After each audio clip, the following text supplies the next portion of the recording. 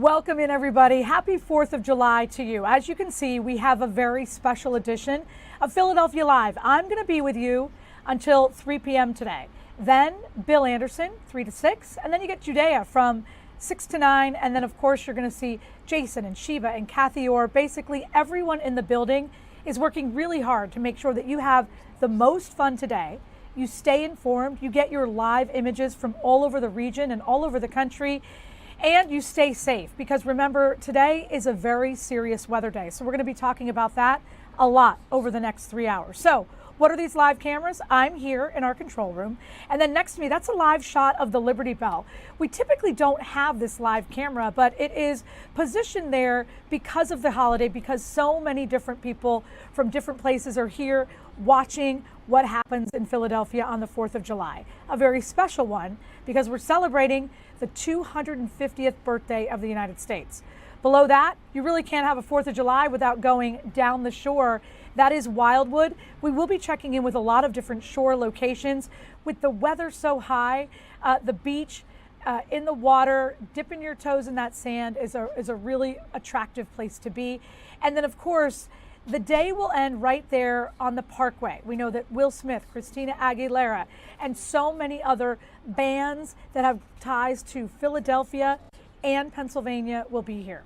But again, we have to talk about the weather. Sue Serio is in the Weather Center because it's day 6 of the heat wave, day 3 or 4 of the 100-degree days. Bottom line, it's hot, right? Yeah, the numbers are crazy. But we have to, next time we go back to you, Jen, make sure you show your earrings, because can't quite see them in that shot. And they are really fabulous for the 4th of July. All right, yes, we're still under the influence of this heat dome that you see above me. And things are going to stay hot for that hot for one more day. So what are we looking at here? Yeah, there's Wildwood, New Jersey, the boardwalk right there. But in Philadelphia, the temperature is 96 degrees and it feels like 97. So it's not a huge heat index, not a huge difference with the humidity of what it feels like versus what it is. But what it is almost 100 degrees and it's only 12 noon. So yeah, it feels like 97 here. And these are the temperatures, of course, that measure what the air feels like against your skin when you walk outside. So if you're in Wilmington, Delaware right now, you'll walk out the door, it'll feel like 100 degrees. At Atlantic City International, we're measuring a heat index of 101, 93 in Allentown, feels like 95 in Lancaster, and we're only going up from there. So this extreme heat warning extends through the day today, with those feels like temperatures up to 110 degrees. But you see the title there says steamy and stormy, because for this 4th of July, we could get some thunderstorms before the day is through. So we have dangerous heat and humidity again today. Strong to severe thunderstorms are possible this evening, probably after sunset. And that's, of course, when we see the fireworks. So take it easy. Make sure you drink plenty of water. Find a pool if you can. We've been saying that all week long. 102 was our high yesterday. As you see, it did not tie the record of 104, but it was sure hot. And again, if you don't take care of yourself, this can be dangerous heat. We expect to get to 101 for your America 250 July 4th. We did not, we knew we would have a big party, but we did not expect heat that would be this extreme. 88 is the overnight low, possibly. And down the shore, you're not going to get a whole lot of relief, because the highs will be in the mid-90s even throughout the rest of the afternoon. So make sure as you're going out and about that you download our app, our Fox 29 weather app. You can check the weather anytime and find out if there are thunderstorms in your area. It's a really good idea to have that updated on your phone, and no matter what kind of phone you have, you can download the Fox 29 Weather Authority app. Oh yeah, we also have that FIFA game today, the last one here in Philadelphia. It's Paraguay and France, and it starts at 5 p.m. It'll be about 99 degrees when that happens. The halftime temperature 97, and still in the 90s for the final whistle. But the thing we have to watch out for is the aforementioned thunderstorms. Now, they could be popping up anytime, especially as we get closer to sunset. And as we have learned in the past here in Philadelphia, FIFA does not play in lightning. If there's lightning anywhere within 8 miles of Philadelphia Stadium, they will take everybody off the field and tell everybody in the stands to take cover. And they have to go a half an hour without any lightning before they will resume play. So that's the deal. Of course, you'll be watching the game here on Fox 29 on regular Fox 29. Anyway, 101 is our high today. This is the rest of your 7-day forecast. 92 tomorrow, still hot, but late day thunderstorms are possible. 79 degrees on Monday, what a difference. But the trade-off is showers and thunderstorms are still around, as they will be on Tuesday.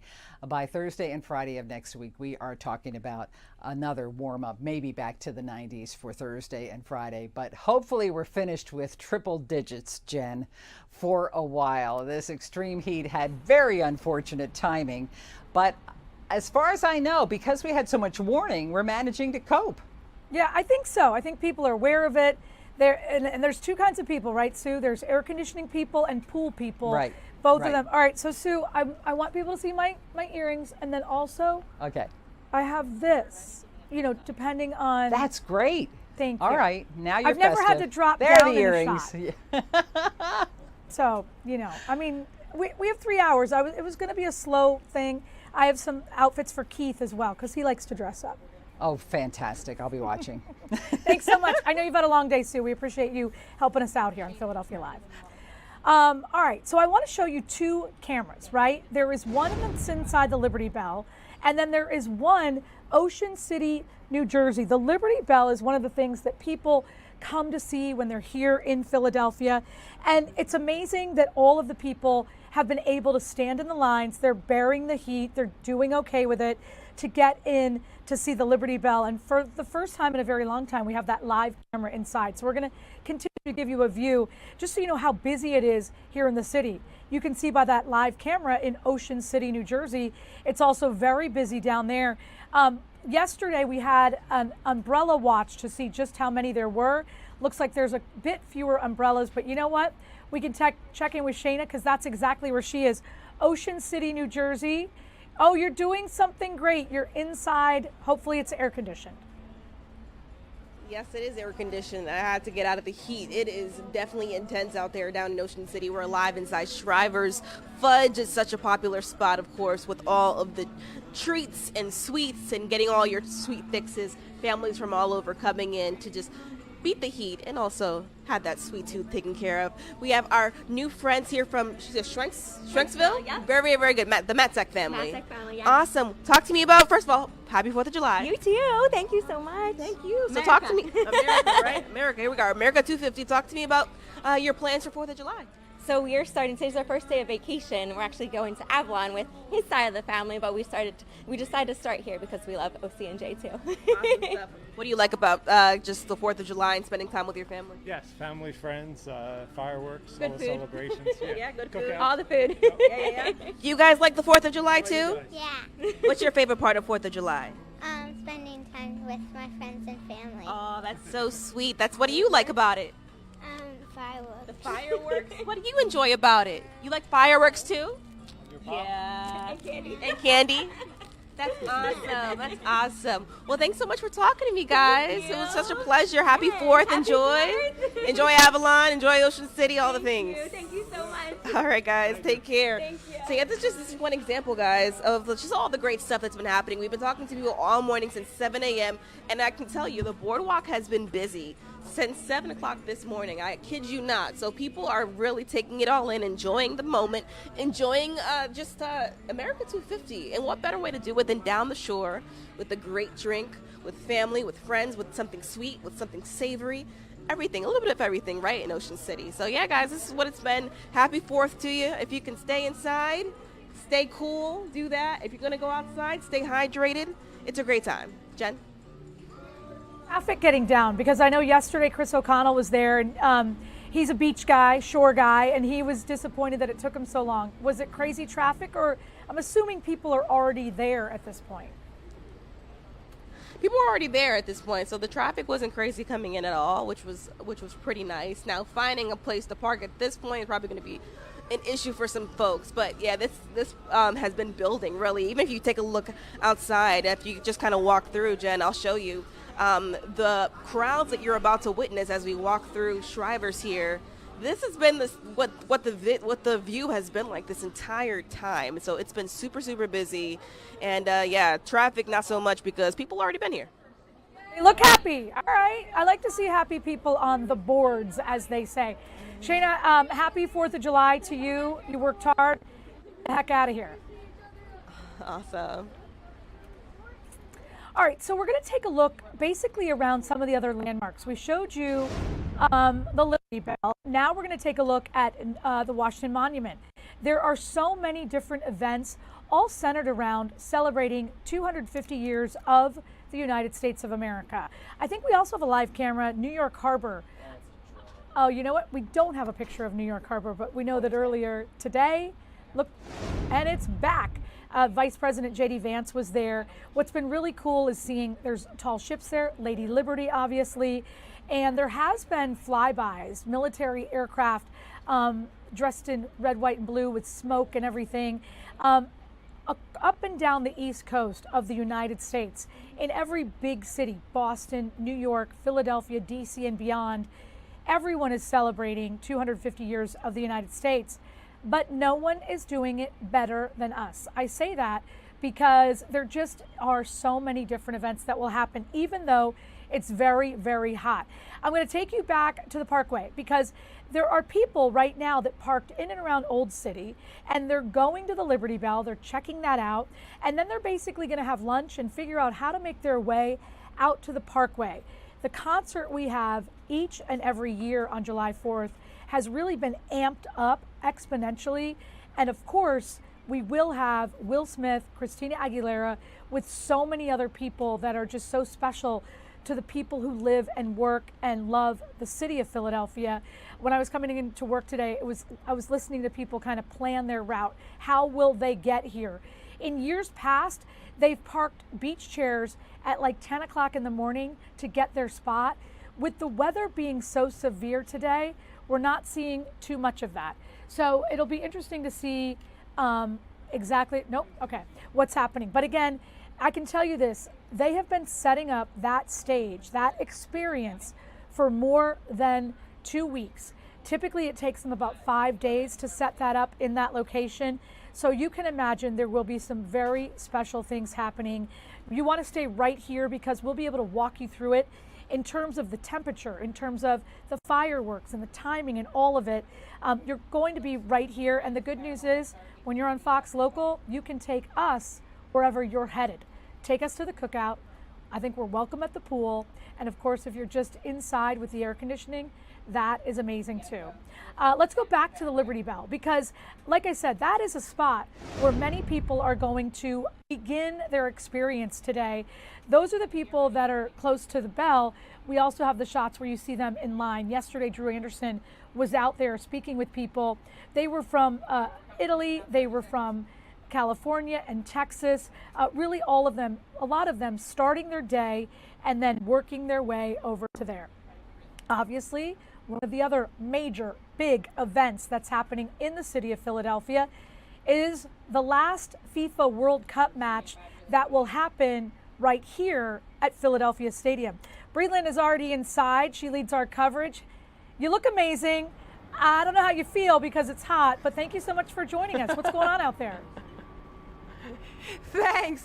Yeah, I'm a little bit sweaty, but I appreciate that. I'm holding things down here. Yeah, it's very hot at the moment. Obviously, as you can see behind me, there are no fans just yet, but I also don't know if you can hear, but they are practicing the national anthems here for this France-Paraguay game. Yeah, I'm not sure if you can hear that or not, but yeah, this is going to be a good one here. France, obviously the heavy favorite to win this entire shebang, and they have just been on an absolute tear. They've not scored any less than 3 goals in any of their World Cup games, and of course, that 3-0 domination of Sweden in the round of 32 has been their best result in a knockout round since 1998. They have a star-studded lineup, of course, led by Kylian Mbappe, so there's just so much to talk about with France. However, Paraguay seems to be the giant slayers here. Remember what they did in that round of 32 game against Germany, that shootout victory. Knocked out Germany, who was not necessarily a favorite to win the tournament, but certainly a favorite to go deep in this. So can they do it again? We'll see. It's a little bit of a David and Goliath round 2 here. However, speaking of David and Goliath round 2, the United States men's national team for the first time in I don't even know how long has been favored to beat Belgium in the round of 16. However, historically, this is also, right. So let's talk a little bit about them at the moment, because that's unbelievable. So this matchup is a little bit odd. The United States beat Belgium back in 1930, but have now lost 6 straight after that. So a little bit of a historical David and Goliath here, but the United States men's national team are indeed favored to win on Monday in Seattle. Now, they're going to have to do it without Flo Balogun. Of course, he's been suspended and cannot play because of that red card he had in the round of 32 against Bosnia. But, yeah, really, really interesting. You'd never think about the United States men's national team being favored at this late in the tournament. But as we talk about one heavy hitter there, we do have a narrow advantage for the U.S. men on Monday. So here's my question. Do we think that the U.S. men's team can use maybe the Philly mentality and do it for their leader, do it for the guy that many people think should be playing? There was a lot of criticism over that red card. I don't have to tell you. Do you think that the guys will step up and it will be next man up for this team? I really do, because here's the thing, and you obviously know this. To borrow something from Nick Sirianni, they're playing with a dog mentality, right? You've seen that. They're coming out of the gate. They're gritty.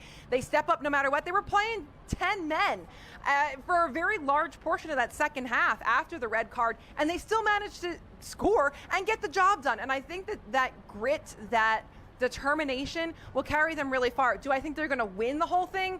I got to be honest, no. It's these guys here that are playing at Philadelphia Stadium, a.k.a. Lincoln Financial Field. I think France is just, they're steamrolling everybody. But that's okay. You know what?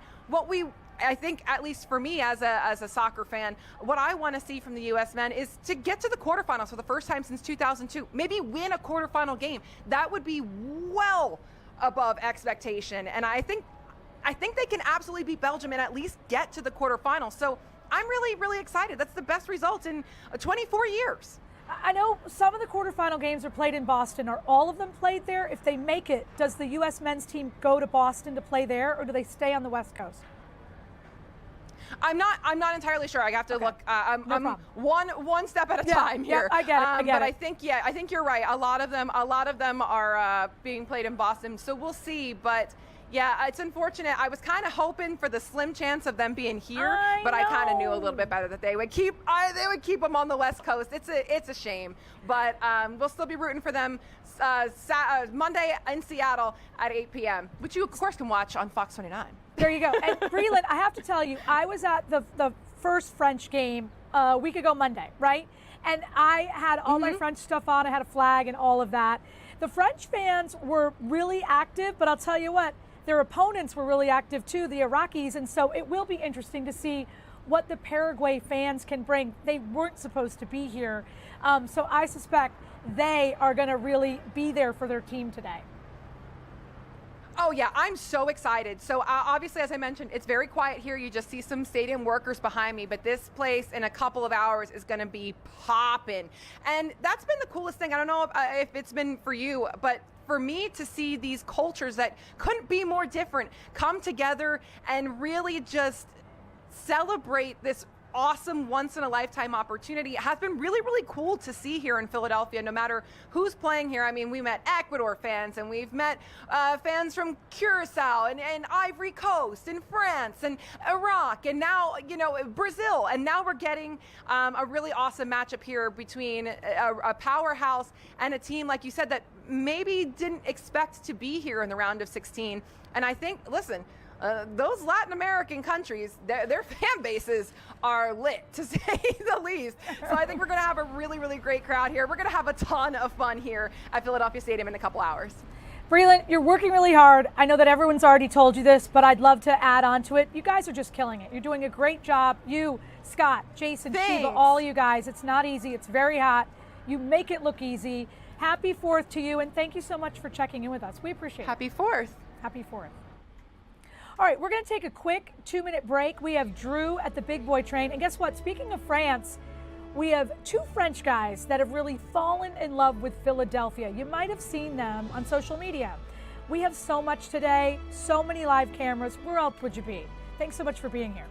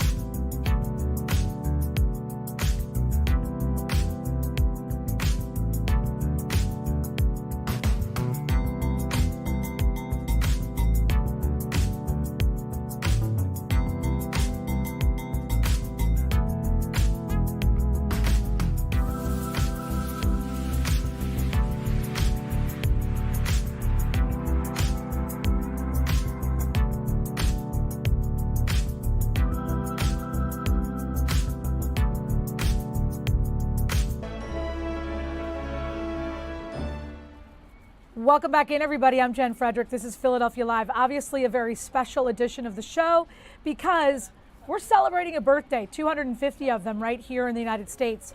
4 live cameras, all of them here for you until 3 p.m. Obviously, you look at the Art Museum, that is where the day will end for many people in and around Philadelphia. Big concert, Will Smith, the headliner, Christina Aguilera, and so many others there as well. And then we do have a live camera inside the Liberty Bell, a landmark that many people are visiting today, Washington Monument, and also just the city of Philadelphia, the city of brotherly love. Drew Anderson is doing double duty for us today. Definitely talking about the weather, but he is there at the site of the Big Boy train, a train that people have been following from out west for weeks and weeks. And to see it here is really exciting, right, Drew? Yeah, and this was the final destination. Now, it still has to get back home, but this has been months in the making. It started in April in Sacramento, so it went coast to coast, and then it's been literally on the road since May. Here it is. Take a look at it and just take it in. There's your big boy. You know what's so cool? I was talking to the engineer. That's the person who takes the train right down the rails. He's the one that writes Big Boy on the front of it. It's in chalk because I visited a Big Boy when it was up in Scranton at Steamtown where they were doing some maintenance on it. And here's the thing, it was a rainy day, so there was no Big Boy. We may be getting ready to hear the horn in just a second because this is fully steam power right there, and they've been blowing the whistle, and oh, does the crowd roar when that happens. And it makes people like these guys pretty happy because these guys this morning, you drove up from where? Washington, D.C. You're kidding, why? Because this is a once-in-a-generation event. Once the Big Boy goes back home, it's not coming back to the East Coast. Or maybe, as they said, we don't know. You weren't missing it. Nope, not at all. We braved the heat, even though Washington, D.C. has its own train events going on too. To see something like this, us as train guys and modelers, Look at this. Union Pacific. So this is just the partnership of Union Pacific and Norfolk Southern. They came together, both those train groups, all their lines, because, you know, you need different groups with different lines to go coast to coast like they did. Yes. So cool. For you personally, what's this mean?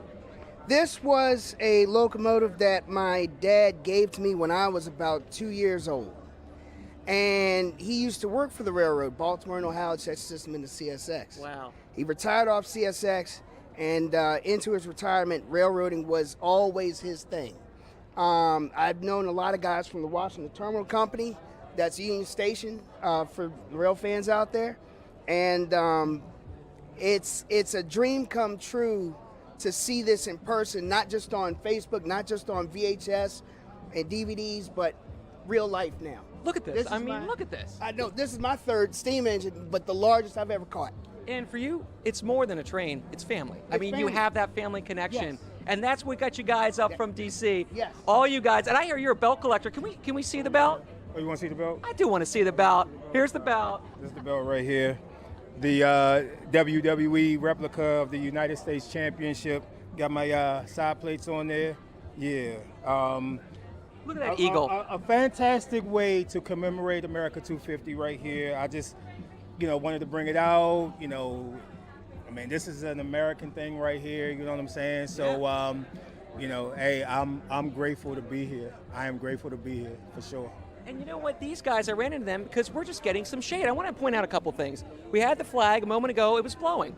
We've been between our live reports in the shade here, and they have had so many tents set up for people so you can get in the shade. Secondly, they've been giving out free firecracker popsicles to keep you icy cool, and they've been giving out water. So they're looking out for anyone who's coming down to enjoy the big boy. And we were talking about this. This has been a team effort between you guys. So what's it mean? We got Union Pacific, we got Norfolk Southern. Give me the lay of the land. What's it like to see this finally come to the final destination? No, we love to partner with Union Pacific, Norfolk Southern to bring this to the East. And my first time experiencing all the fans, but thousands of people have come out today. And we're just thrilled to be here because it is a piece of Americana. And the fact that railroads have moved freight for hundreds of years, and we're still doing it today across the country. And the stuff that's on your table, the stuff that's in your house, chances are it moves by railroad. So Yeah, all the time. You really see it across the Midwest, but it happens here. There's train tracks by the Art Museum, the Schuylkill River. They're taking freight. They're taking the things that we're getting in the stores. And as someone who planned all the logistics here, how's it feel to go, can you take a We're breath? here. Can you believe it? Here we are in 14 Philly. states, 4,700 miles. Union Pacific wanted to showcase their heritage. You heard it before. It means a lot to people. It's whether their fathers, their mothers, anybody has been in the railroad business, and that heritage is why we brought out the big boy. It's the main business. Here's the thing. You can even come down tomorrow to see it. It is here through 3 p.m. tomorrow, 2 p.m. today, right here, right in the shadows of Philadelphia Stadium, right across from the Naval Yard. So that is the latest, Jen. From me and the whole crowd of people here for the big boy. We'll send it back to you from this little boy. Thank you. Thank you very much. We appreciate that. Drew Anderson out there. I think he's going to come back and do some weather.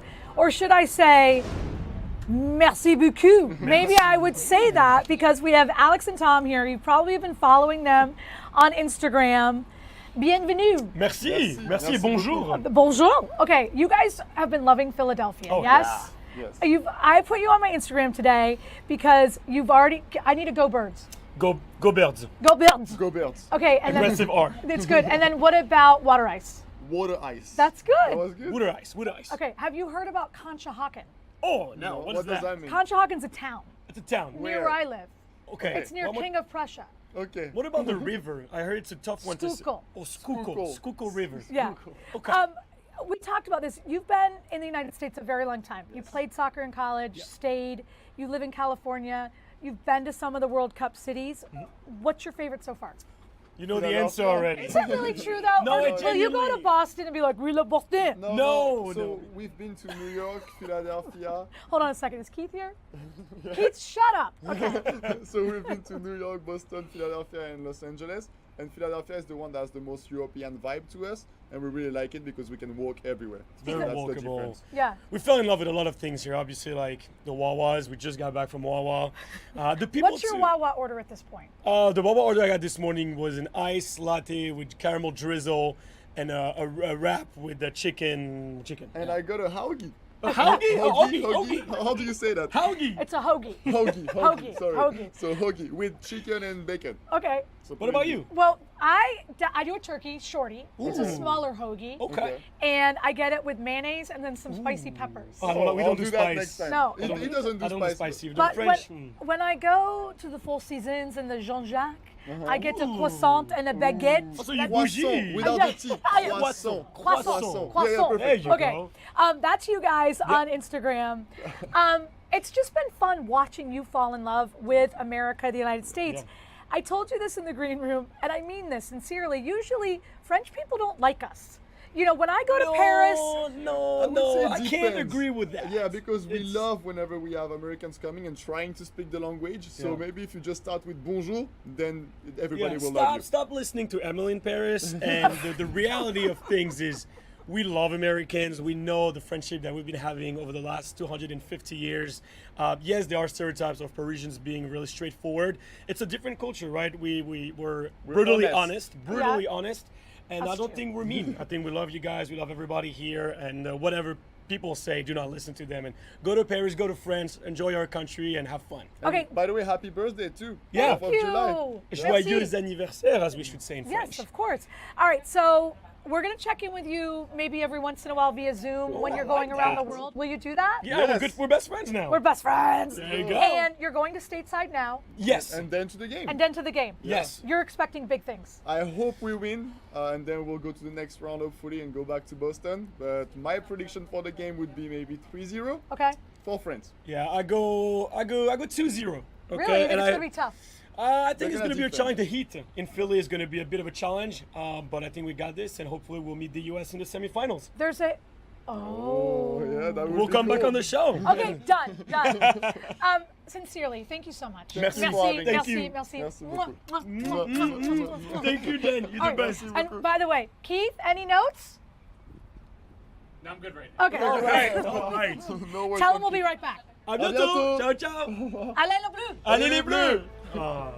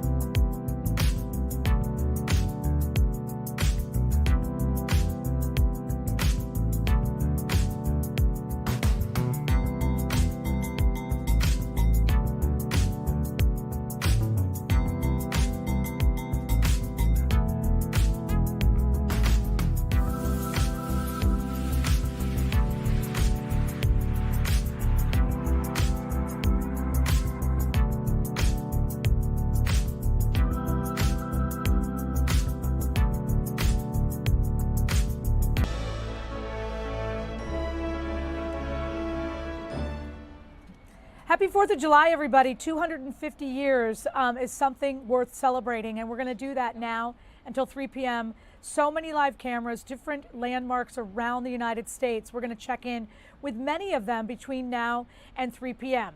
And speaking of landmarks, there really is nothing better than Independence Hall. There's my girl, Morgan. The heat is not getting in the way of the fun there. Jen, no, it's not. And you know, we've been out here since 7 a.m. and it's been packed and people all dressed up. Yeah.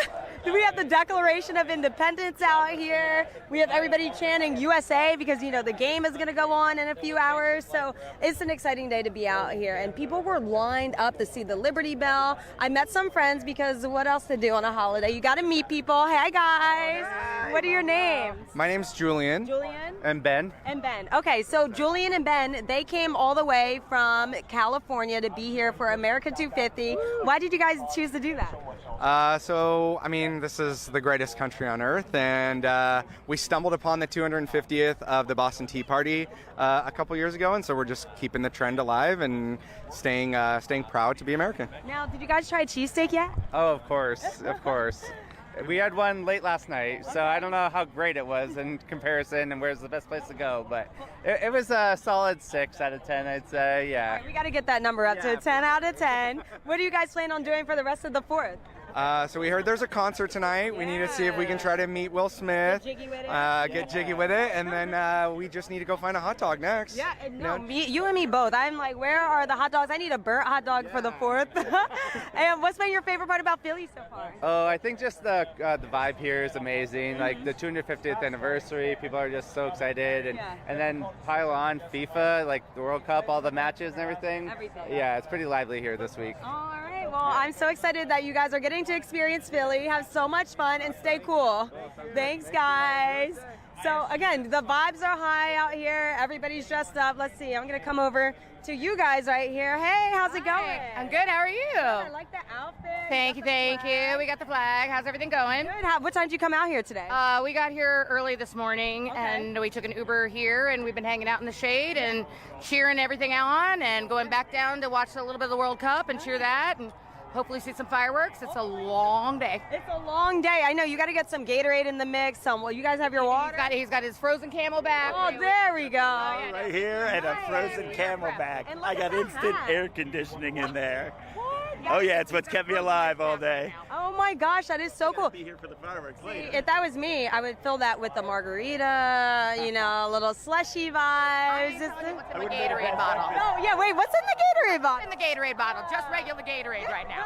Just regular Gatorade for now. Oh, you guys are so funny. All right, guys, well, we're having a blast out here. Jen, it is so fun. I know you're cool inside, but I wish you were out here with me because you know we'd be partying. Partying. USA. Oh yeah, give it, bring it. We love it. All of it. Well done, well done. I know you've been out there all day. It's hot. Get the heck out of there and find yourself a margarita. I'm about to nap. Nap, then marg, then I'm definitely about to dog. get in some air conditioning. Okay. And a burnt hot dog. Burnt and hot dog, marg, nap, AC, whatever. Doesn't matter. Get out of there. All right, one place that you might want to go where it is cool because there is water there is a water park. It's called Funplex in Mount Laurel, New Jersey. Lizzie is there. She's the head of their marketing team. We were there this week and I said, you know what? I want to see what a 4th of July party looks like there. How you doing, Lizzie? You guys. We're great. All right, so I see the giant flag. What's happening out there with you guys? Yeah, so we're having a big 4th of July celebration. In the parks, we have barbecues going on. We're having a live face painter. There's going to be a live DJ here, packed with families. So really great place to celebrate the holiday this weekend. I love it. And everyone's keeping cool. I'm assuming people can still come out there now if they want to, if they're seeing this and they're like, wait, I could go there. Yeah, for sure. Yeah, we're open all weekend long. The American flag just looks great there. Is that something that you guys always do, or you did it for the 250th? No, we have decorated the whole park. It's decked out. So really celebrating the holiday over here. And then if mom and dad want to have a little cocktail, you have that as well? Yes, we do. Yeah, you can come get a frozen drink. You can get a cocktail. We have bars with family, so come and enjoy. I love it. Lizzie, I hope at some point you get in the water because I know it's very hot when you're not in the water. Thank you so much for checking in with us. Yeah, thanks, guys. Okay, we'll see you soon. Again, Mount Laurel, New Jersey. It's an amazing place.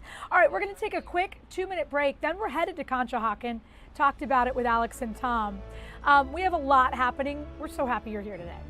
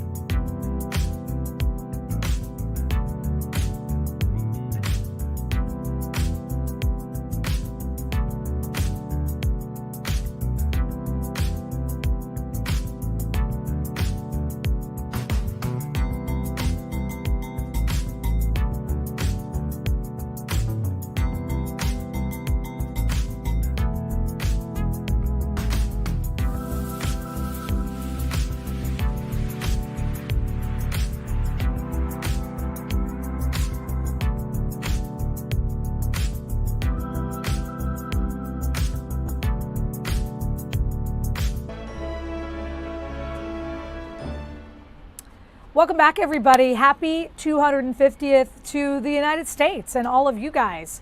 We're celebrating this big, big birthday all day long here at Fox 29. So we're really happy that you're here for this part of it.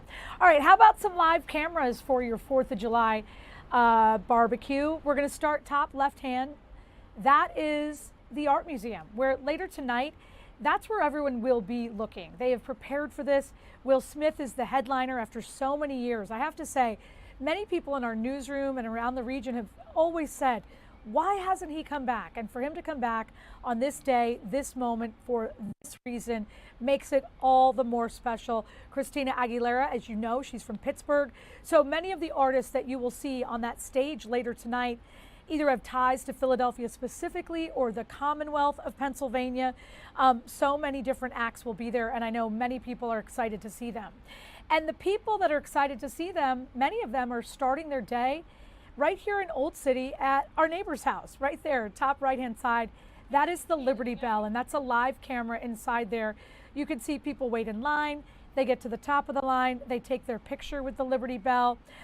It's just a very special part of the overall experience when you come to Independence Mall, the Constitution Center across the street, all of it, most of it, very accessible today, as many museums in and around Philadelphia are free, to make sure that everyone who wants to come down and have a piece of history can get that, regardless of income or anything like that. And then the Washington Monument, looking so beautiful today. The weather there is also very hot, but people are getting through it, and they're making sure that they mark this day with their friends and family. And then finally, if you're lucky enough, you may be at the beach. I think we have a beach shot. I lied. That's Philadelphia. But a lot of people just walking around Philadelphia. We do need to talk about the weather a little bit, because we've been in the middle of a very serious heat wave. Triple digits for the past couple of days. We're expecting that again today. So as you can see, Saturday, 101 degrees. That is the forecasted high today. There are some pop-up storms in the forecast as well. Kathy Orr and Sue, Scott Williams, Drew Anderson, all of them working on what the forecast to make sure that you are safe and ready for whatever will come our way. 92 degrees tomorrow. Typically that would not look like a break, but it is a big relief when you talk about the fact that for the past 3 days it has been 100 degrees or more, and then the feels like temperature way north of that. And then Monday, Tuesday, we get a little bit of a break. Thursday, Friday into next weekend, we are seeing a little bit more of a heat wave. So we want you to be outside, we want you to have fun, and we want to show you lots of ways to do that. Hank Flynn is in Conshohocken today with the Soapbox Derby. This is relatively near my house, and I love hearing about it. Hank, how are you? We're doing good, Jen. I mean, what I'm finding out from Danny Kerper Sr., Danny Kerper Jr., who's the pilot of the DePaul Brothers special right back there, and they're second in line. They're literally on deck to go down the hill. And this is racing with consequences. They have won all morning long, so now the chips are down. Danny Kerper Jr., congratulations. What's on your mind right now? Hot day, everybody's talking about it, but you got other things in mind. I'm just nervous. I mean, I haven't raced in a while since last year, so. And I just want to say thank you, Papa Bob. Hope you feel better. Nice job, Danny. Excellent work like that. And he's being, Dan Sr., he's being modest. I mean, he's run this morning so far and run well, and you all wouldn't have him behind the wheel if he didn't do so well last year's in the Stalkers. So what situation are you all in right now? I mean, is this the last race of the day if he wins? If he wins, he keeps moving on. If he loses, he'll go in a loser's bracket and try to win through the loser's bracket. But it's double elimination, and you all haven't lost yet. So you're playing with house money out here. Yes, sir. All right. So I mean, Danny, as you all move up to the blocks, and I know you got to go. Give him the last word, the Pap or whoever. Keep trying There you and go. keep moving forward. Danny Kerper, thank you so much, guys. Great luck to you. Hey, thanks, guys. Thanks for it. And he'll be climbing into the car right now, Jen, Fred. That's what my takeaway from these young men is if it's going to be hot out here, it's going to be hot out here. But this is the 75th running of this Conshohocken Soapbox Derby. It's 100 degrees out here. But when you got things to do, when you got a mission in mind, the weather be doggone, kick it to the side, climb behind the car, get the wheel in your hands, and see if you can get down the hill first. Jen, Fred, we'll see you at the bottom. Hank, have they said how long it takes for them to make those? Like, I'm assuming the better part of a year. It all depends. You know, it all depends on Dad or Uncle Dave or whoever it is that's doing the wrenching on the car. The kits are $900. You get them from the Soapbox Derby Foundation, and they all come in more or less the same, and there's only a few amount of things that you're allowed to work on, as we do see Danny take off down the hill. But it's in those little gray areas, it's in those little wiggle room areas that a good mechanic can find the advantage, and it's also in the driver. When you go down this Conshohocken Hill, the scuttlebutt here is, Jen, Fred, that the good groove is the right-hand lane, and you got to be on the right side there, because there you can take advantage of more gravity as the road runs off, the way it was designed due to rain. But then they're going to switch lanes. Both drivers have to run each lane to keep it fair. But as the way they put it, there's a lot of black magic in getting down the hill faster here. You got to do it a few times in order to know how to do it well. Jen? I love that. Thank you. I had no idea. So they do it twice, so they get the advantage. Awesome. Thank you. I know you've been out in the heat, not just today, but the past couple of days, minus your visit to the freezer. So thank you so much for the help. We appreciate it. The pleasure's mine, Jen. Go get them. Okay. All right, we're going to take a quick 2-minute break. We'll be right back.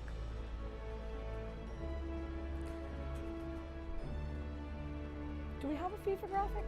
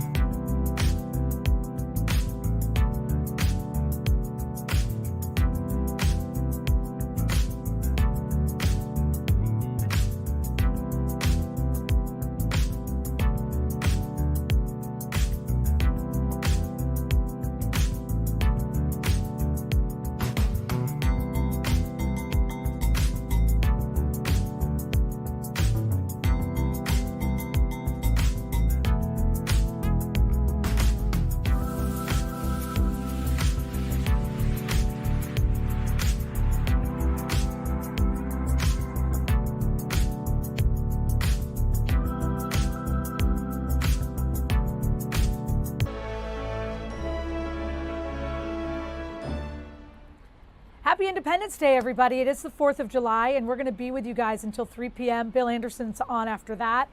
All live cameras, really everywhere you want to be. Art Museum is where it all ends this evening.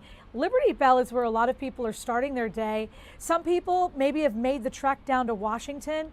And then for the lucky people who want to avoid the heat, down the shore is the place to be. So many people are there with friends and family, really enjoying the day. And I bet one of the things they will do around 5 p.m. is tune in to see what's going on at Philadelphia Stadium. Tyler Thrasher's here. Yeah, potentially. They're going to be tuning in. I'm going to be there, so that's going to be fun. Okay, you just met someone that you've always loved, Landon Dickerson. Yes, I love Landon Donovan. Yep. I said Dickerson. Yep. Landon Donovan. No, he's been my hero for a very, very, very long time. So it's great to see, all of the people from Fox Sports are here. They'll be calling the game tonight, obviously. So let's talk about the game tonight. It is France versus Paraguay, and many people believe that France could literally go all the way, win the entire World Cup.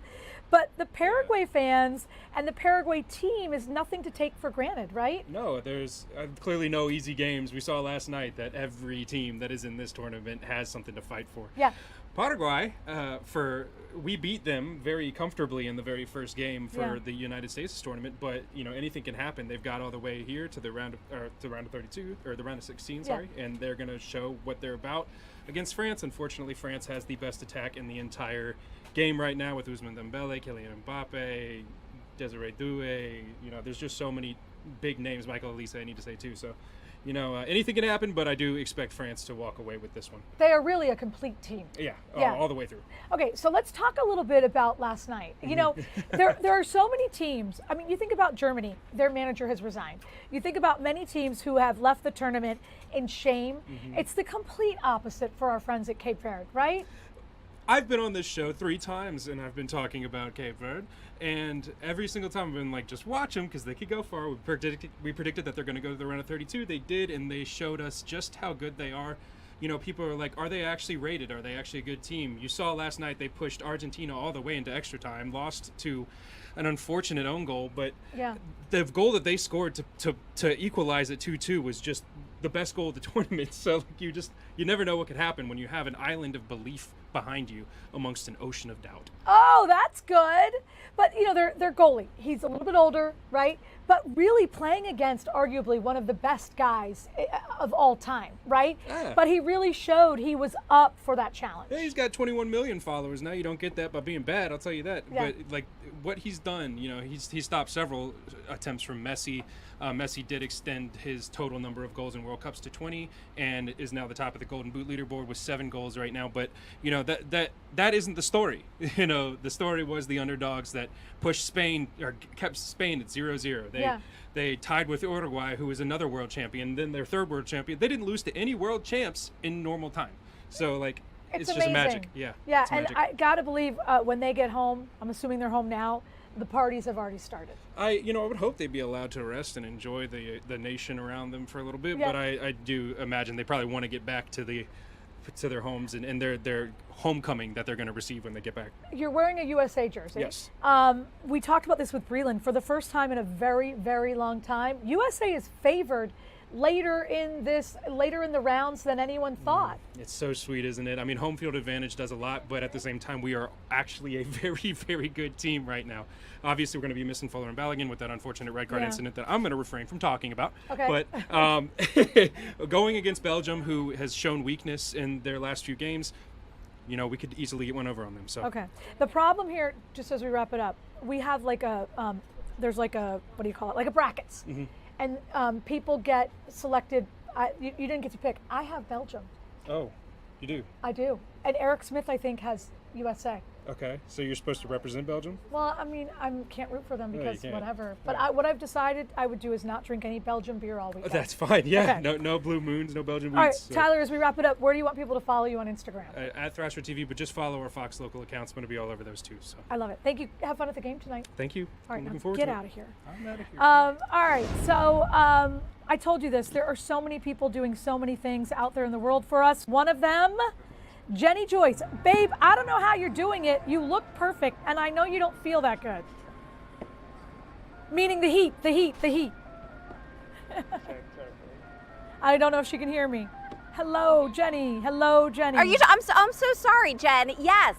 Jen, it cut out for a second, and I thought you said Dave. I'm so sorry. I was like, oh, I guess they're not coming to us. Anyway, yes, so we are out here. We are in Upper Providence Township in Rose Tree Park, where the festivities are starting. They haven't started yet, so I'm here. Any minute. I'm here with the township manager. Now, I asked if this is something you do year after year, and it's not. This is special. It's not. It's the first time we're doing it. We're doing it in honor of Marco's 250th birthday party. My council thought it would be a great way for the community to come together and celebrate America. So this is a one and done. maybe in another 250 years, but I won't be here then, so we don't have to worry about that. Barry, so talk a little bit about all that you have here. I mean, these are huge park grounds, and you have activities everywhere you look. Yeah, so Rose Tree Park let us use this ground. So it's a great park, lots of things to do here. We have old-fashioned carnival games. We have the strongman where you hit the thing and try to get up and ring the bell. We have water slides, and we have a foam party starting right now. And we have the Rose Valley Choir and Orchestra going to sing national anthem and start the party rolling. We have a DJ. We have so much more. We have food trucks. We got Mr. Softy and Tattoo Pig and a lot of restaurants. Great event. Bring your family out today. That's awesome. And you know what else you have here? You have shade. You do have some trees in the park, which is very nice. I saw a lot of people hanging out under the trees, which you kind of need to do. You need to take breaks in this heat. Yeah, that's true. We have a lot of water bottle filling stations here. We also have our new fire truck, which is going to be spraying water over most of the park to cool people down throughout. So, oh, I love that. So grab some cool water and check out our new fire truck. That is so nice. So we have opening ceremonies here starting in just 5 minutes. This event goes until 4 o'clock today. That's right. And how many people are you expecting? Is it hard to tell with this weather? It's hard to tell. We did a big social media campaign and got the word out. We actually came here and handed out flyers at other concert series. You know, we're hoping for 500, 600, 700, but we have no way of knowing. Yeah, no way of knowing, but you know what? We'll be here. And Jen, we're going to check back with you in just a little bit once the party really gets ramped up here. So we're excited. Barry Luber, Township Manager, thank you so much. My pleasure. Jen, we'll send it back to you. Thank you so much, Jenny Joyce out there. We appreciate it. All right, how about this for a very special guest? Scott Grayson, the executive producer of Fox 29 Sports. Oh, and the Landon Donovan. Good afternoon. All right, stand by. Oh, good afternoon, Jen. You guys hear me? We do. All right. Talking to Landon? Right. Yes, you got me out here now. We got Landon Donovan. Thank you so much for joining us, Landon. Obviously want to start with the United States. You were on the team that went all the way to the quarterfinals. How hard is it for a team to get this far, let alone as far as you guys went and beyond? Well, you've seen the teams that have gone home. Germany went home, the Netherlands are home. They've both got on the airplane a few days ago. For us to still be in the tournament is an incredible feat. But I don't feel like this team feels like that's enough. In the past, we got to a quarterfinal, we're playing Germany, you kind of think, maybe we can't do this today. They think they can beat Belgium, and I think they're probably the favorite. They obviously don't have Folarin Balogun with the red card. What did you think of that red card, and how much are they going to miss him in this round? Well, it's never a red card. It's a joke, and I'm objective. Look, I'm critical of the team when I need to be. It's a terrible red card, and the worst part is, obviously it hurts the team, but it ruins the World Cup for this player. So the hope is we win the game on Monday. He comes back into the lineup, which would be good. He'd be rested and ready to go, and I hope the team also kind of rallies around that and plays for him.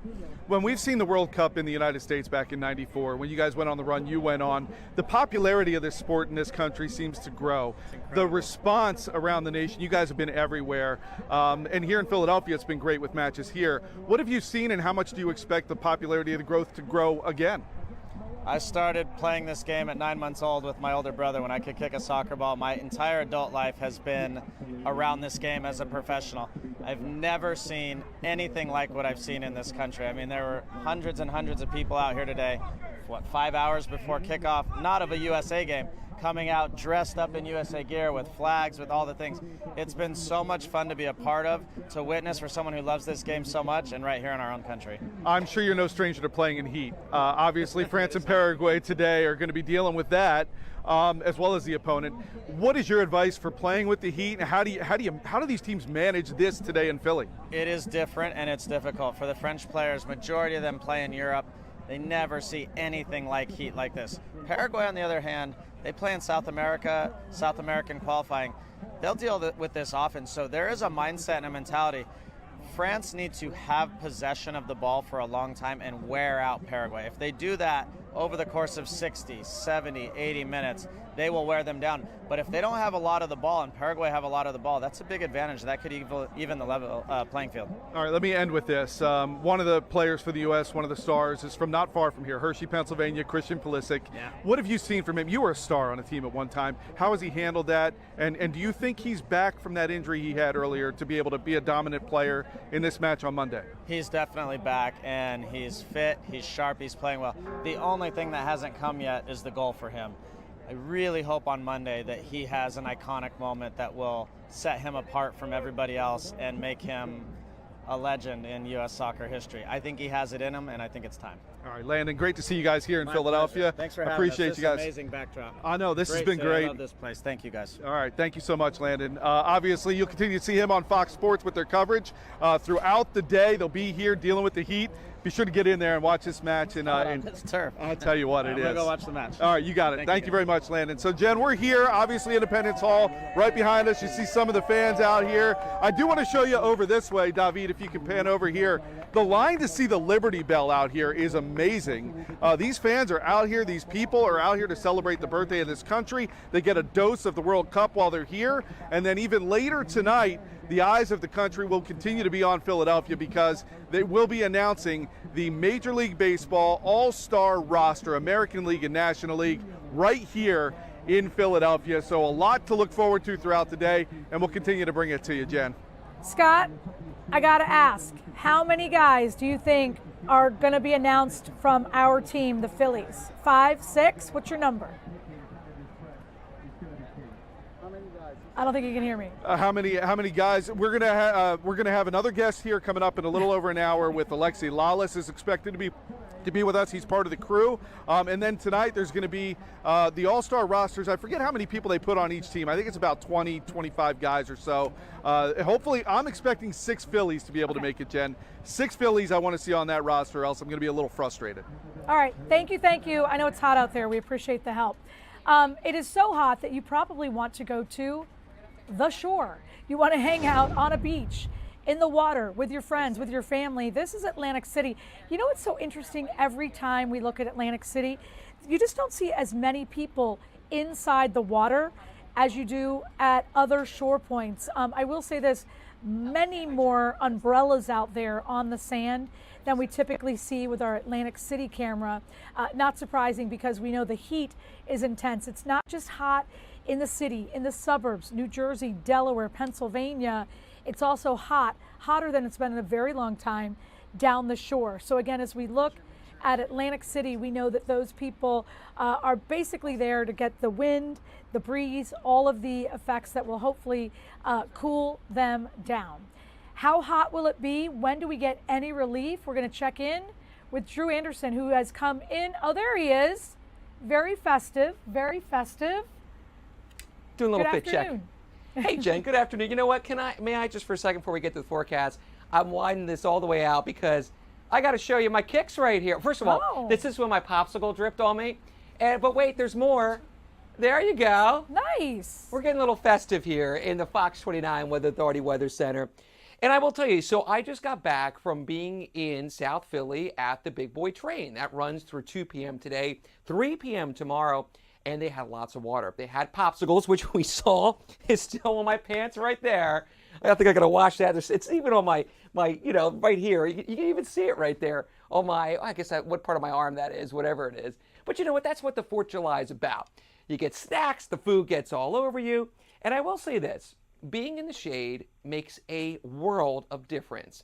In between our live reports, I really, truly only went out in the sun when we were live. Outside of that, I was just in the shade, and I have to tell you, I was fine. I was offered a golf cart to walk back because it was a long walk back. I didn't even take it, and I felt fine, even though I was outside for just about all that time. Because if you stay in the shade, if you're drinking cold water, if you're having cold things, just like I was all doing, that is your way to prepare for this extreme heat. And I want to give some context to this heat right now. So we're sitting at 98 degrees in Philadelphia. Already some triple digits showing up right there in parts of South Jersey. Millville sitting at 100 degrees. When Philadelphia turns over into the hundreds a little bit later this afternoon, that is the first time in a long time we've seen that kind of weather. 3 days of a row of 100-degree weather, that's something else. Now, Here are some differences today. Yesterday, the humidity was brutal. The humidity is bad when you step outside, but I will tell you, having been outside all day yesterday doing a live report versus today, I definitely noticed a difference in the humidity. It's bad out there, for sure, but I'm telling you, the humidity, it definitely is noticeably different from yesterday, as in it's not as bad as yesterday. I looked at some of the stats. We use Drew points, dew points in the real world, but you know I'm Drew, so we got to call them Drew points. So those numbers are down about 10 degrees, which just means the humidities aren't as stifling as they were yesterday, but it is still brutal. And when you have these temperatures like this that you see right over the shoulder, it doesn't matter that there's a little bit of a break from the humidity compared to yesterday and today, because it still feels like 110 in the shade. So when you hear about the feels like temperature, that's in the shade. If you're in the sun, that is where it's brutal. And there was one of our live reports where I was in the sun maybe for about 10 minutes, and pretty much right away, I was starting to get a headache. So that's the thing. You just got to limit your time in the sun if you're going to be outside. And you want to have that time to go in to get some shade, or how about some AC? They were fortunate enough to bring us onto, I was fortunate enough that they brought us on to the big boy train that was air conditioned for about an hour. I'm like, oh, thank you. Felt so good. So I want to set the stage for our two main issues in weather today. Yeah, the heat and humidity, it's brutal out there. This heat wave's been going on since Monday in Philadelphia, but there's some big storms that are on the way for later this afternoon. So plan for some nasty storms between about 4 and 8 o'clock today, and these will be widespread. Now, it's humid out there, and with that humidity, you're going to get a lot of heavy rain. Anytime it's really humid, when you get storms, down that rain comes. So from 4 to 8, lots of rain, lots of lightning, and some pretty strong wind gusts capable of wind damage. We had a couple pop-up strong storms yesterday with lots of rain and some strong wind gusts. I saw them in Philadelphia. Quite a lightning show yesterday. If you're around Philadelphia in the evening, you know what I'm talking about, particularly as you go into North Philly, heading up to, say, Ben-Salem. Yeah, there's a lot of lightning there. We even got a little bit of a rainbow. So that's what's on deck. Before we track some of the storms, I just want to have you take a closer look right here in terms of the forecast. And it goes like this. So tomorrow, we're in the low end of the 90s. The heat wave continues. That'll be a week of 90s right there. Then the 90s take some time off, but they're back at the end of the upcoming week. So as we take it all in on the 7-day forecast, you know, no surprise we're seeing summer thunderstorms starting to fire off as we look kind of ahead. But notice the differences in temperature. So the reason for that is we had a cold front coming in. That's what's shredding the 90s.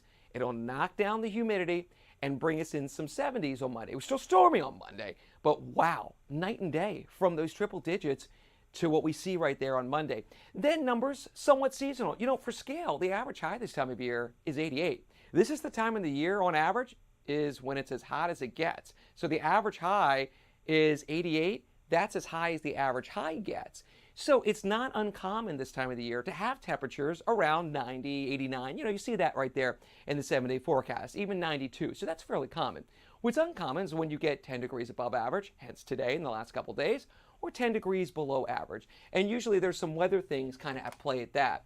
So one of the things that the whole weather team's been tracking, I was talking with Scott last night when I was in. I was talking a little bit with Sue this morning. We were looking at the models for the storms, kind of fine tune some of the timing just to kind of help you plan. And I want to get into a little bit more of that. So with that in mind, here's what we got for storms, because not only do we have storms for later this afternoon, we also have storms tomorrow, but the storms tomorrow more so are holding off until after sunset. So I'm going to pull up future clouds and future radar, and we're going to walk through all that. So I got us, set here in the morning, nice and quiet.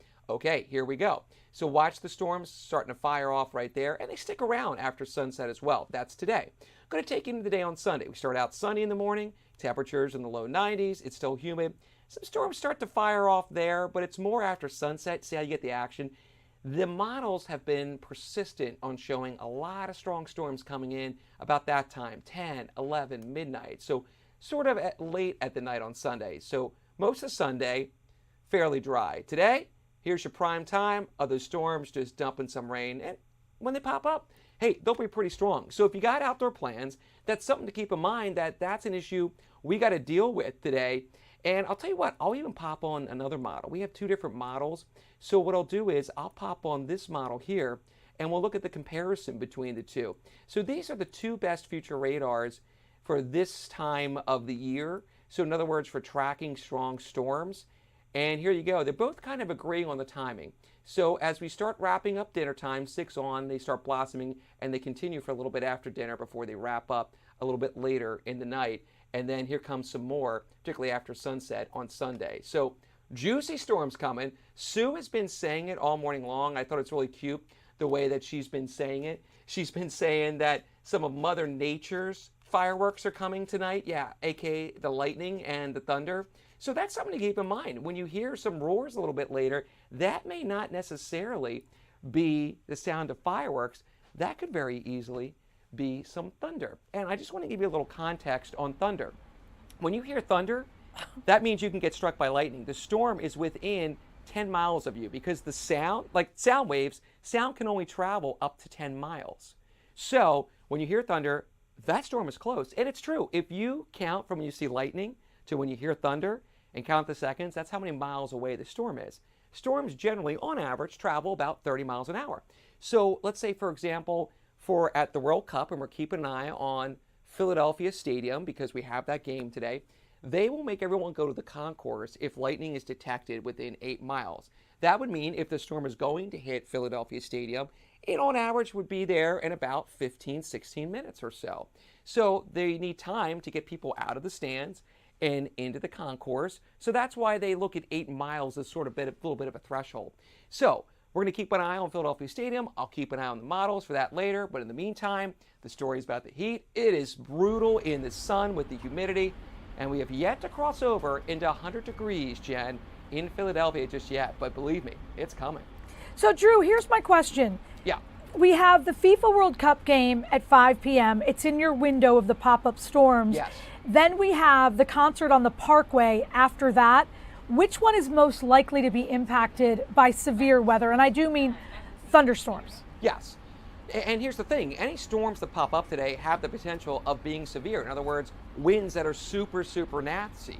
And I would say we're looking at it right there.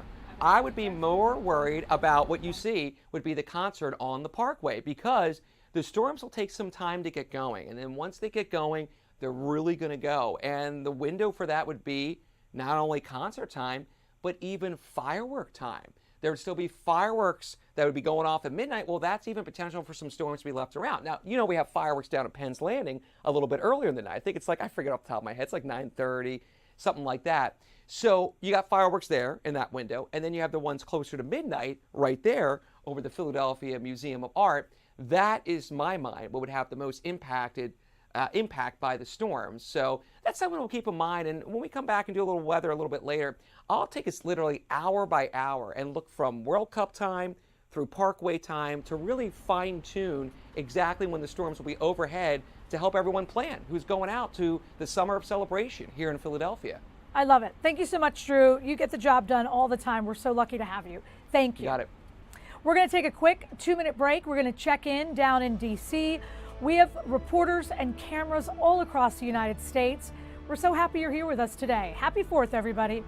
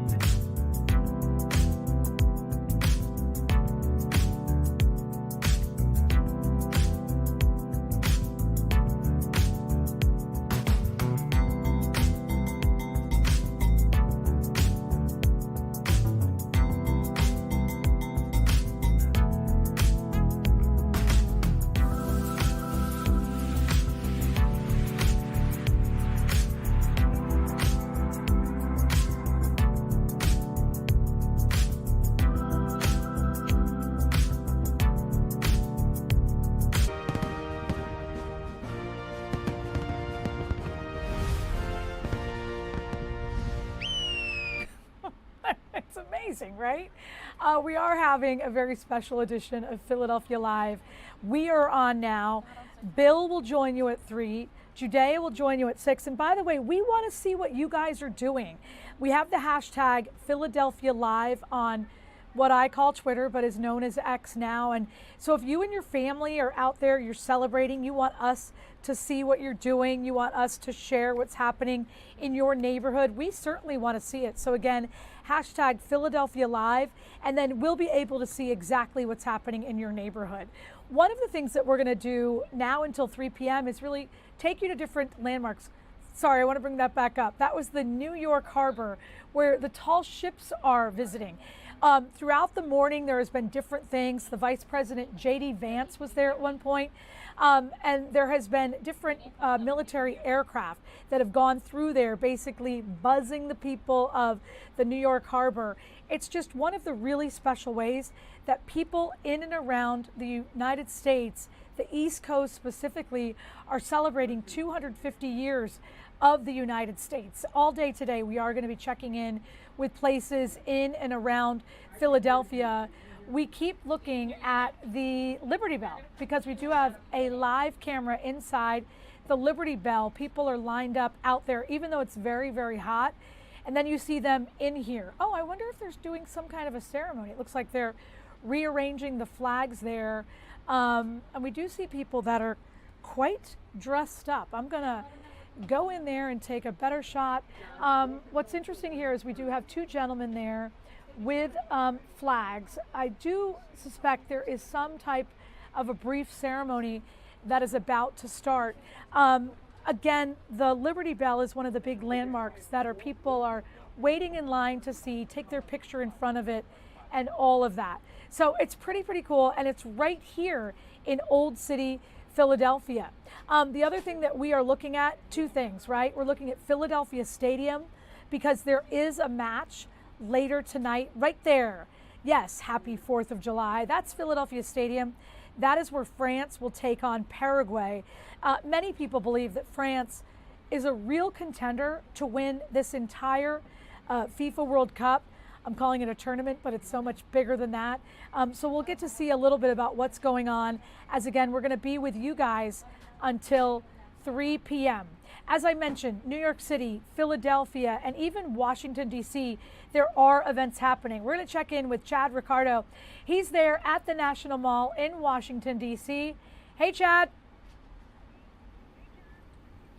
That's right. We're here at the National Mall. Of course, the Great American State Fair. Exciting times going down here in Washington, D.C. So many things to talk about. Of course, it's the 4th of July. Of course, celebrating Freedom 250. What you see right now is some of the sights and sounds that we have. We've got the giant Ferris wheel here on the National Mall. And as you look around, we've got hundreds upon hundreds of even thousands of individuals who have come out to take a part in all of the festivities that they have. And it's not just the Ferris wheel, but as my photojournalist Matthew takes a look over there, you can see that there's a rodeo that's taking place as well. Behind the rodeo is the FIFA fan zone, where there are, again, thousands of individuals who are gathered up to watch all of the football matches that are going down today. World Cup right here on Fox 5. And naturally, with the Capitol in the absolute background, an amazing backdrop for all of these individuals. Now we'll do a little bit of a walk and talk here to see if we can speak to some of these wonderful, outstanding individuals, many of which who have come out in all of their red, white, and blue to celebrate America, to celebrate Freedom 250, and to be here on the Mall. Another thing that you need to take note of is that you take a look here. What you have is you've got all of these different rooms that celebrate the different states that are here. So you see West Virginia, you see North Carolina, D.C., Virginia, etc. And individuals are waiting there to walk into the room to get a peek of what each of those different rooms, those different states have to offer. It's exciting times. We've got families. Hi, sir. How are you? Can I speak to you all? Let's just speak real quick. We'll speak real quick before you all get out of here. First of all, happy 4th of July to you all. There we go. Are you all from Washington, D.C.? Where are you from? Utah. Of all places. Utah. Yes. You all traveled here from Utah. Yeah. What brought you here? Actually, our son won a contest, and Wow. so he brought us here. Wow. And we're here to celebrate. Tell me more about the competition you won. I hadn't heard of this competition. So it was called like the Freedom 250 American Hero Student Art Contest. So you had to draw something and write an essay about it. And then if you won, you got to go to an awards ceremony here at the State Fair. Wow, that is amazing. Great job. Great job. Thanks to him that we're here. So, Well, tell me this, because obviously you're here in the nation's capital. You could have been in Utah, a great and wonderful state here, but you're here in the nation's capital, celebrating 250 years. What does that mean to you? Look at the backdrop. I mean, how do you beat it, right? The Capitol, the 250th anniversary. There's no better place to celebrate. Yeah, for sure. This is the place we wanted to be. So. I love it. Yeah. I love it. Last question for you. Freedom 250, Great American State Fair, FIFA Fan Zone over here, 4th of July. Yeah. With your family. Pretty good. What does that mean to you? I couldn't pick a better place. It's a great way to celebrate. We've never been here, so we thought, what a great way to experience it for the first time. That's what I'm talking about. Yeah. Guys, thank you all so very much. Thank Happy you. 4th. Great job, you. Thank you. Oh, well, it's got to be quick. It's got to be quick. They're telling me that we I've got come to all go. the way from England for You've this. come all the All way from England for this. Yes. Get out of here. Yes. What brought you all the way to Washington, D.C. from England? Why'd Well, you have to be here? It's Freedom 250, so isn't it? Wow. Well, I've got family here, but it's Freedom 250. You've Yeah. got to come. Biggest event. What does that mean to you? Well, I don't know. It means freedom, doesn't it? Yeah. God bless America, red, white, and blue. God bless That's what it America. means, I guess, doesn't it? I love it. Brother, thank you for Thank you. celebrating with us Happy here in 4th. Washington, D.C., as well as our friends and family there in Philadelphia as well. What you can see here, a ton of great things, outstanding activities for individuals to partake in at the Great American State Fair. Can I say one last message? Hail to the commanders. Hail to the Commanders. The people in Philly will love to hear hail to the Commanders. But again, a ton of great things going down 4th of July. Freedom 250, the Great American State Fair. Thank you all so very much, Philadelphia. From Washington, D.C., I'm Chad Ricardo. Chad, you let that dude talk about the Commanders? Go Birds, baby. Listen, it was my privilege to get a Go Commanders raise hell in here as we're talking to the Philadelphia fans. We'll see you all in a few months up there at the link. Go Commanders. Now listen, I know you can't see me, but your shorts are inspiring me to get more festive. I'm putting on a glitter headband with a feather. And I will greet you here in Philadelphia with some Eagles gear when you get that behind up here to watch your team lose. Well, listen, we will talk about the wins and the losses of that matchup coming up, but to all of the Philadelphia viewers, wait, there's a flyover. Can we get that? Yeah. Amazing. We got that flyover. That is powerful. It is impactful. It's going to be the same feeling right here in Washington, D.C. when the Washington Commanders win the Super Bowl, preferably by knocking off the Philadelphia Eagles. Don't lie to people. That's what we're feeling, the vibes here on the mall. Thank you to your camera person. Tell hi to Kyle, your boss. You've been in the heat too long, babe. Get some water. The Commanders are not going to the Super Bowl. We'll see you later, babe. Thank you. This is so amazing that I'm so tall today that my little thing is that tall. All right, I think what we're going to do is we're going to take a quick 2-minute break. We've got some ways for you to stay cool. We do have Jill in Collingswood. We've got The Shore. We've got a lot of people helping us out today. We're happy that you're here. And by the way, where the heck are your pictures? Hashtag Philadelphia Live.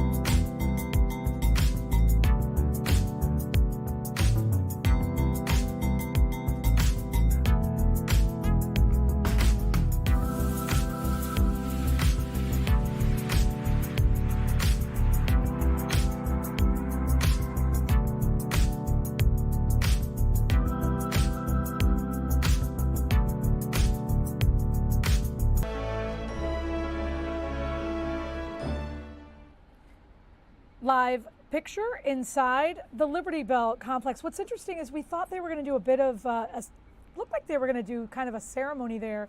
The people with the flag have kind of walked away. But again, if you've waited outside and then gotten inside, you're very, very happy to see that. I'm keeping my accessory on because we do have Jill Croce with us, and she is joining us from Collingswood, New Jersey, where they too are celebrating the 4th of July. Good afternoon. Jen, happy 4th to you. We are in Collingswood. We're at Roberts Pool, and the people here have the right idea. I think I'm the most popular person at Roberts Pool right now. People saw the camera and just went crazy. A lot of celebrations here at the Borough have already taken place. Hopefully you can still hear me.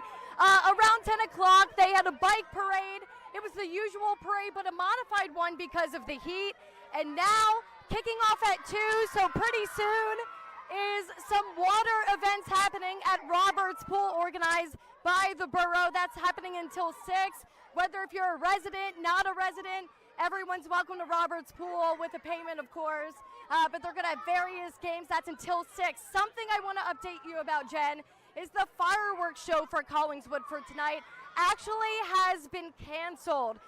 So gates to the high school were going to open at 6:30. There was going to be a performance at 7:45, and then there was going to be fireworks at dusk. All of that canceled because of the heat, but also because of the impending storms that are on the way. So just keep that in mind. Maybe a similar situation going on throughout the greater Philadelphia area, fireworks displays getting canceled.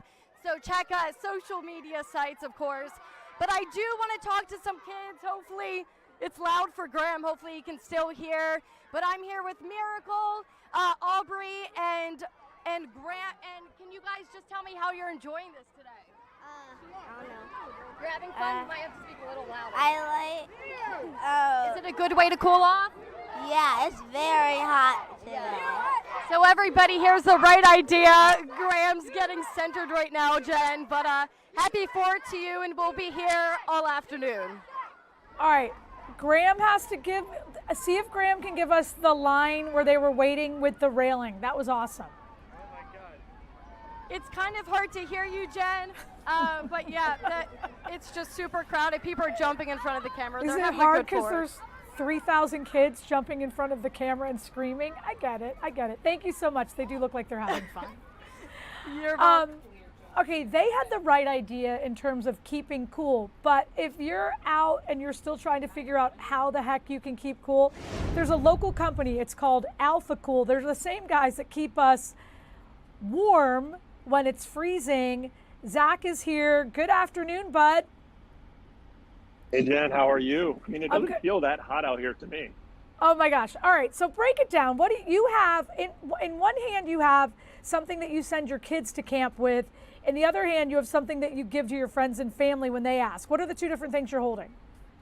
Yeah, absolutely. So we're based in Manayunk. Our brand's called Alpha Cool. We're actually launching the NFL collection this year, so you're going to be able to get Eagles products, which is pretty cool. This is one of our go-to items. It's a misting water bottle.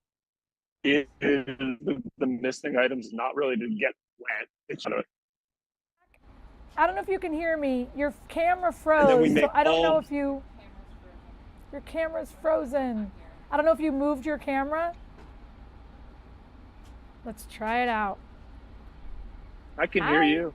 I can hear you. You're better now. Yep. I can hear me.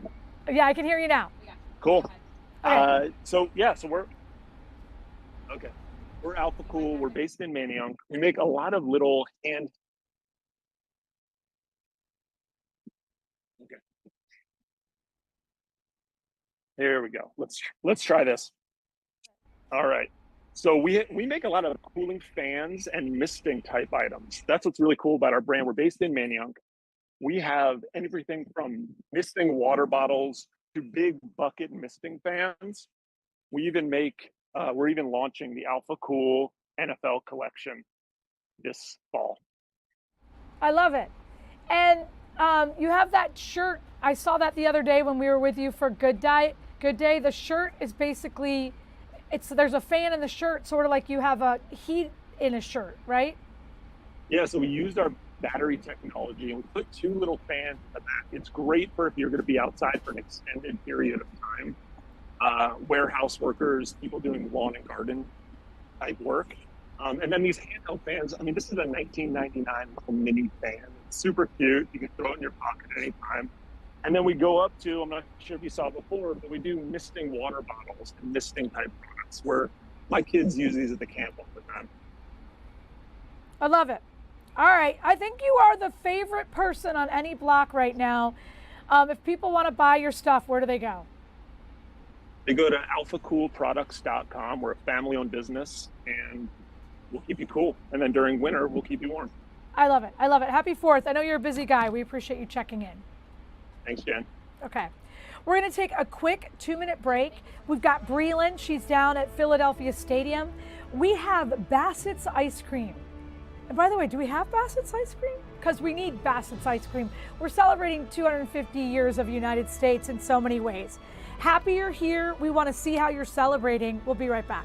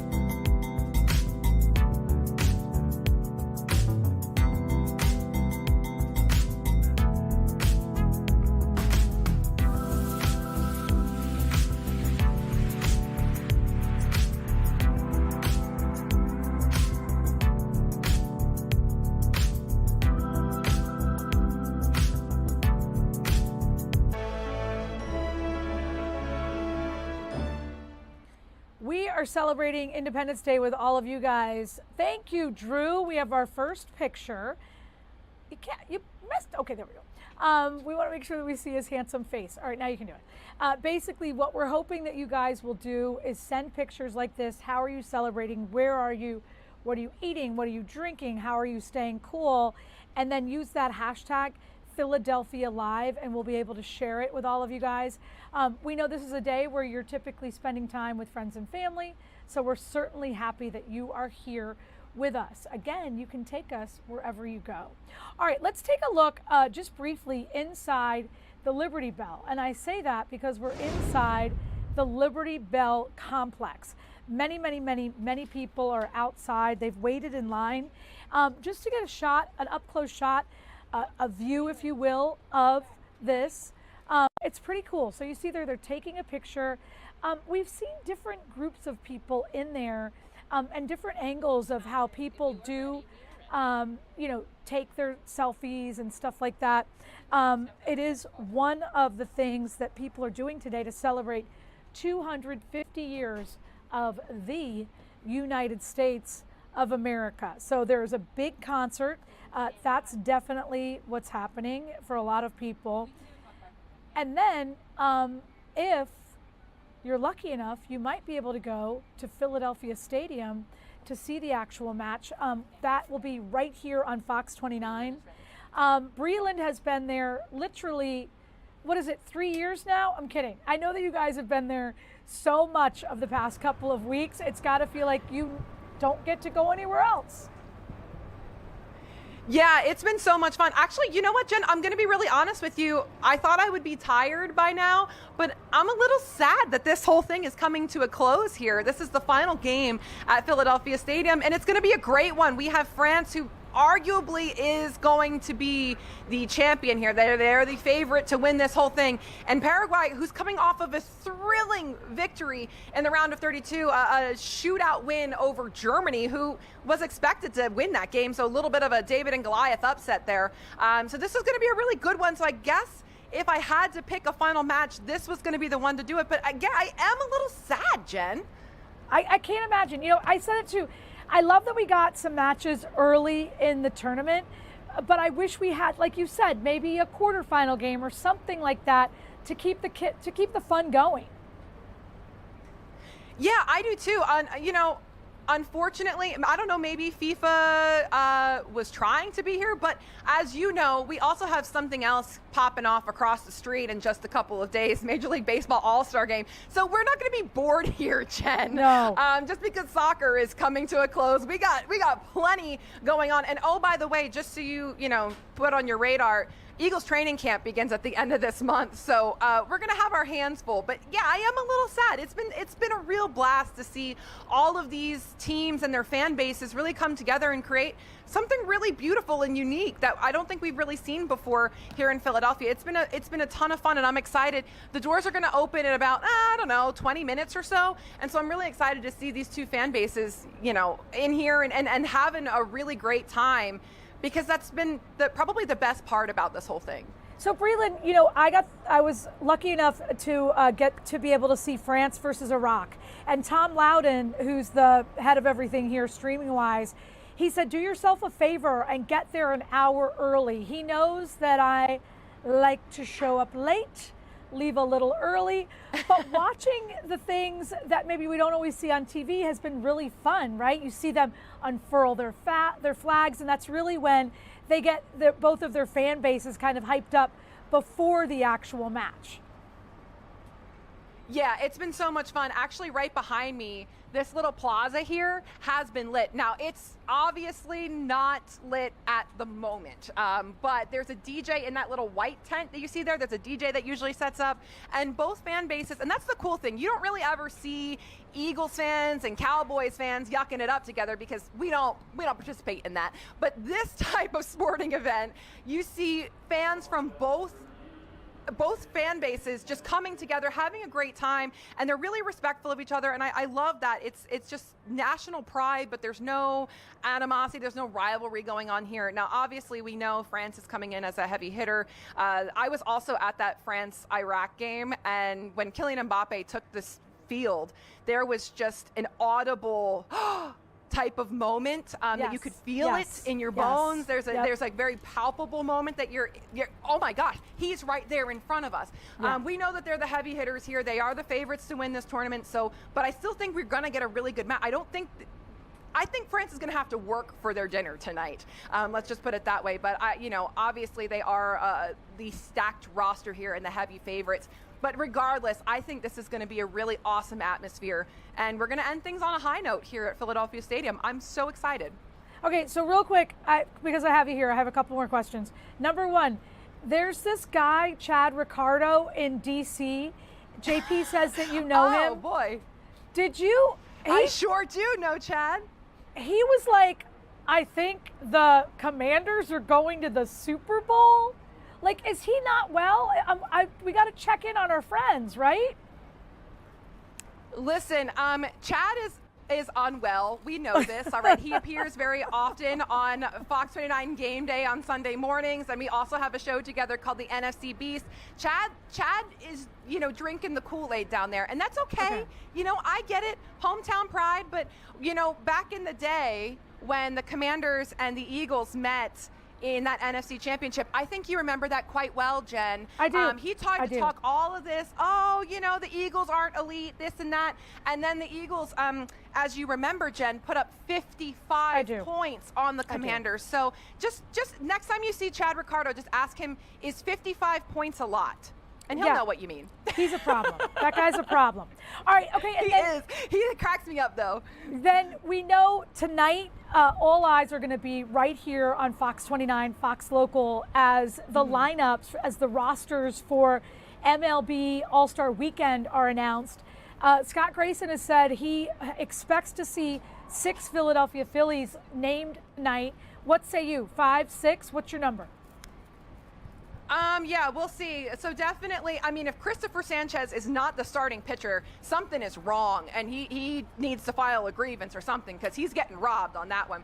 Zach Wheeler, absolutely. You've got Bryce Harper, Kyle Schwarber, Brandon Marsh, I believe, absolutely. So 5 for sure. We'll see if there's a 6th one, but I definitely think those 5 are guaranteed to be in, because my goodness, the numbers that they've been putting up and the stats that they have, just unbelievable. And like I said, if somebody else, Shohei Ohtani, gets selected over Christopher Sanchez to be the starting pitcher, that's robbery, because he's earned that. That May that he had was just, it was quite literally historic. So to be able to have that and not be selected as a starting pitcher, I can't fathom that. So yeah, it'll be super exciting, and I'm a little jealous of Scott Grayson to be able to be there and watch that, but I think I got a pretty solid assignment here today. You're good. You're going to be with all those guys, whoever's coming, I don't even know, for the rest of the week, for 10 days. And you probably haven't had a day off in 6 weeks. So listen, we appreciate the help. We know it's very hot out there. Then it rains. There's only been about 2 really good weather days out there. But we know you guys are working hard, so we really appreciate the help. Yeah, absolutely. It's been fun, and I'll be obviously on the stream for up until kickoff, so it'll be super exciting here. And it looks as though some fans might be lined up here, so by my next hit, hopefully they will be in here, which is going to be super exciting. Fan o'clock. I think it's fan o'clock, Breland. Thank you. Hope you have a place to stay cool. Thank you. You got it, of course. Speaking of staying cool, you guys know this. Ice cream is amazing. We're going to take a quick 2-minute break. We're going to come back. We're going to talk about Bassett's ice cream. It has been around since the 1800s. We're going to talk about it when we come right back.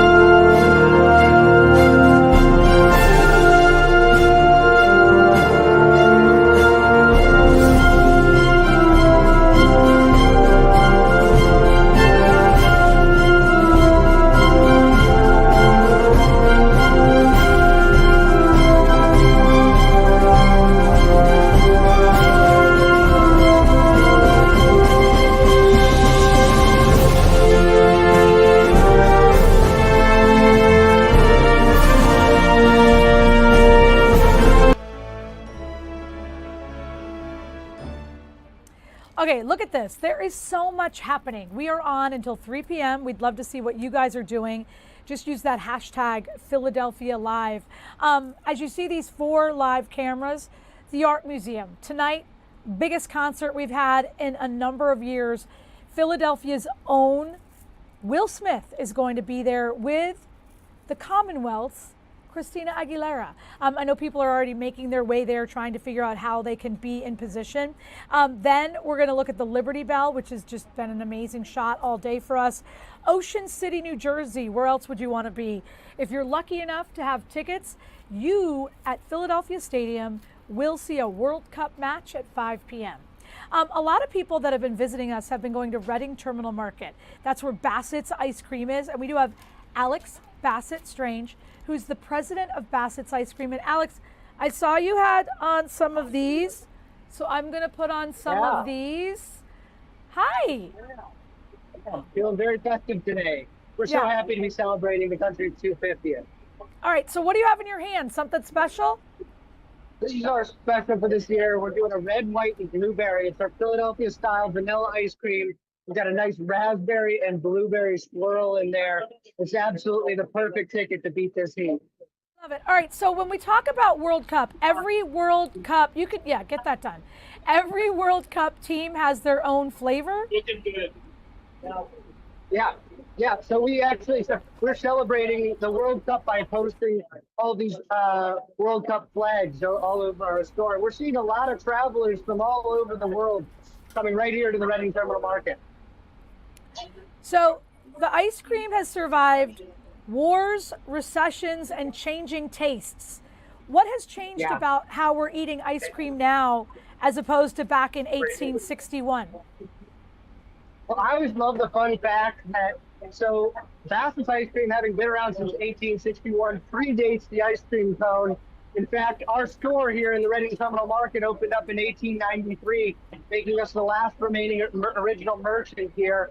The ice cream cone didn't come around until 1904, so things have changed a little bit. We've got a lot of people eating ice cream cones today, but that tried and true cup is still popular. All right. And I promised everyone here ice cream, but I think we had Karen and Thomas there earlier. They're long gone, I bet. Oh, well, we'll have plenty of ice cream here for you. Come on down. We're actually open today at the Reading Terminal Market, something a little different here on July 4th. We're going to be open until 6 p.m. Alex, do you have a flavor for France there? Oh, you know what? We have our French vanilla.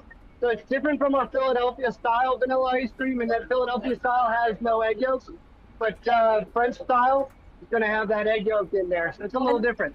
Do you have something for Paraguay, for the Paraguay fans? No, I think something nice and tropical would be a really good option. I'm thinking maybe a mango or a peach. I love it. All right, thank you so much. And by the way, you must be really skilled because I don't see any drips on that ice cream. Well done. That's what we do. Happy 4th, bud. Thank you. Take care. You too. All right, let's take a look at some of the cameras that we have. We have so many live cameras all over the region. The one thing that we all are going to be mindful about, remember all those people who you see inside the Liberty Bell, they've all had to wait outside in really extreme weather. The heat is no joke today. We're going to take a quick 2-minute break, and then hopefully we have Drew Anderson. We're also expecting Alexi Lawless. So many different parts of the day you're going to see right here in the next hour or so.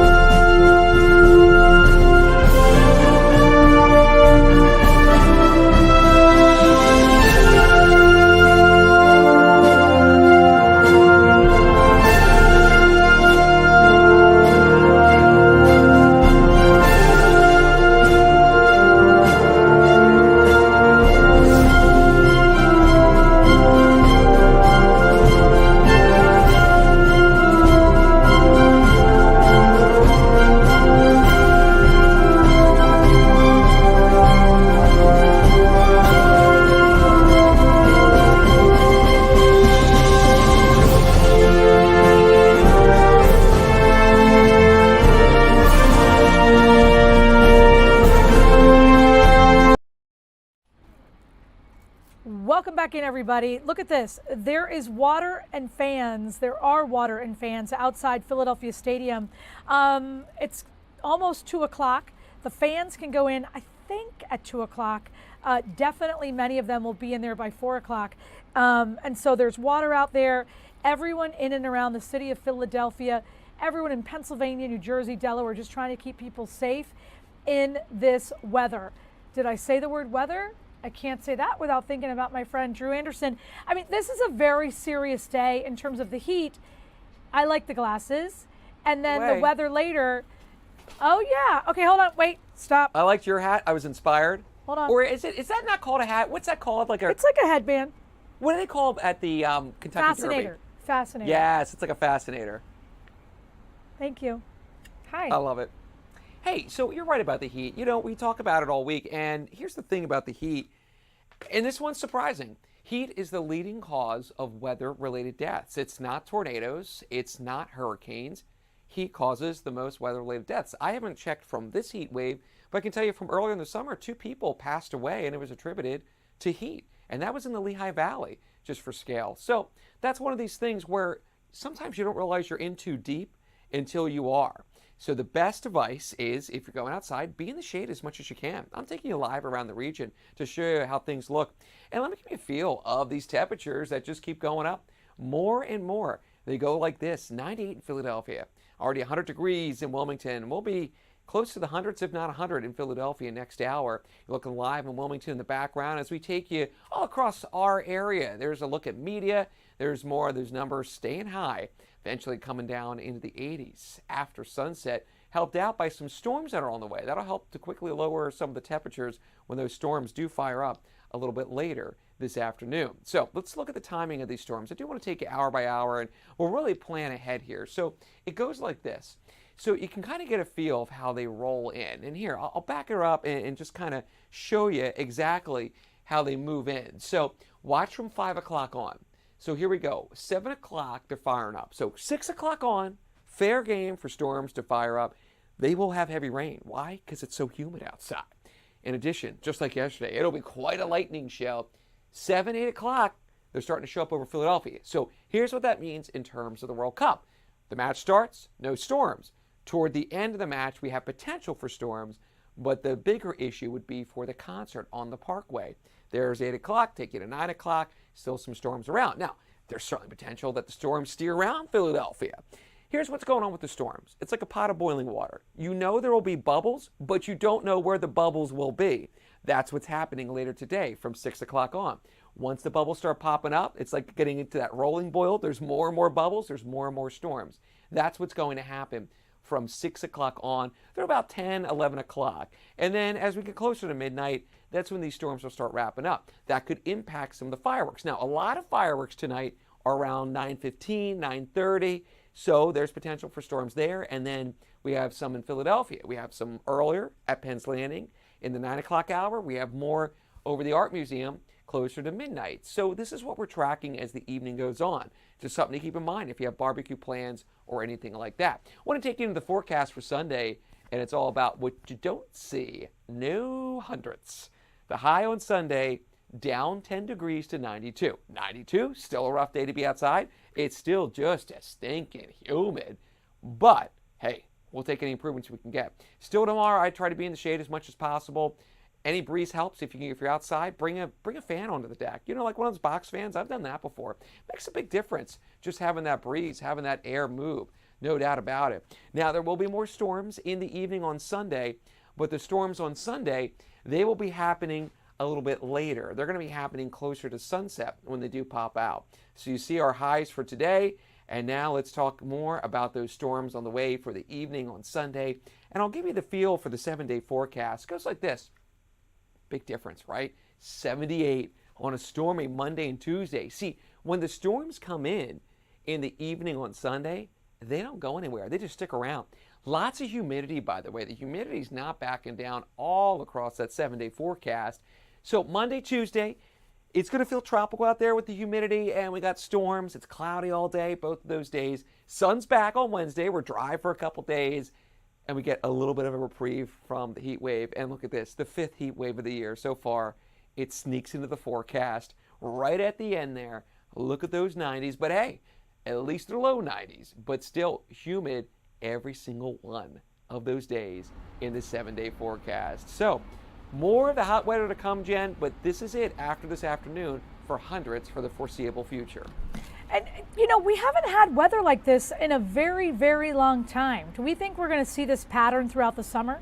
No, this is so rare. So I went to the stat book and I went in there and I found out the last time we had 3 days in the hundreds was back in 1993. It was July 8th, 9th, and 10th in 1993.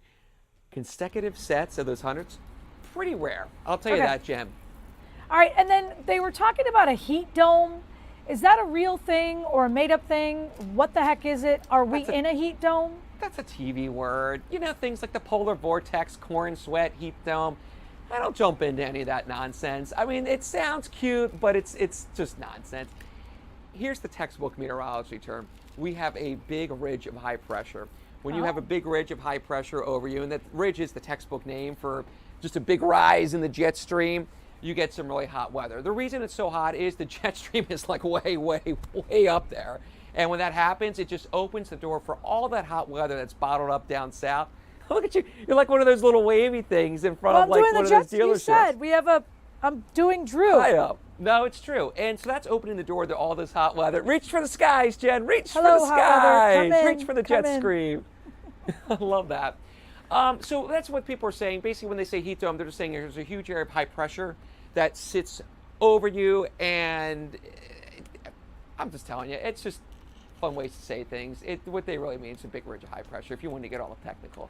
Okay, and then the super last thing, even though I said last thing was the last thing. I'm here all day. When we see the pop-ups, they'll last 20 minutes, closer to an hour. How long do you think that they're going to be? If we get one, how long will we experience it? Yeah, so unlike last night where they kind of blew in and they blew out after, say, like an hour total, tonight we have potential for the storms to linger. That's why I'm concerned for what you see right over there, because here's what could easily happen. 8 o'clock, storms could pop up, say, over the Art Museum or over the Parkway where the concert is. They could easily last for 2 hours there. I'm not saying that's going to happen because, you know, the bottom line, I was mentioning this earlier, we don't know where the storms are going to pop up. This is just that typical pattern where the storm's going to pop up wherever they want. Until we see them firing off on radar, we're not going to be able to track them. But Future Radar is adamant that they'll be widespread tonight. And then once they do pop up, they're going to stick around for a while. So they have the potential to really foil some firework plans all across our area.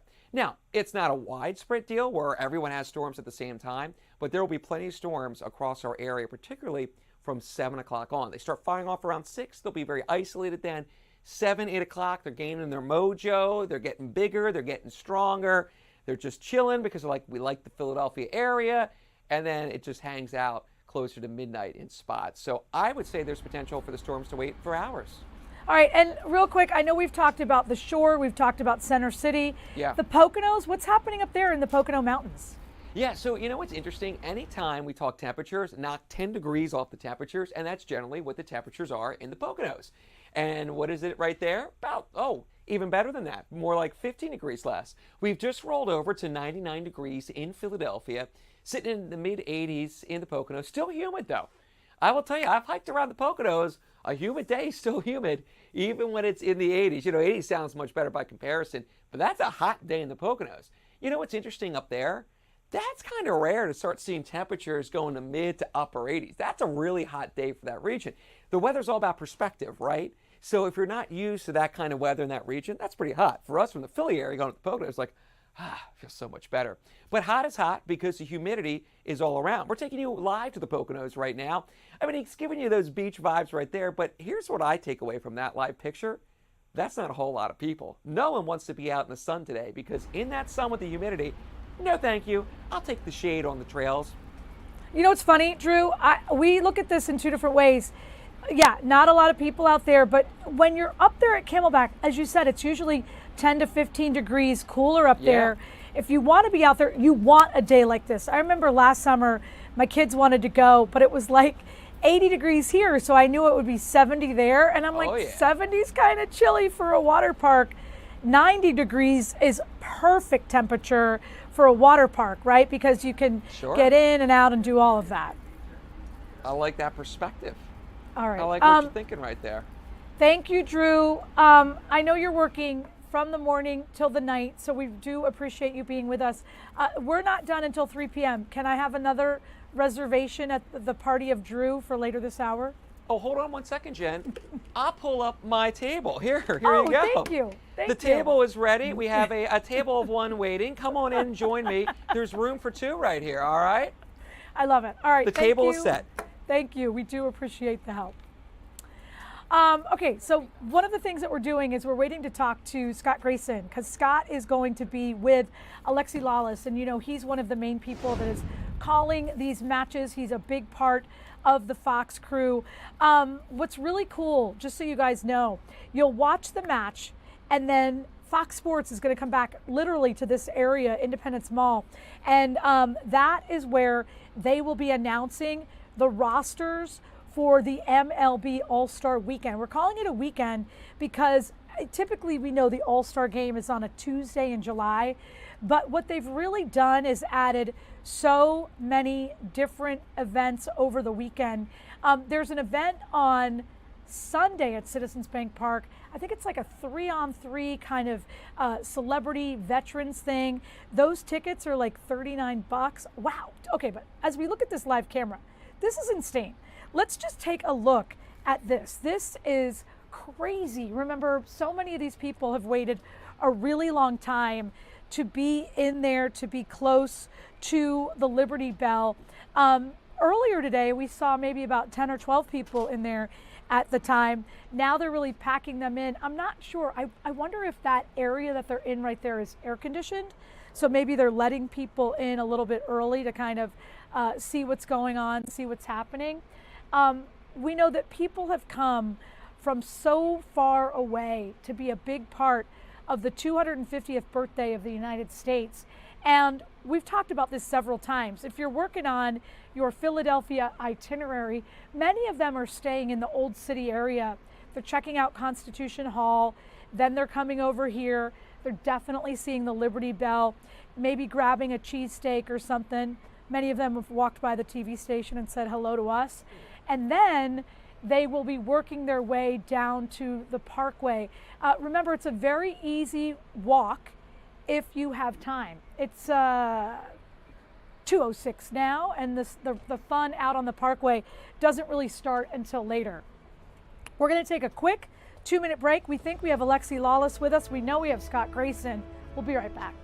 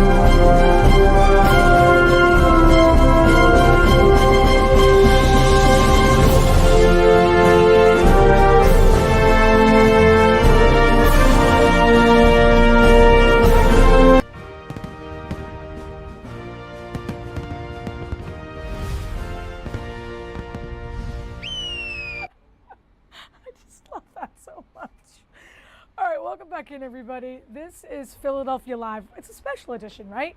This is the 4th of July. It's also the 250th birthday of the United States of America. What are you looking at? I'm about to tell you. See that big word Fox on top?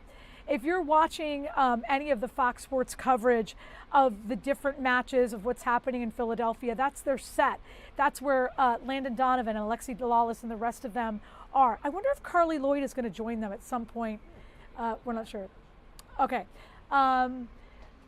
We do know that she's been a big part of the coverage. So look at all those people. You too could stand right behind there and be on with the guys.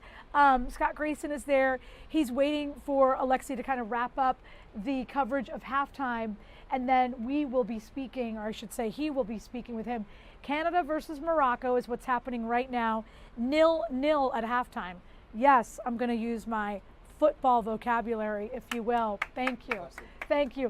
And then you see the roof in that area where the people are kind of walking away. That is part of the Liberty Bell complex, and there's so many people that are, there waiting to see the Liberty Bell.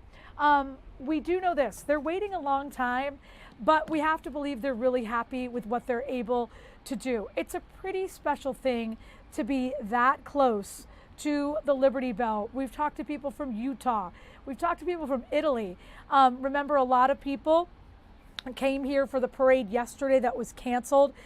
In and around that area, the bands who came from places like Italy did perform on the mall there, or I should say the grassy area there. And then many of them did go inside to kind of check out the Liberty Bell for themselves. Are we allowed to take that camera? Yeah. What is that? Where is that? Salute to America, Washington, D.C. That's a dude making it look easy. Paragliding is what it sort of looks like, right? Or did he jump? I guess that's actually, he's skydiving. So he's got the American flag. He's got some smoke trailing after him.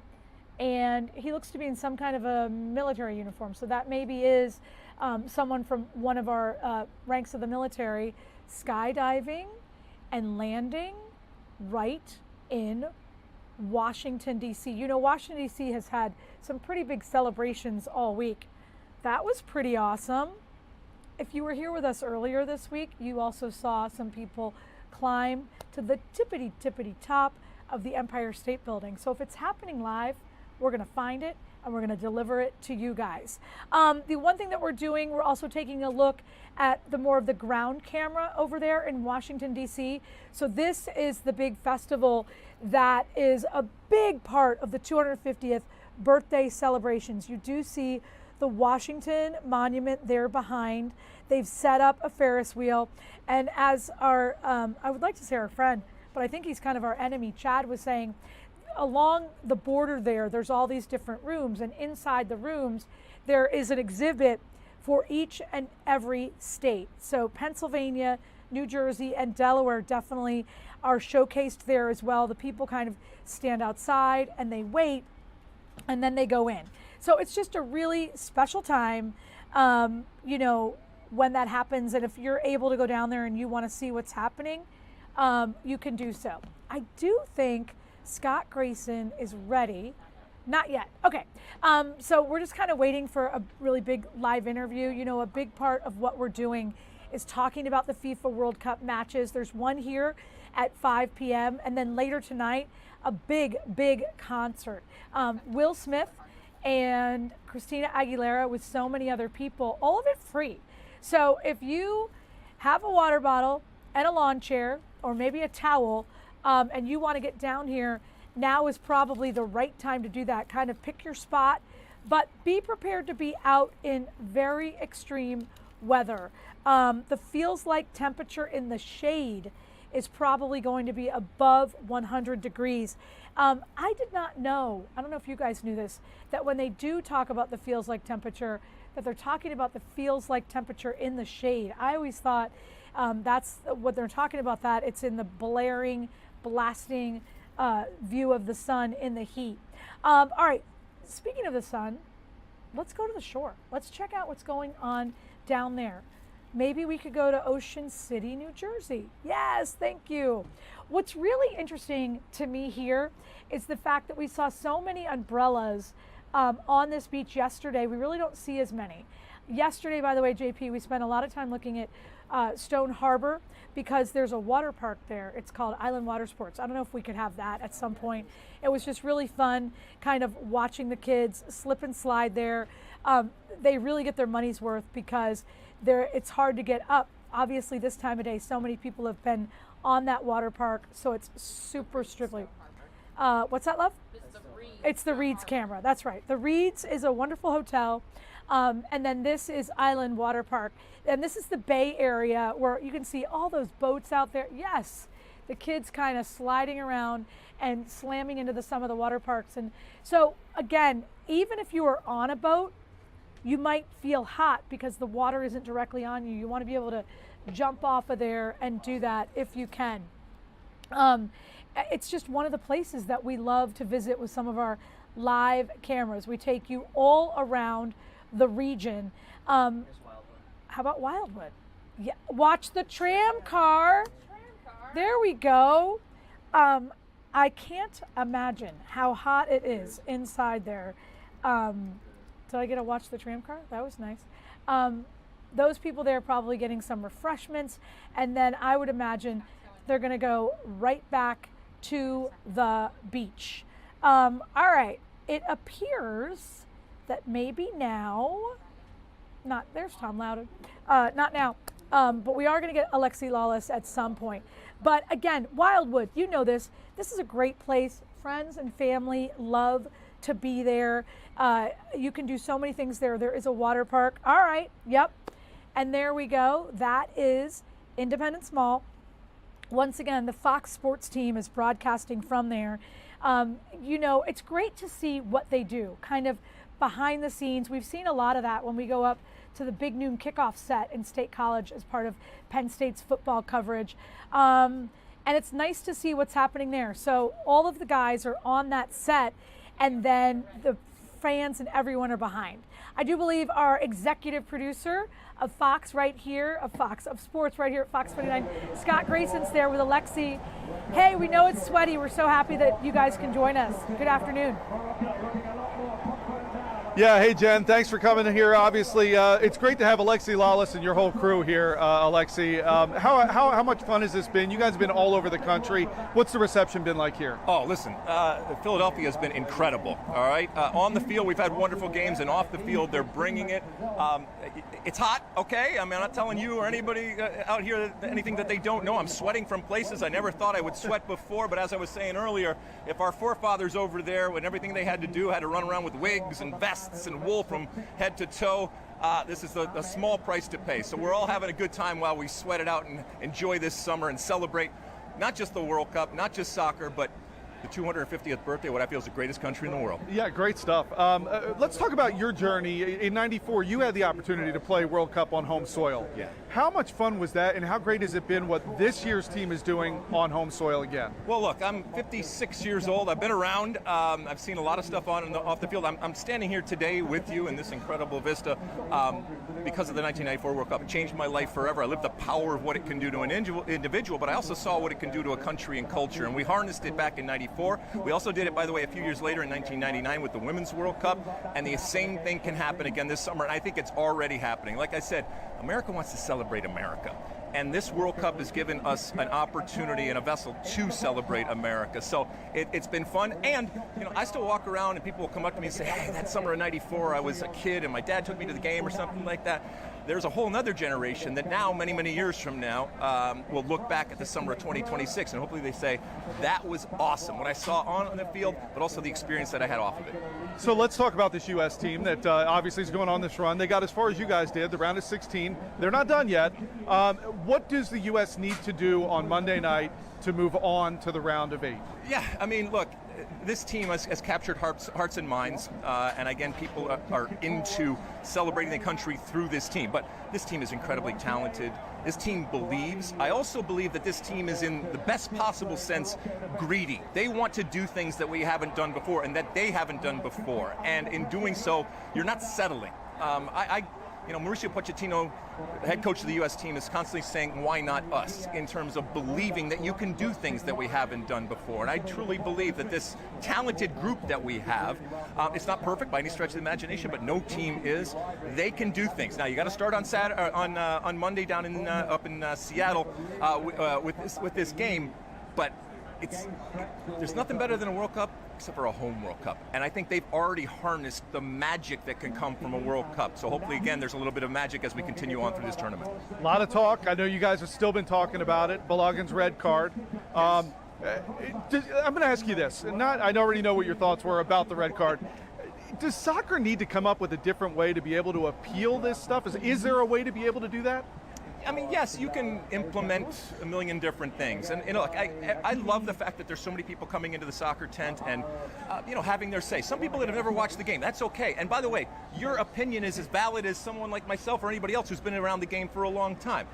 Soccer is going to change. It is going to evolve. I know I was as mad as anybody on that red card. I thought it was a ridiculous call and completely unwarranted, but it happens. I don't think that we need to tear it all down because of Flo Balogun getting a red card, but it would be nice to be able to look at things and have a mechanism in order to go back and look at something and be respectful of the fact that this is a game and there are referees and there are humans that are involved, but also, he's not going to play in what is the most important game in his young career, and also one of the most important games in American history because of that subjective decision that referee took in that moment. So this guy's a pro's pro. He's got a jacket on still in all this heat. Last question I want to get to you about the game here today in Philadelphia. Yeah. Obviously, we're standing in this heat.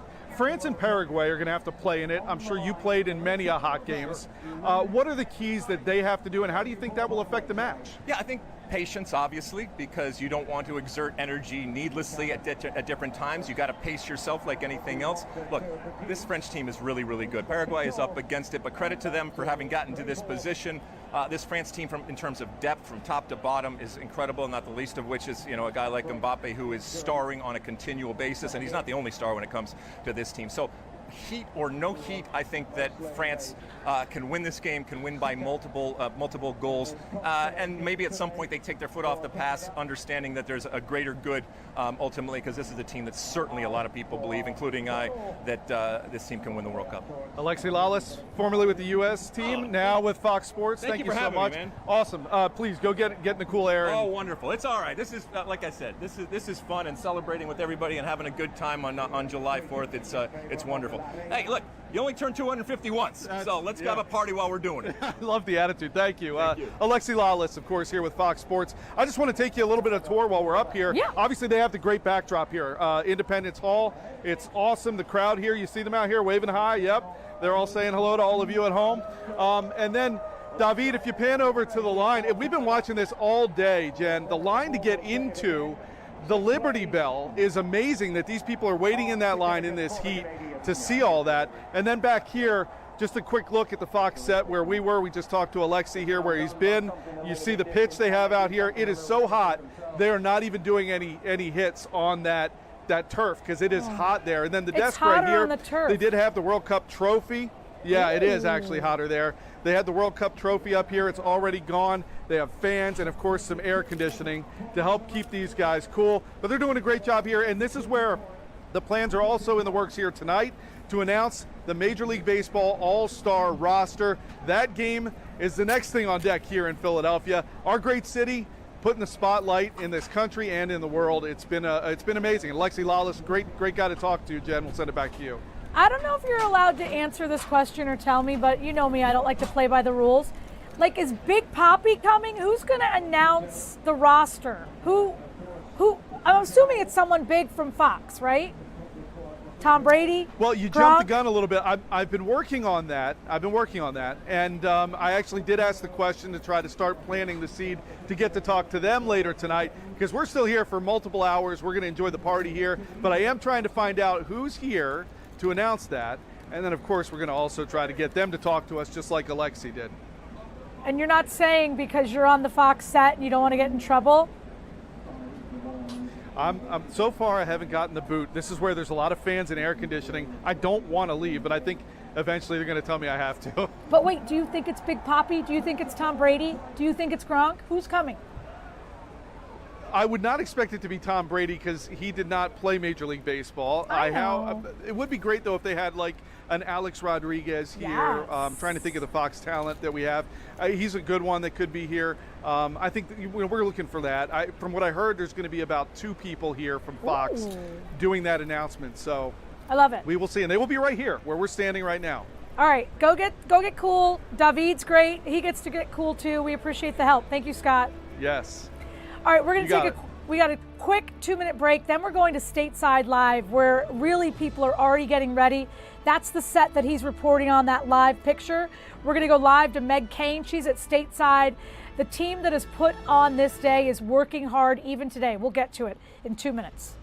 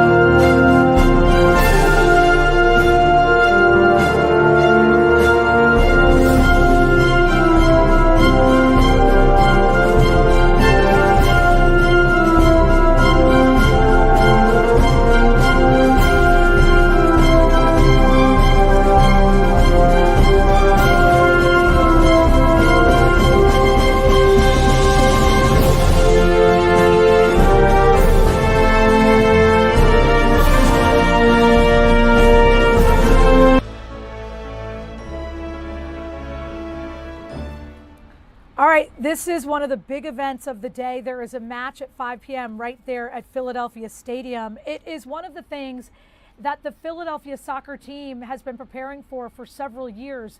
The CEO of Philadelphia Soccer is Meg Kane, and she's right there sweating with the fans. A little bit, yeah. It's all good. How are you doing, Jen? I'm great. Okay, so you're at Stateside, where some of the fans are still there. They'll make their way over from Stateside to Philadelphia Stadium, but Stateside, for all this, each match, they've had like a pre-party there, right? Yes. So Stateside has been hosting fans throughout our 6 matches. It's been the place to pre-party, which has been awesome. Gates have opened for Philadelphia Stadium at 2 p.m., but we have a really good crowd out here right now. Many of them inside, Jen, as you might imagine, enjoying some AC, watching the Morocco-Canada match before they head over. Lots of red, white, and blue here, both for France, for Paraguay, but also for the U.S. So it's been great thus far. People are having a good time. You know, we talked about this. It's the last Philadelphia match. We know that FanFest will remain open. You guys, you and your team, I mean, every one of you has just been amazing in your own way.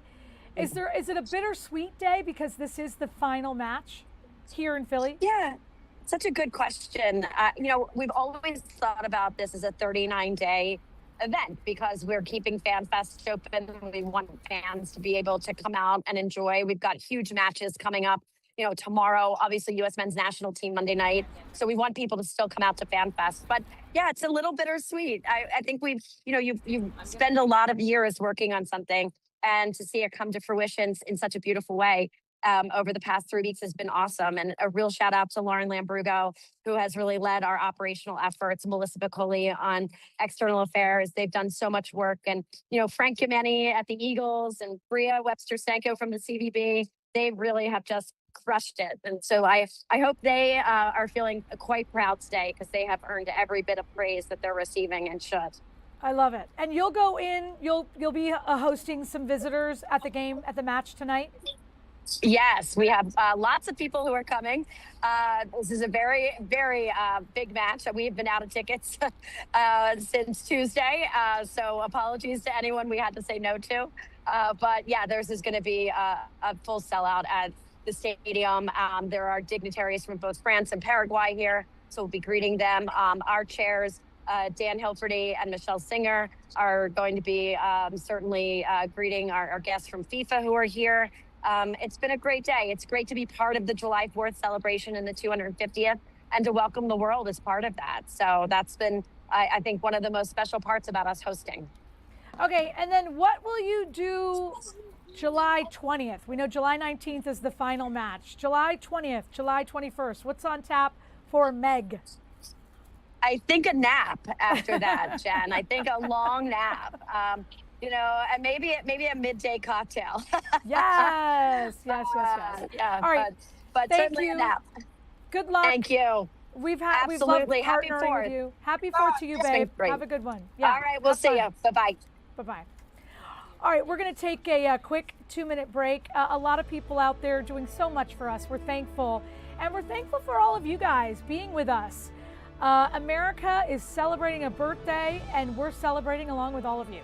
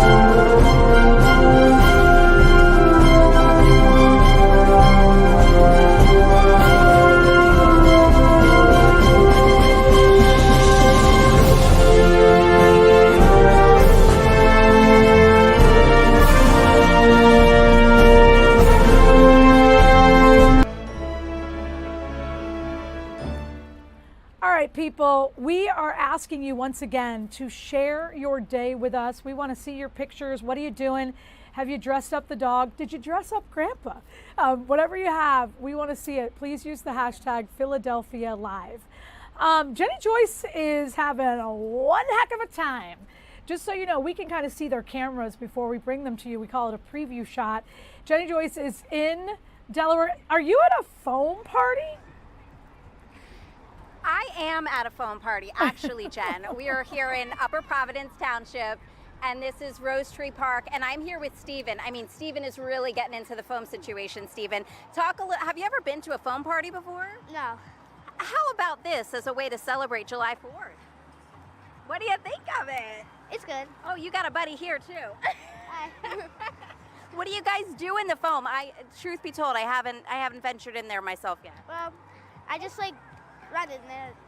Yeah. I like blocking the thing for more foam to come out other ways. Okay, I love it. And you have your goggles, so you are protected here. But we have lots of kids out here enjoying the foam, and it's certainly a big draw, especially on a day like today. We have lots of activities here. We have yard games.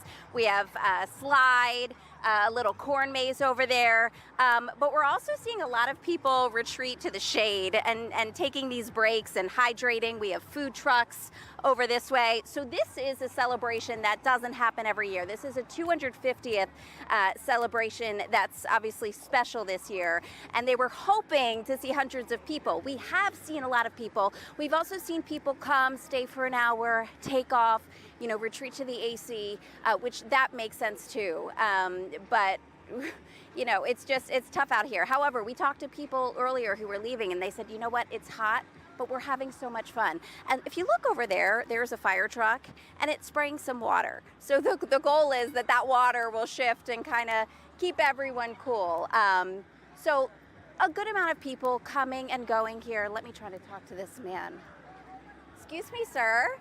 Hi, I'm Jenny Joyce with Fox 29. Hello. Who are you here with and why did you come out here today? I'm here with my family and we got my son over here in the foam pit, and we're here to have fun, enjoy the festivities, and with our people in the local community, having fun. You've heard about so many events being canceled because of this weather. I Yeah. mean, this event was not, and it's happening. And can you talk about? I mean, it's good to see some events still going on. Yeah, hey, we're tough out here, so everybody's toughing it out, and 100 degrees isn't a big deal. No, not at all. No big deal. And so this event is going on until 4 o'clock today. So if you want to come out to Rose Tree Park, you can. Again, lots of families in, out, food trucks. You can hydrate. You can go under a tree to relax, and then you can also go have some fun in the foam, Jen. Been there for a couple of concerts and more fun. I know it's hot. You look amazing. Thank you for sharing your day with us. Now you need to go to an air-conditioned car or something. Great to see you, Jenny. Yes. Thank you. Happy 4th. Happy 4th. Happy 4th. All right. Let's take a look at a beach or a shore point as we go to break. We're going to check in with Jill Croce. Scott Grayson says he now knows who will be doing the MLB announcements. We said he's allowed to keep that from us until we join him again in a few minutes. We have a lot happening. We might even check in with Bill Anderson.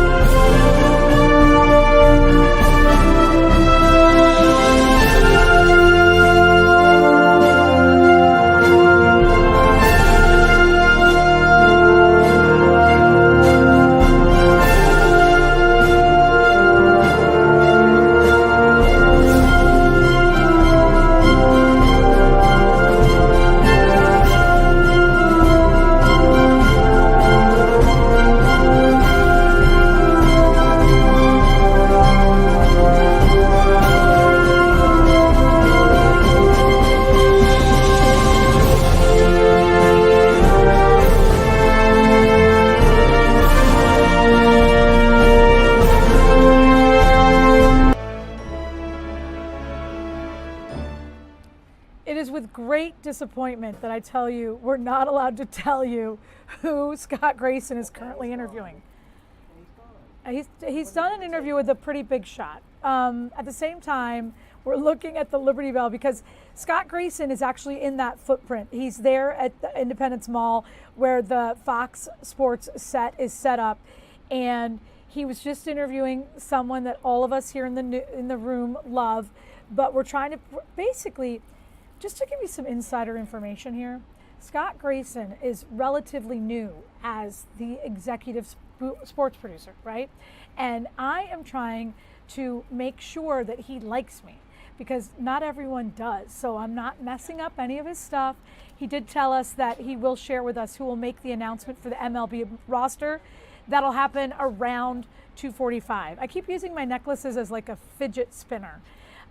It's just kind of fun. All right, so now what we're going to do, we're going to go to Jill Croce. Last time we checked in with her, there was 8,000 children in a pool.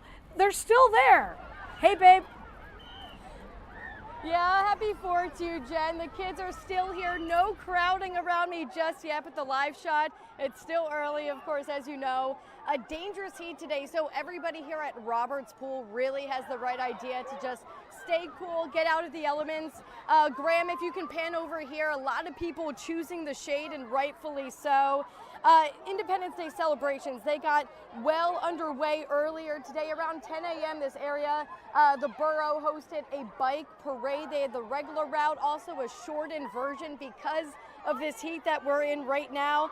And then right now from 2 to 6, you're seeing some of those floats right now. There are some water games, some raft races, and all of this fun is continuing from 2 to 6. So it's really cool to see. The kids are enjoying it.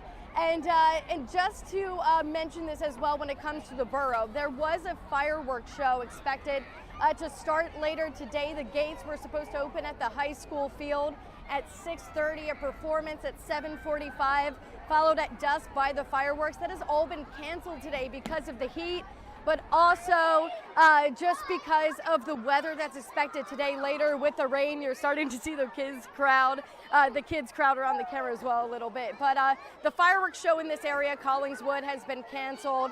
And I imagine it might be a similar story throughout the greater Philadelphia area. So check with your town or borough's social media pages to just make sure that fireworks aren't canceled near you as well. But they are canceled here in Collingswood, and you can see the kids really having the time of their life. And I wish I could jump in with them, Jen. I did not come prepared. Rookie move, man. But wait, did the unicorn go away? Because that was the biggest pool float I've ever seen. Say that again, Jen. I'm sorry, it's a little hard to hear you. You're good. You're good. We love you. Okay. That's what. Yeah. Thank you, Graham, the camera guy. That's a giant float as if I've ever seen one. All right, we'll see you in a little bit. All right, see ya. She's near a pool. Poor Scott Grayson is not near a pool. He's near super hot conditions. So we're going to talk to him, I think right now. Scott, what's going on? Oh, Jen, I can tell you the heat out here is for real, but everybody out here is not really, complaining about it. I think you come out here, you understand, you're walking into it, and we're over now on the other side of the Fox Sports set. This is where they're doing their halftime, their pregame. This is where pregame will be before the match here in Philadelphia in just a little while after the match between Canada and Morocco is over. This is also where there's a lot of stuff going on. I mean, obviously right over here is the Independence Hall where our country was born 250 years ago. And then over here is a line to see the Liberty Bell. And this line stretches for a while. And I just want to take you through this line.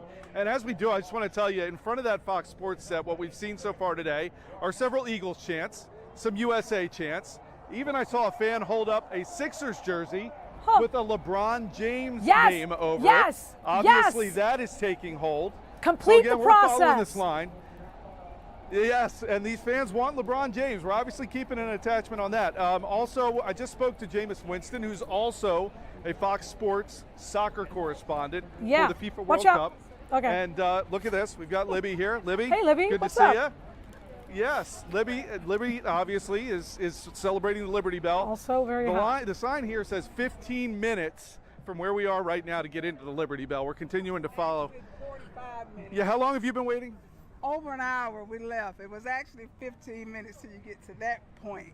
And then 45 it's minutes. 45 45 minutes. inside. Okay, thank you. Yeah, so there you go. Obviously, on this important day to celebrate our history and see the Liberty Bell is going to take you 45 minutes. But yeah, Jen, it's been so good, obviously, already today, talking to people from Fox who've been here. The eyes of the world are on some of the events here in Philadelphia, and they will be again here with the match that's later today between France and Paraguay. We talked to Alexi Lalas earlier. We talked to Landon Donovan. As I said, I caught up with Jameis Winston. And then later tonight, right here, if you're not already down here and you want to get down here, you're going to be able to watch them announce the All-Star team, the entire All-Star team from right here at Independence Hall on that set right there. And I can tell you, we were talking about it before, Jen, and now I have an answer to your question. The analyst here for Fox is Dontrell Willis. He was a pitcher. And I'm supposed to get to talk to him after the announcement is made. Got to have Christopher Sanchez and Zach Wheeler on this team, don't you think? I agree. I know that everyone's looking at Shohei, and maybe he'll get the start, but I feel like you've got to have those two on this team. And, Christopher Sanchez has to play a major role, don't you think? Oh, in my opinion, he's got to start this game. It's in Philadelphia. He went through that amazing scoreless inning streak, one of the best stretches in the history of the entire game. I mean, what more does a guy have to do to be able to start the game in his own city? And I think Zach Wheeler also needs to be considered for that. There's a lot of talk it could be Jacob Mizorowski. You brought up Shohei Ohtani, and let's talk about him because, I noticed last night he left the game early with a bicep injury. He was the top vote getter in the National League. He's automatically going to start. Now, he's listed as a designated hitter. He could start at pitching if they wanted to open that spot up for Kyle Schwarber.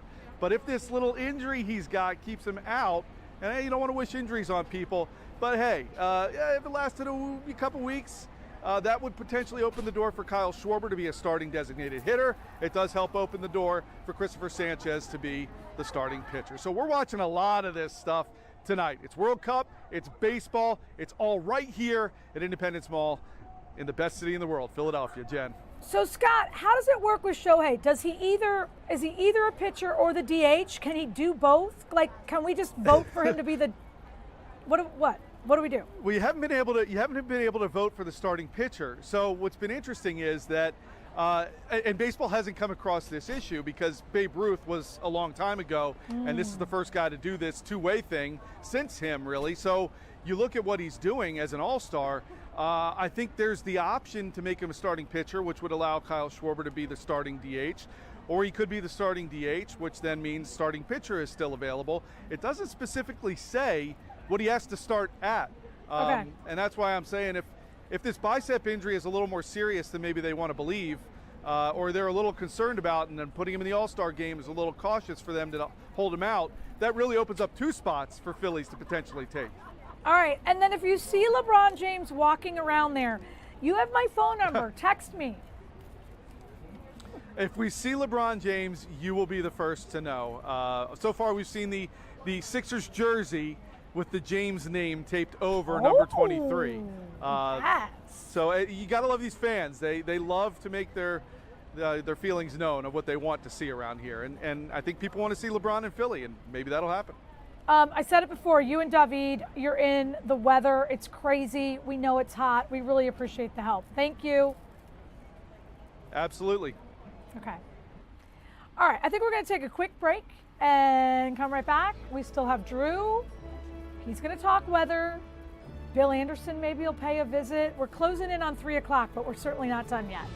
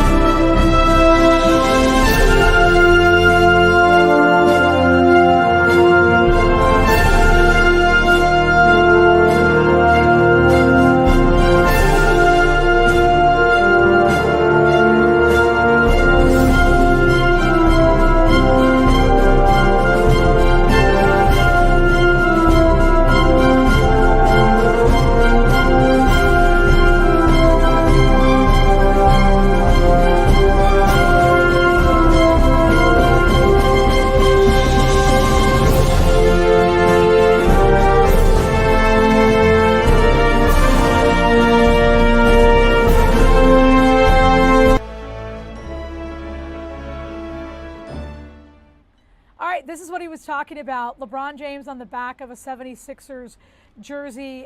This is from WIP. Really, a lot of people are hoping that LeBron James would choose to spend his final year, potentially, in the league right here in the city of brotherly love. His agent, Rich Paul, had like a whiteboard with the different destinations, and Philadelphia was on there. Many people think that it will probably be Cleveland, or that it'll play along Steph Curry with Golden State. But the fans here in Philadelphia would certainly love to see him here. Drew Anderson maybe could get that done. I mean, he's done all the weather stuff for us. If you see LeBron James out there, let him know that we'd like him to play for the Sixers. Okay, listen, I'm going out there right after this weather. If he's around, I want to see him. And I'll put the word in. You think the Sixers can afford him? They can, yes. Let's bring him in. There you go. I like the sound of that. The positive vibes. Well, I'll tell you what, we are just shy of 100 degrees. We're about to cross over to 100 degrees in Philadelphia. And you know, that is really hard to do when it's really humid. So it just shows you how deep reaching the heat is, because yesterday when the humidity was stifling, we went into the hundreds easily. I'm going to take you live around the region, cool you off right there with a look at Stone Harbor. Oh yeah, look at the beach. But look at the people in the water. You'd think there'd be more people in the water, but the ocean is still really chilly. We're in the low to mid 60s. And I'll tell you why. Water just takes a long time to warm up. But that's at the flip side why it stays so warm as we roll into September. You're looking live at Cape May right now. 100 degrees already in Wilmington. Day number 3 of the hundreds in Philadelphia. The first time since the early 1990s. I was probably, 5 years old at that point? I'm 38 these days. You could do the math right there. There's that 100 showing up in Philly. We're taking you live around the region now in the Lehigh Valley, looking at something that's commemorating 250 years, and that's right where I grew up, my hometown of Westchester. I gotta tell you, we've had some hot summers in this area, and we are on deck for that. But here's the thing, 90s are not that uncommon this time of the year. The average high is 88. So to get into the 90s, typical. But when you get into the hundreds, when you're getting 10 to 15 degrees above average, that is pretty untypical. Let's take you hour by hour, because storms are on the way, and because it's so humid, always gonna rain when those storms fire up. So take a look right here.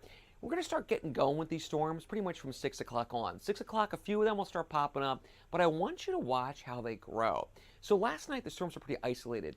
Tonight, the storms will blossom, they'll get bigger, and they become more widespread as time goes on. We're keeping a careful eye over Philadelphia because of the World Cup game. Right now, it looks okay for the World Cup game, but the bottom line is we're not sure where the storms will pop up. Today's one of those days, we were talking about this earlier, you got just a big bubbling pot of water. Well, you know there's bubbles, you just don't know where they're going to be. Until the storms start firing up on radar, we won't be able to track them. But the radars, all the future radars that we have, are pretty adamant about the storms being very widespread, which would affect some firework plans. There's a lot of fireworks right there in the 9 o'clock hour, particularly around 9:15, 9:30s, when a lot of shows across our region are going off. And then watch how some of these showers and storms linger.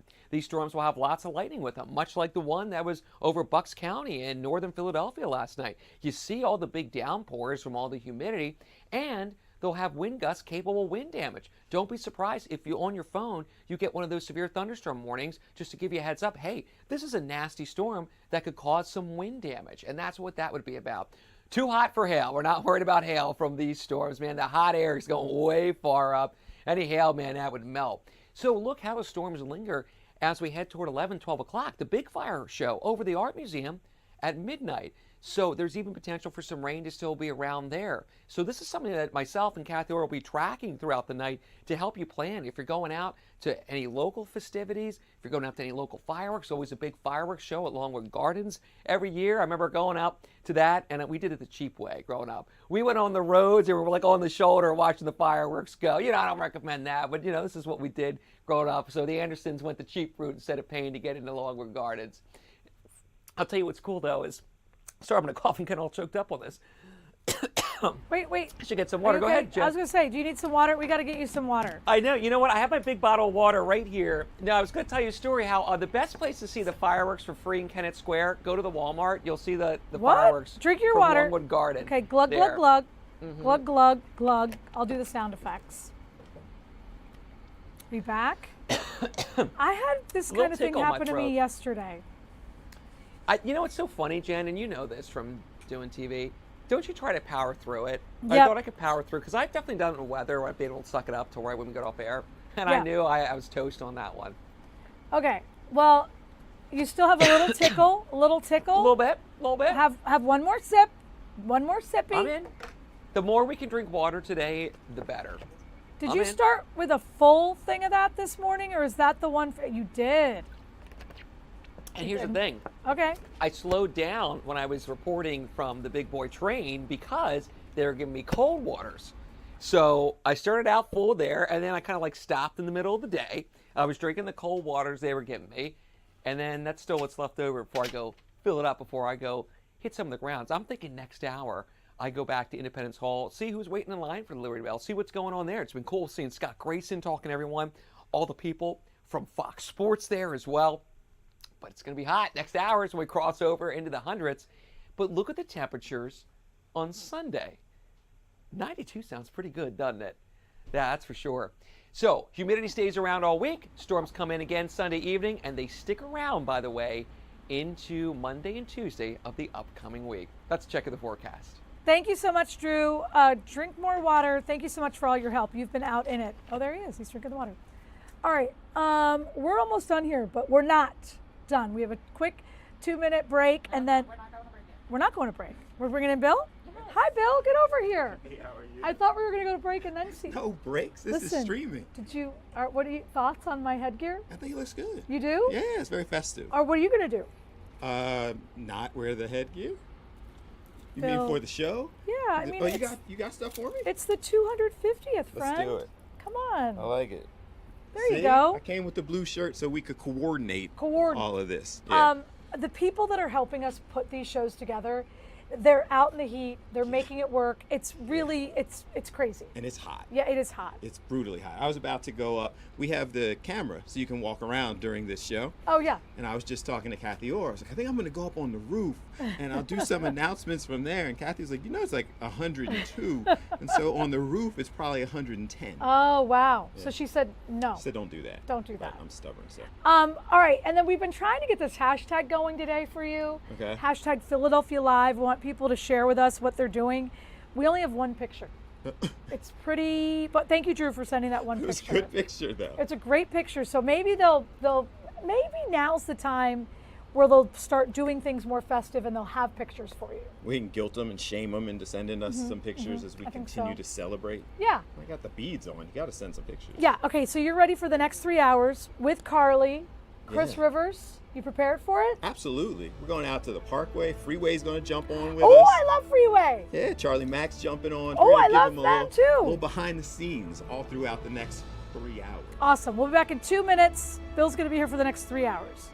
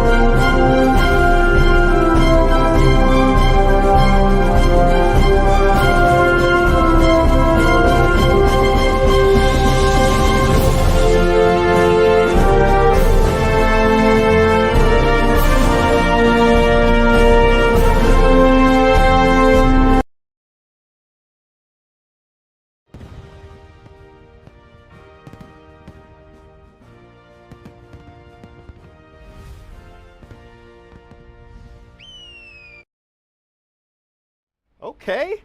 Yeah, that was loud. I just came into the room here. I'm Bill Anderson, and we continue on celebrating the 4th of July. You see, Jen gave me the beads. I conveniently already had on the blue, so you could go ahead and coordinate. And we're going to be with you for the next couple of hours. And as Jen has told you and shown you, actually it started at 7 this morning with the Good Day team that was going all morning.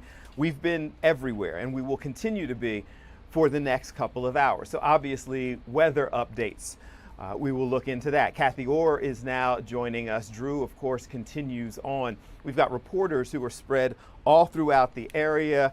Carly is directing. Chris is here producing, just handed me the whole list of things that we're going to bring to you. So all the reasons that you should stay put. By the way, you see I brought my social media counter in here. We start with the gratuitous self-promotion to follow me at Bill A. Fox 29 on all platforms, TikTok, Instagram, Facebook. I got a YouTube channel now, Bill Anderson on TV. So go ahead and hit us up there. But part of the reason we want to do that is I also posted on my Instagram page, what are you doing for the 4th? Jen said that she has been trying to get people to send pictures all morning. You can send them to us. What did she say the hashtag was? The hashtag was Philadelphia Live. Hashtag Philadelphia Live. So post your pictures, tell us everything that you're doing, and we will go ahead and use them throughout the show. We'll show people how you're celebrating. You can also go to my Instagram or TikTok page at Bill A. Fox 29 and post those pictures, and we will also get to you so we can share the celebration. So what are we going to do for the next couple hours? Going to start off in just a few minutes. Kathy Orr is going to get us caught up on all the things that are going on with the weather. Carly's going to tell me if these beads are hitting the microphone. So if I have any problems, we're going to go ahead and we will fix that. Kathy's going to tell us about that. The Big Boy Train, of course, continues to make its way through the area and celebrating America's 250th. So we will check in on the Big Boy Train. Breland and the sports department are down getting ready for the Philadelphia match, the Philadelphia Stadium FIFA match. Soccer continues on. Our Jill Croce is out in Collingswood and has some fun how they're celebrating the 4th of July. Drew, of course, will update weather as well. Drew just basically said he's going to grab a camera and go outside and see everything that's going on. We also understand that the Elmwood Zoo has free admission today, so we're going to go to the Elmwood Zoo. Essentially, if it is going on, we will be there. If it's going on and we're not there, then hit us up on social media and we will get there. It's 3 o'clock now, so they're just opening the doors on the Parkway. We will give you a live look there. We're also going to talk to Philadelphia's own Freeway, who will be performing there. We will check in with him. Charlie Mack, the first out the limo, the promoter, Philadelphia's own. He's out there also, so he'll give us updates. Again, we've got a lot going on, and we will bring it all to you. Kathy looks like she's just about ready. So we're going to start things off. Let me get this earpiece situated. We will start things off. Is Kathy ready to talk to us to see what's going on? She's got her 4th of July gear on. She's festive. You're inside, Kathy, and it's a good thing because it's hot. It is hot, and it's been really hot for the past couple of days. Happy 4th of July. We're looking at a day that is sweltering out there, but Drew was filling me in on the Drew points, or the dew points. They're down from where they were yesterday, and that makes a big difference with that feel-like reading. So take a look outside right now where it is beautiful. This is a live picture of Westchester. Everything's still really green, but some sweltering heat. Of course, this is the view from Wilmington right now on this 4th of July. Delco Media looking good as well. And as we continue to look through all these great shots, this is Ocean City, where many people have fled.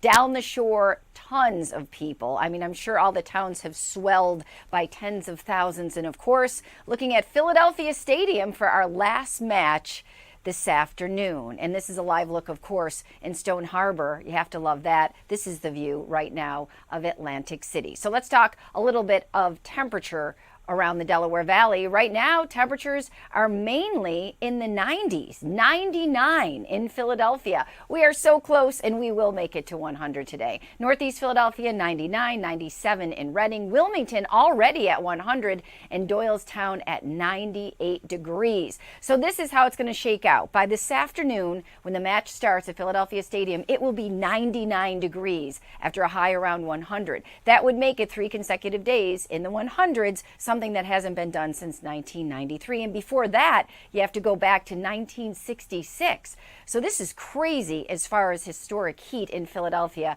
and especially on Independence Day. Temperatures late tonight, by the time the fireworks are in Philadelphia, will be around 80 degrees. So let's talk about the storms, because as we go hour by hour in this heat, and still we do have humidity, there's a lot of moisture in the atmosphere, and these storms are going to start bubbling up. 7 o'clock, 8 o'clock, 9 o'clock. Hopefully we'll get the match in without any issues and everybody will be able to get out of the stadium. And then as we head toward the evening, when fireworks begin, we're going to have some spotty showers and thunderstorms and some torrential downpours in these cells. If you were hit by one of these last night, if you were in South Jersey or Philadelphia, it was pouring, and there was a lot of lightning associated with it. Hopefully by the time the fireworks get going in Philadelphia, it will be out of here, but our indications from some of these computer models are showing there could be a few lingering showers around. And then as we go into the day Sunday, we'll see more storms as well. So for your Sunday, we're looking at temperatures that won't be quite as hot.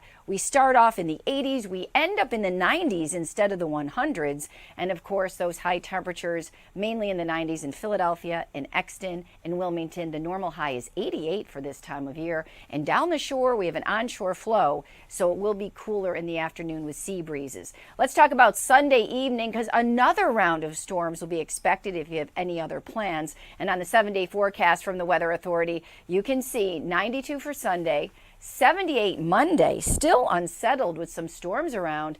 Tuesday, 78, and then we're back in the sunshine Wednesday. And then look, we could have another heat wave. This would be heat wave number 5, Thursday, Friday, and Saturday. It's just incredible when we look at the heat that we've had. And Bill, we could be heading for a super El Nino, and we can talk more about that next hour, but that means what you see is what you get. Expect more of it.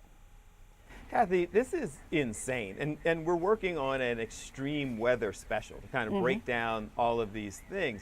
But this is even unusual, right? Amidst the extreme. Already our 5th heat wave? Yeah, I mean, this is really unusual. And when we saw that first heat wave in May, I knew we were going to be in for a hot summer, because we had one in May, a couple in June, then in July we'll have at least these 2 heat waves. And getting into the 100s for 3 days, it's been 30 years. And before that, it was 30 years. So it has happened before, but then when you combine all these other factors, and we know that we're in a warming atmosphere, and with a super El Nino, that means it's going to get even warmer than it is now. So a lot more implications as we get deeper into the summer. You know, these 90s, which are more typical of July, could go into August, and they have been known to go into September. So we're going to have to watch and see, but definitely something to take note of from a climatological standpoint. Okay, and I should not go out on the roof to kind of talk to people, because it's even hotter on the roof than it is on the ground. Don't go on the roof, Bill. I remember when I was a teenager, we used to get on the roof, and then we'd get like something reflective, maybe like tin foil, and we'd put baby oil on. We were crazy. Do not go on the roof. All right. Not a good I'm idea. Not doing that. I Do will not not do come that. in there with the camera and ask you to go up on the roof with me. We will pass on that. We'll go under a shady tree today. That's what we're going to do. All right, we'll do that. Okay. Thank you, Kathy. We'll check in with you in just a little bit. So Kathy is talking about all the things that we need to do to keep ourselves protected, because it is crazy hot out there and sunny, but there are a lot of things that are going on. We've got a camera out there on the Parkway out by the Art Museum, so you can take a little bit of a look. It's tough to see right now, but the doors are just opening. They opened at 3 o'clock. You can see a little or a few people who are kind of mulling around back around the stage area, but you can see the stage that's set up. That's where this amazing concert is going to take place a little bit later on. Got all sorts of people who will be performing. Philadelphia stars Will Smith, Freeway, so many others. Christina Aguilera is going to be out there. And by all accounts, there have been a lot of things that have been canceled over the last couple days.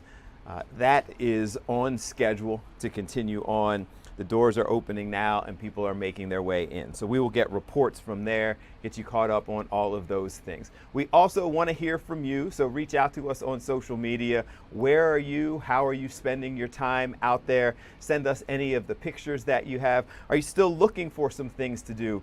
Because there are a lot of different places that are open. Did you get to go see the big boy train? Maybe going to the FIFA matches, and so much more. So we will keep you updated on all of those things.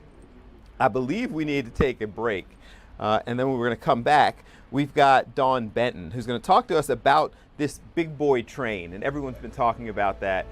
It's in the area, so we will do that in just a moment. Happy 4th as we continue the celebration here on Philadelphia Live, streaming on Fox Local and all platforms all day, so stay with us.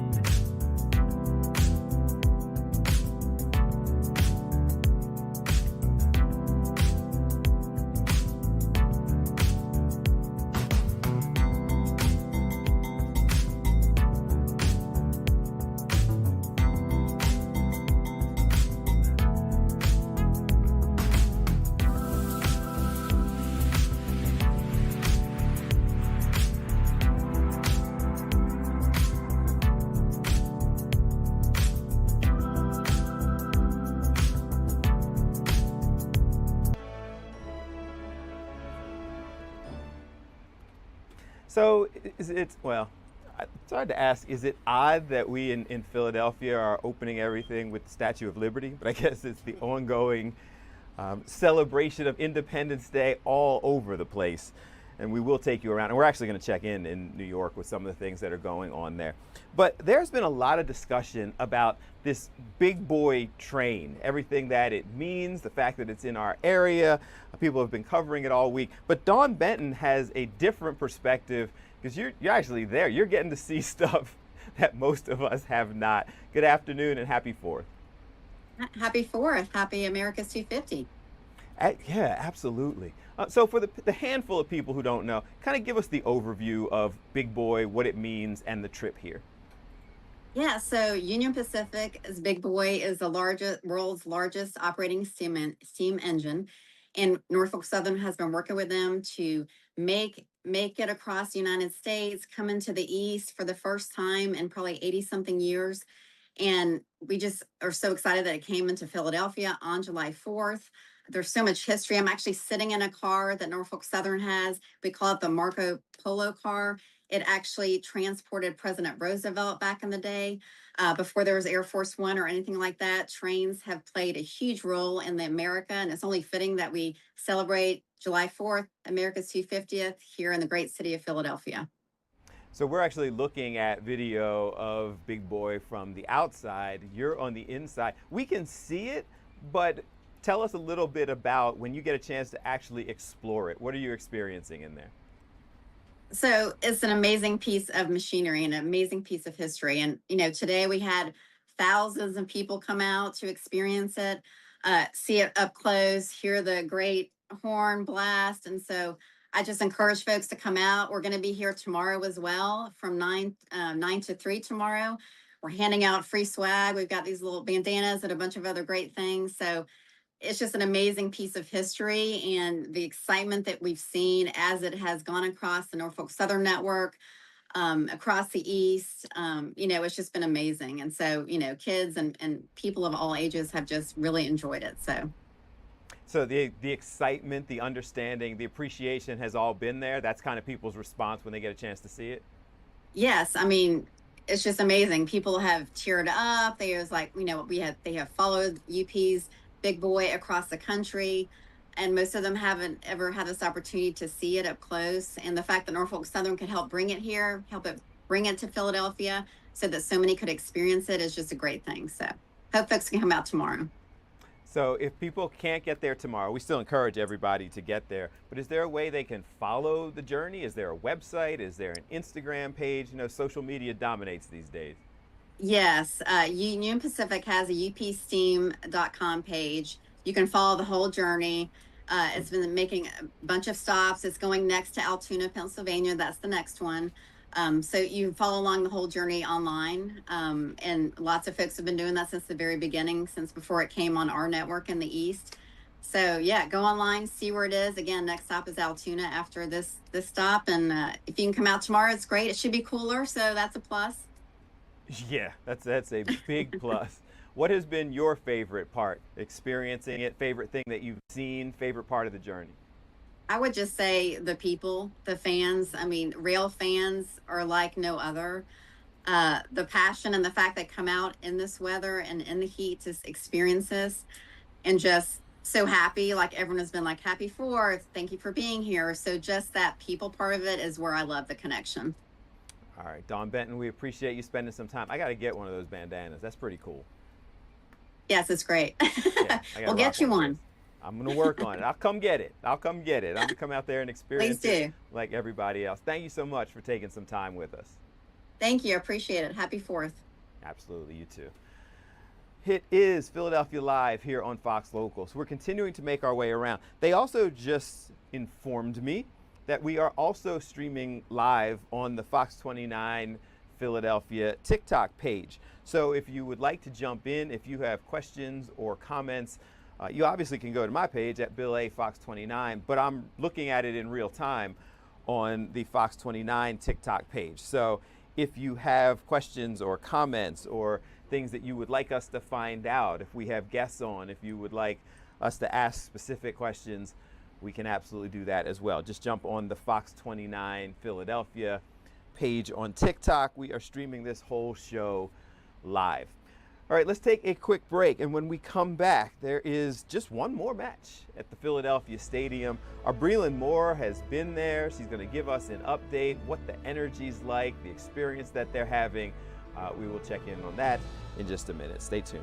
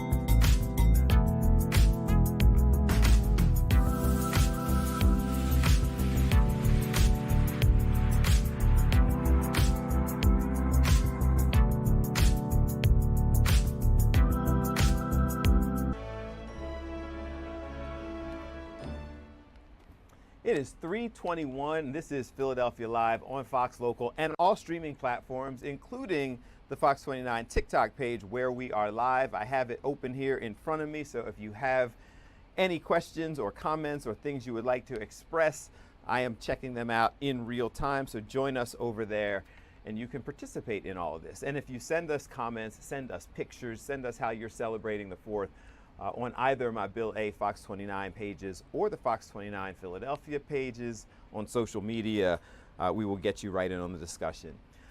I feel like, Breland, we need some boys to men. It's so hard to say goodbye. We've come to the end of the road. There's just been vibes and energy and so much. And it's wrapping up today.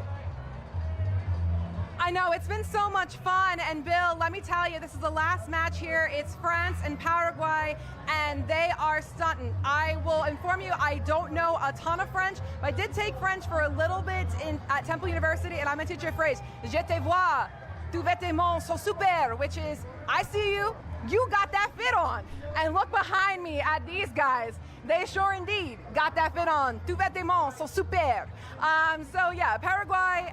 We also have some Paraguay fans as well here, and some French fans. It's a healthy mix here today as we inch closer and closer to kickoff at 5 p.m. France, of course, is the overwhelming favorite. They have just been dominant this entire World Cup, never scoring less than 3 goals in a game, and that 3-0 match against Sweden was their best result in the knockout round since 1998. They're really, really steamrolling, but let's not overlook Paraguay. Remember, they took Germany into penalty kicks and won in that shootout. That's why they're here. So can they slay another giant? Well, we're going to find out in about an hour or so, hour and a half, give or take here.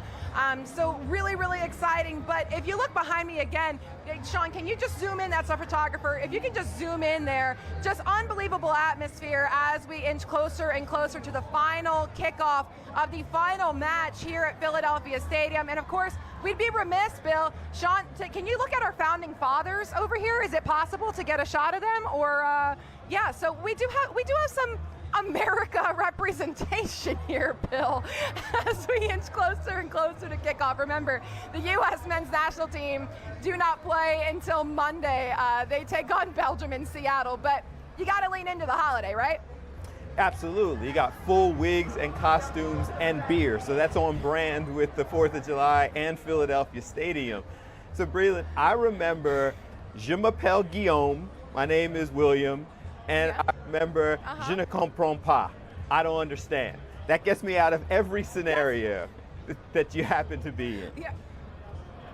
Parlez anglais is all you need to know. Do you speak English? And they'll flip for you. So that's all you really need to know. I don't know a ton, but you know, I remember enough to tell these guys their fits are fire. But yeah, it's been so much fun, Bill, and you and I have talked about this for so long all throughout the course of this tournament of how awesome it is to see different cultures and different fan bases really just come together and embrace each other and embrace this awesome once-in-a-lifetime experience of being in Philadelphia for a World Cup.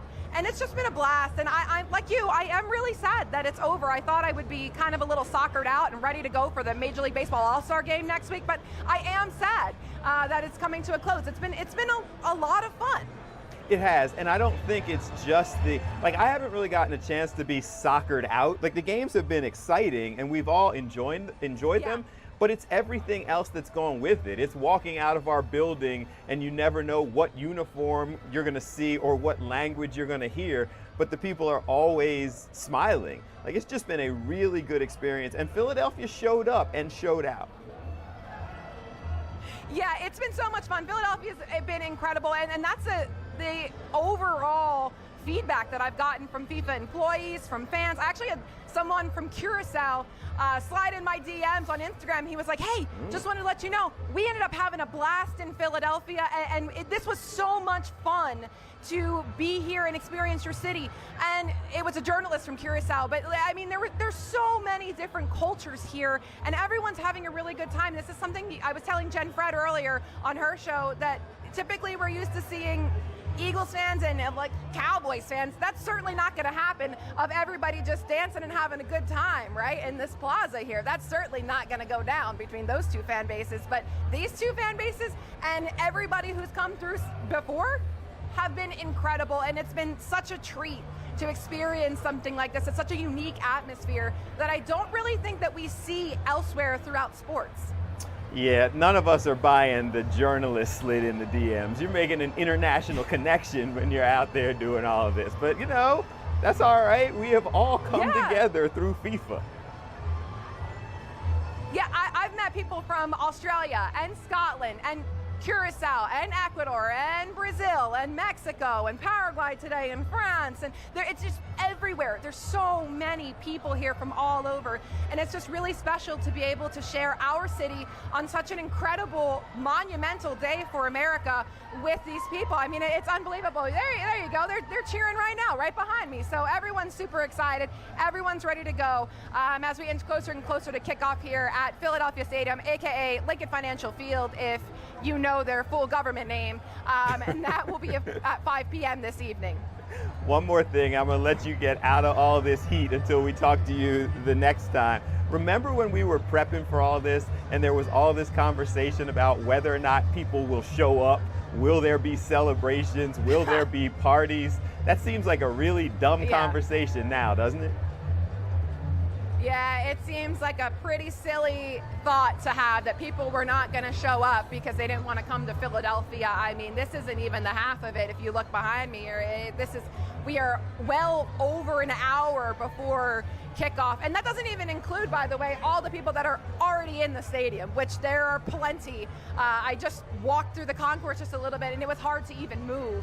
So yeah, that was such a silly conversation. This has been so much fun. And honestly, I wish we had more matches, but hey, guess what? We can't be too greedy because we got the All-Star game coming next week. So let's not be too stingy here. All good. All right, Breland, we will talk to you in a little bit, and I bid you adieu, au revoir. Au revoir, monsieur. À tout à l'heure.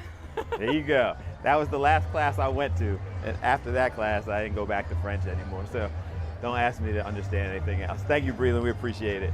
We will check in with Breland in just a little bit. Yeah, I managed to barely pass multiple languages over the years. I know introductory Spanish. I know introductory French. I can introduce myself and say I don't understand in multiple languages. All right, happy 4th, everybody. This is Philadelphia Live. We have been streaming and broadcasting all day, and we will continue on. When we come back, our Jill Croce is out and about. There are celebrations and parties going on everywhere, big concert on the Parkway.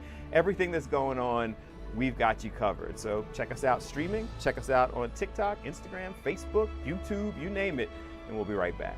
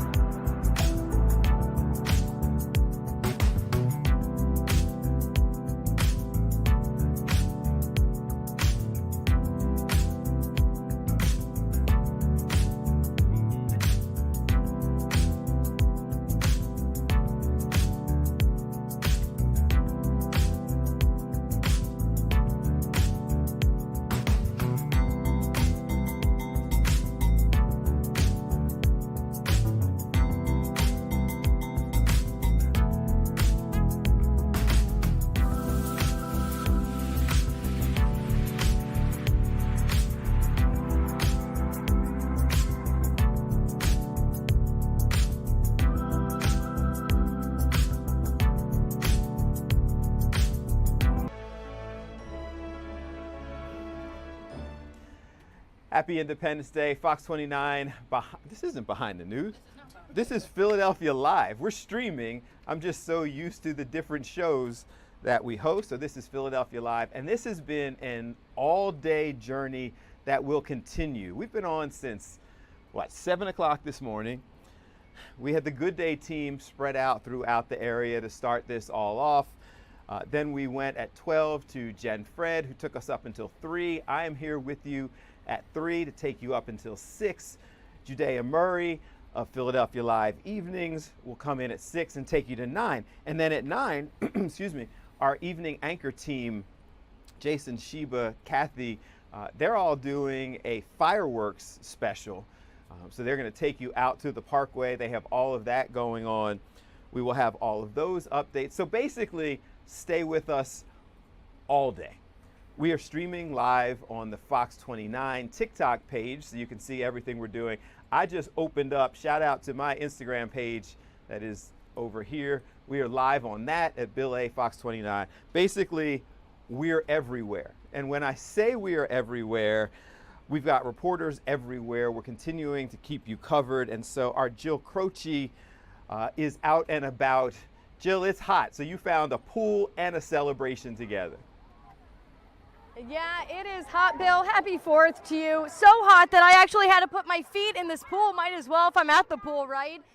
So we are in Collingswood. We're at Roberts Pool, and the fun has been going on here since they opened, but the borough has been having some events here from 2 to 6. It's okay, it's okay. They had some water games, they had some raft races that we saw, so the kids are really having a lot of fun today. Now, the borough also had some events earlier today. They kicked things off early. They had a bike parade, they had the regular route and a shortened route. But all of this fun here at the pool, anyone is welcome till 6 p.m. Something to take note of. This area, Collingswood, was supposed to have a fireworks show later today at dusk that has been canceled because of the heat and expected storms that are on the way.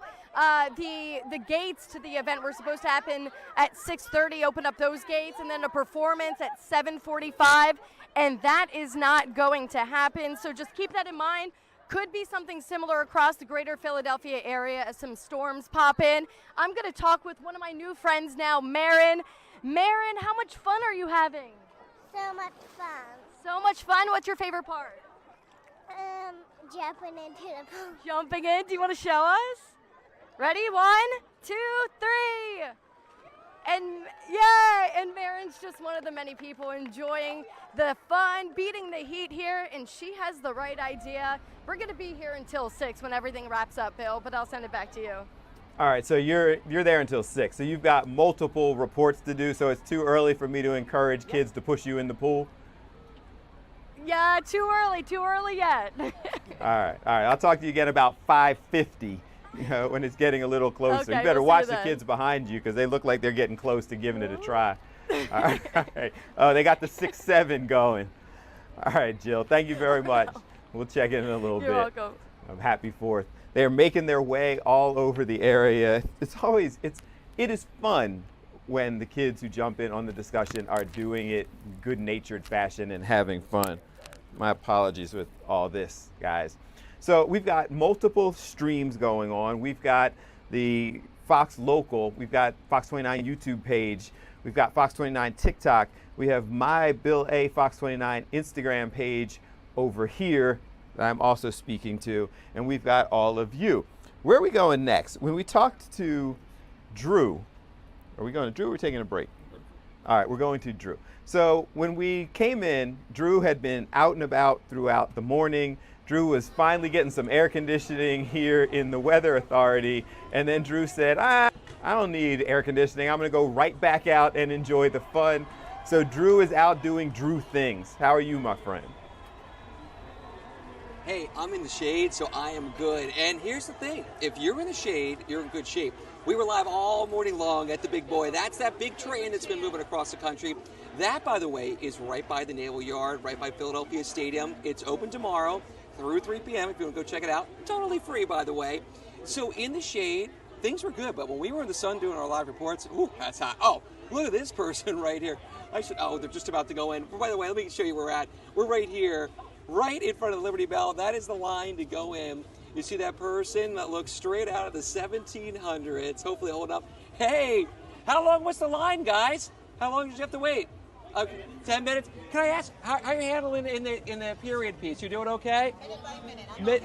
Where are you from, by the way? I'm from Wisconsin originally. Oh my gosh, you must be melting that in that. Yeah, a little bit, but it's okay. It's worth it. And you know what? You don't look too sweaty. I'm glad you have the cold water, and that's what you have to do. Very important. Stay hydrated. That's what it's about. Thank you so much for a moment of your time. And you're almost in. So there you go. The lines for the Liberty Bell on the shorter side. As we look at Independence Hall, I want to give you a feel of the line that we have right here of all these different tourists. I love the flags right there, looking patriotic. And all these different people from all across both the United States, but even around the world, right? We have people in town for World Cup today as the line just goes on. Hi there. Can I ask where you guys from? We're live on Fox 29. Where are you from? Cape May, New Jersey. Oh, so you guys are locals. So, all right, being a local, what brought you out today? Well, we picked up my brother and sister-in-law from Nebraska who Hey, came to guys. visit us. All right, so tell me about the heat in Nebraska versus the heat here in Philadelphia. What are we thinking? Really? That's similar. It's been hot out there. I hear you. I mean, it's been hot everywhere. And I like that. That's a cooling fan you got on you right there, right?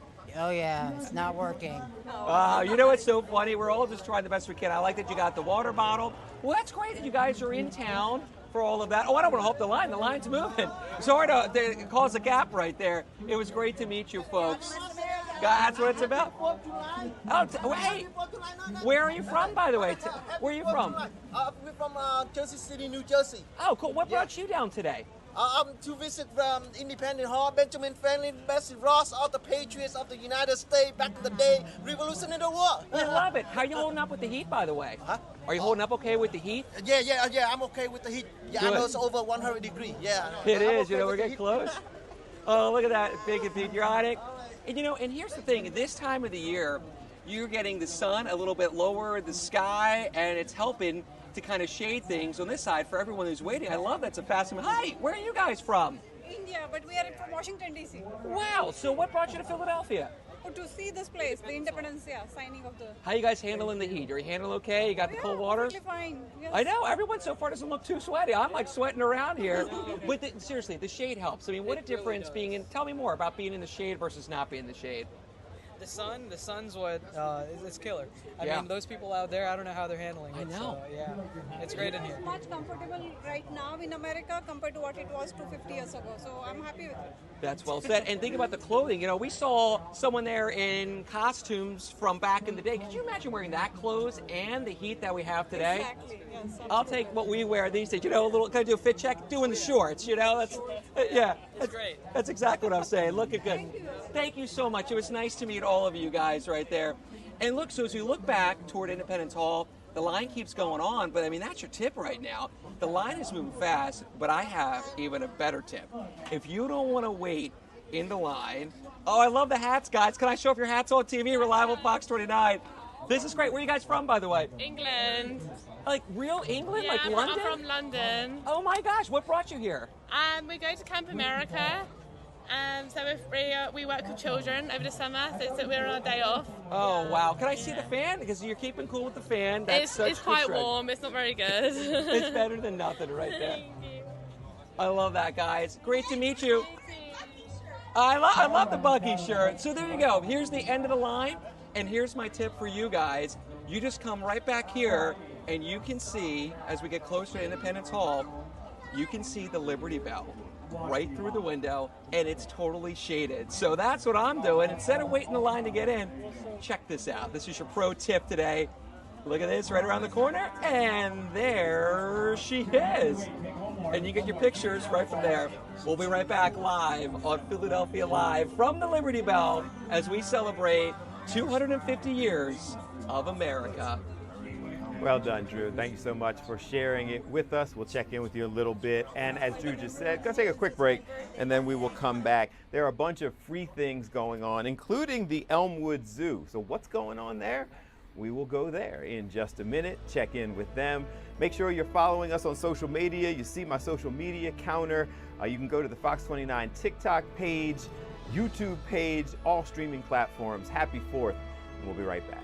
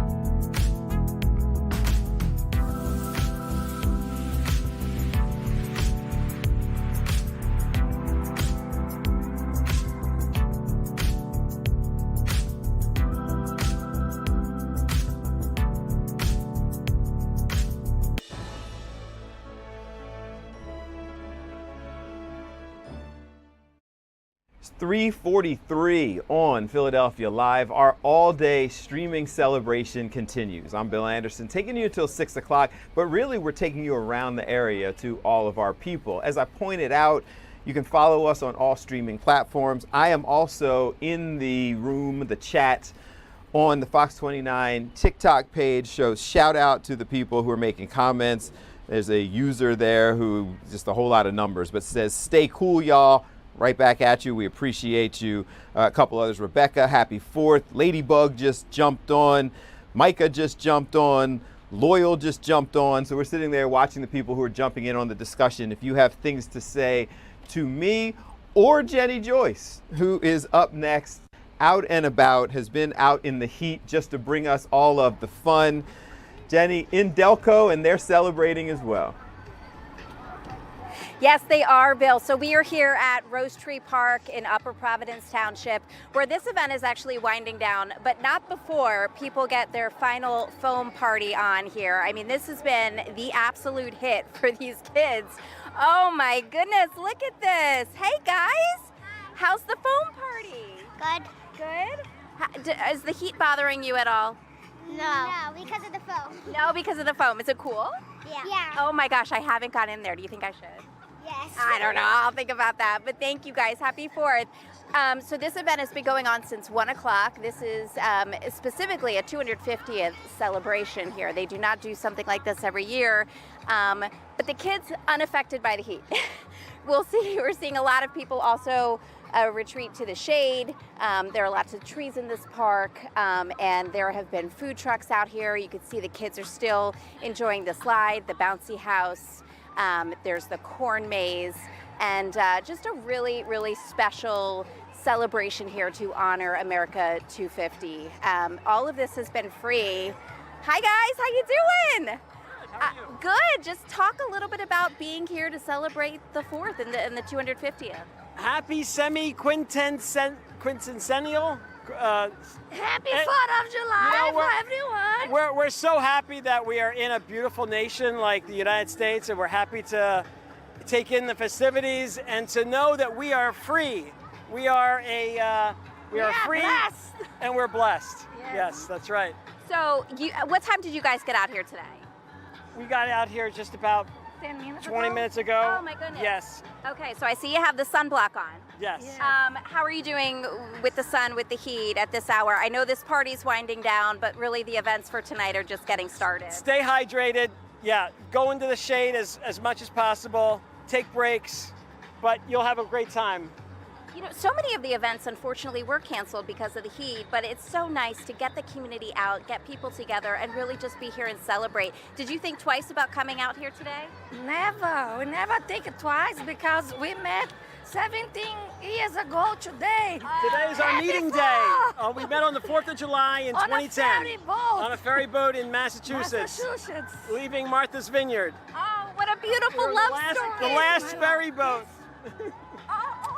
Happy anniversary! Happy anniversary, Bill. We have so much to celebrate out here. We're talking about love, love for our country, love for each other here, love for this foam party. Oh, now we have a foam rain. Sounds like a blast. Rain the foam down. Oh, well, happy 4th to you guys. Thank you so much. Jenny, it is, you said that this one is winding down, but you've been out there for a minute. It doesn't seem like people are especially bothered by all of the heat, or are they just putting on the smiling face when you approach? No, really. I mean, we talked to some people off camera and they said, you know what, it's hot, but heck, my grandkids had the time of their lives. There's just so much to do out here. And again, the kids aren't bothered. And you know, anybody who is getting a little too hot, you can go, you can sit under the shade. There's a lot of shade out here. But it feels so good that people are committed to the celebration, Bill, I will say. It's really nice. Jenny, how long are you on the clock tonight? 6:30. All right. I'm going through all of this with you, with Jill. I'm trying to figure out when it's appropriate to ask you guys to run through foam or jump in pools or get in the water fight or what have you. Bill, I don't think I'm there yet. Okay. All right. This whole job thing is getting in the way of you having some fun out there in the foam. Yes. Fair enough. Yes, so I will ask I you know, again. unfortunately. If we get closer to 6, I will ask you again. Thank you very much. Okay, fair. Jenny Joyce Bye. sharing the fun that everybody is having out there. I'm going to get one of our reporters to either jump in the pool, run through the foam, something like that. We've been talking about all the things that are going on in various locations. We're doing better than just talking about it. We are taking you there. And the Elmwood Zoo is one of those places that is celebrating the 4th, celebrating America 250. And Jamie Sheard is there kind of giving us a little look. You guys are celebrating along with everyone. Good afternoon. Good afternoon. Thanks so much for having us, Bill. We are excited to be here and be celebrating the semi-quincentennial. 250 years is quite an accomplishment. We have been having a fun time here at the zoo today. I'm going to celebrate you for actually saying it. I've just gone back to happy 250th because I have fumbled through that for long enough. But what's going on out there today? So we have been having fun since 9 a.m. this morning. We opened our gates. We have had historical impersonators out. We have done a reading of the Declaration of Independence. We have had animal encounters, meet and greets with the live mascots for the Philadelphia Eagles, a water slide. So we are doing our best to beat the heat today and have a lot of fun. I can see people in the background kind of making their way around. Has it been a decent turnout, or has the heat kind of kept people away like it has in several other places? It has definitely impacted some of our attendance, but we've still welcomed over 2,000 guests through the doors so far today, and we'll be open until 8 p.m. So we're really excited to be welcoming our guests out. Okay, now you guys have celebrated off and on. What is the cost to come today? So today it is free to come into the zoo. So we are celebrating America 250, and we want everybody to be part of that celebration. So today, as well as Memorial Day, and if you didn't get a chance to come out today, or you're looking for a day to beat the heat, you can also join us on Labor Day this year. We'll be having free admission to the Elmwood Park Zoo. So I feel like the last time I was there, we were celebrating I can't remember what they're called, a sloth that you guys had that was there. We were talking. So what is the highlight right now? You always have something crazy or exciting or that people won't see other places. What's going on there now? Absolutely. So just this week, we opened 3 new exhibits in the center of our zoo. We're really excited about that. We welcomed in Pallas cats, the original grumpy cats, as well as 2 species of fox. So there are great opportunities to see some really cool new friends here at the Elmwood Park Zoo. And people who want to get the information, website, Instagram page, how do we get more info? At Elmwood Park Zoo is the best spot to go, and there's never been a better time to come. Right now, we are offering a 40% off membership sale for 4th of July that carries us through July 8th. So if you're looking for some summer fun, now's the best time to join.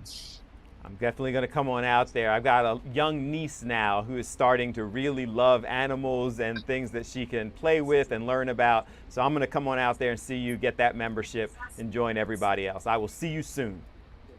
Terrific. We look forward to it. Absolutely. Jamie Sheard, thank you so much from the Elmwood Park Zoo. If you haven't been there, you absolutely should. You can go and check it out today for free. So go. They've obviously got air conditioning if you're doing the inside parts of the zoo. So you can go, you can cool off a little bit. It is absolutely free. And you can pick up a significantly discounted membership for the other members of your family, the kids, niece, like I have. It's a great time. All right, we are just about 1 hour into my part of this broadcast. We are, who's good at math? 8 hours in to the broadcast since we started this morning at about 7 o'clock. And we will continue on. So there's the FIFA game coming up in Philadelphia. There's a huge concert and parade. The doors have now opened at both of those events. We're going to get updates from all of those locations. So stay with us and follow me, as you can see, at Bill A. Fox 29 on Instagram, TikTok, and Fox 29 Philadelphia on TikTok is streaming live. So I can interact with you, checking your questions and comments. We'll share some of them when we come right back. Stay tuned. Philadelphia Live, America's 250th, the 4th of July. Stay tuned.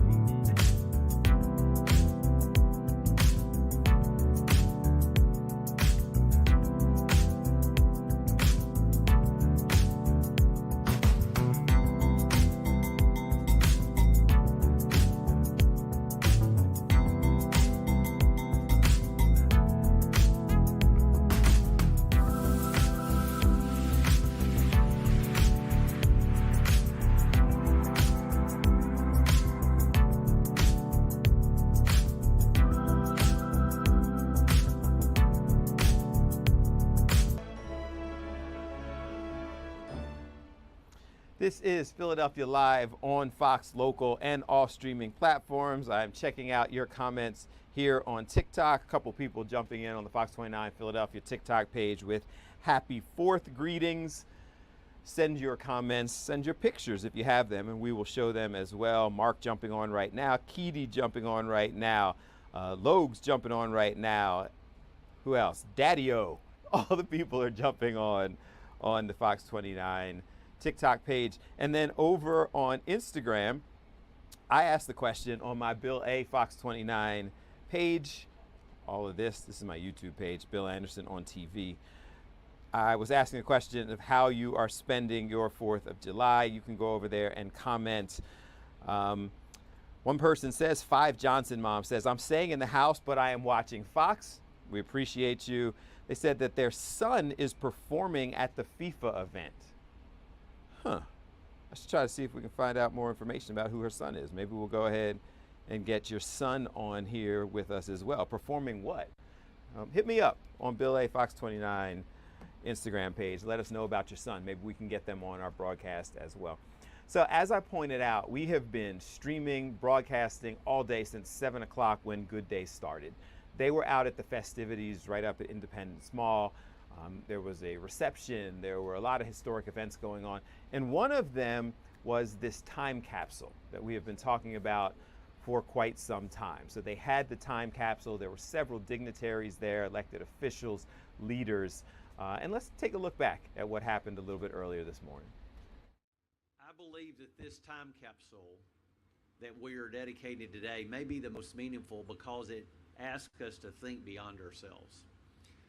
What kind of nation do we hope future generations will inherit? I hope they will see a generation that understood America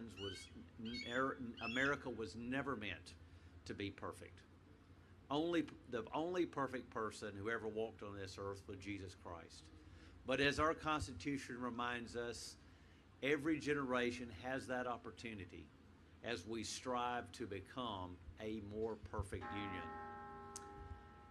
I hope they will see a people who believe that our freedoms are gifts that are worth protecting. A people who understood that America's greatest strength has never been found in government, but it's been found in families and churches and communities and citizens willing to serve others and to work together to build a better future for everyone. The technology of 2276 may be far beyond anything that we can imagine. They may be traveling in ways that we can't conceive or living in places that we've not yet dreamed of. But I hope that they recognize something timeless. I hope they recognize a generation that never lost faith in the American experience. Because the greatest gift we can leave the future Americans is not what we place inside this capsule here, but rather it's the country that we leave behind. So may God continue to bless the United States of America for another 250 years and far, far beyond. God bless. Please welcome back Jennifer Condon.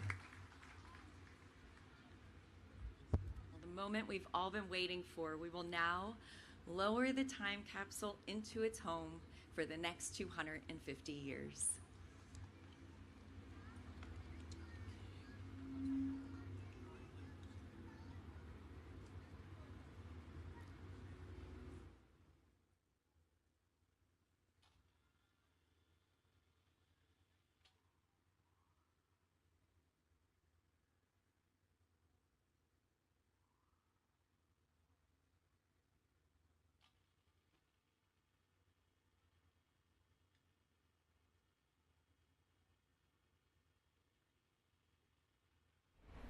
So this is when, a little bit earlier, they were dropping the time capsule in. It's filled with all sorts of historic artifacts that they have dropped in earlier today. There was a pretty significant crowd that you just saw as they were doing all of this. There's the group again that gathered there. We have a list, and I share some of it, but there were all sorts of different artifacts. They were here on with Good Day earlier this week when Mike Jarek was trying to get them to put a picture of Alex in there to drop into the time capsule. That did not happen, but this was the event a little bit earlier on. Before we conclude, it was pretty cool. Let's get back to it. I'd like to encourage everyone to continue today's celebration with Mayor Parker and the City of Philadelphia immediately following the ceremony. I also want to thank our partners who made today possible. To my dear friend and colleague, Tom Medema, and all the America 250 team for all of your diligence in making it a reality. To our chair, Rosie Rios, Mayor Parker, to Michael Numis, Congressman Boyle, Congressman Adderholt, Commissioner Gillespie, Commissioner Brown, and the PA 250 Commission. Thank you for your leadership and commitment to ensuring we reach 350 million Americans for the 250th. A special thank you to Steve Sims, Superintendent at Independence National Historical Park, and Tom Caramanico, Board Chair of Independence Historical Trust, for your partnership and support of America's Time Capsule. To our partners at NIST, especially Michael Berea and engineers Jay Naninga and Jacob Rickard, and as well as the Library of Congress, Dr. Fenella France, Dr. Andrew Davis, and Acting Chief Kevin Butterfield, who's with us today. And finally, to those who will one day open this capsule, we may never meet you, but we believe in you. Just as those who signed the Declaration believed in a future they could scarcely imagine, we believe you will continue the work they began, and that we are privileged to carry forward today. May you know that in 2026, on America's 250th birthday, we celebrated not only where we had been, but where we hoped you would go. Happy Independence Day, happy semi-quincentennial, and may God continue to bless the United States of America. It was a pretty cool scene a little bit earlier today while all of that was happening. That happened live. Excuse me. That happened live while Good Day was on. Our Morgan Parrish was there and shared it with everyone. So pretty cool. And yes, we will not be there when they open that time capsule at some point in the future. But it is cool to know that we at least experienced this part of it and will be on record and a part of the history associated with it. It is, as we've said throughout, it's hot outside. It is dangerously hot outside, and yet a lot of the events are continuing on. And Kathy continues to keep us updated on what's going on outside. Kathy, it's been interesting because we all know it's very hot, but Jill is out at a celebration. Jenny Joyce is out at a celebration. And the people seem to be taking it in stride. It's not stopping them from enjoying themselves. That's great news, Bill. And if you can find a shady tree, it's even more comfortable. And the humidity is not as high as it has been the past couple days. But guess what happened? We have more historic information to share with you as the temperature just went from 99 degrees to 101 degrees as we look at Lincoln Financial Field, better known as Philadelphia Stadium. Of course, our last World Cup match gets underway at 5 o'clock this afternoon. We expect it to be around 99 degrees. So what does this 101 degree temperature actually mean? Well, it extends our heat wave that began on Monday, and we expect that heat wave to go right through the day tomorrow. When we look at the temperatures, Monday we made it to 90, we made it to 91 Tuesday, Wednesday 97. You could see this heat build. We tied a record of 103 on Thursday.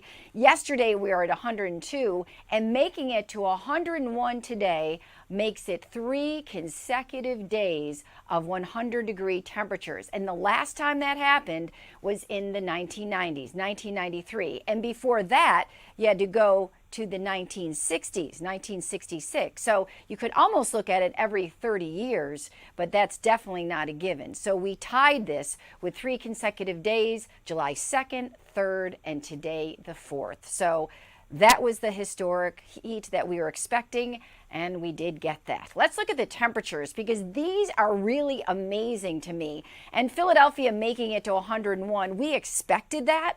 Also Wilmington at 101 this afternoon, 100 Millville. But let me show you what surprised me the most. We have a land breeze that's gusting to about 20 miles an hour. It's 102 in Sea Isle. That's the temperature. The reading we're getting in Ocean City is 100. Now, that could be a little inland, but the Atlantic City Marina, that is right on the water in from the ocean and has the bay influence. That's around 90 degrees. Wildwood, that reading is from Rio Grande, so it's a little bit inland, and Cape May Point reporting in 92. But it is hot down the shore. Lewis, Delaware, a land breeze. Typically the hottest spot of all the Delaware beaches, coming in at 103. 87 Rehoboth Beach, that's just on the water, and Bethany Beach at 91, that's on the water as well. The ocean water temperature there, though, always warmer, it's 76. So what's in store for the rest of today? Well, temperatures will be around 99 at 5 p.m. By 8 o'clock, yeah, we'll have a few storms in the area, 93 degrees, and then after those storms move through, 11, 12, 1 o'clock, they're out of here. We're talking about temperatures in the 70s, but still steamy. Talking about storms, on Ultimate Doppler, we're looking at a lot of orange to the western part of the state of Pennsylvania. Those are warnings. They are severe thunderstorm warnings, and they're going to be moving a little bit closer. The National Weather Service has put out a severe thunderstorm watch, so we'll keep an eye on that. But in the meantime, the forecast for the match at Philadelphia Stadium, we start off kickoff at 99, halftime we're at 98. After that, it's going to be very close between that 7 o'clock and 8 o'clock hour.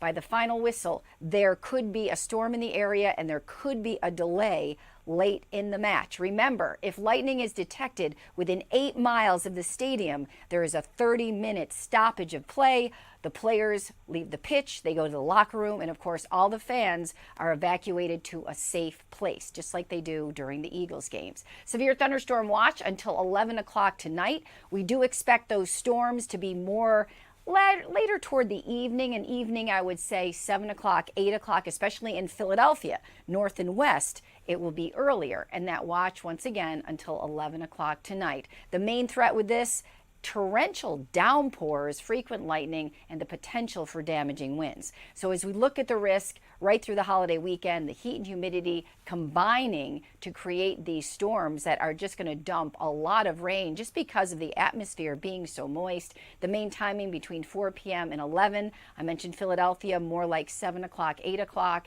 and damaging winds, of course, the main threat, not expecting hail with this. As we go hour by hour, this is the way it's going to play out. We'll see the storms really be isolated, discrete cells, and they could dump a lot of rain, as I mentioned. And then as we get a little bit later into the evening, you see those storms north and west. We could have something even in the vicinity of Philadelphia for the fireworks in that 9 to 11 o'clock period, and then after that, the threat diminishes. Sunday, starting off warm. By the afternoon, we're in the 90s, so we do expect the heat wave to continue, but no more 100-degree heat in our future, at least the near future. Down the shore today, 84, that's right on the beach, but we saw those 100-degree temperatures just inland. Monday, 80, and by Tuesday, 80 degrees. I'm corrected. Sunday, 84 degrees down the shore. That updated. As we take a look at the 7-day forecast, here it is, guys. I mean, 92 degrees Sunday, Monday, 78. Looks like we could have more scattered showers and storms. Tuesday still looks stormy, and then we get into a dry pattern, sunny and warm, but very quickly it turns hot again. Thursday, Friday, and Saturday, we could have another heat wave if we make it to 90 degrees. Those afternoon storms, a possibility again by next Saturday. So here's the 10-day trend. Today, the peak of the heat. Tomorrow, still 90s. Monday and Tuesday, a little unsettled for sure. And then temperatures warming back up as we get into next weekend, and then settling in the 80s after that. But by the time we get to the end of this 10-day trend, Bill, we're almost halfway through the month of July. Yeah, it's nuts. And I sit there and watch you describing it, and I hear the storms and the extremes and all of that. It's amazing what we've experienced, both highs and lows, in a pretty condensed period of time. Yeah, it certainly is. And it started, I was just looking at the records, it started in May. Our first heat wave was mid-May, and that was extremely early. And if you remember, we had a frost and a freeze after that, and that messed up a lot of our local growing seasons. So, and then we got hot again in June with 2 early heat waves. So it's definitely been up and down and extreme, and that messes with nature for sure.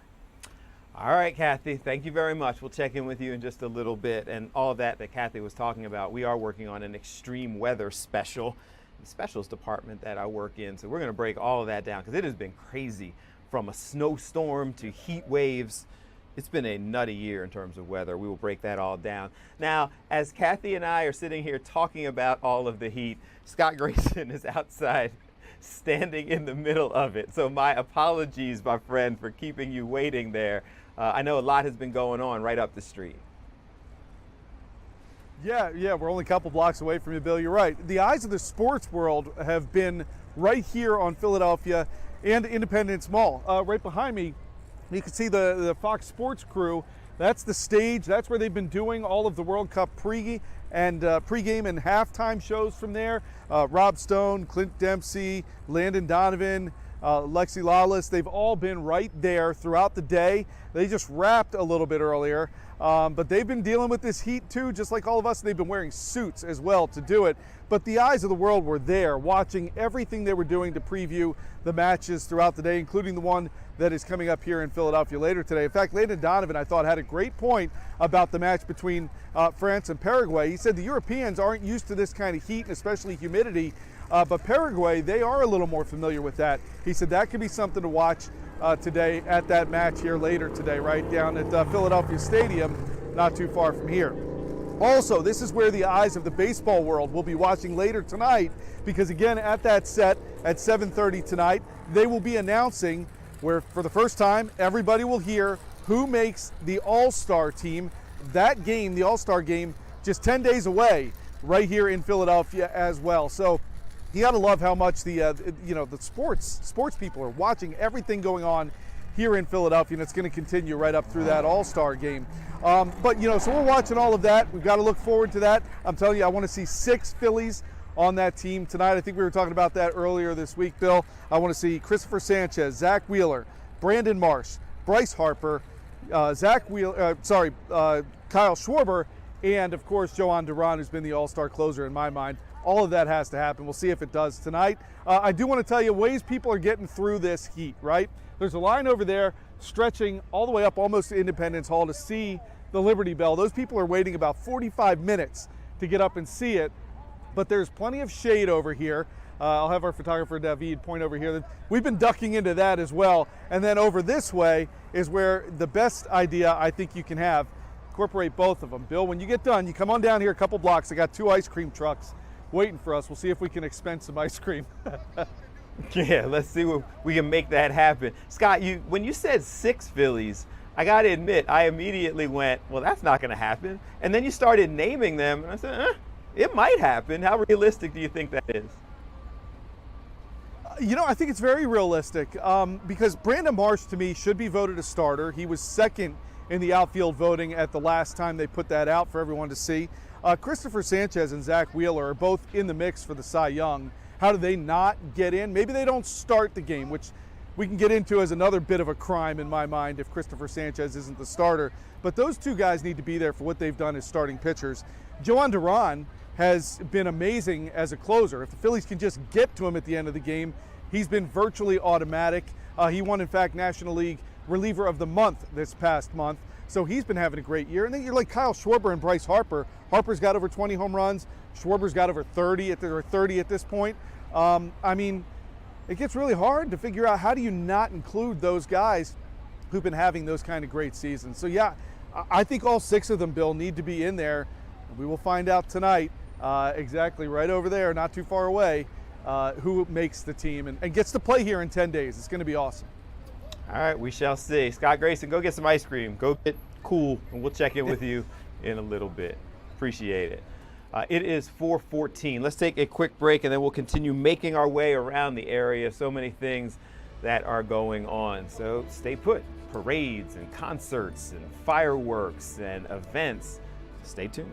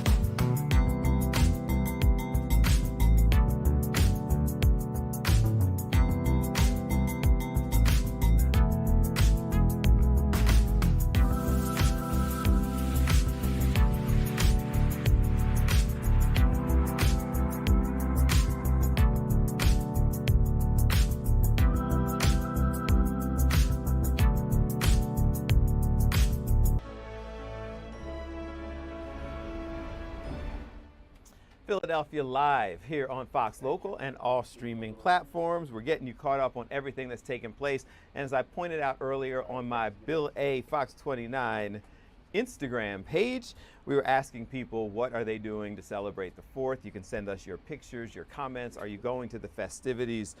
Oh, Natural Beauty says, I started my day in the house. Now I'm out about to go to a barbecue at my cousin's house. Then I'm going down near the Parkway to see the fireworks. People are getting out and enjoying themselves. And you can join us, make your comments, head on over to the Fox 29 TikTok page, Instagram, you name it. All right, so there is a game. We talked a little bit earlier to Breland. She is there. We now have had a little bit of time, getting a little closer to game time, Breland. So I'd imagine that, well, I can see behind you that it's not slowing down, but people are starting to head in the stadium. Yeah, there was a pretty healthy crowd already in the stadium when I talked to you the last time, but I'm going to step out a little bit here so you can see the populace is definitely starting to make their way to the seats, and you're seeing some stragglers here because everyone wants to be in before the ceremonies, right? You want to hear the national anthem. You want to see the America 250 celebrations. You want to see everything that's going on here. France, Paraguay kicking off in just about, give or take, 40 minutes or so. And France, obviously heavy favorites going into this one. They have just been dominant all tournament long. Their 3-0 victory over Sweden in that round of 32. Their best result in the knockout round since beating Brazil 3-0 all the way back in 1998. So they're just on an absolute tear, led, of course, by a powered roster, and Kylian Mbappe being the star of that show. But just really talented French team coming in here. But do not overlook Paraguay, right? They absolutely stood toe-to-toe with Germany. Oh, by the way, the Eagles drum line is right behind me. I don't know if you can hear that right now. But they absolutely stood toe-to-toe with Germany in their round of 32 game. Took Germany, who were the heavy favorites, all the way into a penalty kick shootout, and they won. So can they topple the heavyweight once again? We're going to find out. Like I said, kickoff is about 40 minutes or so here at Philadelphia Stadium, aka Lincoln Financial Field. But it's slowing down here, Bill, but it's definitely still exciting. Interesting tournament talking about the games, because even yesterday, like, you've had situations where there are just dominant performances, and then you have situations where a team like Cape Verde, stretches Argentina to the limit. Like, it seems like anything is possible in this tournament. Yeah, absolutely. I mean, Egypt making the round of 16 as well, very shocking, and it's really a testament to anyone can win, but there's a difference, I think, between some of these other teams and the French national team. They are just unbelievable. But we'll see what happens here today. Of course, like I said, France has not scored less than 3 goals their entire World Cup journey so far this year. So I find it really hard to believe that they're not going to come out swinging, but let's not count out Paraguay. I think they're going to have to make France work for their meal a little bit tonight. But I do think France will end up being the winner of this one. They are the favorites to win this entire thing, Bill. I think regardless of what happens, it's going to be exciting. It's going to be fun. That is a great game for us to have our final day at Philadelphia Stadium. So, Breland, we'll keep checking in with you as we get a little bit closer. All righty, sounds good. We are, like I said, we're about 40 minutes or so away. So, yeah, it should be fun. Sounds good. Thanks so much, Breland. And we will continue to try to get updates. Now, obviously, once the game gets a little closer, we can't get updates with Breland in the stadium, but we will get updates outside. We've got Chris O'Connell is down there as well, so we will get more information from him and so much more. I believe, is the chopper still up? All right, chopper is there. So this is a look at what's going on at the Art Museum steps. That's where this big concert is going to take place. You see people who are coming together. They're starting to show up there. Doors opened at 3 o'clock, but it's hot. So nothing is supposed to start until 5 o'clock. So the people who are the biggest diehards are perhaps the ones who are there early, trying to get in position. They're also apparently, just for safety's sake and for heat's sake, there are a lot of areas where people can remain in the shade and covered. There also are some security checkpoints. And so even as the doors opened at 3 o'clock and people begin to arrive, it is a slow and steady build as it gets a little bit closer to the 5 o'clock time for the actual concert. That is another look at exactly what's going on. It's pretty cool. If you haven't been down there to get a chance to see it, they've been building it for more than a week, and to kind of see all of that come together, and now, albeit off in the distance, you kind of see what's going on when the whole thing is pulled together, what the whole thing looks like. You see that whole structure. This is obviously a view from behind the stage and the structure, but you see everything that goes into putting something like this together. And now the chopper is giving us a shot kind of down the parkway, the entry area where people will have to come in and make their way to the front of the stage.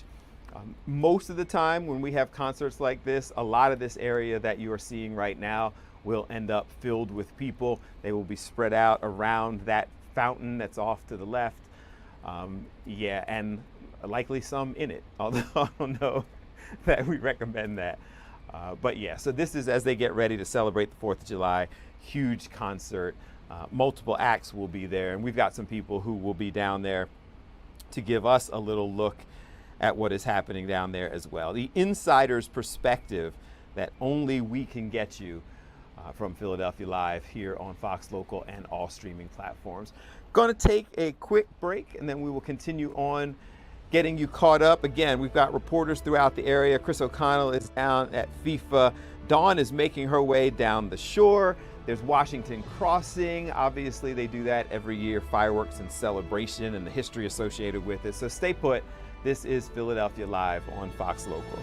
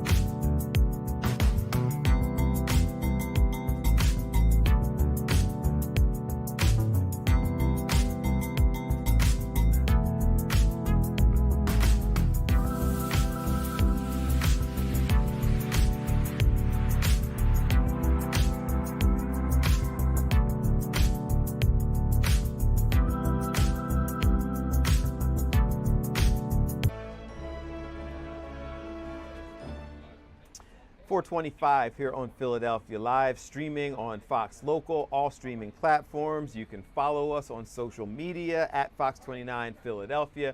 Download the Fox Local app. I'm at Bill A. Fox 29 on TikTok, Instagram, all of these different platforms. We'd love to hear from you and interact with you.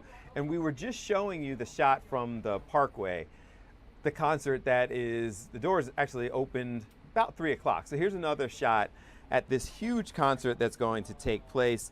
It's being called the One Philly Unity Concert for America, and it is on par with anything that we have had here on the Parkway, and that was the point when they went ahead and pulled this together. So headlining acts, Christina Aguilera will be there performing. Philly's own Jill Scott will be there performing. Philly's own The Roots will be there and performing with several different guests. So Will Smith and Jazzy Jeff are going to be there with The Roots. Kathy Sledge of the historic and legendary Sister Sledge, also from Philadelphia. State Property, that is, of course, Freeway, Beanie Siegel, Young Guns, Petey Crack, other groups that represent Philadelphia and represent well. Seal, Infinity Song. Wanda Sykes is actually going to be there hosting things. Again, another local person, extremely successful comedian and actress. And Gilly and Wallow will both be down there making appearances, representing, speaking to the crowd. So the doors opened at 3 o'clock. They say that there will be more surprises that will come up throughout the evening. But although the doors opened at 5 o'clock, at 3 o'clock, things are supposed to kick off at 5 o'clock. Now, what exactly that means remains to be seen, because it kicks off at 5 o'clock, but it is scheduled to go through midnight, when there will be the fireworks and what have you. So we will check in there and let you know what's going on. For better than a year, we have been preparing for FIFA and then covering FIFA and then doing weekly shows. The Brotherly Love FC, hosted by our Chris O'Connell. He has been and become our FIFA and fan expert. And Chris, sadly, it's coming to an end. I don't know what we're going to do. Yeah, can you believe it, Bill? This is it. I mean, in the next few hours, Philadelphia Stadium will become Lincoln Financial Field again. How about that? We're the last World Cup game here in Philly, a round of 16, France and Paraguay getting ready to kick off here at Philadelphia Stadium, which is baking hot, sizzling hot. This may end up, depending on the temperature, this may end up being the hottest World Cup game on record. I think it was back in 1994, the record in Orlando, a game was, I think, 100 degrees. How hot is it? Take a look where I'm at. I'm on the blacktop, so it's a little bit warmer here in the parking lot. Can you see this, Dave? That's 103 degrees here on the blacktop. You know, I don't go anywhere without my thermometer here. It is blazing, blazing hot. But that hasn't stopped the fans coming in from all over the world, Paraguay, France. Let's just hope they get the game in because of the heat. Of course, I think they will. Storms are on the way. But look at all the people coming in from SEPTA. Of course, most of the people are coming in from the Broad Street line. They're coming in down on SEPTA, enjoying themselves from Center City. But I can tell you the story is the heat. I think the city, most likely city, put up some cooling fans on Patterson Avenue, about 15 cooling fans as people come off the SEPTA. They also are handing out some water as well, so trying to keep people hydrated. But a lot of people are already in the stadium for a 5 o'clock kickoff. Of course, it's coming up in a little while. They're getting people pumped up for a round of 16 game. If you remember, Bill, the last time France played here, there was a major weather delay. It was the first time in FIFA World Cup history there was a major, that long of a weather delay, and that happened here in Philly. We may see another record here. The other interesting part, got some Paraguay fans here. The other interesting part I learned here on July 4th, our Independence Day, the red, white, and blue is the colors of both teams and the United States. Red, white, and blue for Paraguay and red, white, and blue for France. So a lot of people coming here to Stateside Live to enjoy it, but this is it. We've been preparing this for years, Bill. The final game here in Philadelphia, we can now kind of sit back and see the rest of the World Cup through the rest of the world's eyes. But after this, that stadium will soon become Philadelphia Eagles territory. This has been a lot, Chris, and I know that you've been there from the very beginning of all of this. And we've got one more time we'll talk to you, so we'll let you kind of do closing statements, at least for us then. But has this been everything that you kind of expected or hoped it would be? I knew it would be a big event, and I think the city pulled it off marvelously. I think the organizers who did it did the same, and I actually think FIFA did the same. So I think in most people's eyes, this was a very successful event. And, you know, in terms of the weather, there's not much we could do about that. That may have been the only drawback but for visitors and residents here, it was a great event, a global event. It put the spotlight on the city of Philadelphia, put the spotlight on the United States, and what great way to wrap it up here on Independence Day in South Philadelphia. All right, Chris, I don't know if it means anything to you, but you look cool. Doesn't look like the heat is bothering you at all, so we appreciate it. It is. It is. Okay. Well, then, it's better to look good than feel good, I guess. You're making it work. Thank you very much, Chris. We appreciate it. All right, we're going to take a quick break. Look, the people are out there enjoying themselves. Guys, we showed you multiple times what's going on out on the Parkway. I just mentioned to you all of the people who will be performing. Coming back from this next break, we're going to talk to one of those people. He's Philly's own. He's everywhere, but it is an amazing deal to be performing in perhaps the biggest concert and America's 250th celebration. Freeway joins us momentarily here on Philadelphia Live. Stay tuned.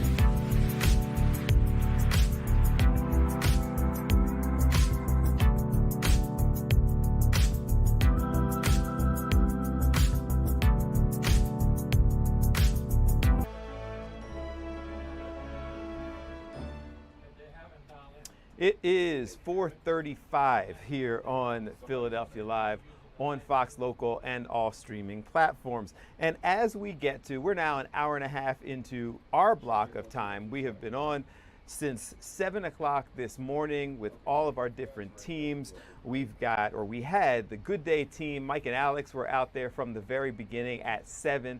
Thomas and Karen and Sue and Bob and Morgan and the rest of the team. Hank, we're all out and about, and then we transitioned at noon to Jen Fred, who took us until 3 o'clock with all of our reporters spread out throughout the area. And then I picked up at 3 o'clock, and we have been going ever since. But we continue to give you updates on all the things that are taking place. People are out and about, enjoying themselves. Our Shawnette Wilson always finds a way to look cool regardless of what she's doing. So I don't even know if you are the person to tell us about the heat, but you can certainly tell us about the doors opening and things getting started. Oh, I can tell you about the heat. The sweat has met my back, just to give you an idea. They've met. A formal introduction has happened. So we are down here, Bill, inside the gates here on the Parkway, and you can see behind me that people have already started to come out. They've taken their places here on the lawn, just to try to get here a little bit early to get settled. It is hot out here, but people seem to really be patient right now. You can see off in the distance that they have food trucks and different vendors you can go to get cool treats. So people seem to be have packed their patience today, knowing that this is going to be a triple-digit day to be out here on the Parkway at a festival ahead of the concert. Justin, we'll spin around over here and just give you a look. They've put these little sprinklers up here. You can see hanging from the pole in blue there, and you can see some families have stopped with some kids to try to get wet. So there are options to cool off. They added these cooling stations this year as well. On the perimeter, there are SEPTA buses that people can get on to take a break if you are taking in the concert from outside of the admitted area. This is a free concert, but you come through security checks and all of that. So if you're not coming in and you're just going to hang on the outside, they do have buses. They have the sprinklers. They have the misting stations. So people do have options to keep cool if you didn't bring a fan like I have a fan. I'm going to just walk over really quick. And actually, while we're allowed to give you a shot, because once the concert starts, we're not allowed to look at the stage or to record it. So we'll give you a look at the stage right now. Just a beautiful backdrop in front of the steps of the Art Museum with the Liberty Bell. I mean, that's just a gorgeous backdrop, which is obviously where the performers will take the stage beginning at 5 o'clock with this concert. So I'm going to walk over here and just see if we can grab somebody really quick. Let me know if you guys have to go. I'm just going to see if I can catch anyone. We're following your lead. Excuse you me. do what you Quick need. question for you. I'm Shawnette with Fox 29, and we're streaming live right now. How you holding up so far? We're holding up. Thank God for trees. For trees. Anna Icy, Rita's. Anna Icy, Rita's. Thank you for Rita's too. Where'd you travel from? Grad Hospital, yeah. Okay. Why'd you want to come out tonight? Experience the vibes. Very cool event. Anybody you interested in see perform tonight, or not in particular? I heard Meek is coming out, so I'd like to see Meek. That'd be pretty cool. A little dreams and nightmares. You want that? Yeah, I definitely groove to that. That'd be cool. What's your name? My name's Matt. Matt, thank you so much for talking to me. We're gonna go over here and see these ladies. Yes, ladies, you made eye contact, and y'all look good. And you have the fan hat. You just showing me up. Why are you showing me up with my handheld fan?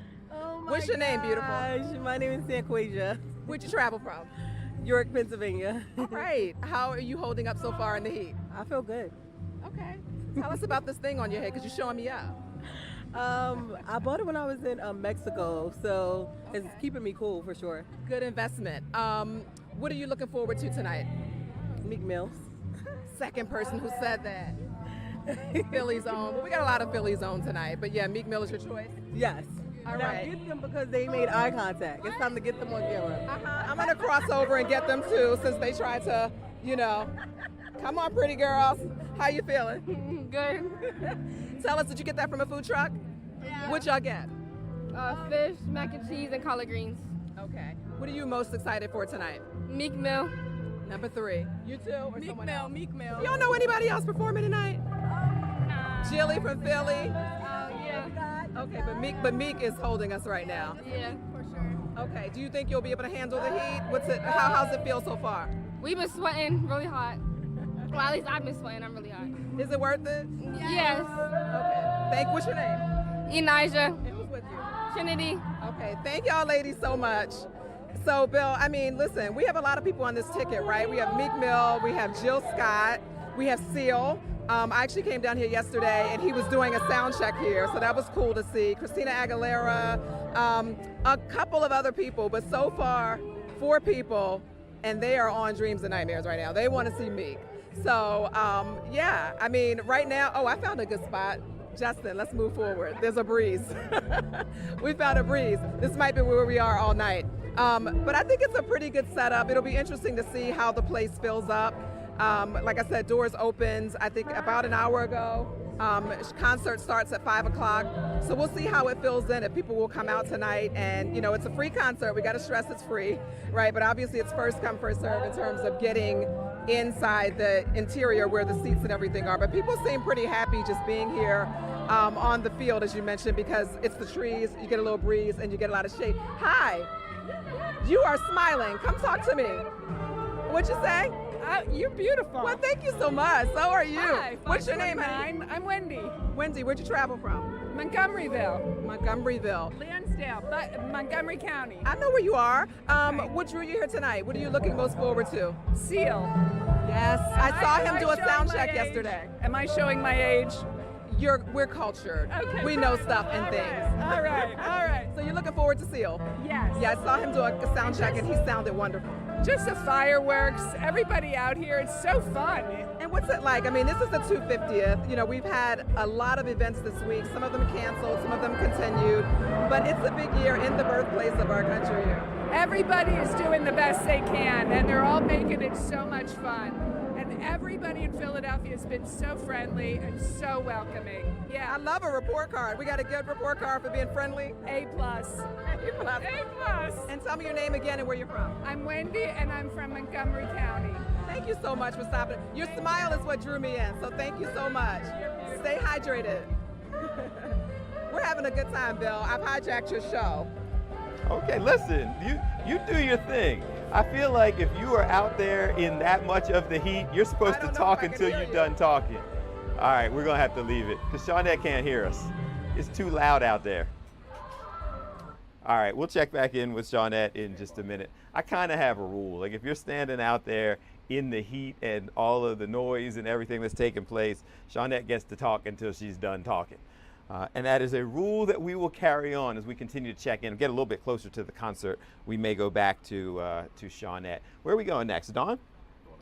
Dawn is down the shore. This is not a bad assignment. In the general scheme of things, little breeze, little water, not too bad. Hey, Dawn. Hey, yeah, this is definitely not a bad assignment. I think it's maybe 10, 15 degrees cooler down here. There's a breeze. Aaron, just pan around. You can see all the people here. You can see like the flags and the umbrellas. I mean, it's people in the water. It's gorgeous down here. We're in Margate at the moment, and we found some friends here who this is a tradition for you. Your name is? My name's Brett Deshevsky. I'm from Cherry Hill, New Jersey. Shout out Cherry Hill. Yeah, we've been coming down pretty much every summer for the past couple decades. Margate means a lot to us, and 4th of July, I mean, what could be better being down here? Right, so do you always come on the 4th? We usually come Memorial Day weekend. We come on the 4th. We come every weekend, really. I mean, whenever we can get down here. It's been tougher as we gotten older, but we are down whenever we can. But particularly the 4th, we would never miss it. Now, it's hot in Cherry Hill, but do you live in New York now? I live in New York City now, yeah. But hey, we have our loyalty to the Jersey Shore. And talk about like what a good time this is, and the temperature and the breeze, because it's brutal most other places. It is so hot everywhere else, especially in the city, but when you come down here, it drops. I thought the beach was going to be scorching. The breeze is amazing. The people are amazing. The ice cream's amazing. Can't complain. I mean, we were like in between a massive breeze with the ocean and the bay. Margate's the best. I mean, it's just absolutely phenomenal. Well, and now who do we have here? Aaron. Aaron, and so you guys are like best buddies since when? Since kindergarten, probably. Yeah, Lifelong this guy here, you got to pan it on him down there. He's taking pictures of us, taking pictures of you. For a couple years. And where are you in New York now too, or? Yes, specifically Brooklyn. Okay. Yes, well, all roommates actually at one point. Yeah. From college or? No, in New York. When we lived in the city. Yeah. Okay. And what does it mean for you to be at the Jersey Shore on the 4th of July? Oh, it's just the most beautiful place to be in the summertime. There's nothing like it. It's really great. Family, friends. It's a beautiful place to be. Look at the hat. Look at the hat. Yeah, enjoy. Are you feeling a little nostalgic? Like, I mean, it's the 250th anniversary of the country, and here you are celebrating the 4th in, one of the nicest places to be right now. Of course. Every year you think about when we were kids, just biking around, enjoying it, and to be able to still do it now at an older age and now with our significant others, it's really awesome to bring them in and do it all together. All right, well, guys, thank you very much. Enjoy your time. We still have to get the peanut gallery here. Who there we go. You guys having fun? Yeah. All right, Bill. I got to walk down and check out the water. because you can't come to the shore and not, I mean, obviously I don't have my bathing suit, but I got to dip my toes in the water. As we take a look around here, you can see there's not a lot of people in the water. Actually, a lot more people on the beach. Hello. All right, I'm taking my shoes off. Let's see. Oops, somebody lost their ball. There you go. Oh my goodness, it feels so good. I like So it. good, Bill. I like it. You're the first person that we haven't had to encourage to go run in the water. Dawn is like, listen. It I'm going doesn't to feel go cool bad at off." all. I bet it Yeah, doesn't feel absolutely. bad. It's 100 degrees. Yeah. Are you guys having fun? A great 4th of July. It's like nice it. out here. Yeah, you got the Star Spangled Banner bathing suit Yeah, there. the water's refreshing because it's so hot out. So it's nice with the cool. Sand shark got a sand over there. All right, we'll have to check it out. Where are you guys from? Northfield. We're all from Northfield. Okay. What's your name? Lucas Gizelback. Caden Cummings. Malampo. Nick the Chico. All right. Well, guys, enjoy. Where did you say there's a shark? A sand sculpture. Okay. All right. Okay. Well, Bill, there's a sand sculpture of a hammerhead shark somewhere down here that we might have to go check out. But Okay. the Well, let beach us is know. packed. I got to tell you. Let us know when you get there. We'll check out the sculpture as well. Stay cool, Dawn. Thank you. All right. Take care. She goes and checks it out. Let us know. So as you see, we're going around all of the different areas. Shout out, by the way, I understand that our national Live Now feed is also carrying some of the things that we're focusing on. So shout out to all of you. We appreciate you and happy 4th. But next up, there's such a historic area here in Philadelphia and the surrounding area, including Washington Crossing, just right outside of Philadelphia. And there's a lot going on there, and it's fitting, obviously, for the 4th of July, but America's 250th. So Jennifer Martin from the Friends of Washington Crossing joins us right now. And Jennifer, you guys are about to do something historic right now. Like, we joined you at just the right time. Absolutely. We have readings of the Declaration of Independence going on over here at McConkey's Ferry Inn, which is the building that Washington will hold his Council of War prior to the crossing. And any second now, they're going to be firing the artillery over here. I think they're just wrapping up the readings. You can kind of see them out here on the porch. We have about 2,500 people with us today. Over here is our Durham Boat Barn. We're actually building a brand new Durham right now. You can see that in the background over there. And I'm just waiting for them to start the firing over here. So tell us, for the people who may not know, and as soon as they start it, we can stop talking, but the significance and the importance of Washington Crossing as it ties into everything we're celebrating today. Absolutely. So this is the site where Washington crosses the Delaware Christmas night, 1776.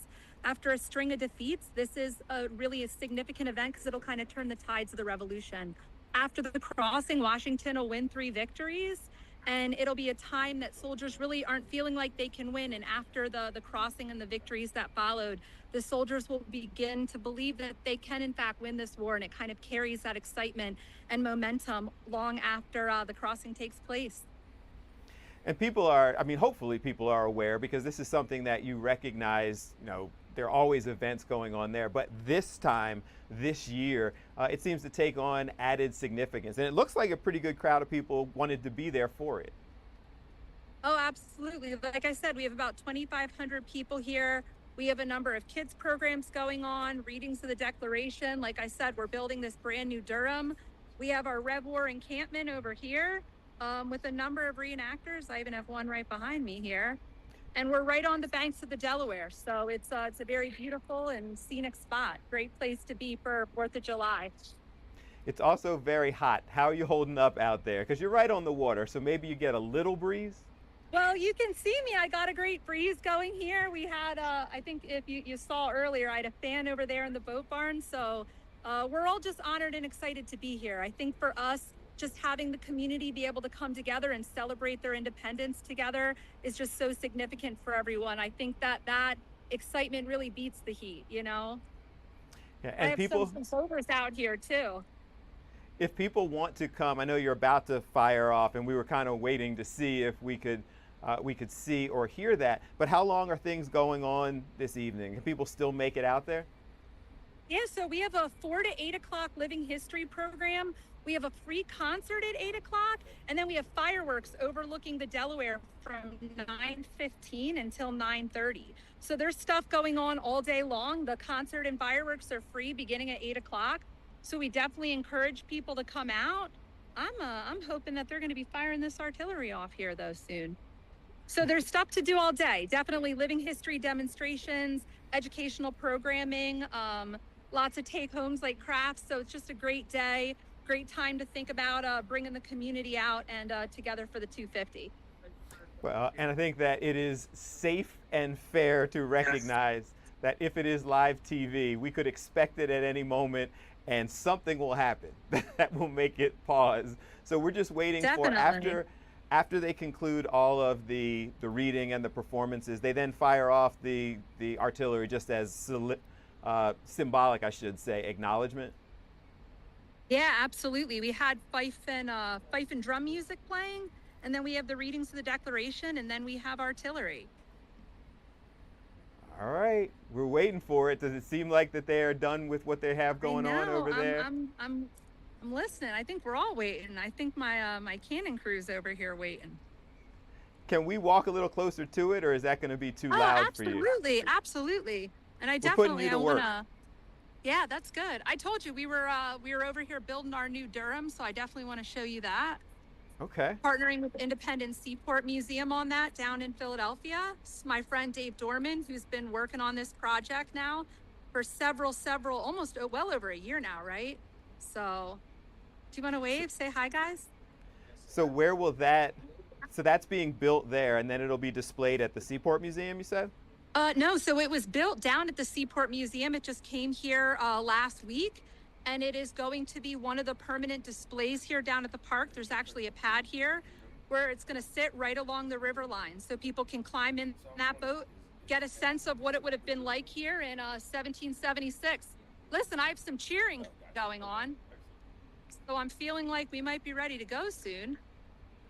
To see if they're going to blast the artillery. Woo! There we go. Wow. Okay. That was pretty significant. We saw it shake the whole camera and everything else. But as many times as I've heard it, I tell you, it still gets me. I think they're going to get ready to do it again here. So we're watching them go ahead and get everything loaded up, watching it happen in real time, symbolic at Washington Crossing. Here we go. It's interesting seeing the whole process as they get ready to go. Absolutely. Through this. Here watching it, we got the little zoom in going. Step back out of the way. This is a lot of preparation if they in fact were using it for its real purpose. Seems like you would be sitting there telling people, hold on a second, I just need to go ahead and get this loaded up appropriately. Yeah, I actually think they're going to take a little break here and come back to it. Yeah, because it was loud and shook the whole area. Yeah. But we saw one. So I think we'll take one. Jennifer, thank you for bearing with us so that we could see it. Oh my gosh, it's such a pleasure to be here. It was and I hope cool. that you guys come by and check it out. And if not today, we do this all year long, several times a year. So come by, check out our Rev War encampment, artillery, and fireworks tonight. So right here at Washington Crossing Park. Sounds good. Thank you very much, Jennifer Martin. Thank you. At Washington Crossing, Friends of Washington Crossing. We appreciate you. It was cool to see it in real time as that all happened. Guys, we do need to take a quick break, but you can give me a follow on social media so you can stay up to speed with us. I'm at Bill A. Fox 29 on all streaming platforms. We'll be right back. Our Drew Anderson is out and about. There's so much going on in Philly and the surrounding areas. We've got FIFA. We've got a big concert going on. We've obviously got weather. We've got parades. So you should just stay right here. We'll be right back.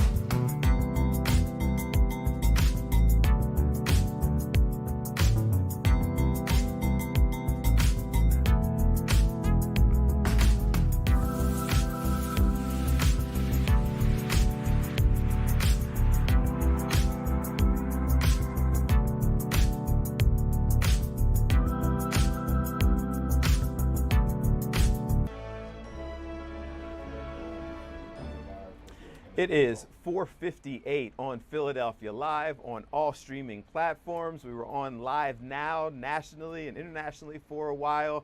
So shout out to everyone who is watching, because there's so much going on in Philadelphia and the surrounding area, birthplace of America. America's 250th. We've been doing this all day from 7 a.m. We will continue to do this until midnight, live from the concert, live from the fireworks, live from festivities all throughout the area. We were live earlier today on Independence Mall with the Fox Sports team and FIFA coverage and announcements for the All-Star game that is also coming to Philadelphia. So much going on. But as we've continued to say, all of this is going on in the midst of some rough weather.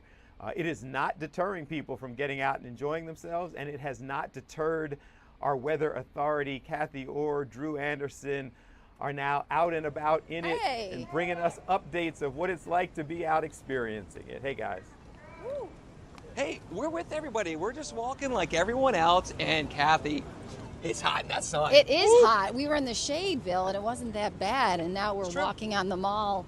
There's definitely some shady trees, but it's pretty crowded out here for sure. I mean, there's a line over there peeking in the windows of the Liberty Bell. Oh, yeah. To be here on Independence Day, of course, during the 250 is just amazing. There are so many people around right now, just everywhere. Everybody has the red, white, and blue on. And That's true.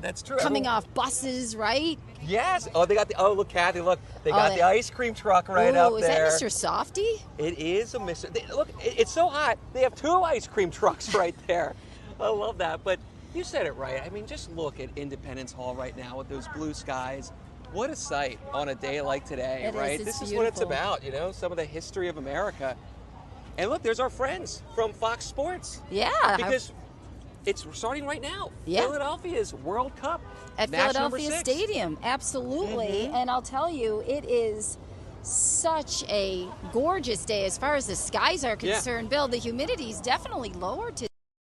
And it's of still course, humid. It's still hot for sure. It's still hot, but it's not as bad as it was. No. And it's going to get a little bit better. We want to take breezy you, too. Look at my crazy hair. We want to take you to our weather graphics really quickly though, and show you what's going on, because we actually can control them remotely. I have it right here in the palm of my hand, and if we take them, you can see Independence Mall. They moved it just for us. Right, do you hear right it? Look, behind us. It's dinging. Did you know it dings? Is that 3?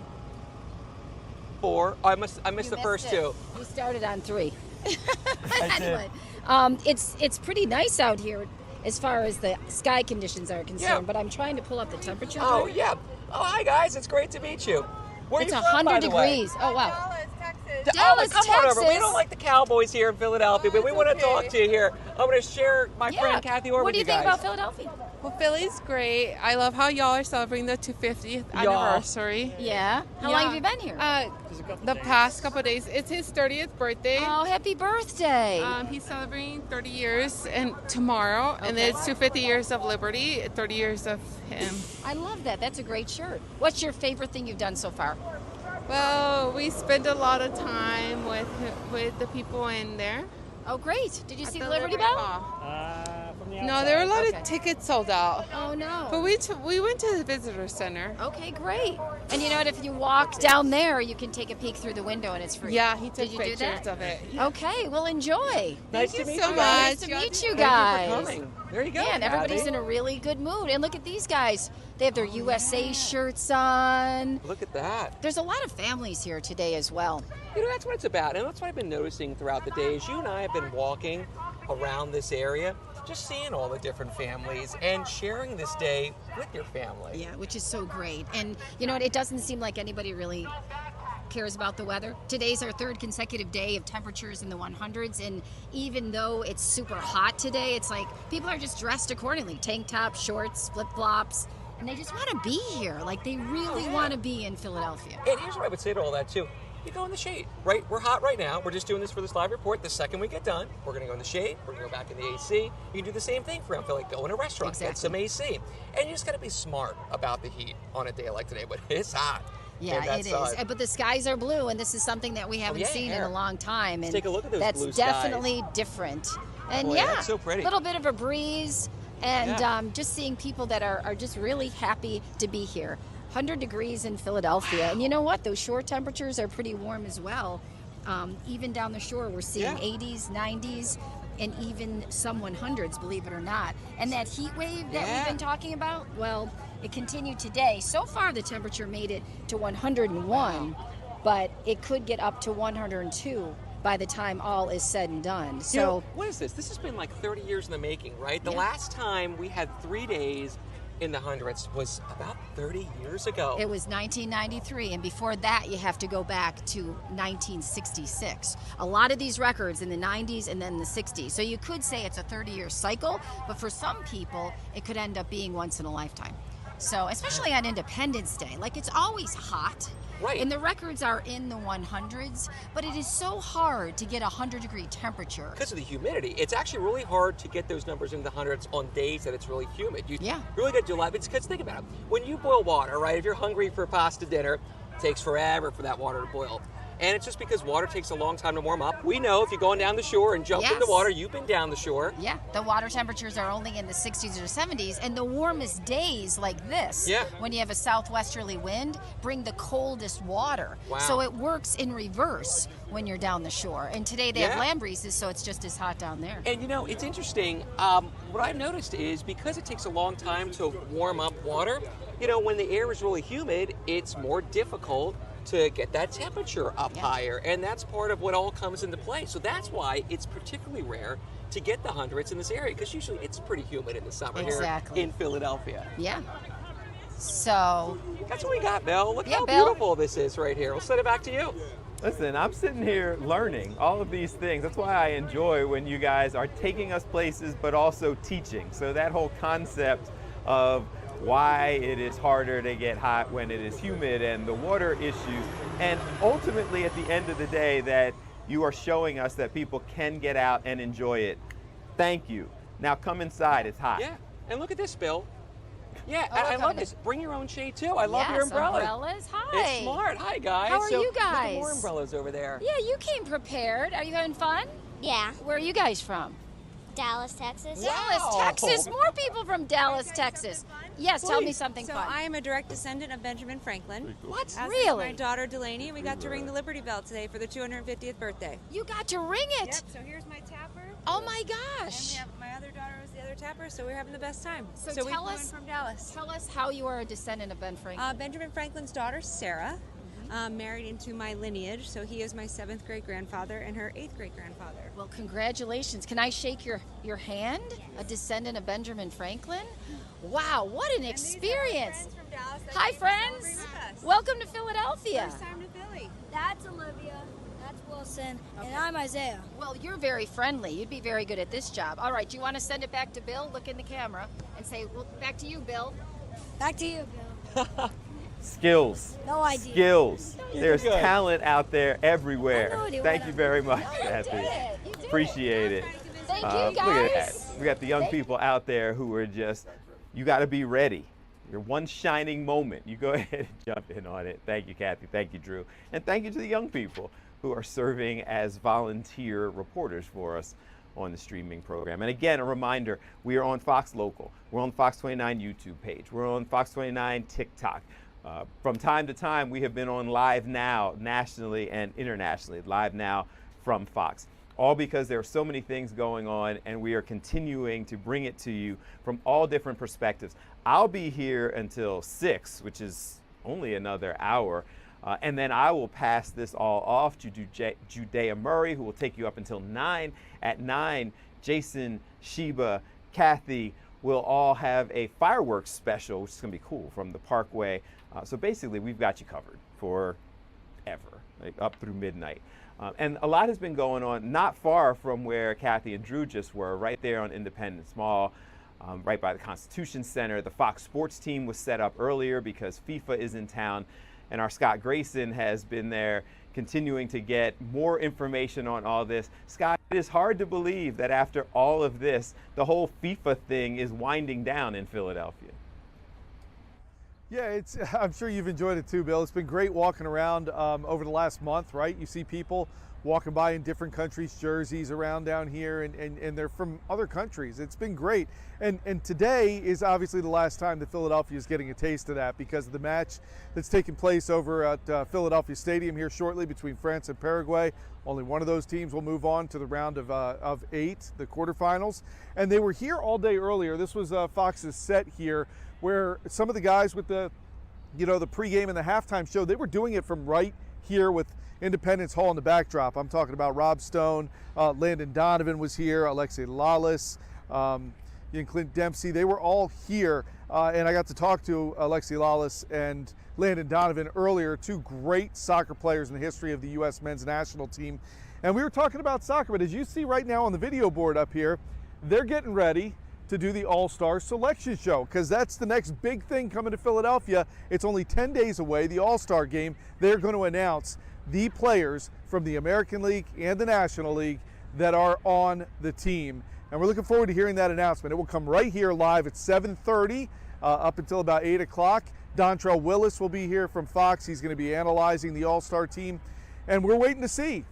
I told you before, Bill, I'm looking forward to hopefully hearing that 6 Phillies will be on the All-Star roster. And as you start getting some of the crowd around here, it is starting to build again. There was a lull, but now you're starting to see, I saw a Yankees jersey walk by. I've seen plenty of Phillies jerseys. Of course, USA Soccer jerseys and a couple of other different countries. People over there right now checking out the Liberty Bell. I've seen some Sixers jerseys. Earlier today, when I was on with Jen Frederick, we saw a Sixers jersey with LeBron James over the back. So people, of course, monitoring everything. And she asked me if LeBron James was down here. We have not had a LeBron James sighting yet. I don't know that he's here. But maybe perhaps he'll be in Philadelphia by the time he decides where he wants to play. All these things we are watching and, of course, waiting to find out, most importantly, which Phillies will be playing at Citizens Bank Park on July 14th in the All-Star Game. We listed them earlier. I'm looking forward to seeing if those 6 guys get in, Bill. Scott, first of all, 2 things. One, I love your optimism in saying we haven't seen LeBron James yet because we might still. 2, the Fox Sports setup is still there. They were there for FIFA pregame and all of that. They're coming back to do the All-Star discussion? Yeah, the All-Star Selection Show is live at 7:30 from right there.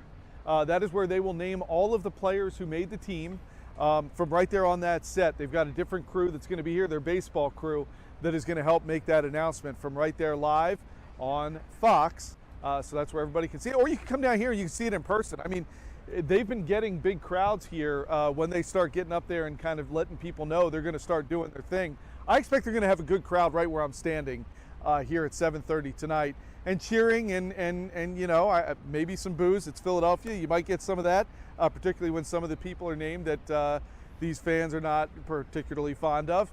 So we'll look forward to all that. We're going to be right here for it, and we'll let you know what the team looks like once that announcement is made. It's going to be fun. We're looking forward to covering it. I saw the crowd a little bit earlier when I was coming in and getting situated that they had out there for the FIFA discussion. So it's fun that they have the whole setup there and people get a chance to be in the background and interact. That's good stuff. Yeah, and they're doing USA chants. Of course, we had some Eagles chants here earlier. We'll see what happens tonight as far as more Eagles chants. They're yelling Phillies and things like that. It should be a great atmosphere, and of course, we'll be here to see what happens. Philadelphia, behave. Scott, thank you very much. We appreciate it. And we will check in with you a little bit later on.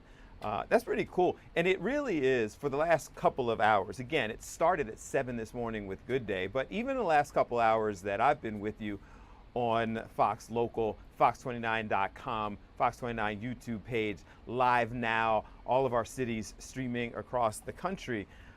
It's just been fun seeing all the things that are happening. And again, it is in recognition of America's 250th of the 4th of July, but also an acknowledgement and demonstration of how historic this area is. Our station is in Old City, and when things like this are happening, you see all of the different historic sites and the recognition and what have you. It's been fun, and it will continue. I'm here for a little bit less than another hour, but then I pass it off to Judea Murray, and it will continue.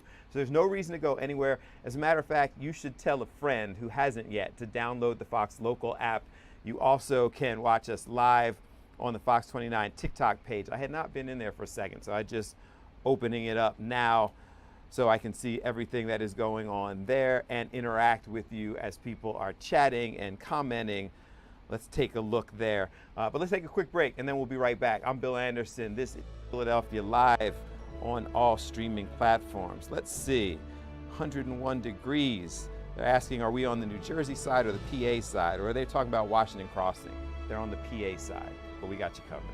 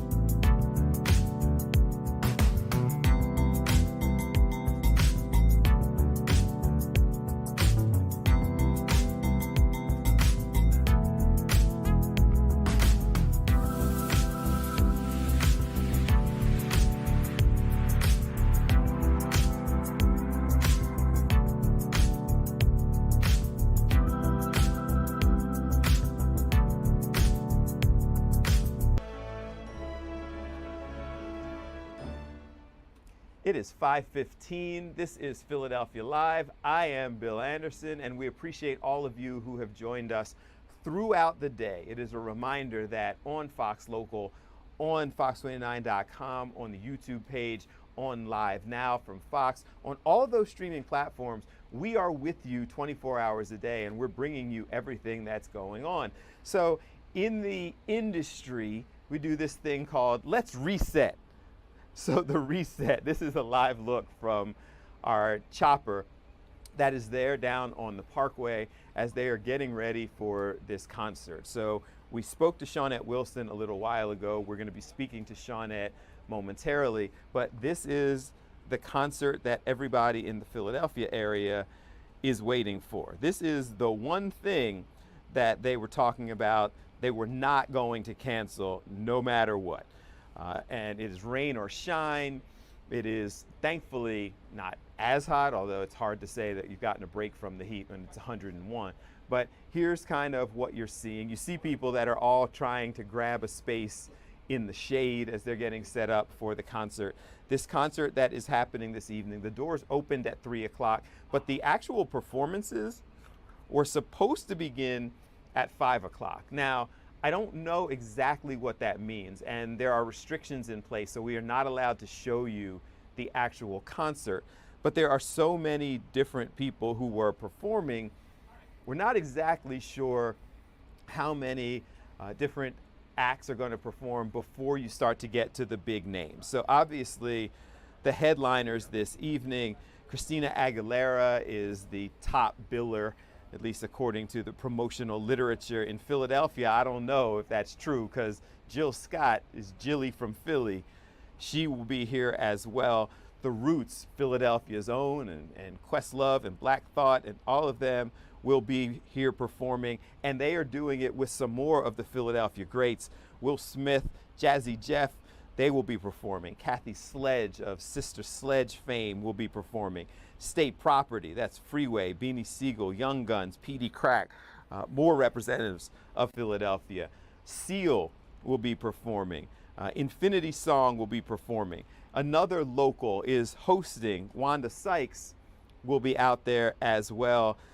Some of the folks who are Philly representatives and continue to grow every day. Wallo now, aside from being an entrepreneur, a podcaster, he now is a multiple-time best-selling author. So there is a lot going on with him, Wallo and Gilly. So they will be there as well. So this is live from the Parkway. This is the chopper shot that they are showing. So we're going to continue to check in. I don't know if Shawnette is ready for us yet. So all of this is going on down there at the Parkway now as we're taking you around and letting you see everything that's taking place. So that's going on. We'll talk to Shawnette in just a second. We also have teams that have been out there on Independence Mall. So you can see it's a little quiet there right now, but you're looking at the stage and the setup. That is our Fox Sports team's setup. So they were there earlier today for the FIFA show before the soccer games started, football games started a little bit earlier today and continue on. They are coming back to that same setup later on this evening.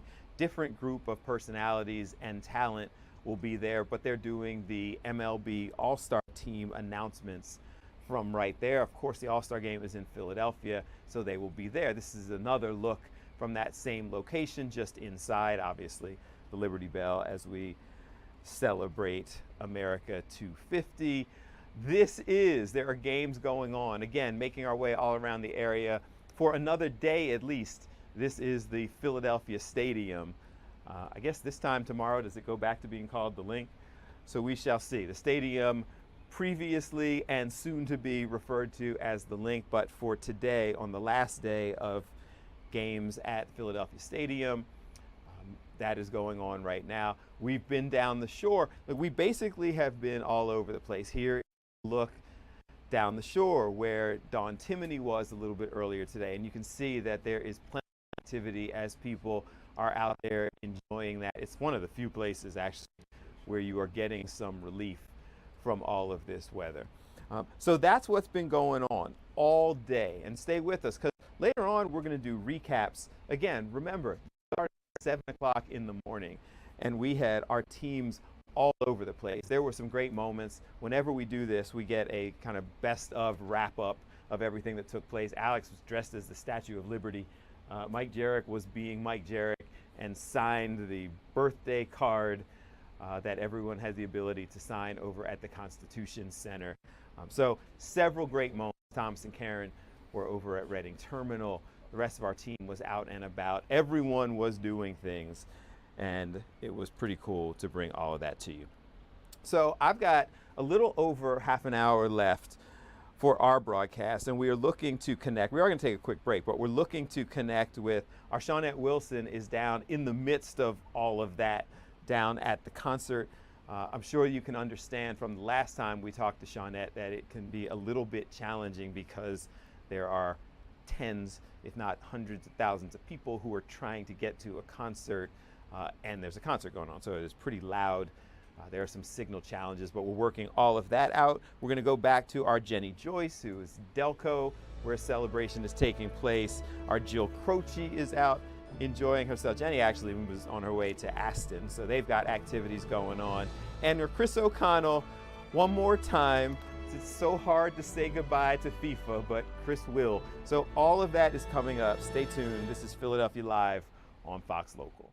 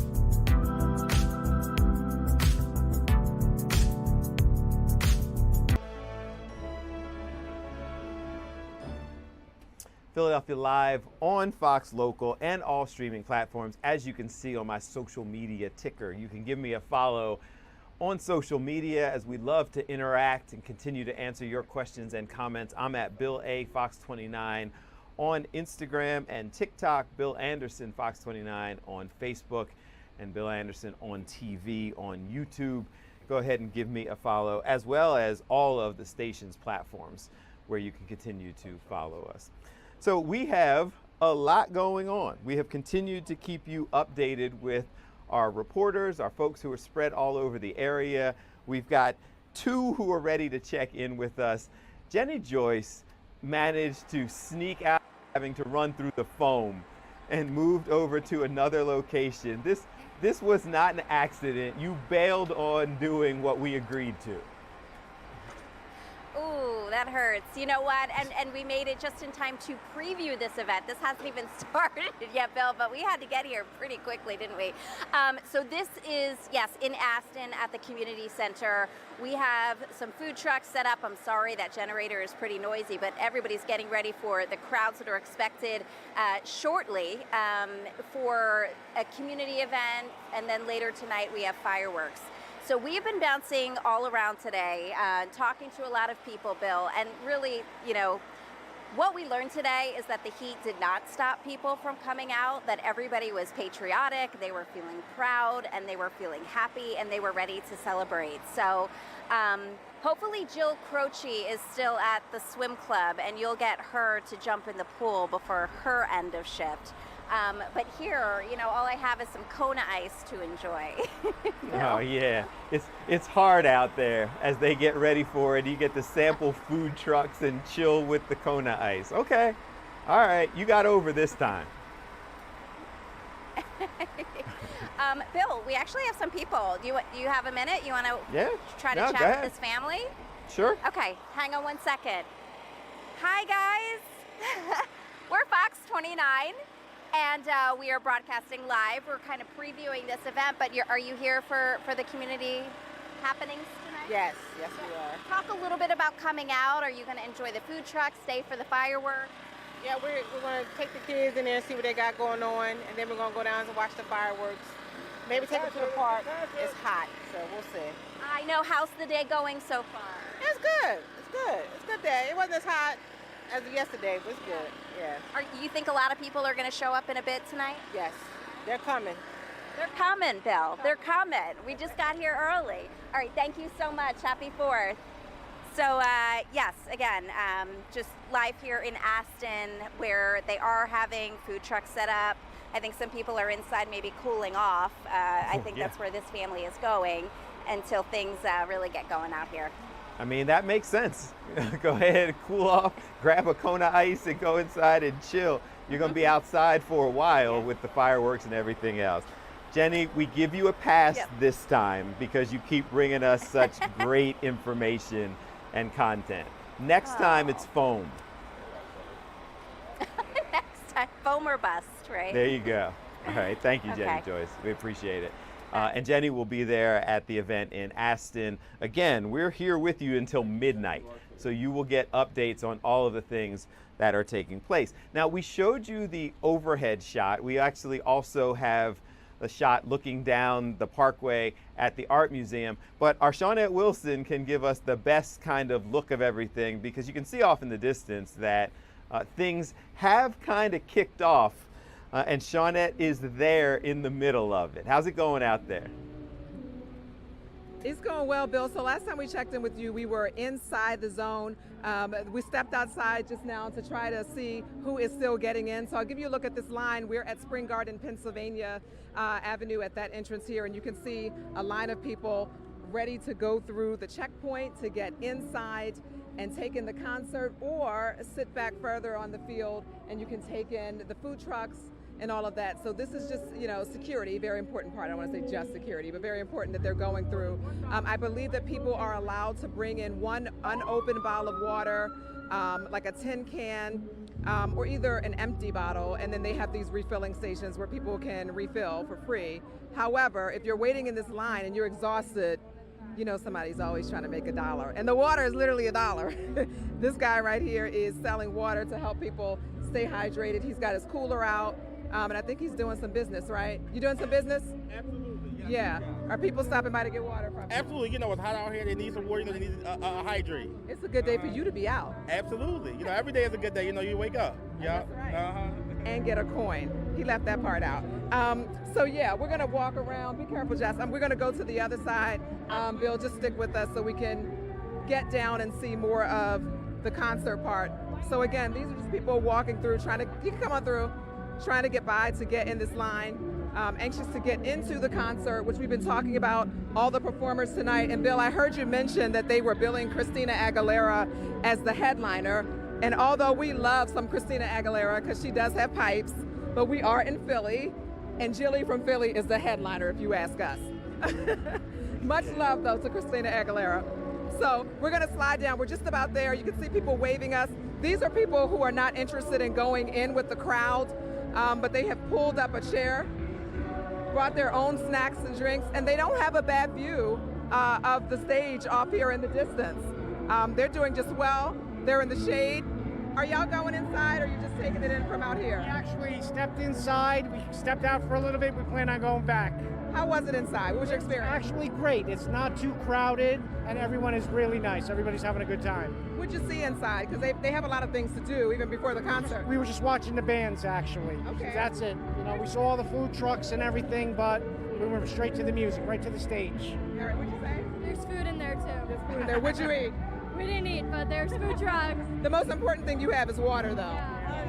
Where'd y'all travel from? We came from Westchester County, New York. Okay. Yeah. So you decided to spend July 4th weekend here with us? Beautiful Philadelphia. Yeah. Absolutely. How beautiful is this weekend here in our It is city? gorgeous. A little hot, but other than that, it's beautiful. It's a beautiful place. I hope you enjoy your visit.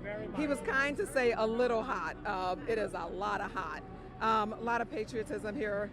Got our outfits on, so I'm going to see if I can approach anyone over here. Hello, it's Shawnette with Fox 29. How are you? Thank you. You as well. How are you enjoying today so far? It's okay. I was just not aware you couldn't bring a chair inside. So yeah, we've got a lot of rules. But you don't have a bad spot here. I mean, mine is. No. Yeah. And plus, I had my little cooler. I wouldn't have been able to bring that in either. So yeah. I think I made out pretty good. Who are you looking forward to seeing the concert tonight? All the entertainers. I want to see them all tonight. Okay. I love your blue nails, Miss Lady. Thank you. You're welcome. How are you doing? No, that was Alex Holly. She's my coworker and my sorority sister. Hey, Alex, you have some fans. We appreciate you watching, though. It's okay. We're from Illinois. We came in to see. Very nice. How are you feeling today? Very warm, but hey, happy 4th of July. It's awesome. I was saying also not a bad seat, right? Hey, we're going to take this. Yeah. Are you interested in seeing anyone specific to perform, or are you just here to take in everything we have? I mean, Will Smith would be awesome. You know what? Thank you for checking me on that, because I did not mention Will Smith today. How dare I? Will Smith is who you want to see. If I had a choice, yes, but then I mean they're all good, so. All right. Well, anyway, so you can see, thank you for talking to me. So, Bill, a lot of people are out here just having a good time, trying to stay hydrated, but really just keeping a positive attitude. What better place to be July 4th weekend than right here in the city of Philadelphia? So that's what we're doing. We're trying to stay cool, too. Justin has a camera on his shoulder, so I should probably rap so he could get a break. All right, well, we will give him a pass so he can chill a little bit. Tell him I'll lend him $1 if he needs to get one of those $1 waters, and go ahead and stay chill. Enjoy yourself a little bit. I got y'all. Yeah, go ahead. Bill, why did you let me forget to say Will Smith? We're going to be in trouble. No, we're not going to be in trouble. I've been saying Will Smith all day. Like, we're not in anything. You have. It's all right. I got your back then. I was speaking for us. All right. Thank you. I got you. All right, Shawnette. Thank you very much. We appreciate it. Shawnette Wilson, she's always, if there are people to meet and people that you can interact with and have fun with, Shawnette will find you. She will always find somebody to talk to, or somebody fun, or somebody who's just enjoying themselves, or somebody who is eager to give her the real. on what's going on. Like I guess I'm okay, but they wouldn't let me bring my chair in, so I'm gonna sit out here right up against the gate, and good for them. Like it's hot. Yeah, so if I couldn't find some shade, couldn't find a chair, and I think Shawnette said you're allowed to bring in a bottle of water, like one? Huh. All right, we're gonna take a quick break. Got my water, because it's hot.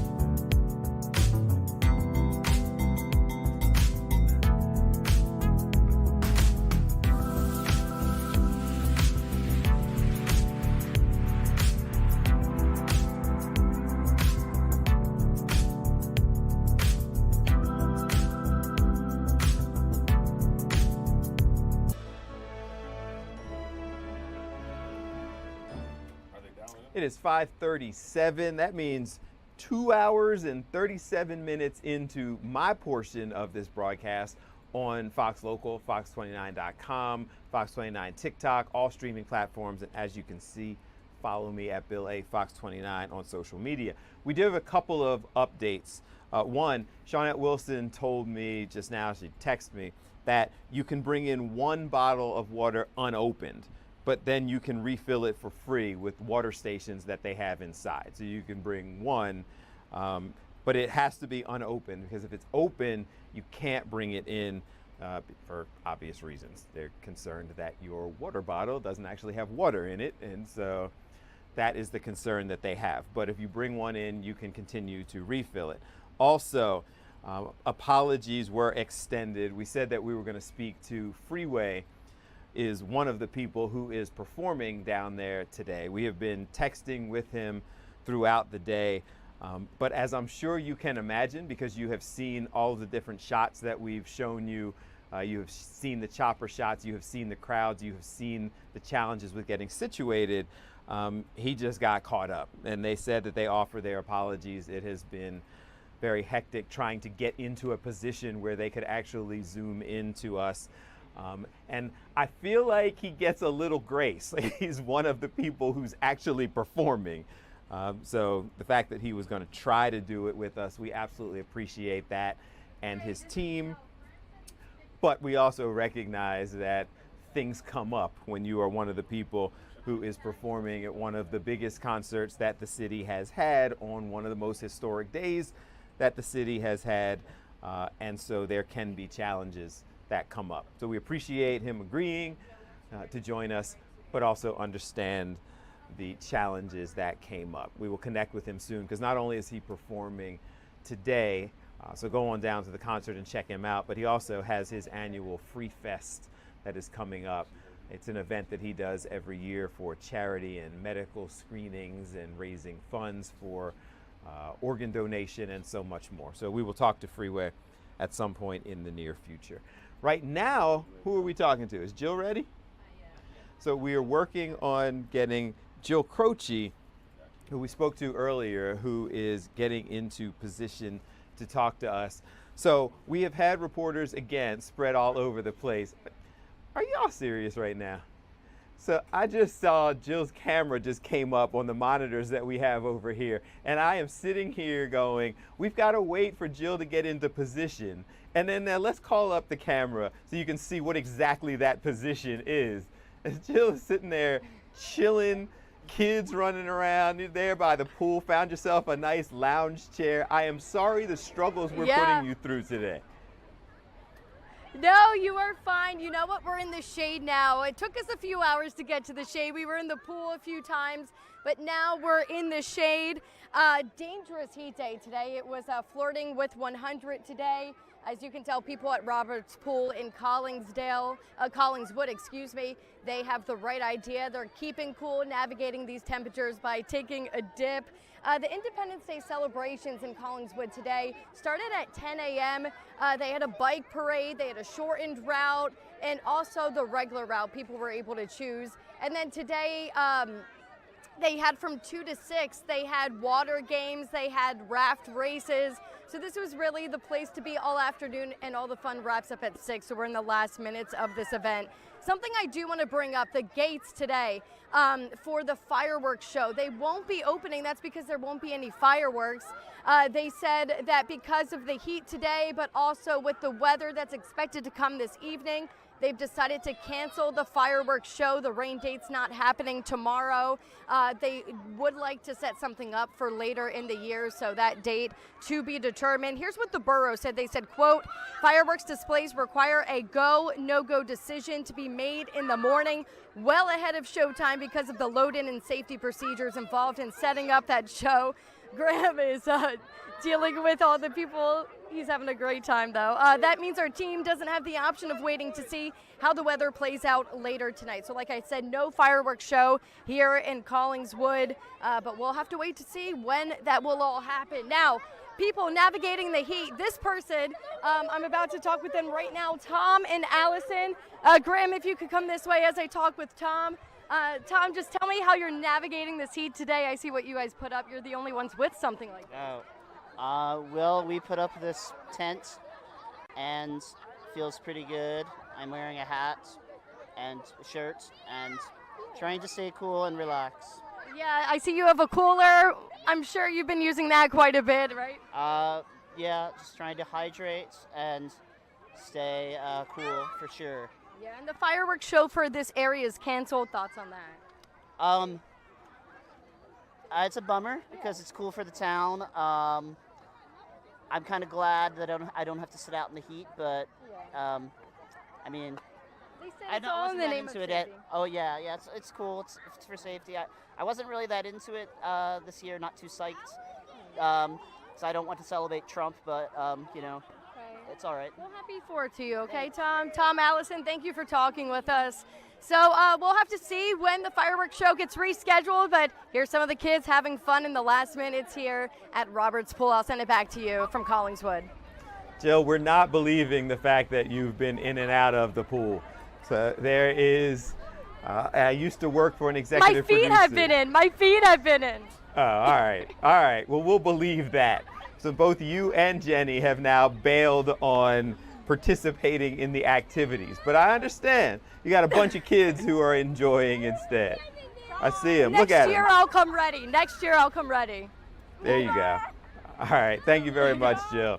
We got a bunch of kids who are just enjoying themselves all around our Jill Croce.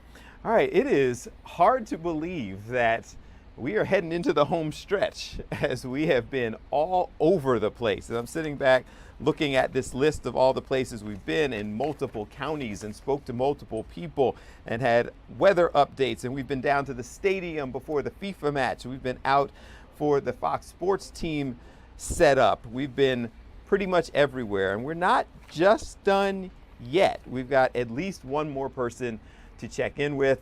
And then we will nicely pass the microphone, the camera, and the position to Judea Murray, who will be coming in to keep it going. Again, We started at 7 o'clock this morning. We have been all over the place, from Mike and Alex on through Jason, Sheba, Kathy, and the fireworks display. So everything that's been going on in this area, we have had you covered live and in real time on all of our streaming platforms. And we thank you all for spending that time with us.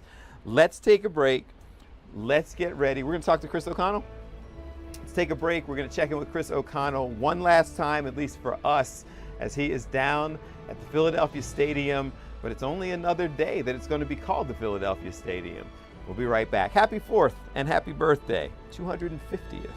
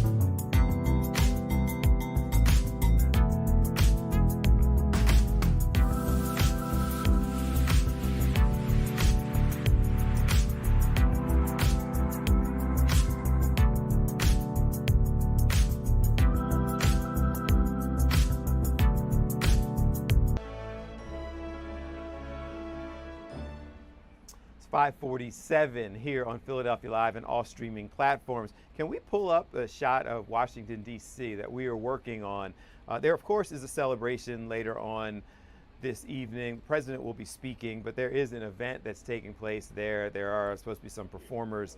There is the whole fair on the mall that is happening. So this is actually the setup for the event that's going to take place a little bit later on today. The president will be speaking. I believe there are still some acts, although you will remember that there was a lot of news about acts that decided they did not want to participate because they felt like it was too partisan of an event. So there are some that have remained. There was actually a concert last night in Washington, D.C., but the Freedom 250 Salute to America, this is the setup for that. That should be starting in a couple of hours.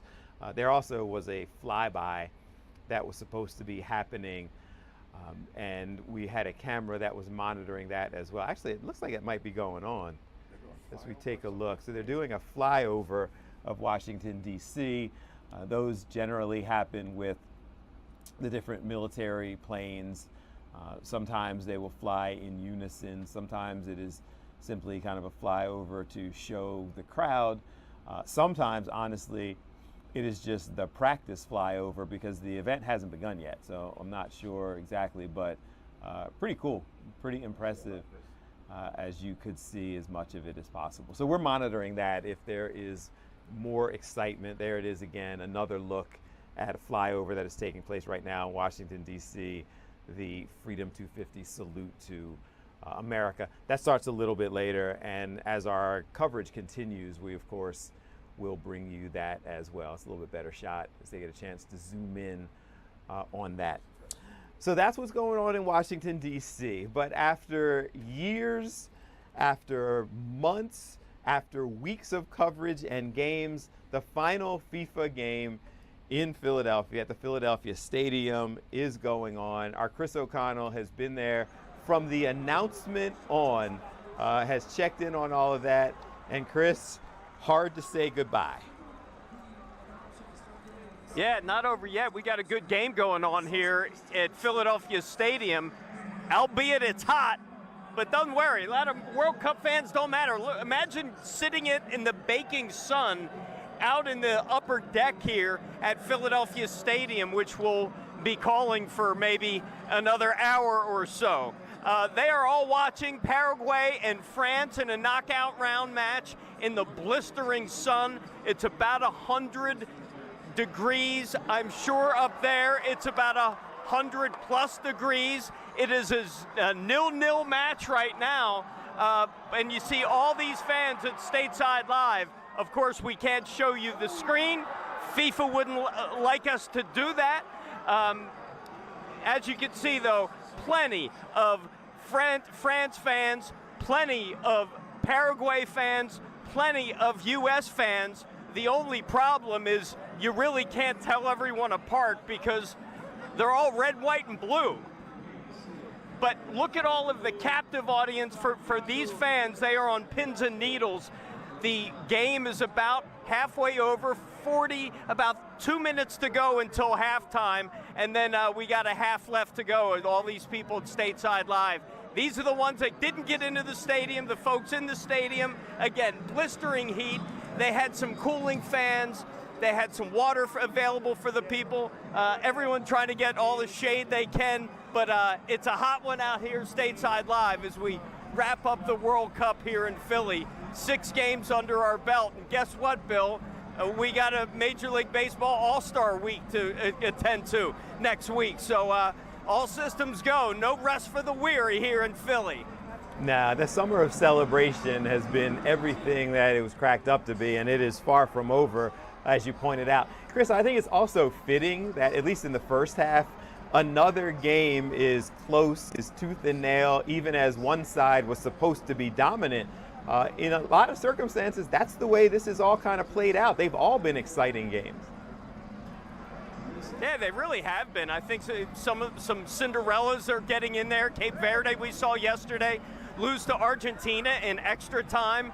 We see what the U.S. is doing. You know, I think, this is kind of bringing soccer into the forefront a little for this sport. But I can tell you, in terms of the heat, this may be what the game that's on right now just may be the hottest game in World Cup history.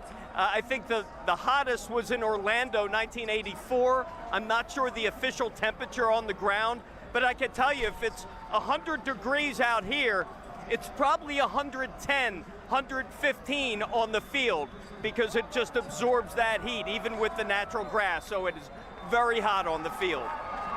And that's halftime. Yeah, I was about to say, I think the game just went to halftime. All right, Chris, you have covered so much of this, at least for us. This is your closing comment on all of this. What has this journey meant to you? Well, I think this was great for the city. They had, this was 6 years in the making. It shows, once again, not that we needed any other evidence that Philadelphia can hold a major, major event. And I think it pulled off remarkably. The crowds had an amazing time. There hasn't been hardly any problems. Transportation hasn't been an issue. The weather is a little bit, we had to contend with some thunderstorms last week. It's hot today, but the Fan Fest continues for the remainder of World Cup. I think overall it was a positive experience, A+ all around. Of course, we'll find out in years to come in terms of the economic impact, but I mean, just look at what's going on. These are people from all over the world dancing, enjoying our city, and just living it up, all thanks to the World Cup. So, Bill, my next closing thought would be, we can handle a World Cup. 2 things are on my mind. I wouldn't be surprised if the United States is hosting another World Cup in our lifetime. I think it was that successful. I think that possibly could be in our lifetime. Maybe 2038, maybe even, I just think it's been that successful. Also, I think an event like this, there's no other bigger event other than a Super Bowl and possibly the Olympics.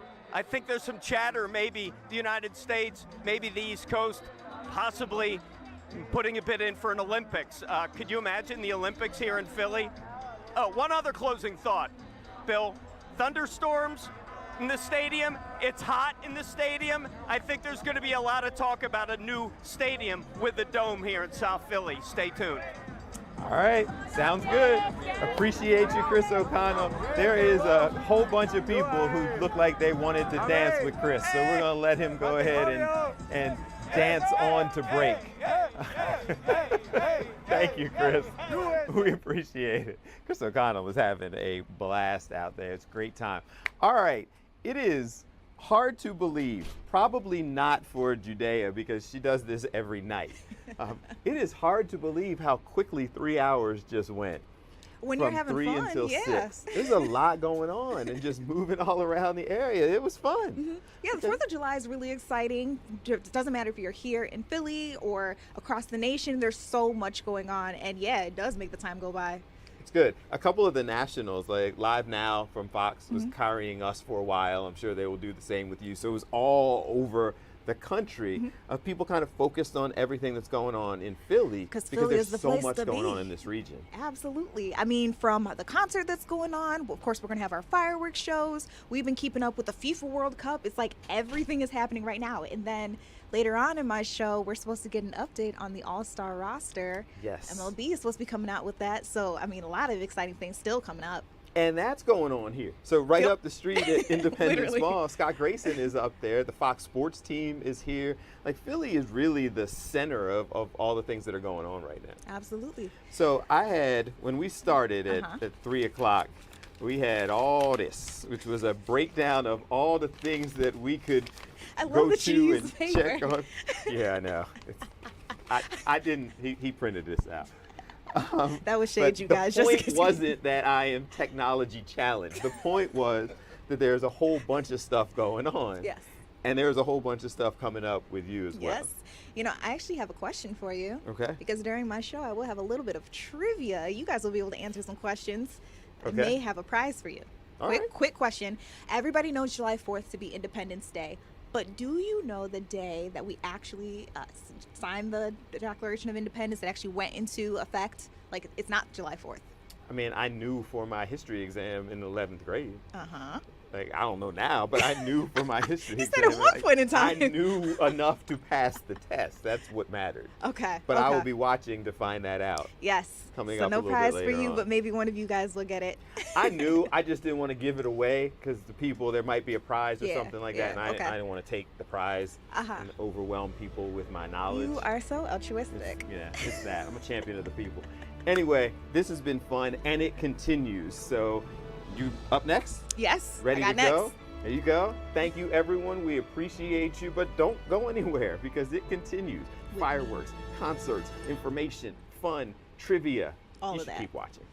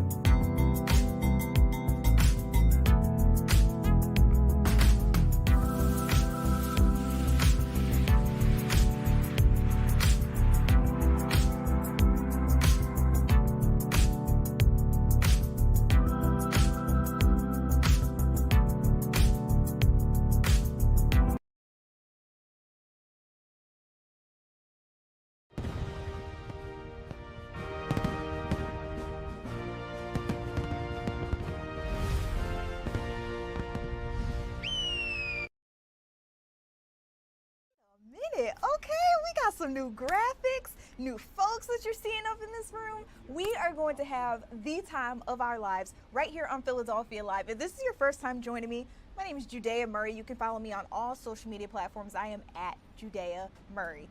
I'm here to bring you guys breaking news, live news, and because it is America's 250th birthday, we got a whole lot of partying to do. Gotta bring out the flag, you guys. Again, there is so much ahead. We are excited about a lot of different things that are coming up for you guys. I want to give you guys a live look at some things that are happening right around town. So if we can pull up some of our live cameras just to show people what's cooking. On Router 1, that's Salute to America out in DC. You guys take a look. They're getting set up. This is supposed to be really exciting. President Donald Trump is actually expected to speak a little later on. I believe the exact time period for him is 9:45. So that won't be here on my show, but we will get you ready for it. We're going to see fireworks. We're going to prep you guys for that. I hear there are going to be live speakers out there getting ready for him, kind of like a warm-up, getting you guys pumped. We'll be able to listen into some of that too. And then I've got live reporters a little bit of everywhere to give us a taste of what America's 250th birthday is all about. And keep in mind, we are also in the throes of the FIFA World Cup. So Paraguay is facing France. I think France is supposed to be like the favored person here. A lot of people have gotten out to this match. They don't even care that we're experiencing triple-digit weather. So one of our first reporters coming up for us is Chris O'Connell. He has a live report on us live from Philadelphia Stadium. I want to get right out to him to touch base on everything that he's been going through. Do we have Chris, you guys? Okay, Chris, how's it going? Well, let me show you how it's going. Take a look at the party. Dave, let's get in there. We're at halftime at France, Paraguay, and I'm pretty sure, hold on, I'm pretty sure we got a dance-off here. I'm not sure it has anything to do with soccer, but we're at halftime, 0-0. Halftime here, blistering hot heat, but you see the dancing's even hotter. We're at Stateside Live, where 0-0 on the game, but the party out here, thousands packing this place. You can see it. We see it. Are you from Paraguay? All right. Yeah. Are you? Where are you from? Come here. Where are you from? I'm from Springfield. Come here. Where are you from? I'm from Springfield. What's this World Cup experience been like for you? It's been amazing. If you're not in Philly, where are you? You gotta be here. Everyone needs to be in Philly. Philly's the place to be. You didn't get a chance to go in, but what are you watching on the screen? It's amazing. The atmosphere is the same as in the stadium. Everyone needs to be in Philly right now. You gotta be as hype as everyone. Look at this behind you. All right, so we got a chance to talk to both Paraguay and French fans coming in. Yeah, it's a absolute party. You know, it really doesn't matter the temperature, guys. It actually doesn't even matter there's a game on. It's just a big dance. This is what it's all about. Hey, hey, hey, hey, hey, hey, hey, hey, hey, hey.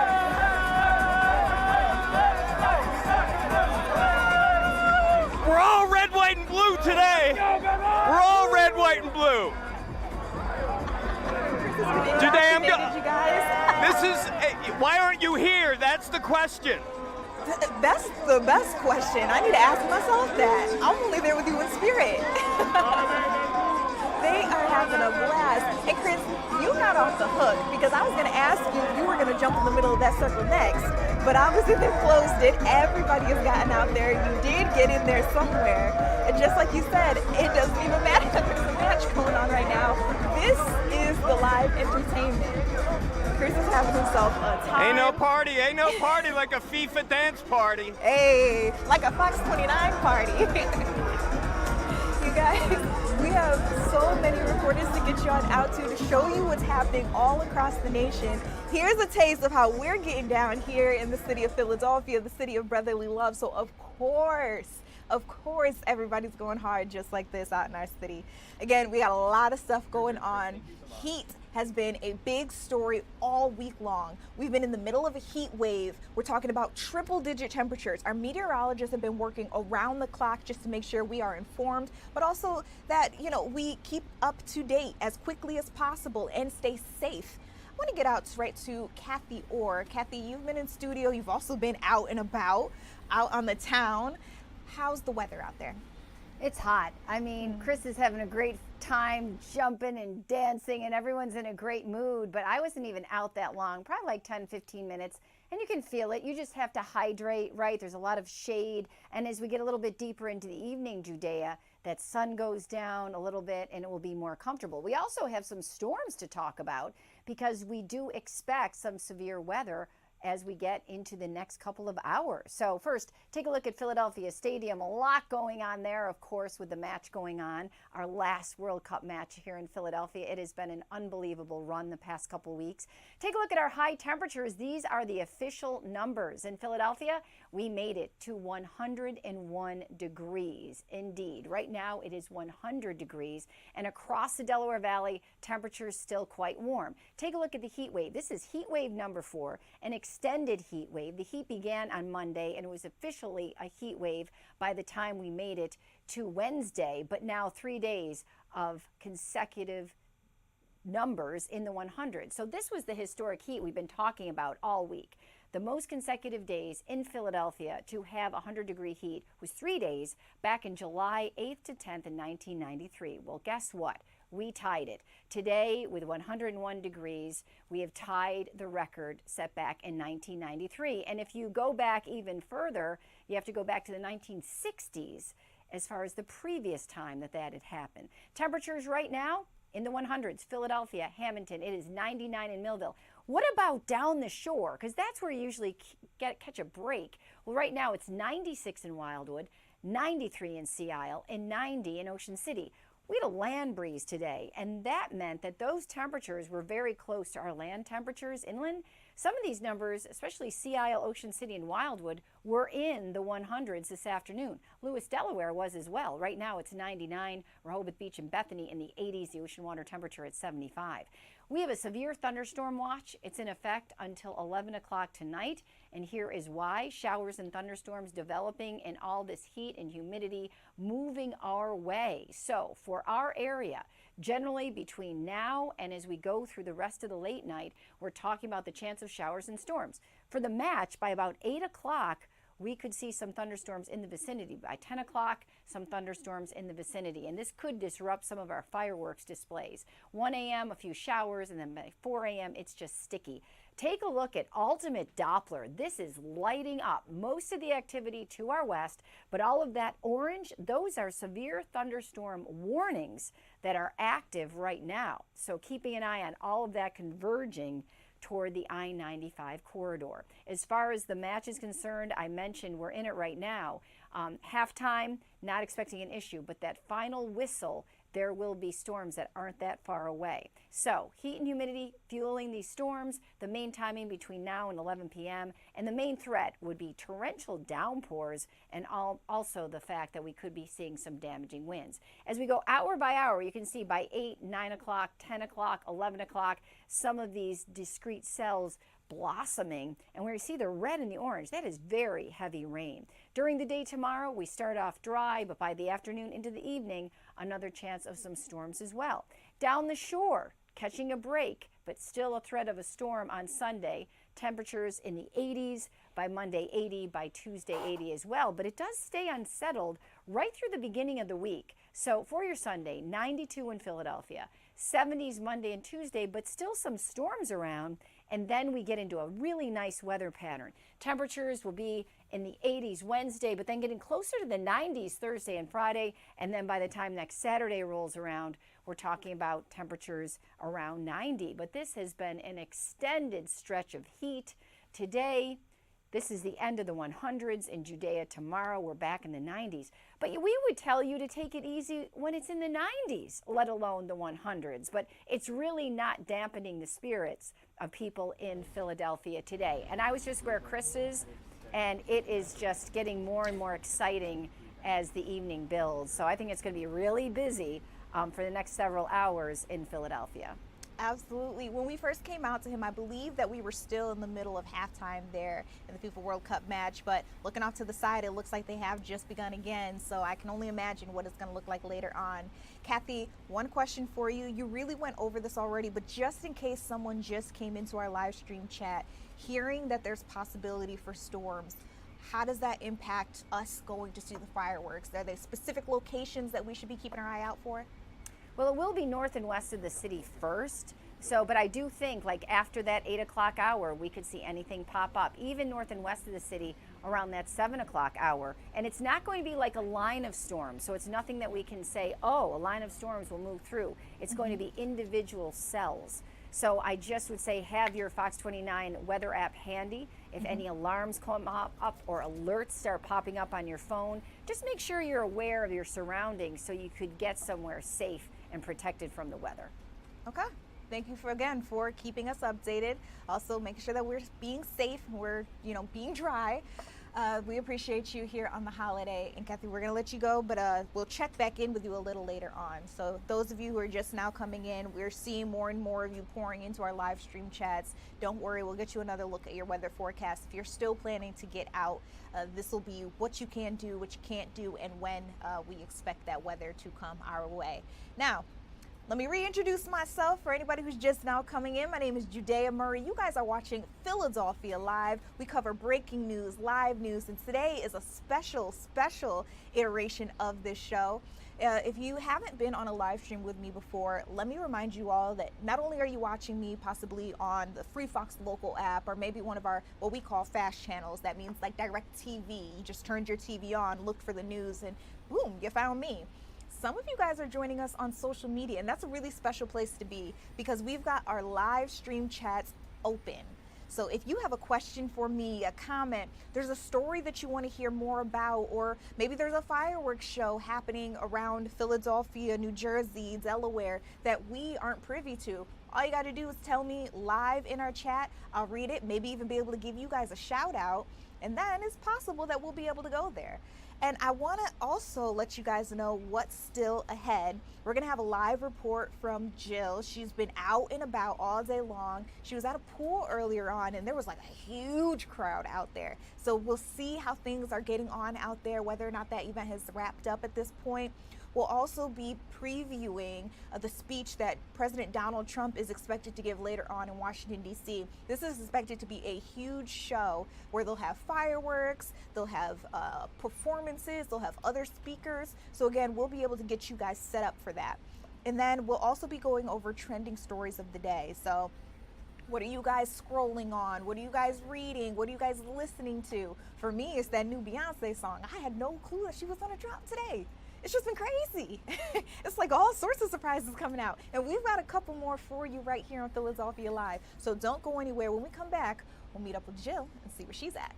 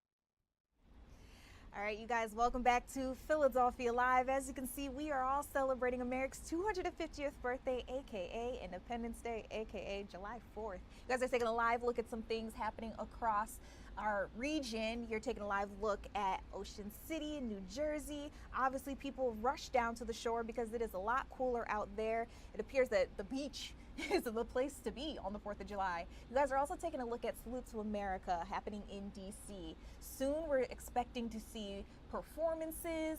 We'll also hear from President Donald Trump. You can see there are flyovers happening. That just showed you a live image of the Washington Monument, which was pretty special. And then we've also got Philadelphia Stadium, because right now as we speak, France is facing Paraguay, and so far no one has scored. It's crazy. We're past halftime, so I mean, I guess it's anybody's match. We'll see what happens, but obviously everybody really wants it, and nobody is trying to let anyone get an easy goal. You're also taking a live look at the Liberty Bell, and I just want to point out that this is a unique moment for us. We normally don't have this camera available to us, but shout out to our team here at Fox 29 Philadelphia, giving us this live look at the inside of it. And of course, the Liberty Bell is just one of the many symbols of freedom that we have here in the US. This one just so happens to be in our backyard. You guys, welcome back to Philadelphia Live. I'm Judea Murray. While we're talking about people finding things to do right now across the region for July 4th, I want to get right out to Jill. She was scouting out and about where everybody was heading, what people are doing to stay cool. Jill, where did you find yourself earlier? Yeah, I found myself, right now I'm in Collingswood, that's in Camden County, and this was the place to be, Judea, and that's because they had events going on from 10 a.m. all the way to just now 6 p.m. The pool, Robert's Pool, it is now closed. The locks are all locked up, but this was the place to be. A lot of people here trying to beat the heat, this dangerous heat. And from 2 to 6, they had some water games. They had raft races and just free swim as well. A lot of people had positive reviews. One person we talked with said they've been here year after year, so they really keep people coming, and the heat definitely had people showing up. Even Mr. Softy was here as well. Now, when it comes to the time that we're at now, about 6:20, around 6:30 is when they were supposed to start getting ready for fireworks at the high school field. The gates were supposed to start opening around 6:30, a performance at 7:45, and then fireworks at dusk. That has been canceled, that half of the events here in Collingswood, but for good reason. Here's what the borough said. They said fireworks displays require a go, no-go decision to be made in the morning well ahead of showtime because of the loaded and safety procedures involved with setting up the show. That means our team doesn't have the option of waiting to see how the weather plays out later tonight. And that was a concern with the fireworks, the storms that are expected to come later today, as well as just the heat in general. So what they said, July 5th, it won't be happening as well because rain is expected in the forecast. They would like to do something later on in the year, no date set yet, but once we hear of something, you'll be the first to know. But Collingswood really had a lot going on, Judea. Things are just wrapping up, and unfortunately also caught a little short because of the weather that's to come and just the heat in general. That's such a shame and a bummer to hear, Jill, but obviously people were still able to get some fun in, because I was taking a look at your live shots earlier with some of our other hosts, and you were having a time out there. What were some of the kids saying? I was having a time. You were, the kids were, the families were, everybody was. I mean, I wish I came with a swimsuit or just better prepared. I'm in a dress, so I didn't jump in. But my feet, various live hits were in. I was in the shade at one point, just hanging out with the kids. They were popping in front of the camera, so they were really enjoying themselves on top of staying cool. But next year, if I'm in Collingswood, you better believe I'm coming better prepared, Judea. Well, now we know that's the place to be. If you guys are in New Jersey, Camden County had plenty planned for you guys. Collinwood seemed like it was a great option. Jill, thank you for giving us a look at what was happening out there, but also keeping us updated on that fireworks show, so we know we need to make other plans if that's something that we want to see. All right, you guys out there streaming along with me. I had to thank Jill for being a trooper and still making that shot, given that the weather may take a turn for the worse a little later on. There are a lot of things that are happening. We've been giving you live looks at some of them.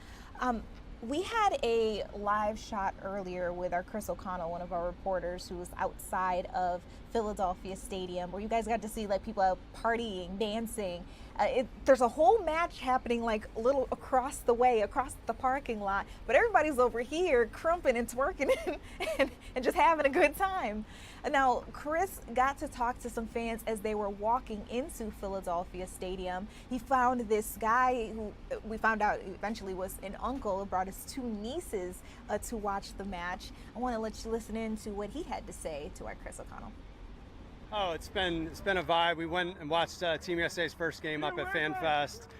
Just love how Philly's shown out, and you know it's free. Other cities, I know they're charging for that and stuff. It's just the energy's been amazing. So sad to see it go, but I know with the All-Star game coming, I think that's probably why it's our last game. So yeah, what's for the kids? Are they get into soccer now? Is that I got them. They're my nieces. They came from New York. I got them little Team USA T-shirts and stuff, and we were doing the Norway Ru earlier. So just kind of take it as an opportunity to teach them about the world. And I just remember when I was 12 years old and it was here and didn't know much about soccer, and just been a lifelong dream to see it. So it's so cool that's here in Philly. You guys, let's get you caught up on your news of the day as we get prepared for some of the other exciting things that I want to show you that are happening all across our nation.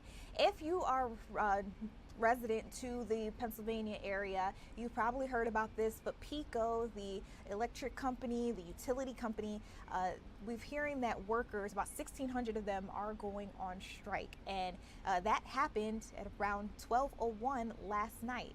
So we got to hear this press conference from the union. As you could see, they were fired up as they were talking about the fact that they wanted to go on strike. Well, that strike has begun.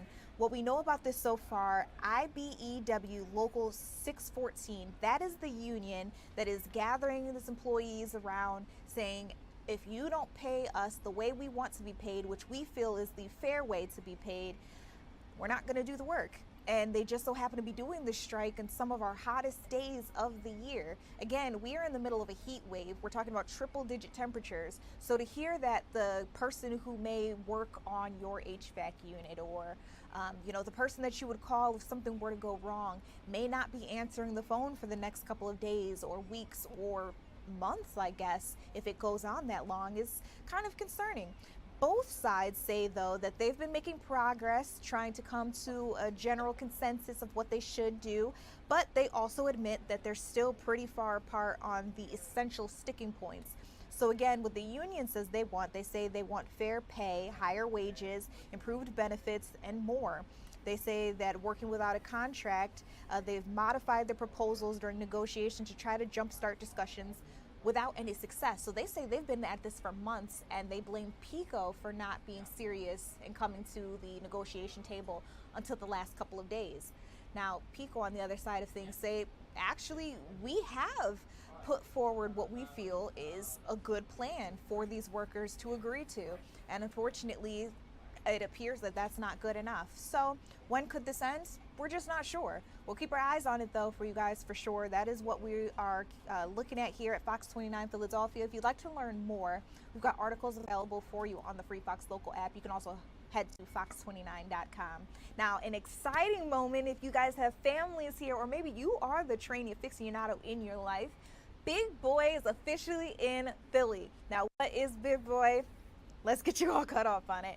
It's like a massive steam train that has been making its way around and is finally in our neck of the woods. I believe this is one of the first tours that it's ever done in the Northeast. This is Union Pacific's Big Boy number 4014.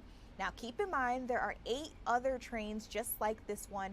This just happens to be the biggest and the longest. We're talking about over 1 million pounds. It stretches 133 feet. This is the first ever tour for that particular steam train. Now you have the rest of today to get out and see it. You can also go out tomorrow just in case this feels a little too late for you. But after that, you'll have to head to Lebanon, Pennsylvania, and then keep track of its schedule on their own website. They'll let you know exactly which parts of Pennsylvania they'll be in, and then when they get to other states where you may be able to follow the train. But it's been a really exciting time for a lot of people in our area. Matter of fact, a couple of days ago, there were like hundreds of people that went out to check out Big Boy, and unfortunately, because the heat was so excruciating, there was a mass casualty event. So they say that probably hundreds of people ended up falling sick. As you can see there, check where that umbrella is. You'll see that there are first responders laying out a gurney, and then they're going to help someone get onto it. So because a lot of people didn't have adequate water, because it was so incredibly hot out there, and because a lot of people got there super early and Big Boy ended up being late, they were out there for a long period of time, and unfortunately it took a toll on quite a few people. So that's what's going on in our area. Luckily today seems to be a little better, and if you want to go out tomorrow, it'll be even better. The temperature is supposed to be a lot lower. So we'll keep our eyes on what's happening out there, but just an exciting moment in case, again, you've got a little one who loves trains, or maybe, again, you're the train aficionado. I don't discriminate. We're going to take a quick commercial break. When we come back, we've got a lot to run through with you all. Happy 4th of July, America's 250th birthday. We'll have more, maybe even some fireworks when we come back.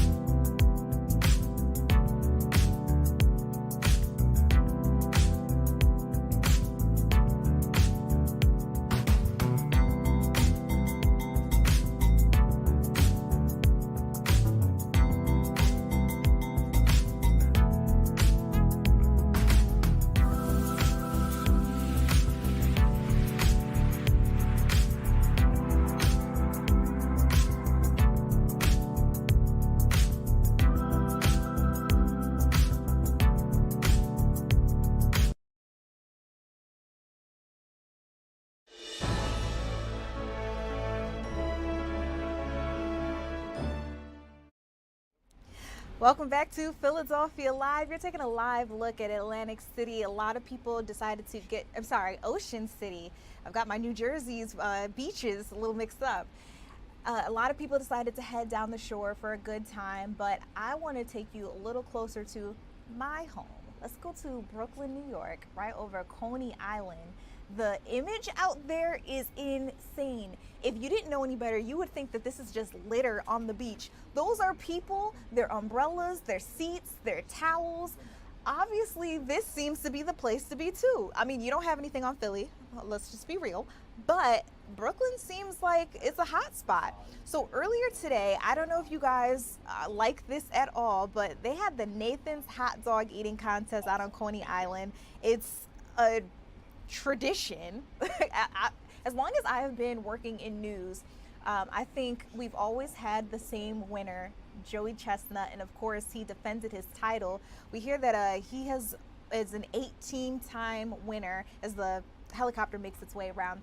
Joey Chestnut is an 18-time winner to this hot dog eating contest. I don't know how he puts it away.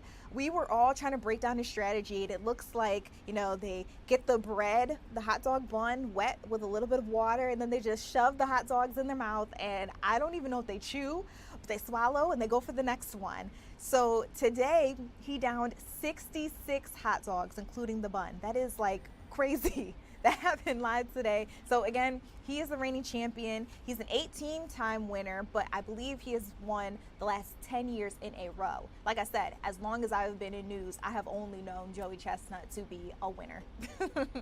So that's what was going on in Brooklyn, New York. Very exciting, but also kind of nasty if you guys got to see it in real time. I promise you, I will not show you the video because it makes me want to vomit myself. But let's get the gross stuff out of the way. While we were showing you Coney Island, I also want to get back to what's happening at some of our beaches here down the shore. We know that a couple of our reporters found their way out to those areas for the last couple of days because it's been like significantly cooler, and hundreds, maybe even thousands of people have rushed out there to have themselves a good time. And today is officially the day, the holiday. So I want to check in with Dawn Timoney, who again found her way down the shore. Dawn, which beach are you at, and what has the turnout been like? So right now, Judea, we are in Ocean City. We're on the boardwalk. As you can see, it's packed with people, and people excited to Donald Trump, our greatest president. People are really excited to celebrate 250 years. It's a gorgeous day down here, Judea. I have to tell you, there is a nice breeze. As soon as we got out of the car, you could feel the difference in temperature. I think that's another reason. Traditionally, I think people come to the Jersey Shore for the 4th of July. Lots of family tradition here. And then adding that it's like the 250th birthday, you know, gives it a little more significance. I have to say, Judea, as we made our way down today, no traffic. This was the day to come down. We just sailed on down here. I know yesterday and the day before, people had a lot of shore traffic, but today was smooth sailing. Our first stop, by the way, was in Margate. So that was maybe an hour or two ago. So I just want to show you the fun in Margate first.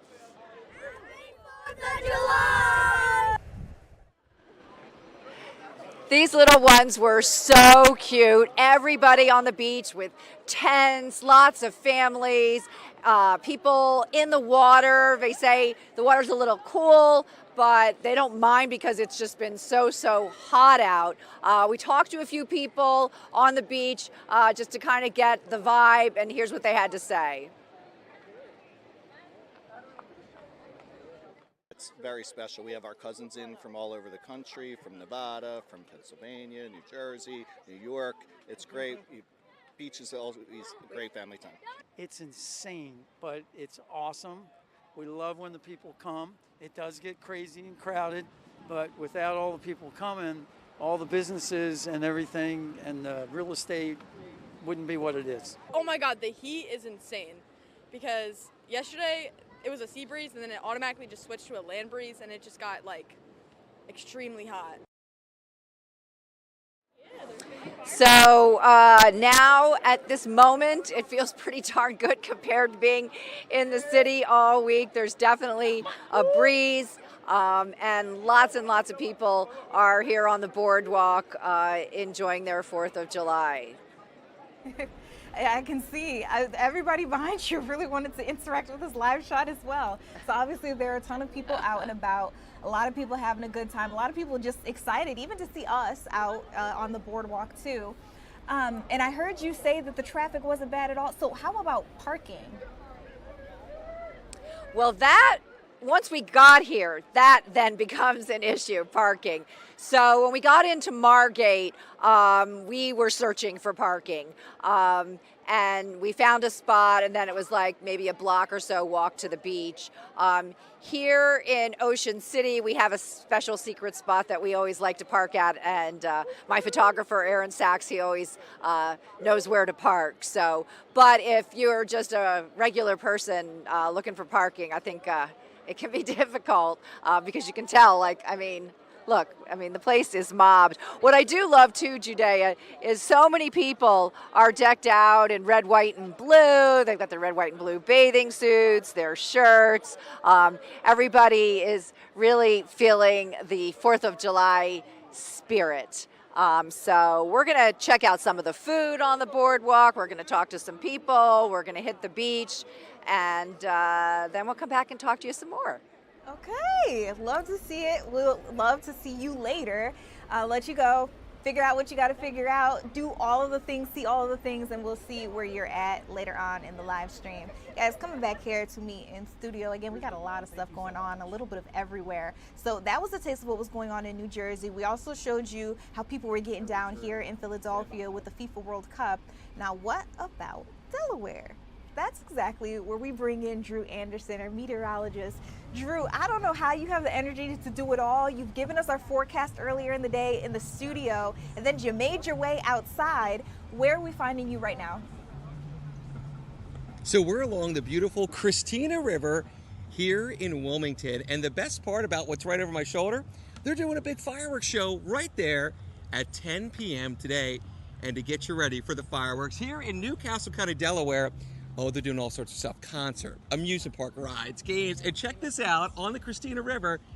Look at this. This is the way to take in the 4th of July. Seriously, how good does that look right there? A little river cruise on this Saturday. Sporting Old Glory in the breeze. I got to tell you what, in the shade right now feels great. It's a good thing they're shaded on the boat. They just came right back into the sun.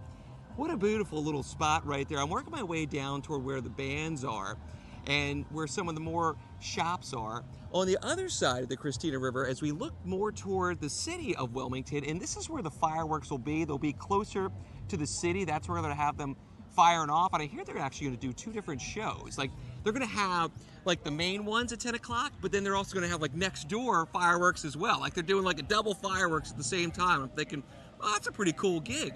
So yeah, as we get ready for fireworks, we got the music ready to go. They have all these things for some of the young ones.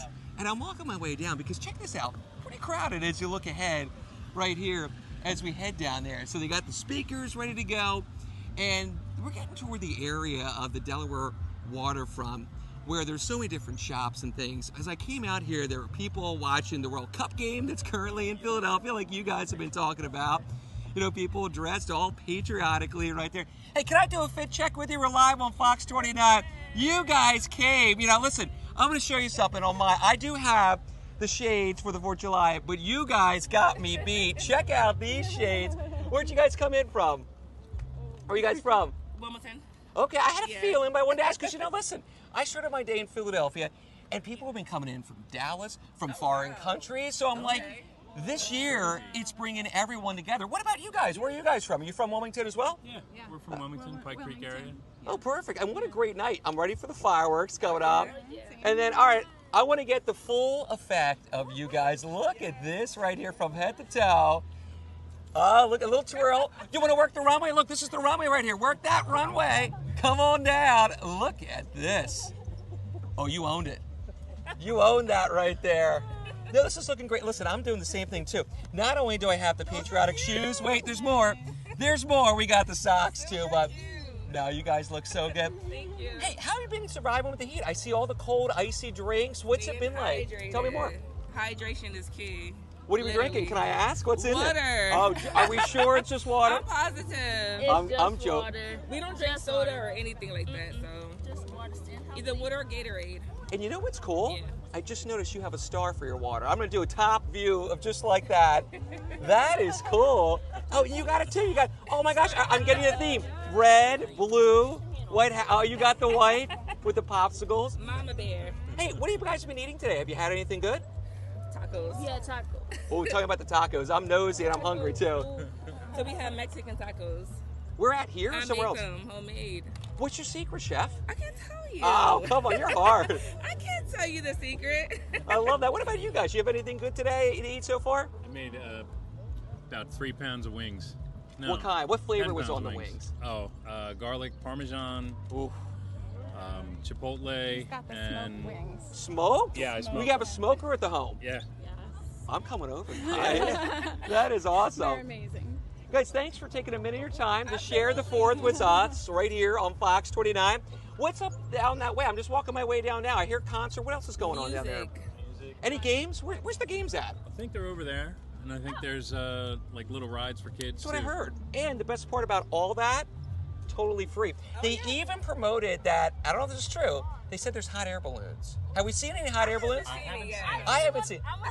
Wait, you would actually go up in a hot air balloon? Yes. You're fearless. I don't care. I'm trying to get over my fears, so I'm going to go up on a hot air balloon. That's what it's about. I will tell you, the one thing that I learned when I went to a hot air balloon festival in Chester County, they can only take a hot air balloon up when winds are 8 miles an hour or less at the ground. Now, I feel a little bit of breeze, probably because of the water that's right over our shoulders, but I wonder if that's sort of a thing, but the wind seems calm enough to go up. It does seem calm. I'll tell you what, I'm going to get to the bottom of all this. I'm going to see where these hot air balloon rides are, and I'm going to report back.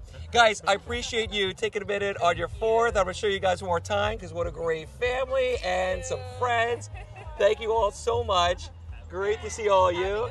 Bye-bye, take care. More cold waters right there. And then you know what? That's what it's about on a day like today, having the cold water. And it makes a big difference being on the water because you always get a breeze. Water's cooler, especially down the shores. We heard from Dawn Timoney too, and it looked good down there. But when you have cold air next to really warm air, that creates wind.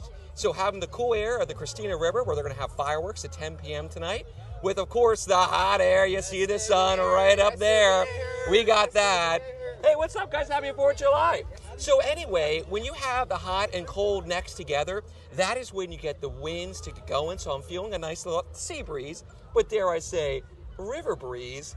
And it's just beautiful down here. And of course, there's a line for some ice cream. I mean, this is what you got to do on a hot day. And look at that sun. I just checked the temperature. We are no longer in the hundreds, at least in Wilmington. Can't say the same for Philadelphia. But I'm telling you, what a nice place to be to celebrate the 4th. And clearly, plenty of people showing up, right? I have a lot of friends out here. Say hi, everybody. There you go, Judea. We'll send it back from Newcastle County to you with my new friends. Drew, thank you so much. Obviously, he's popular, you guys. Everywhere he goes, somebody wants to be in the live shot as well. Let's bring it back here to be in studio. Drew started our forecast. Started our hit as our meteorologist with a forecast. At some point, he hinted in there that maybe he should be the investigative reporter, trying to figure out where the hot air balloons are. And then he just became the fan favorite at the very, very end, bringing all those people together. It's been an interesting time with him out in Delaware, but we do have to move on to some of our other things that are happening as we speak. So first and foremost, in Philadelphia, remember, we are watching the FIFA World Cup game. I saw France scored while we were out talking with everybody. It was Kylian Mbappe, of course it was him. Made, I believe this was his 19th World Cup goal. Crowd went absolutely wild. That score stuck on the board, so it looks like France is up 1. Paraguay does not have anything just yet. We are almost 80 minutes into the match, which if it ends up being just a regular match, that means we only got about 10 minutes left. Can Paraguay score? I don't know. We'll keep you guys updated on everything that we know about that match. You guys, we're going to take a quick commercial break. When we come back, I want to head to the nation's capital and see how they're celebrating and everything down there. We'll be right back.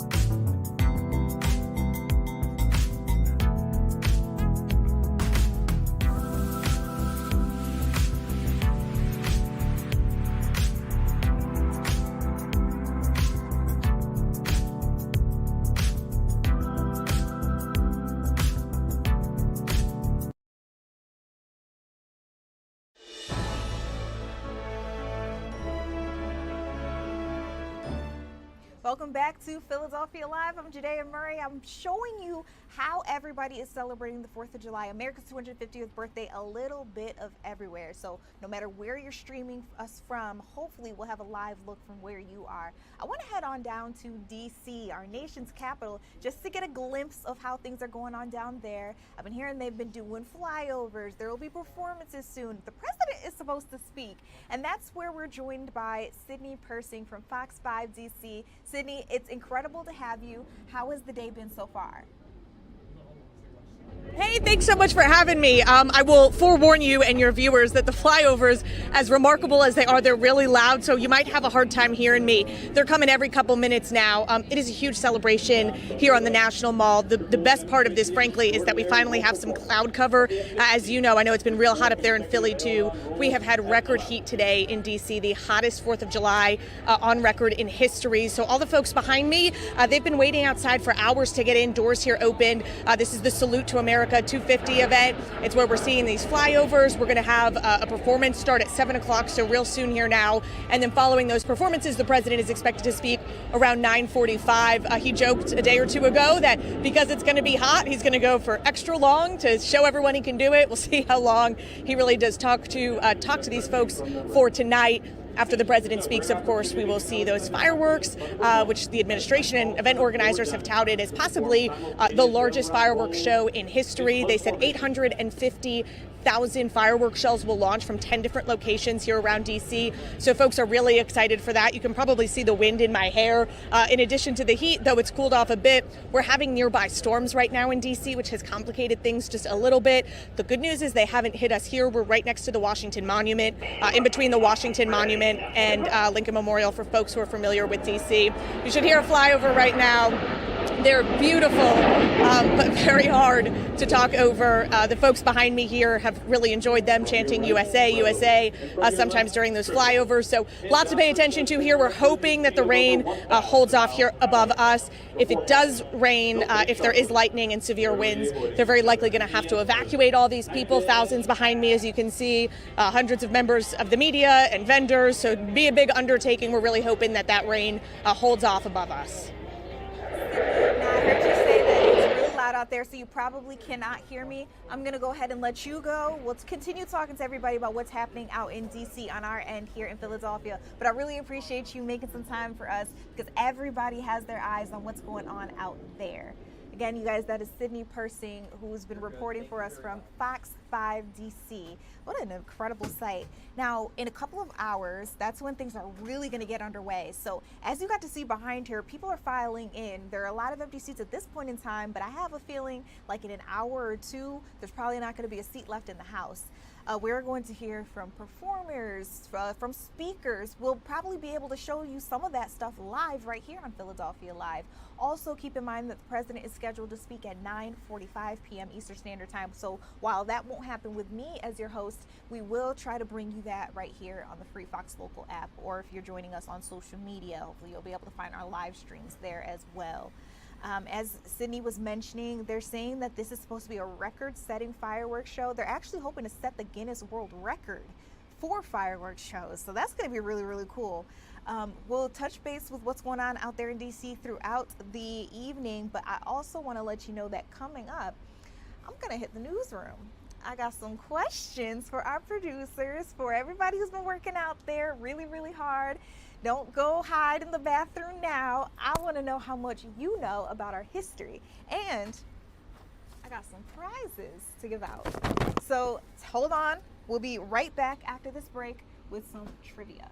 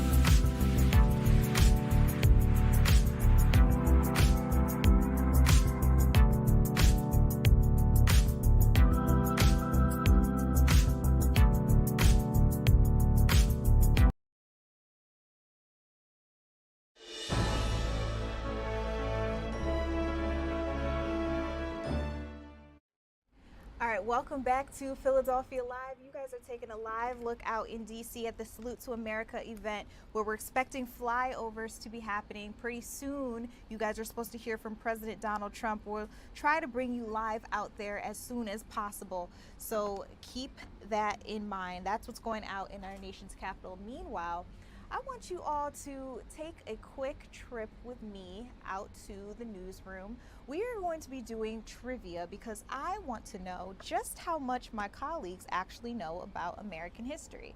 We give you guys the live breaking news every single day, but you know, just how much do you remember from what we were learning in, what, 7th, 8th, maybe even 9th grade? We'll test your memories. And I've got some prizes, so hopefully that sweetens the pot for people. Now, the name of the game here is I'll ask you a question. If you get it right, you can keep your eyes on a prize, but if you get it wrong, I will have to move along. So let me see if I can find some suckers. I mean, some participants in my little game here. Come on, Jake. All right, who's first? Cam! Yeah. Hey, ma'am. I've got a pretty little question for you, and I hope that you've got an answer for me, the right one. Okay, let's start things off like this. Which state was the first to declare the 4th of July a state holiday? A state holiday. Mm-hmm. So a federal holiday. Was it Pennsylvania? It was not. And Was the it name of the Virginia? game is if you get it wrong. Oh, no. We might go back to you, girl. Don't worry. Let's see. Who's it? Okay, I've got a nice little question for you. I know you're getting ready for your show later on, but I'm hoping you've got the right answer for me. Well, let's see what I got. Okay, so you know all about Nathan's hot dog eating contest, right? Yes. Okay, that happened in Brooklyn today. Coney Island. It's been happening every single, well, actually, you just answered the question. My question was going to be what part of Brooklyn? Oh, it's Coney Island. Okay, pick a prize. We got our first correct answer, you guys. I answered the question without before I got it. Asked the question. Yeah. That's why he's our executive producer. Yeah. Coney Island is Nathan's hot dog. It kind of comes. You know what? What flavor?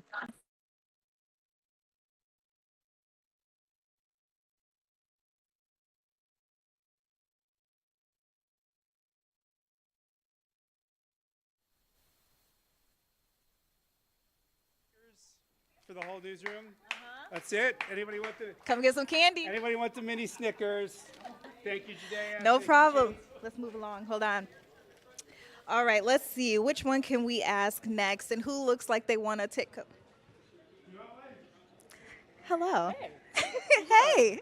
You gonna ask me? Yes, I am. I think it's gonna be interesting with the job I have, how much I don't know. I was telling them, we do breaking news. Don't worry about the history. Yeah. Okay, my question for you, let me make sure you can't see the answers. Okay, I asked Bill this earlier. We recognize July 4th as the date the Declaration of Independence was finalized, but what day was it actually signed? At least what month? It's not July. It's not July. September. And we move along. I can't give you the answer, ma'am. I can't give you the answer. Hello, we're coming to you. Yes, we are. I hope you're excited. Can you introduce yourself to the people? I'm Aaron Templin, nighttime associate producer. Let's see how much you remember from 6th and 7th grade history. Okay. Not much at all. Who was the president in the White House when they held their first ever 4th of July celebration? Oh, man. Sheba. Are you phoning a friend? Sheba, are we coming over to you? Yeah, go to Sheba. What? At least let me let you guess. James Madison. Abe Lincoln. Oh, Lord. Okay, Sheba, I'm going to ask you the question. Try. Just guess. Who was the president when the White House held its first ever 4th of July celebration? George Washington? It was not. It was not. Out in the out in the control room. Let me know how much time we have. Let's see. I'm gonna try one more. Kathy Orr was giving us our forecast. I see she's in a very, very important conversation, and we are going to interrupt it. Miss Kathy Orr. Hello, ma'am. I already got Bill, so only one more. There are some nice prizes in this bag, and I want to give some away. Okay? Yeah. All right. We're just talking about how well we did in history class. So Hopefully you got this one. I think this is one of the easier ones I have on this list.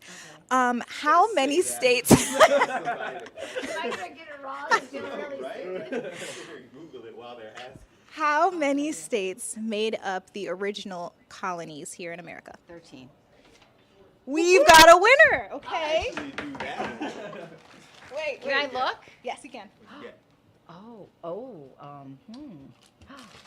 Oh, Pats. no. Oh, no. Sour Patch Kids. Okay, hold on. Nice. There is a bonus.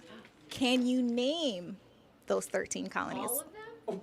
No, she can keep that prize. She's due for a second one. 3. Okay. Okay, no. Let's see. The original colonies. It would definitely be New York, Delaware, Pennsylvania, New Jersey, Maryland, Virginia. Look at him, he's surprised. Massachusetts, Rhode Island, Connecticut. I would say New Hampshire. I think New Hampshire is one. Yes. Vermont and Maine. 12. Okay. Right. I know you're not right only because I didn't hear you name the southern states. Oh, I did Virginia. Yes. And I did Maryland. North Carolina. North Carolina is on the list. The ones you were missing, South Carolina and Georgia. That's where I just came from. I was so close. But you did a really good job. Yeah, actually, matter of fact, go ahead and pick a Are you second going one. to give me enough? Oh, Bill. I'm going to get something maybe Bill likes. What are you Do you doing? like Kit Kats? You can do Kit Kats. Okay. There, for my friend. See, we know something, you guys. No problem. So you guys, that was just a little bit of our trivia. It's possible I got a couple more prizes in here. Maybe I'll come back out. Maybe I may have to ease the question just a little bit. It's okay. I don't remember that many things from my DBQ days either. But a lot more news is coming up for you guys. Don't go anywhere. We'll take a quick commercial break. When we come back, we'll be touching base with what the president's doing out in D.C. We'll also take a look at what's happening here in Philadelphia. Be right back.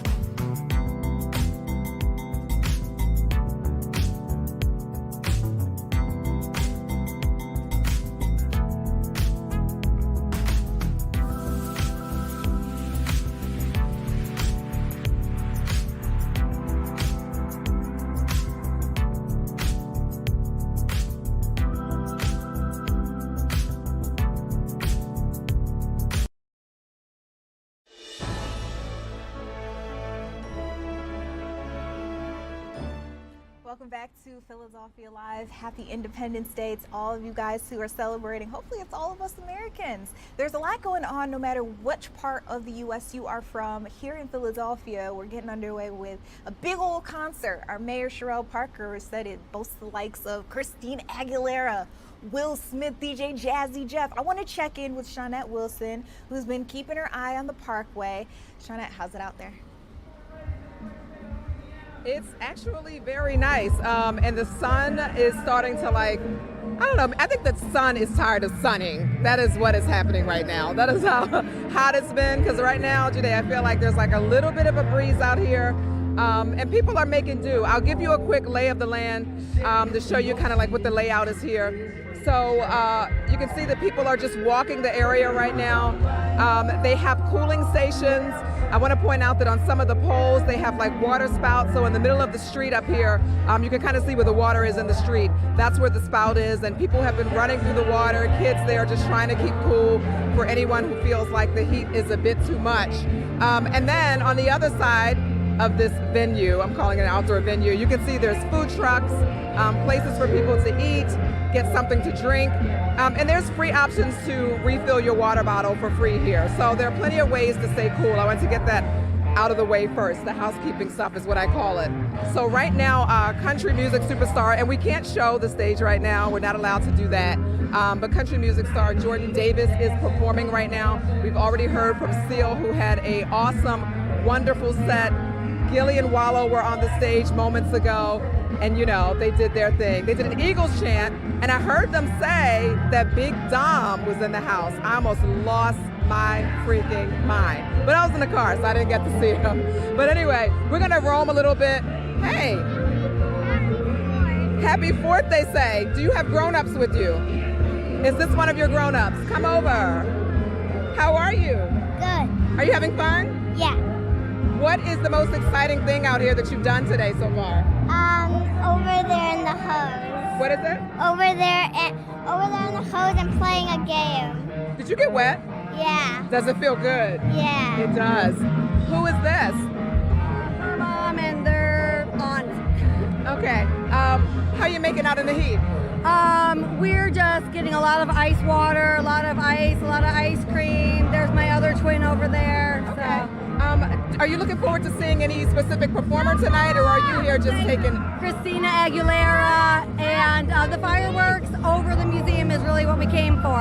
Okay, where'd you travel here from? We're from Scranton, Pennsylvania. The last time I was here, I came down to Penn Medicine. I did IVF, and I got these two cutie patooties, so we're celebrating them. Congratulations, and God bless you. And my friend and her grandkids. So. They are wonderful, and they look good, and they're nice and cool. Yeah, enjoy your night. Time to Philly. I love Philly. My sister went to Jefferson. I made my babies here, and she's never ever been here. She's a New Yorker. I'm trying to get her to love Philly better. Okay. We're going to do it. We're going to do it. Thank you for talking to us. You look pretty, too. It's kind of loud over here, Judea, so just bear with me a little bit. I'm going to see if we can get anyone. What are you doing? Uh-huh. He waved. He waved. How you doing, honey? Hi. How are you feeling today? I'm great. I'm great. Happy to be here. What are you looking most forward to tonight? Meek Mill performing, obviously. Dream a Nightmare. We want to hear Dreams and Nightmares. I've been hearing that all night. Are you going to sing along? Are you going to rap along? Absolutely. Absolutely. Okay. You want to give us a sample? No, not right now. Thank you. It's a tough song to do live. We got to do a lot of bleeps and edits there. But I was polling people all day today, Judea, and many of them looking forward to seeing Meek Mill. We got some people out here just hanging out. They're on their phones. We got some girlies here, some people taking a sleep. Hello, ladies. I'm looking for beautiful ladies. I'm Shawnette, I'm with Fox 29. I tell y'all before I play this next song, what are you looking forward to tonight? I got you, honey. Jill Scott.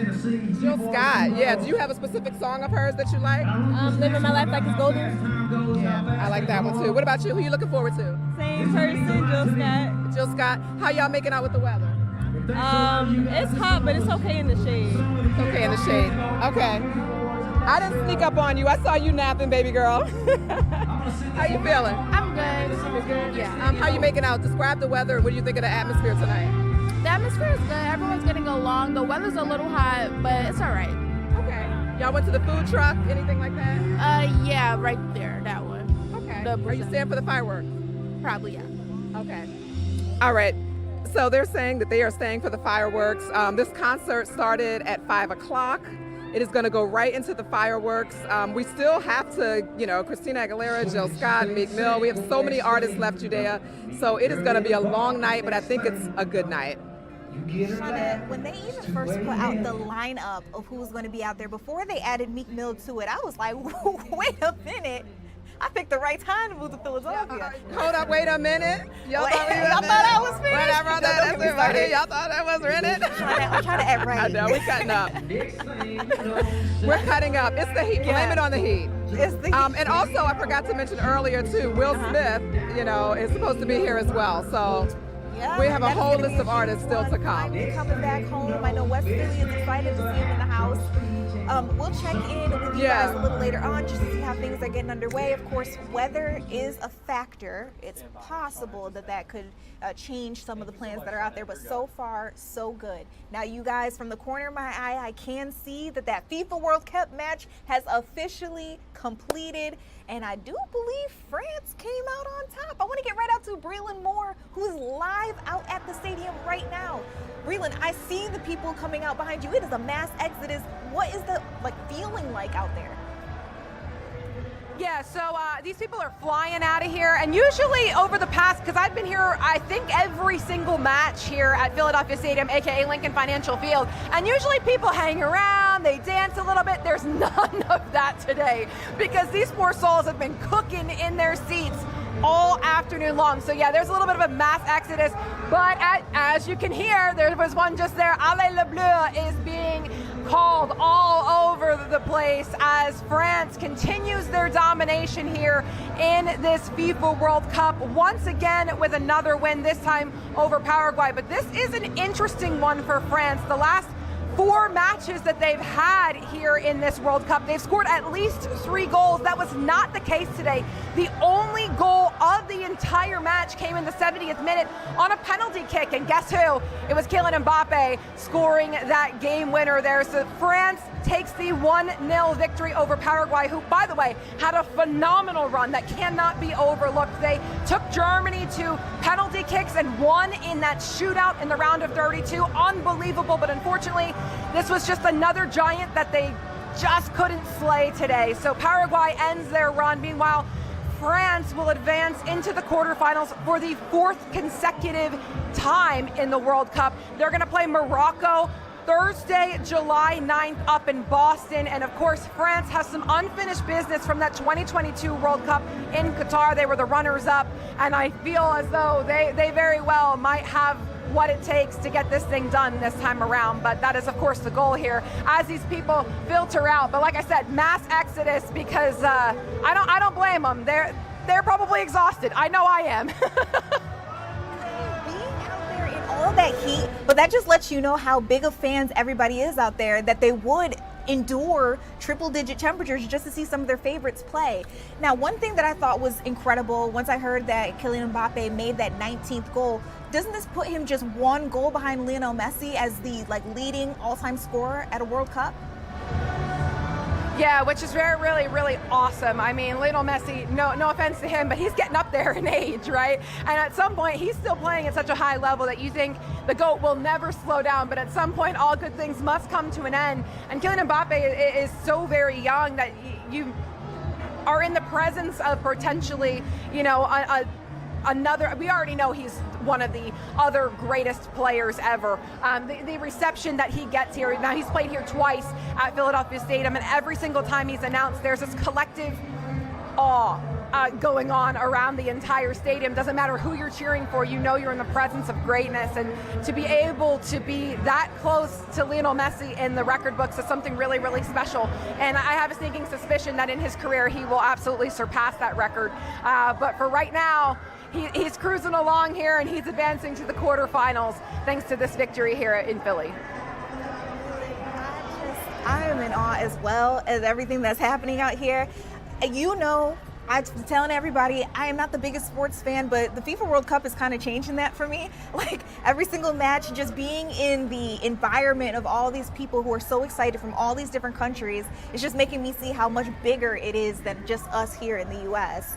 I know we should be keeping our eyes on everything France and Paraguay, but I can't help but also look forward to what's to come on Monday for Team USA. Is there anything you could tell us about that upcoming match? Yeah, I mean, unbelievable matchup for Team USA as well. They are in the round of 16 once again and hoping to break through to the quarterfinals for the first time since 2002. And shockingly, for the first time, and I don't remember how long, the United States is favored in a round of 16 game, which is unheard of. They are going against Belgium, a team they have not beaten since the 1930 World Cup, but they haven't done a lot of things that apparently they're doing this time around. As we talked about yesterday, they got that dog in them, so we'll see what they end up doing this time around. Now, we do know that Flo Balogun is not eligible to play because of that red card he had in that game against Bosnia, so he will be out. But I think even without Flo Balogun, that they were able to play with 10 men for a very large chunk of time there in that game against Bosnia, still came out with the victory. And so I really do think if they're narrowly favored to win this game on Monday already, I don't know. I feel like we're witnessing a little bit of more magic here, and they have the potential, like I said, to do something they have not done since 2002, which is make it into the quarterfinals. And I think that would be, now is the United States going to win this whole thing? I think it might be the team that just played here. However, if the U.S. can get to the quarterfinals, if the U.S. can win a quarterfinal game, I think that is a victory in and of itself for their fan base and for this country. Yeah, we'll keep our eyes on everything that's happening. Again, you guys, that's going to be Monday. You, of course, as every other match, will be able to watch it right here on Fox. Breland, amazing report. Thank you so much. She was just mentioning at the end there, Folarin will not be able to be played in this match on Monday. And we actually caught up with him and got to ask him how he feels about the situation. Take a listen.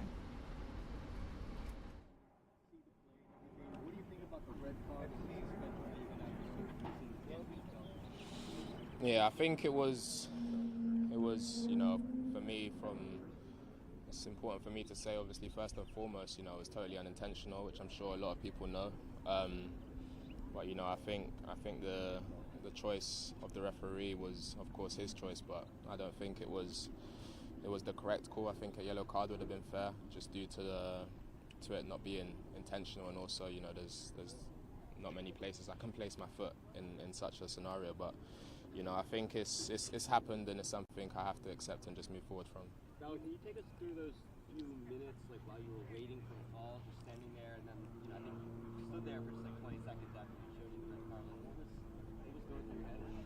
Yeah, just a ton of emotion. You know, it's difficult, you know, to see red at any time, but especially now, you know, in such a high pressure tournament, such a high pressure situation, and you know, there was many emotions, but for me, the most important thing was just trying to stay calm. I think, you know, I didn't want to react out of emotion, out of anger, and you know, I had to just accept that the decision was made, whether I agreed with it or not, and just you know, try to also think about, you know, how I can help moving forward. Did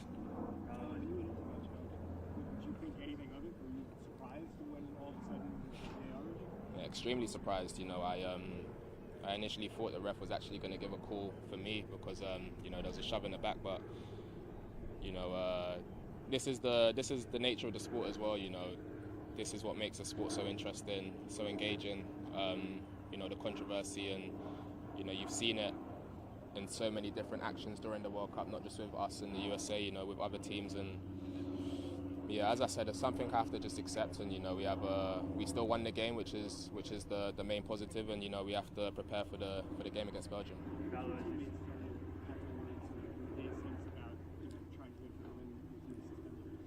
Yeah, you know, everybody was supporting me, which I greatly appreciate, not just my teammates, you know, the fans. I felt the love from the country as a whole, so yeah, you know, that makes it easier for me to be able to, you know, move forward from this, even though it'll be extremely difficult. Valdo, you said what happened, right? Now about moving on.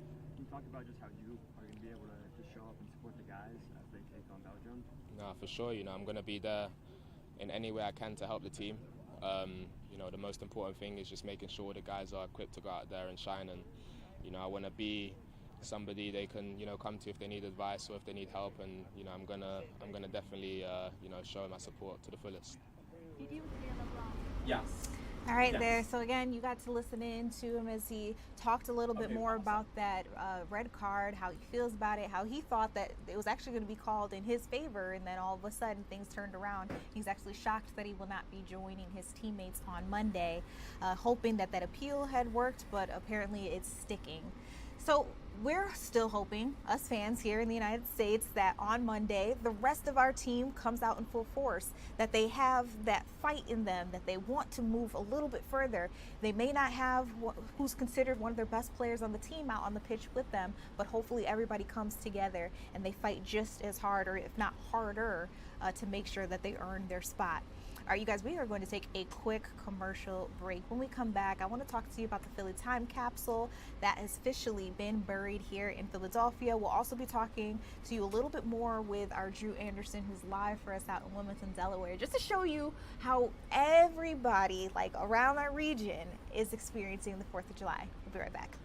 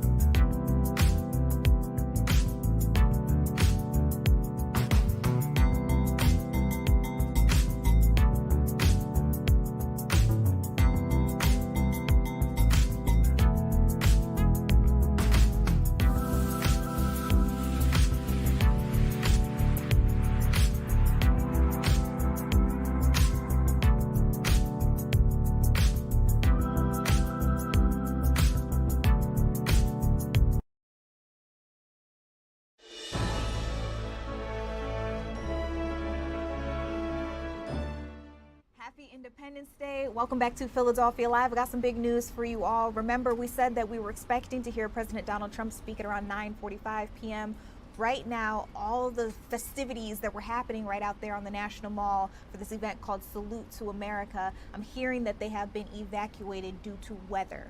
So if they are allowed to come back out, if the performances do continue, we'll try to bring you guys live back out there with the camera that we've got. But that is the word, the latest word that we've heard from our sister station, Fox 5 DC. Meanwhile, here in our neck of the woods, DC, Pennsylvania, New Jersey, it seems like the train keeps rolling. I want to get right out to Drew Anderson, our meteorologist, who's live for us in Wilmington, Delaware. Drew, you've been keeping your eyes on everything that's happening. Huge crowds have joined out there. How's it looking so far? So here's what I did. I came inside for some AC. So there are so many free things along the Delaware River right here. Well, let me try this again.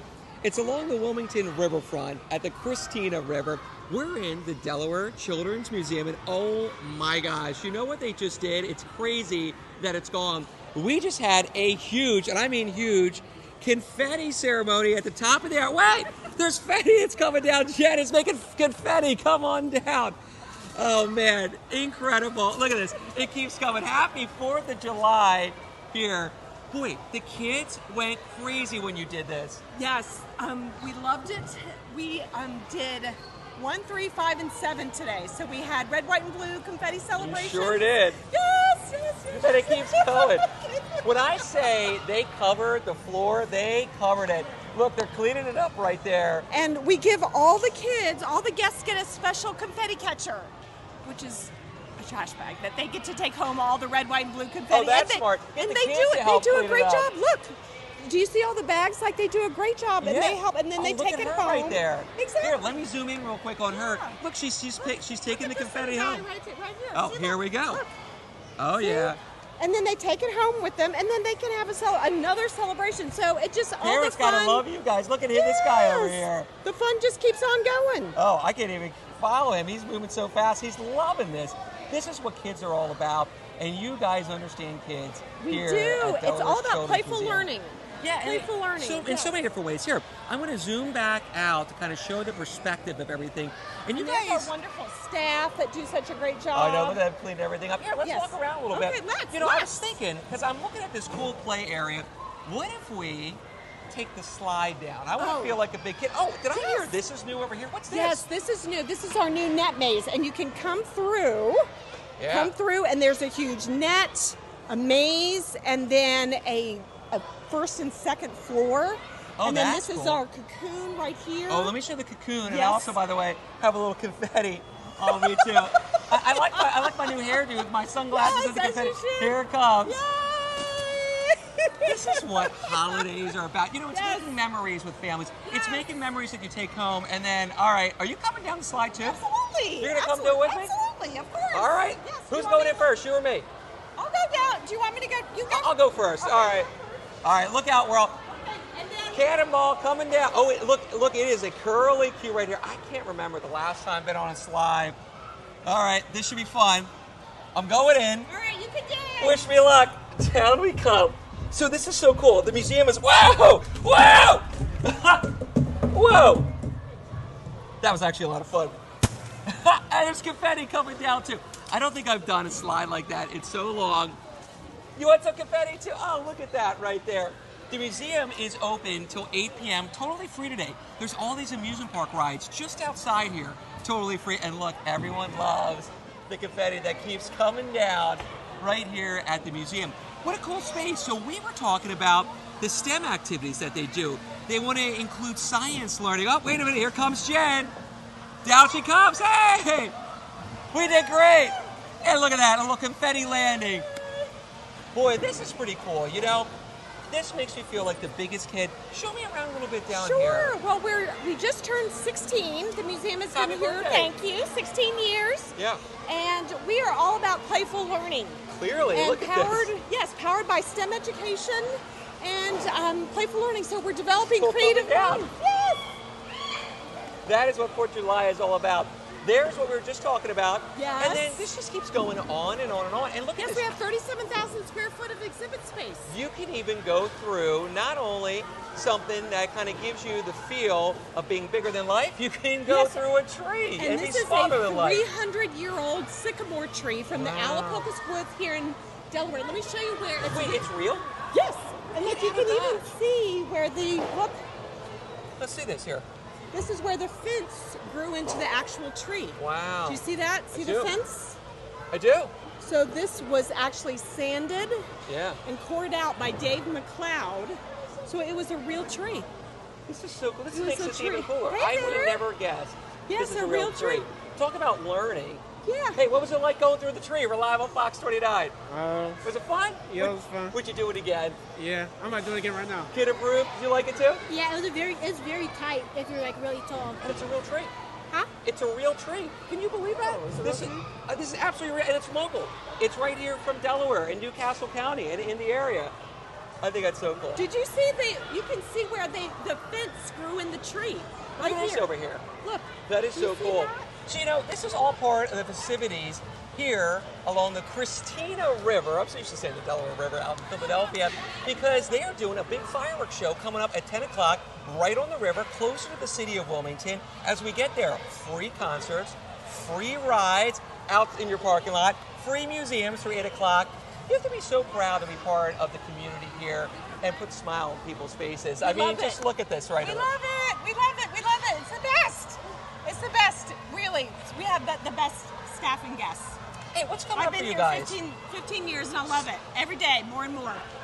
Do you Oh, want to and see the aquarium? We've got Yeah, 800 let's go take a look at the aquarium. And you know what I love too, right? You're leaning into Delaware, because Delaware, Yes. it's just in the shadows of Philadelphia. There's so much to do across Delaware. Yes. Oh, And we have free parking. oh, you had me free parking. See? And as a weather guy, you know what just caught my eye right there?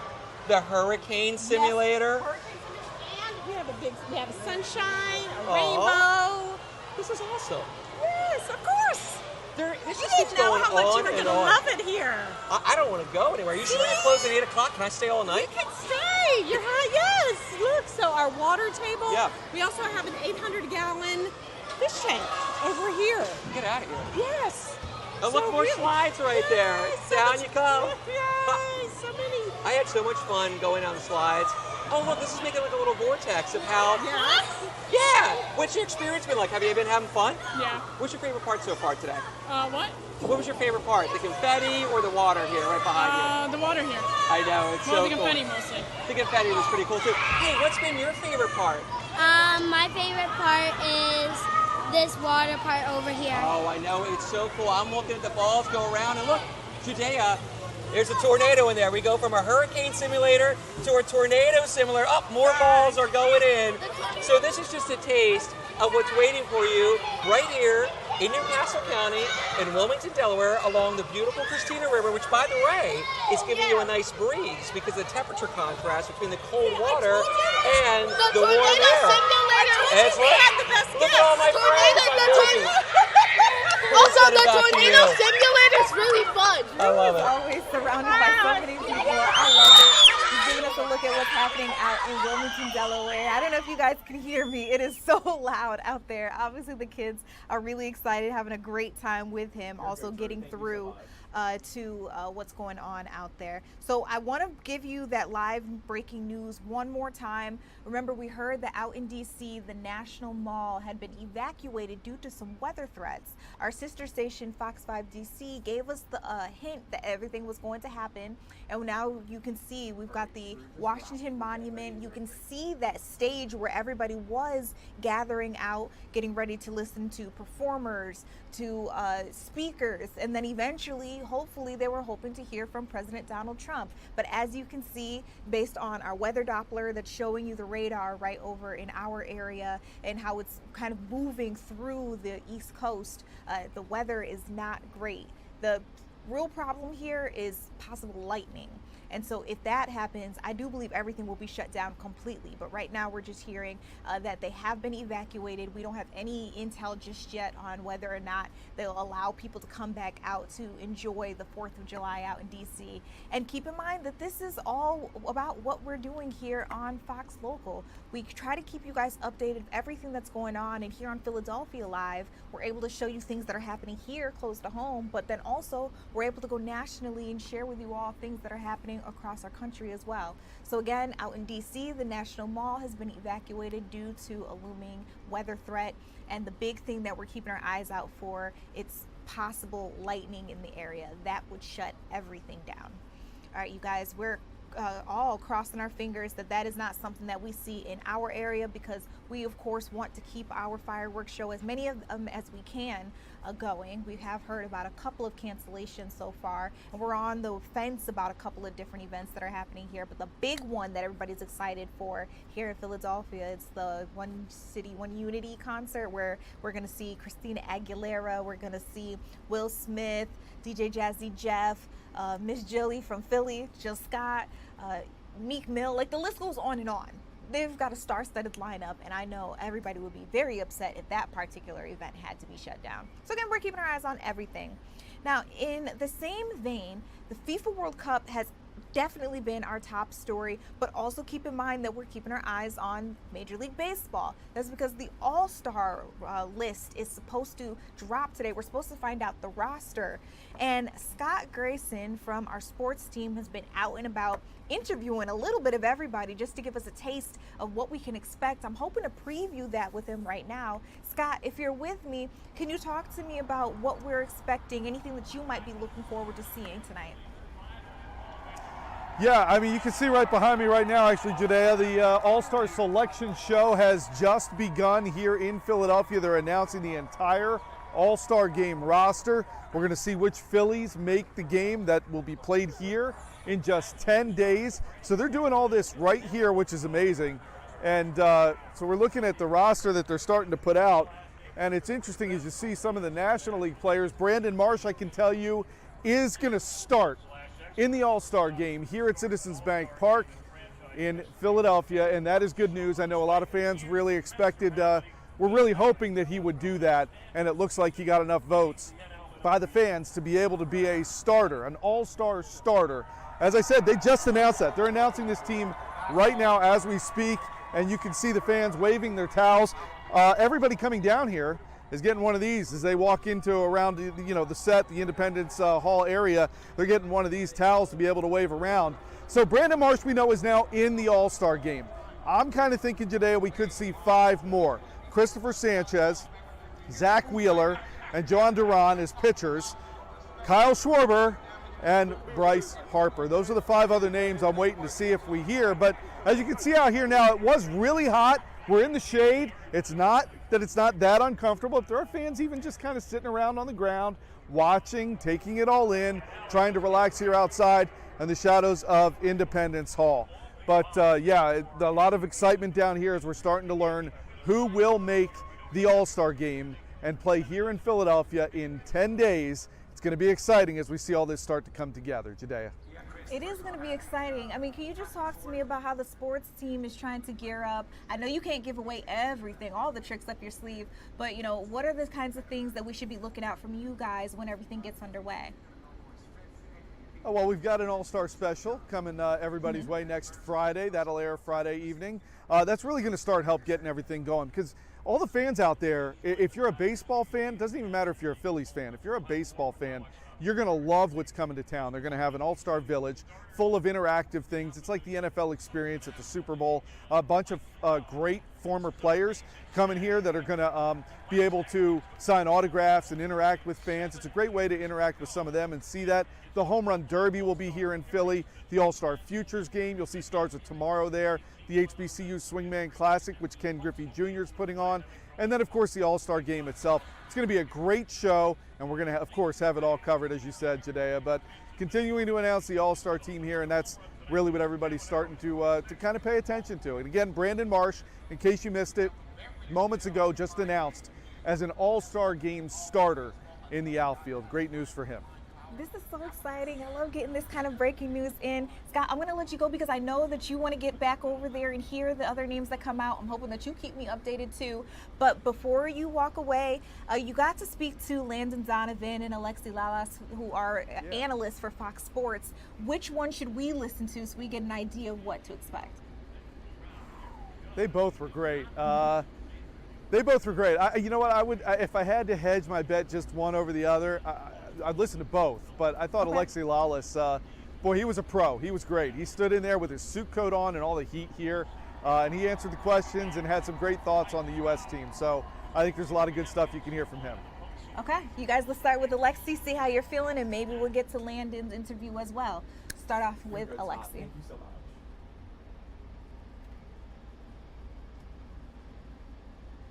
Fans and everyone are behind.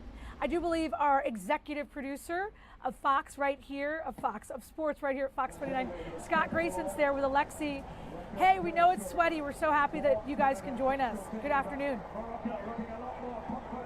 Yeah, hey Jen, thanks for coming here. Obviously, it's great to have Alexi Lawless and your whole crew here, Alexi. How much fun has this been? You guys have been all over the country. What's the reception been like here? Oh, listen, Philadelphia has been incredible, all right? On the field, we've had wonderful games, and off the field, they're bringing it.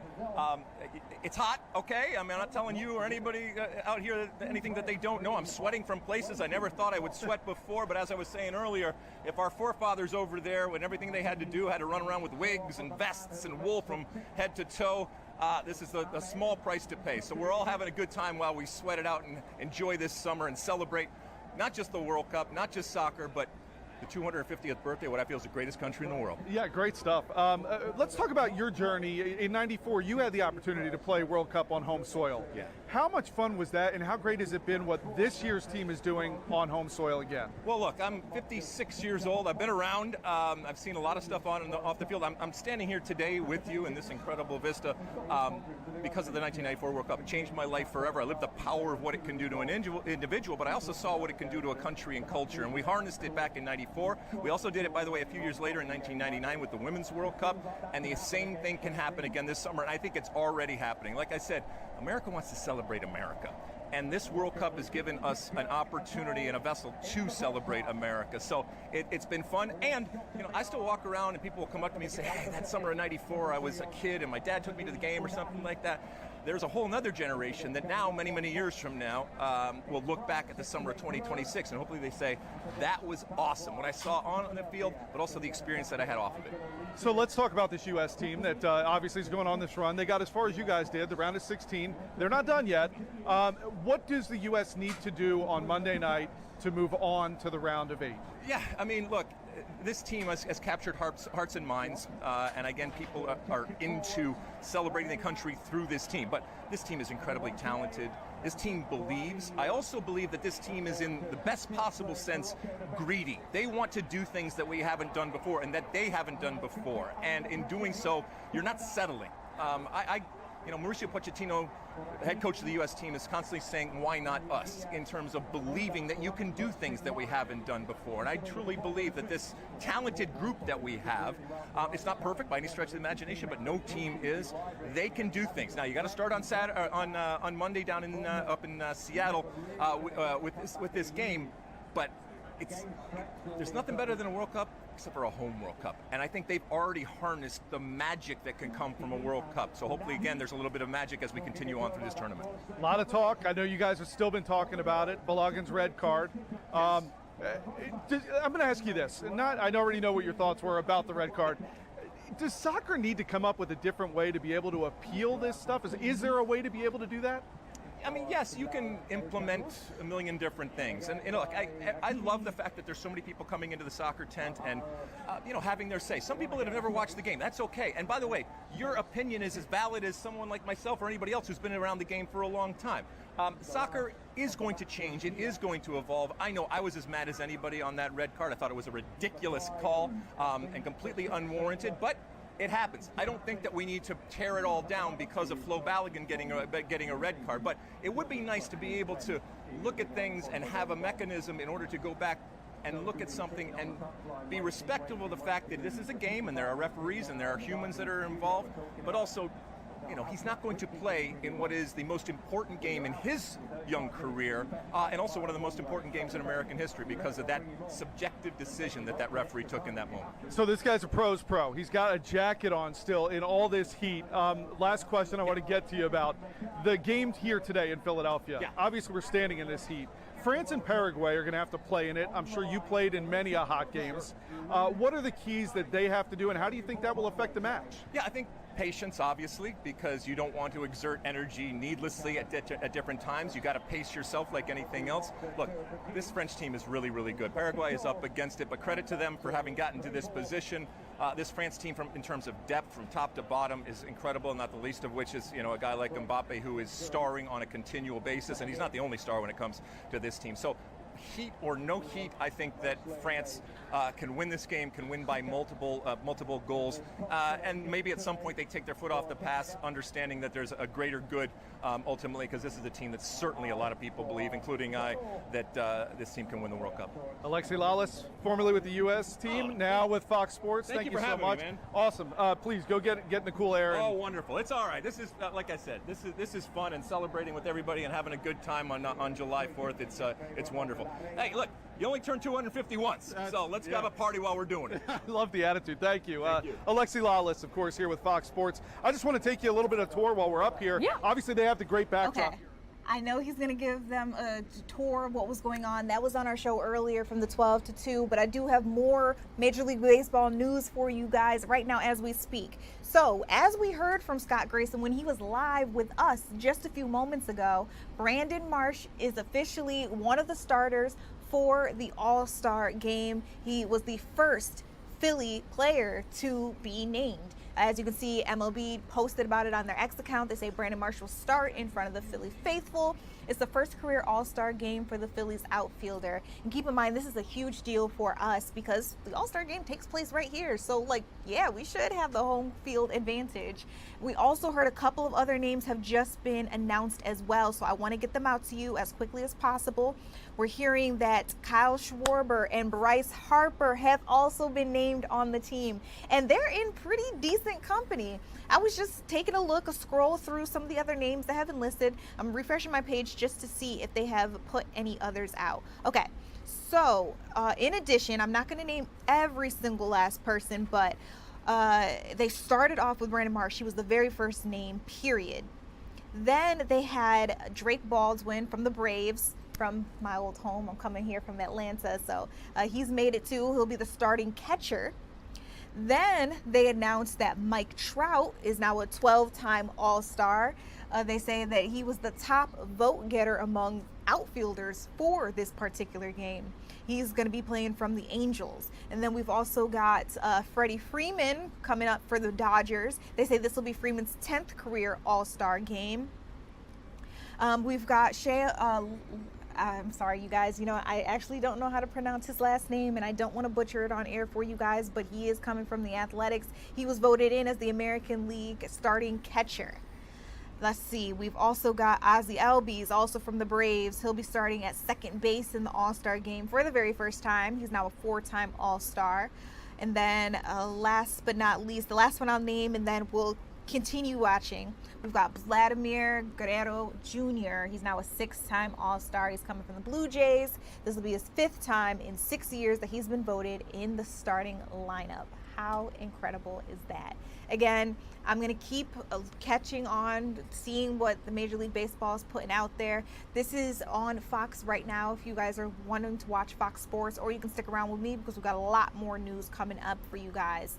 We are going to have another live chat with our Chris O'Connell. He's been out and about seeing all the fans that wanted to come out for the FIFA World Cup match. Of course, that has ended. France came out on top over Paraguay, but I want to know, is the party still going? Or have people moved on to get on with some of their 4th of July plans? We'll be catching up with Chris in just a second. We'll also keep our eyes out on Washington, D.C. As I mentioned before, the Independence Mall had been evacuated.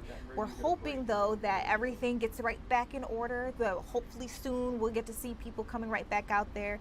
I know one person in our live stream chat kept asking whether or not the DC fireworks were canceled, and so far it's just evacuation, and maybe they'll be able to come back out. If it's canceled for good, I'll let you know right here on Philadelphia Live. Don't go anywhere.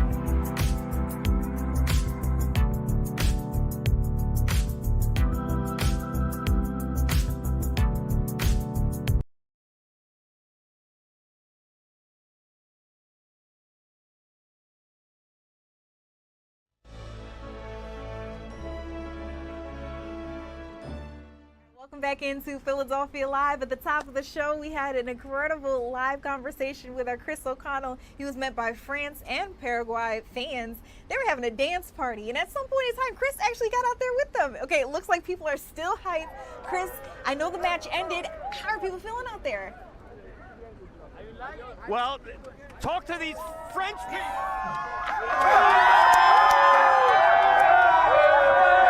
France just beating Paraguay in a very hot, steaming World Cup round of 16 match. Come on over here.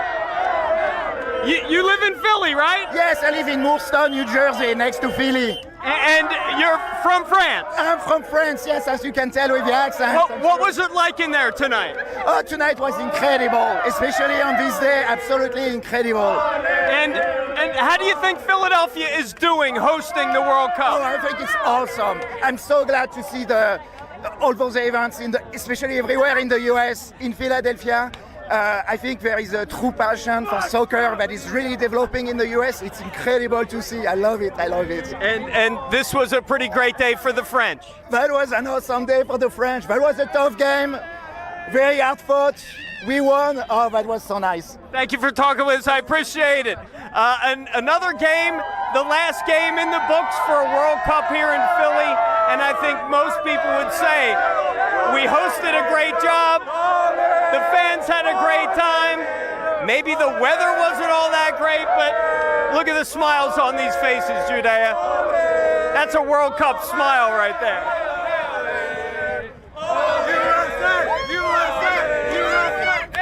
Like the cherry on top, he's so cute. I wonder, Chris, if I could just ask one more question before everybody walks away. Like, what's next? It's 4th of July. Are they going out for fireworks? What's next? I think a lot of these people are headed down. Actually, can we turn? Look how many people are headed to SEPTA on the Beeline.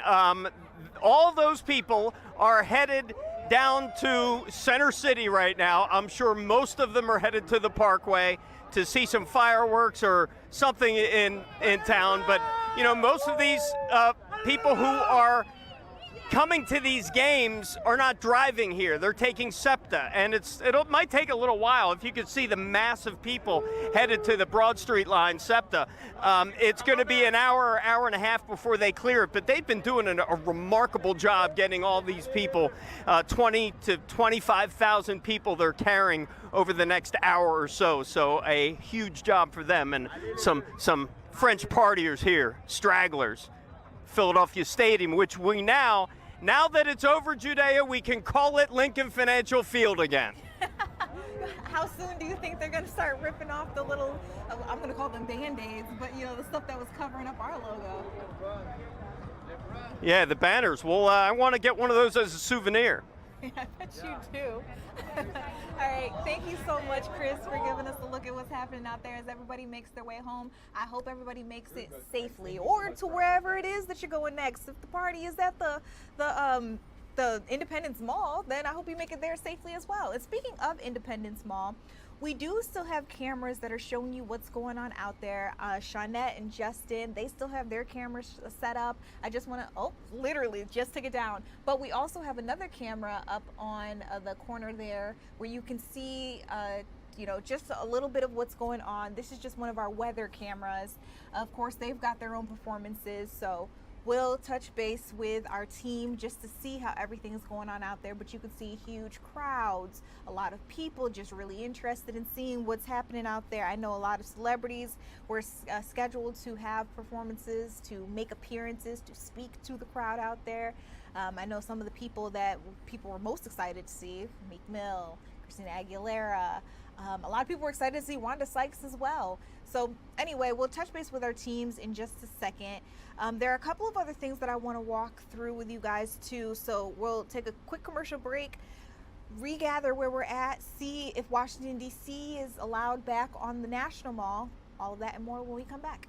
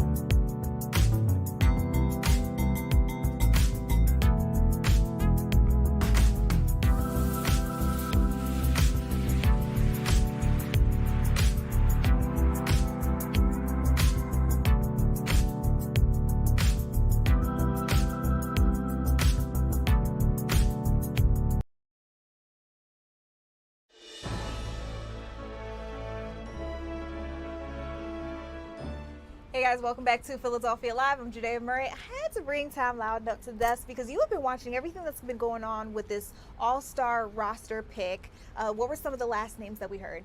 So to wrap it all up for everybody, the Phillies end up with 5, which is a great number. Dang. Brandon Marsh, first-time starter, is having a great year, deserves it. The fans got him in as a starter with the vote. Then Kyle Schwarber, everybody knew would be in there. He's the DH reserve, 30 home runs, no doubt about it. Bryce was named. His numbers back it up. He has 20 home runs this year. He's really bounced back. It is interesting. They labeled him the legend pick, which generally there's one legend pick, and that's usually for, you know, an older guy on the way out. Like, you want to give him one last hurrah. They wanted to make sure he got in so he could be here in Philly, but he deserved it. No doubt about it. Christopher Sanchez, everyone knew it. The next question will be, will he get the start?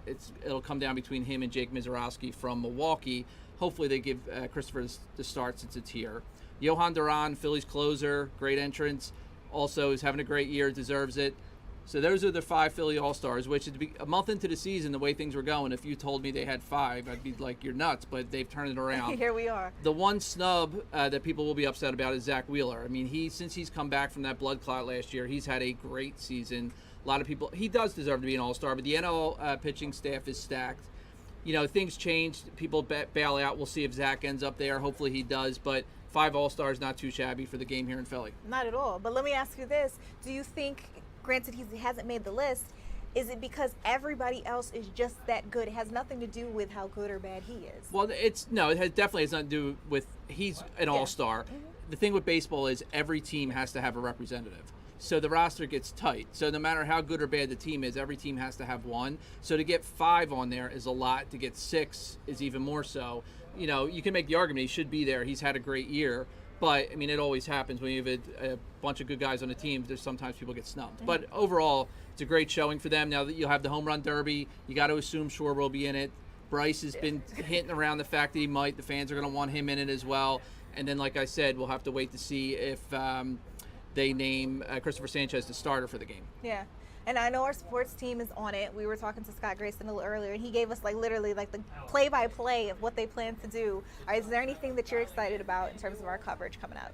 I think the whole thing. I mean, you know, right here on Fox Local, on the day of the All-Star Game, we're going to do a red carpet special from the red carpet that they have.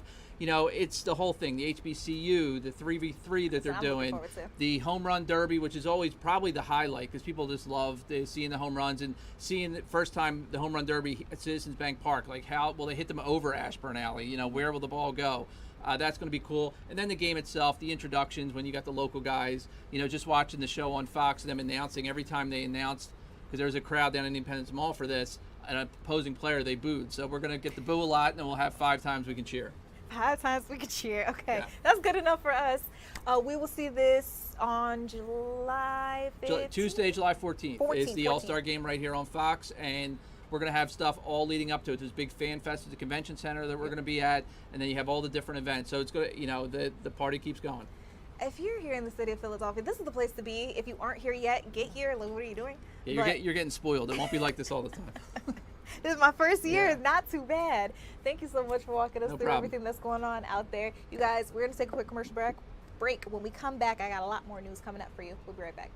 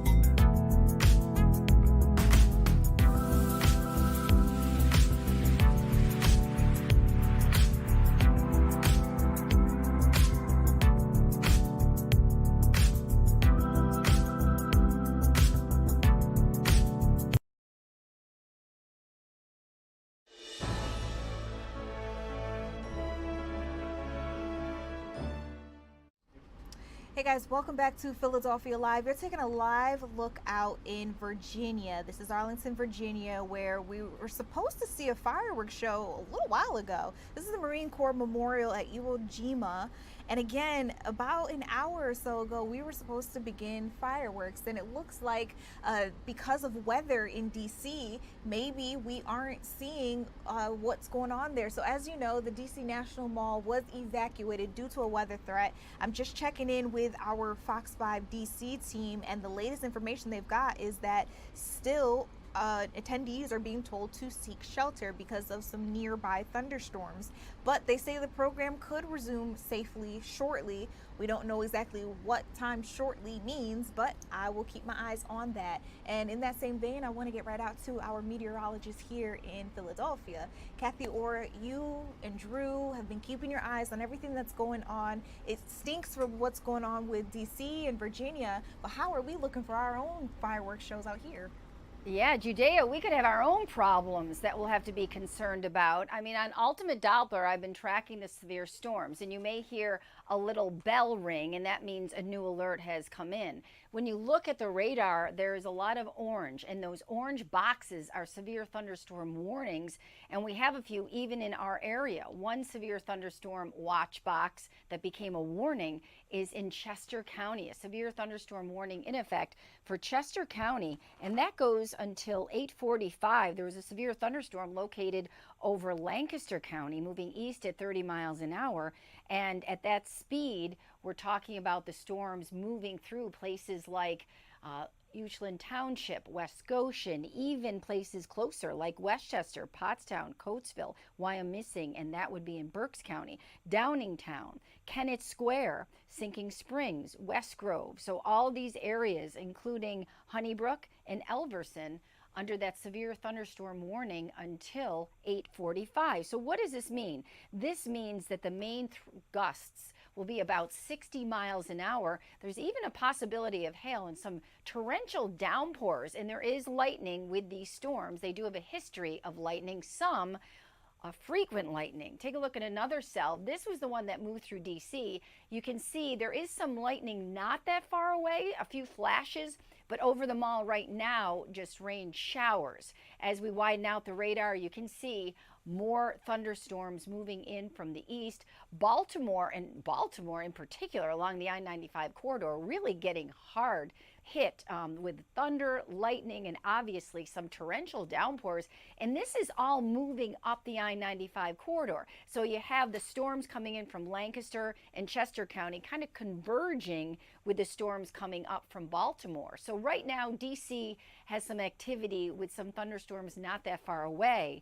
but further up 95, more of an issue. Baltimore, soon Wilmington, that is under a severe thunderstorm warning, just anticipating all of these storms converging toward the northeast. And this will, I'd give it a couple hours at best, and it will be moving into Philadelphia. Looking a little bit closer to our shore points, there was a severe cell coming off Delaware, crossing the bay and heading toward Cape May. Fortunately, that has dissipated. The entire region is under a severe thunderstorm watch. That's until 11 o'clock tonight, anticipating that more storms will be popping up in that severe category. What is severe? Damaging winds in excess of 60 miles an hour and large hail. That's what we're looking for tonight.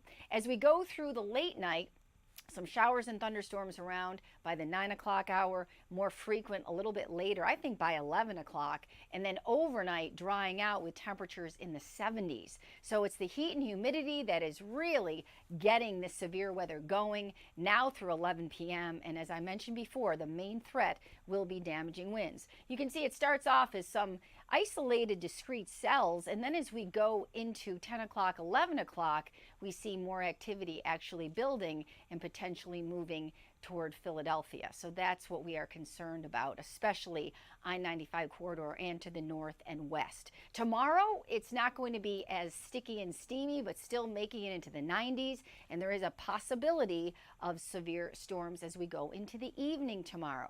Down the shore, the next 3 days, a little unsettled, especially Monday and Tuesday, with temperatures in the 80s. And as we look at this forecast, the next 7 days, it stays unsettled through Tuesday, and then we start warming up again. It's back to the 80s and 90s, but Judea can't stretch enough. If you're going to any activities tonight, or if you have friends or family that's in the city or going to see fireworks, just have them make sure they have a plan. Download that Fox 29 weather app, the Weather Authority app, and just check the radar and just have a safe place to be able to go to in the event they tell everyone to evacuate. And you guys are telling us in more than enough time how we can get ready just in case something does happen. So I think that is the best way that we can move forward. I thank you for giving us our forecast there, giving a look at what's happening out in our area. Meanwhile, we're also hearing from DC. They literally just put this up, you guys. You can consider this breaking news. They have officially said that that event out on the National Mall is oh man, okay, the sign just went away, but it said that the event had been delayed. This is the Salute to America event that President Donald Trump is supposed to speak at around 9:45. All right, you guys, let's move on to some things that are happening in our neck of the woods. We know a lot of people, their favorite thing to do for 4th of July is get out to the boardwalk, have a little beach day, and maybe even see some fireworks out on the sand. So that's where we're meeting Dawn Timoney. Dawn, last time we saw you, you were having a blast. You mentioned that you might check out the food scene. Did you go? Well, it is on our game plan to go to Manco and Manco Pizza. Do I have that right, Aaron? Yes. I hear like it's the best pizza on the boardwalk. So that's on the list, but we haven't made it that far. This place is packed, Judea. I got to tell you, like if I can even just get Aaron to spin around, I mean, there are so many people here out enjoying the evening. There's a breeze. It feels so good here. Shriver saltwater taffy and fudge handing out these balloons. So people are loving that. People feeling very patriotic. Did you guys get your seat for the fireworks? Is that the plan? Oh yeah, we're here for the fireworks. Got our Rita's ice cream. Where are you coming from? What's your name? We're from Philly. We're Scarlett and Carl. I have to say, I definitely like the red, white, and blue sweater, feeling very patriotic. Is this 4th of July different for you since it's like America's 250th birthday? Are you feeling any nostalgia? Oh, it's so exciting. We've got the World Cup going on, Home Run Derby, All-Star Week, 250. Beautiful heat wave right now.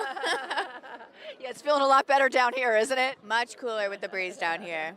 All right, well, enjoy. I would say you have like the perfect view. And look at you guys. You're looking very patriotic here. Where are you guys from? We're from Coatesville, Pennsylvania. All right, so you make quite the drive, right? Yes, yeah. What are you looking forward to most? I'm looking more forward to go on the double shot over there, the ride. Oh, the rides, right? The rides. Have you had any great food? Yeah, we just had I had some pasta. What restaurant was it? Pasta at Clancy's by the sea. What's your name? Aaron DeFilippo. This is Madison. Madison. How old are you, Madison? I'm 10 years old. All right. Is this your first time down here for the 4th of July? No. No, you guys come here all the time. Yeah. You know the good place to come for 4th of July. Well, you're looking good. I'm liking the spirit here. So enjoy the rides. Let's keep on walking, Aaron. And have fun. You can see people over here have also staked out their spots to watch the fireworks. Lots of families here, as you can see. And Judea, it's getting a little crazy because we always have people who want to be on TV. But so are you guys here to watch the fireworks? Yes? Yes. What are you looking forward to the most? Oh my goodness, we're starstruck. How about you? I don't know, just want to watch some fireworks. Yeah. Yeah. Do you guys come down here a lot for 4th of July? No, it's like our first time in a while. Oh, wow, okay. Well, you looks like you have the perfect spot, right? You know, bird's eye view. Well, enjoy. And how about you? Where's Mommy? Where's your mommy?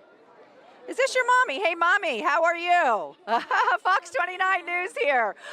You look like you got the whole crew and some really good food. How's your 4th of July going? Doing great so far. Yeah? Really enjoying it. I mean, who's here with you? What's your name? Alexis. Alexis. And who do you have here? All my kids, Declan, Ryan, Brooklyn, Taryn, husband. Wow. And what's for dinner tonight? Pizza and fries. Actually, that sounds really good to me. How is everything? Good. Good. And what about you? What are you? Well, I like your shirt. It says "Born to Soar." What's your name? Ryan. Ryan. And are you looking forward to the fireworks? Yeah. Yeah. What do you like best about the 4th of July? A PK school. Okay. Well, listen, you have fun, guys. Thanks for talking to us. Hi. How are you, baby? Oh, you're so cute. Oh, my goodness gracious. Name here? Brooklyn. You are a cutie. You're a cutie. Oh, my God, she's beautiful. Have a great 4th of July. So, as you can see, Judea, this place is hopping. Take a look at the kites in the sky. It's just a beautiful night, and people are just feeling very celebratory, taking it all in. And the fireworks here start at 9 o'clock. Ocean City is known for its great fireworks display. We were in Margate earlier. They also have a fireworks display at 9 o'clock. So lots for people to do and see and just really enjoy their 4th of July. Dawn, this is really special, especially since we're seeing so many other areas canceling their festivities. But from what you can see, does it seem like the weather may hold up? I mean, just what it looks like right now, that we seem to be good for tonight. Yeah, I mean, I guess we're about an hour out from the fireworks, and so far, I don't want to jinx it, but, you know, so far, so good. I feel like the skies don't look bad. It seems like we're going to get it in. So fingers crossed, but I think the weather's going to hold out. I'm knocking on some wood for you right here. We're hoping for the best. Thank you for giving us a look at what's happening down on the shore. You guys, we're going to take another look out in DC where we see the signage that says that they're still asking for people to evacuate the National Mall. Again, it says due to severe weather, the event that is referring to speakers, it's going to be performers, the Great American State Fair, and of course, even President Donald Trump speaking. They say all of that will be postponed until the weather passes. They're telling people to go to Freedom 250 social media for any updates. And we're also taking that live look out in Virginia, where again at Iwo Jima, one of the memorials out there, there's supposed to be a fireworks show. Obviously, people are still waiting around hoping that that happens, but so far that has not begun just yet. And you can see the clouds in the sky. Meanwhile, on our very own radar, you can see that the weather is pretty choppy in our area too. You can see how it's moving over the Washington, Virginia area. All that yellow that you see, that is rougher weather. And then every now and again, you can see what looks to be like lightning strikes. That lets you know at what time we're expecting lightning to hit certain areas. So again, that's a live look over DC, Virginia, and even part of Maryland. You guys, we're going to take a quick commercial break. When we come back, I've got an exciting interview coming up for you guys. Again, we're checking in on events that seem to still be going strong. Well, this one will be coming from Washington Crossing Fireworks. Again, we're hoping that this one goes on too. So we'll be checking in with that guest in just a second.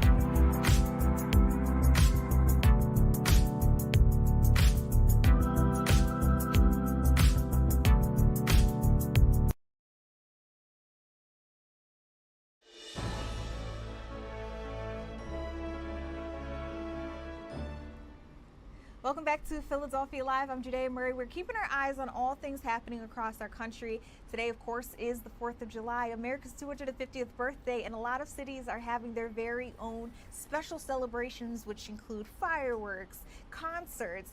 I want to get right out to one in particular that I thought was super interesting. This is Washington Crossing Historic Park, and we're joined right now by Alex Robb. Alex, I saw you during the commercial break. I'm hoping that you didn't freeze on us, but you're all dressed up. Tell us a little bit more about the garb that you've got going on. Thanks. I just finished up a reading of the Declaration of Independence.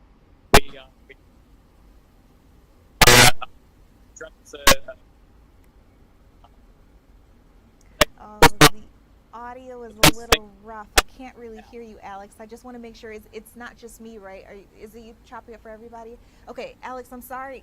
We're going to give you another chance because I want to hear everything you have to say. It was just chopping up real quick. Can you walk me back through? You said you were just finishing up a reading of the Declaration of Independence.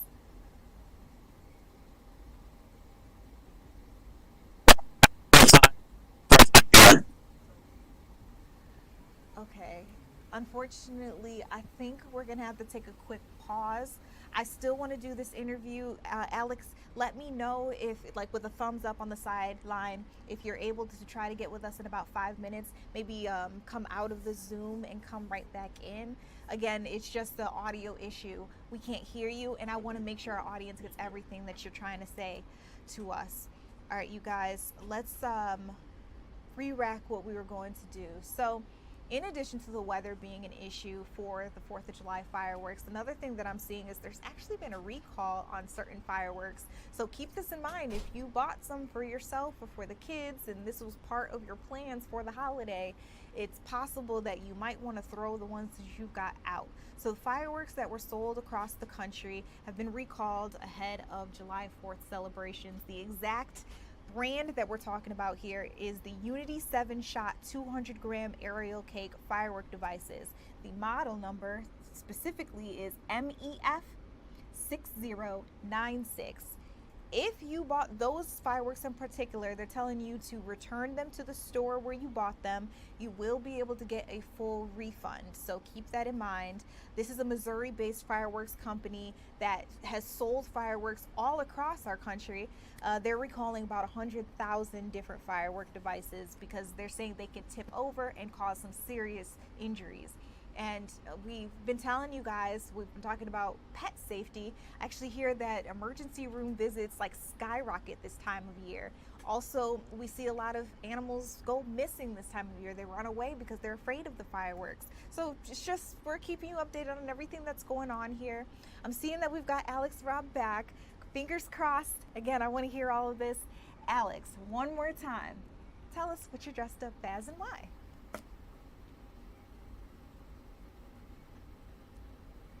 All right, it looks like we're still not having him. Alex, I'm really sorry that it's not working out. I'm hoping somehow, some way we can figure it out. I think it's just a connection issue.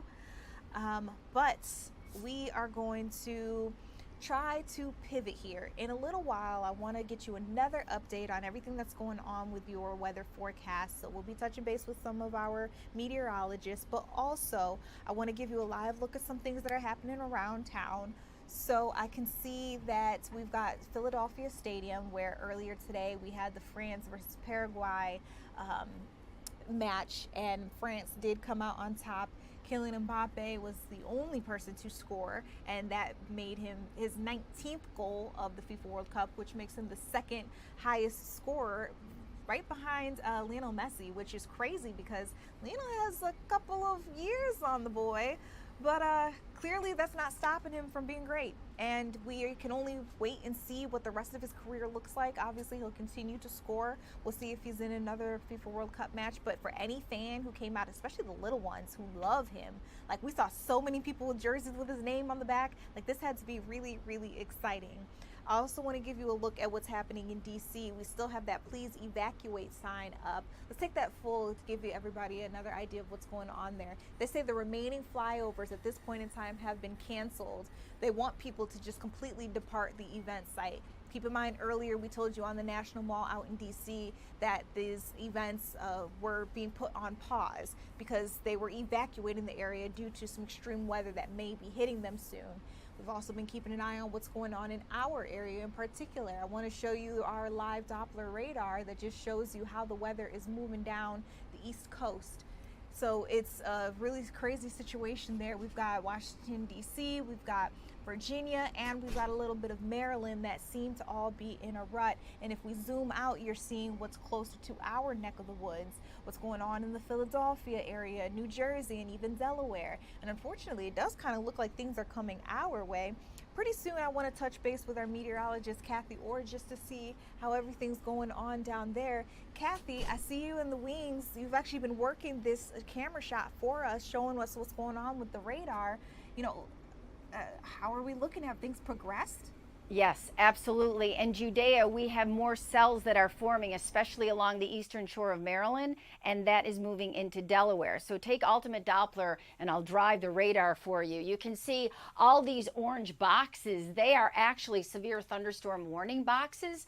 And if we take a zoom in, I'll be able to show you that one cell we talked about earlier. This is a severe thunderstorm. It's moving out of Lancaster and it's moving into Chester County. It's along Route 322 near Honeybrook, and this is moving along 76. If we zoom in a little bit further, you can see more populated areas like Coatesville and West Brandywine. This is heading even toward Downingtown and will continue along Route 30 and get a little bit closer to places like Tredeferin and also through Melbourne. But by that time, it should weaken in nature. Let's take another tour of the radar, and as we widen out a bit, you'll be able to see the DC area. Yes, there's very heavy rain and more thunderstorms coming up from the southwest on 95, so that is probably why they are advising people to seek shelter. So all of this through Route 66 near Chantilly, Warrentown, Dale City, down 95, that is all converging on DC.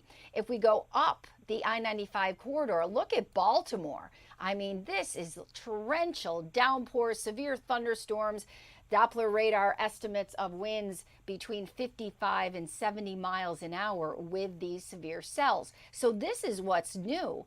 Eastern shore of Maryland, all in a severe thunderstorm warning. Now, Delaware, through Odessa, which is southern Newcastle County, into Kent County, this whole area under severe thunderstorm warnings. And when we put on the alerts, you can see in Delaware, severe thunderstorm warning until 9 p.m. If those storms survive and cross the Delaware Bay, they could go into South Jersey. Looking at this radar, we're watching the severe cells that are coming from areas to the west, especially Chester County. That will go into Delco. It will go into Montgomery County. So I would not be surprised if all this is extended east, eventually into Philadelphia as well. And if we look at all this coming up from I-95, that's all going to converge.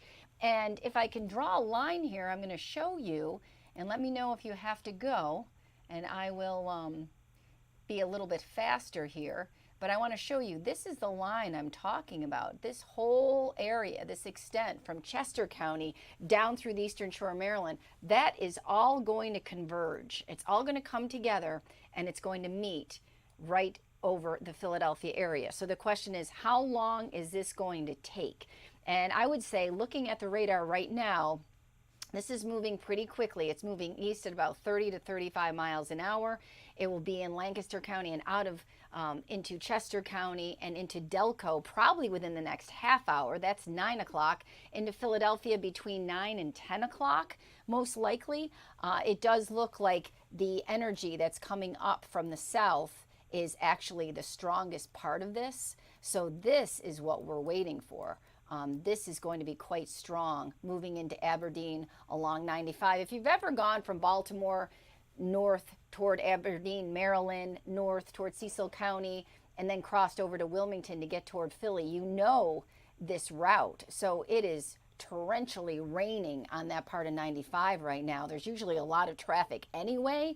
So right now, this is the type of rain that you would pull off to the side of the road and wait until the storms pass. And this is all moving northeast toward Wilmington, toward southern parts of Chester County. It will move into Delco. And I do believe within the next hour and a half to 2 hours, it will be moving into Philadelphia. So that is the latest with the ultimate Doppler. But Judea, I mean, it's terrible timing. That severe thunderstorm watch goes until 11 o'clock tonight. And even as we go into the late night hours, it's really going to be 10 o'clock, 11 o'clock. That's when you're going to see probably the peak of the activity. And then overnight, it quiets down. It's still humid, but temperatures are in the 70s. And I mentioned those storm threats, mainly now through 11 o'clock. Damaging winds, the main threat. And once again, that area of concern as far as the range of wind is 55 to 70 mile an hour wind gusts, and anything over 58 miles an hour is considered severe. These storms also have a history of hail with them, about 3/4 of an inch to an inch in diameter. But really, it's the torrential rain. Obviously, it's the lightning as far as safety is concerned, and the potential for damaging winds. Just terrible timing as we have so many things planned. I saw your interview with Dawn. The shore should be okay because it will be the last place we see this type of activity. And typically when these storms get closer to the water, that marine influence, it's a little bit more stable air. So it should not be as intense by the time the storms make it to the Jersey Shore. But all in all, they started off as some discrete cells, and it's becoming more numerous in the coverage of this particular scenario for tonight. Kathy, I have a feeling that you and I are going to become best friends tonight. We have a feeling we'll be checking in with you quite a few more times just to see how things are progressing with us, especially hearing what's going on in DC. Now we're hearing word about Delaware, and you know, we're just hoping that we here are having just like slightly a little better luck with our weather. But you're our weather authority, so we'll be checking in with you throughout the evening. Okay, we'll be here. All right, you guys, we're going to take a quick commercial break. When we come back, I have another conversation with Shawnette Wilson. Remember, she is down there, Independence Mall, where they've got like literally everything happening. Excuse me, she's at Benjamin Franklin Parkway. The Parkway is where everything's going down. Concert, speakers, the whole 9 yards. People are out there picnicking, having a good time, waiting to see if the fireworks do start on time. We'll be checking in with her on how things are going when we come back.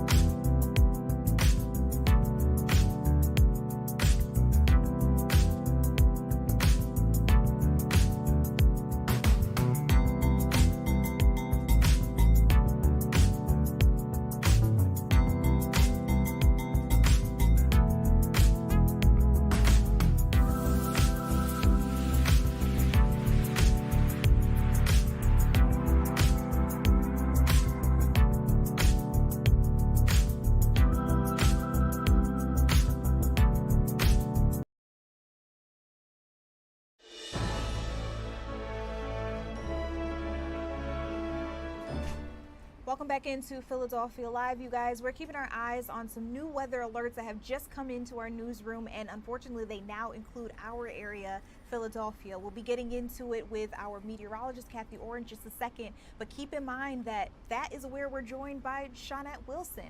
A lot of people, we're talking about thousands of people, have gotten out to see some of their favorite artists perform, and if what we just saw with this weather alert come in can be true, does that mean things may be shut down soon? Shawnette, how is it looking right now where you are?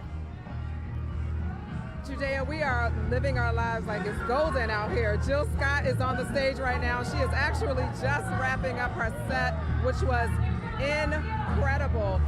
She came to the stage and basically thanked Philadelphia, saying the city made her who she is today. So, you know, that's her girl, Jilly from Philly. Again, she's wrapping up right now, but you can see that it is starting to really come alive here now that we are losing sun, which is helping out just a tad bit. I mean, we're still feeling the humidity, but you know, people are just having a good time out here right now. I've been walking around talking to people. Come here, Elena. So this is my girl. I just met her a little while ago, and she's here from Ohio, right? How much are you enjoying yourself today? It's pretty nice out here. Everybody's really giving, and I love that about this place. What has the weather been like? Very hot. I'm thankful for these sprinklers, otherwise people would be overheating very much. She's talking about the sprinklers they added this year along the Parkway. So your family is here for July 4th weekend. What did you do around our city? So far, we went to the National Constitution Center, and that was very hands-on, and I really loved that place. It just taught me a lot of the history about like how we settled here and everything else. Some of the things that I didn't really pay attention to in class, you know what I mean? Same. So yeah, it was really nice. I like it here so far. It's really pretty, especially the skylines and stuff. Okay. Well, thank you very much. We got to move around a little bit. I'm proud of you. She claimed she was shy, y'all, but she did this. Thank you, Elena. So let's roam around quickly. You. Yes, come. How are you? How are you enjoying tonight? Really good. I mean, like, this is just so awesome that Philly does this. I've been to Atlanta, I've been to Nashville on the 4th of July, and honestly, like, no one does it like Philly, especially for the 250th. Absolutely. How's the concert so far? And was there anybody you were looking forward to seeing, or you're just kind of like here to enjoy the atmosphere? I'm here to enjoy the atmosphere, but like Christina Aguilera is like, I'm a 2000s baby. Well, born in 1990s, but you know, grew up in the 2000s. So she's our girl. Yeah, she's Who's our with girl. you? You got friends? Y'all dressed Yeah. up? So these are all They're saying friends. That's my Okay. boyfriend and my sister over there by the tree. Hi, boyfriend and sister. Have a good time, okay? Thank you. Thank you so much. So, I mean, people are really enjoying it. We'll give you a look at the Parkway again really quick. We've got the sprinklers going. People are still cooling off, even though the sun has kind of gone, it's gone down now. So we're getting a little breeze, but people still want to get wet. And you know, we can't ignore Monty G over here, Judea. Have you met Monty G? If not, today is your day. Monty G, how are you feeling out here on the Parkway today on July 4th? I'm loving this, man. Happy 4th of July, everybody. 250 years of greatness. I feel blessed. I'm so happy to see everybody out here having fun in this heat, but now it's cooling off, and I'm just loving it. It feels so good. What have you been enjoying the concert, and who have you enjoyed most? Well, you know, Wanda Crazy and everything, but I've got to see my man Will and Jazzy Jeff. They got to represent for Philly and everything, so that's what I'm waiting to see. But I'm just loving everybody, all the atmosphere, all the foods and everything. It's just a beautiful day. All right, thank you. One of Philly's finest right there, not as in police officers, but you know, Philly. So people are eating, Judea. We've got plenty of food trucks here. Right now it seems like they're in a bit of an intermission because like I said, Jill Scott just wrapped up her set. But people are just having a good time tonight. We were talking about how like earlier it seemed like the crowd was slow to fill in. I just left the grounds and went out to the car to do a wardrobe change for obvious reasons. And the line to get in here is so long. We were saying earlier how like a lot of people, there's so much going on in the city, may have waited, you know, they took in some other things and then waited to come down here once the sun was down, and also once, you know, I hate to say the bigger acts, but you know, people want to see the headliner and all that. So people are just now even starting to arrive. And I think a lot of people also just want to get in and see the fireworks. So they're interested in getting their space. Plenty of space back here where we are. Closer to the stage is where the big crowd is. You know, we're not allowed to shoot the concert, so that's why we're not up front. But we'll have a link to the performances to share later. But that's where like the bulk of the crowd is. They are packed in up there, taking in the concert like right up front. So I feel like it's been a good day. Now we're like watching the weather, Judea, for other reasons. I just also went and got a raincoat, which is like, I feel like if I put that on, I'm gonna go up in flames. But I have it just in case. Not up in flames. Wait, okay. So it's a battle between possible rain and heat? Is that what you're telling me? Yes, because I mean, you know, I had it, you know, when Kirk Franklin's concert was supposed to happen and it was canceled, I went down there for that and the sky opened and like I could barely peel my clothes off at the end of the night, just how wet I got. So I don't want that experience tonight. I don't want that experience. Okay, well in that so, case, Shawnette, I don't know. I encourage you to listen in. We're going to talk with our meteorologist, Kathy Orr, in a second. I encourage you to listen in to what she says the forecast is looking like, because we did get those alerts coming in, and it's just wild to see that it doesn't seem to be represented just yet in your area. So we'll keep our eyes on what's happening. Okay. All right. Judea, I have a quick question for you. Is there anybody that you wanted to like, that you are so excited about being on the, you know, the lineup tonight? Yes. Oh my goodness. First and foremost, it was Miss Jilly from Philly. I love her down, no matter if she's singing, if she's acting, like she does it all. I also, of course, wanted to see Christina Aguilera because I just think that she's a powerhouse. So I think she would have just given me so much life. and why would I not want to see And you and I talked about... Smith? Yeah. Well, right now we were in like a little intermission. They were playing a little bit Biggie, and now they switched up a bit. So I think it's kind of like a little break. Hopefully people are hydrating because even though the sun has gone down, like the humidity is still like way up there. Okay. Everybody stay safe. I got my water on deck. I hope you guys have your water too. I hear that they're having hydration stations, so it should be easy for people to stay watered up. Yeah. I did see, I saw a couple, like, you know, you can go in, you can get a mister, and there's ones where you can, like, if you have your water bottle, you know, you can refill that, you know, for free with water. As I just came back into the grounds, though, I saw, like, people getting their water bottles confiscated because I think people, you know, you got to really read the rules. They're really tricky. Like, you can bring in a bottle of water, but it can't be opened already. If it's opened, you can't bring it in. So I saw a girl, she was mad, she dumped her water out to get in and she was crunching the bottle and I said, don't crunch it, keep the bottle, because when you get in the plastic bottle, you can refill it for free. They are, you know, allowing that. Saving people's lives, giving out the pro tips. We appreciate it. And I just want to let you know, Shawnette, before you go, you got some fans in our live stream chat. They're telling you that you are beautiful. They said you're doing a great job. So I just wanted to share the love with you. Thank you. I appreciate that because I feel like overwhelmed with sweatiness. So like, thank you all. I don't know if it's the makeup. We cannot tell. You look great. It was a quick beat in the car, Judea. You know what I mean. Sometimes you got to do a little 1-2 in the car. Thank you so much, Shawnette. You guys, we're keeping up to date on those weather alerts I was just telling you about. I'm hearing that the National Weather Service has issued more severe thunderstorm warnings for a couple of different areas, and that seems to include the Philadelphia area, and that is where we are joined now by our meteorologist, Kathy Orr. Kathy, I told you we will probably be coming out to you later, and here we are. So keep us up to date on what's going on now.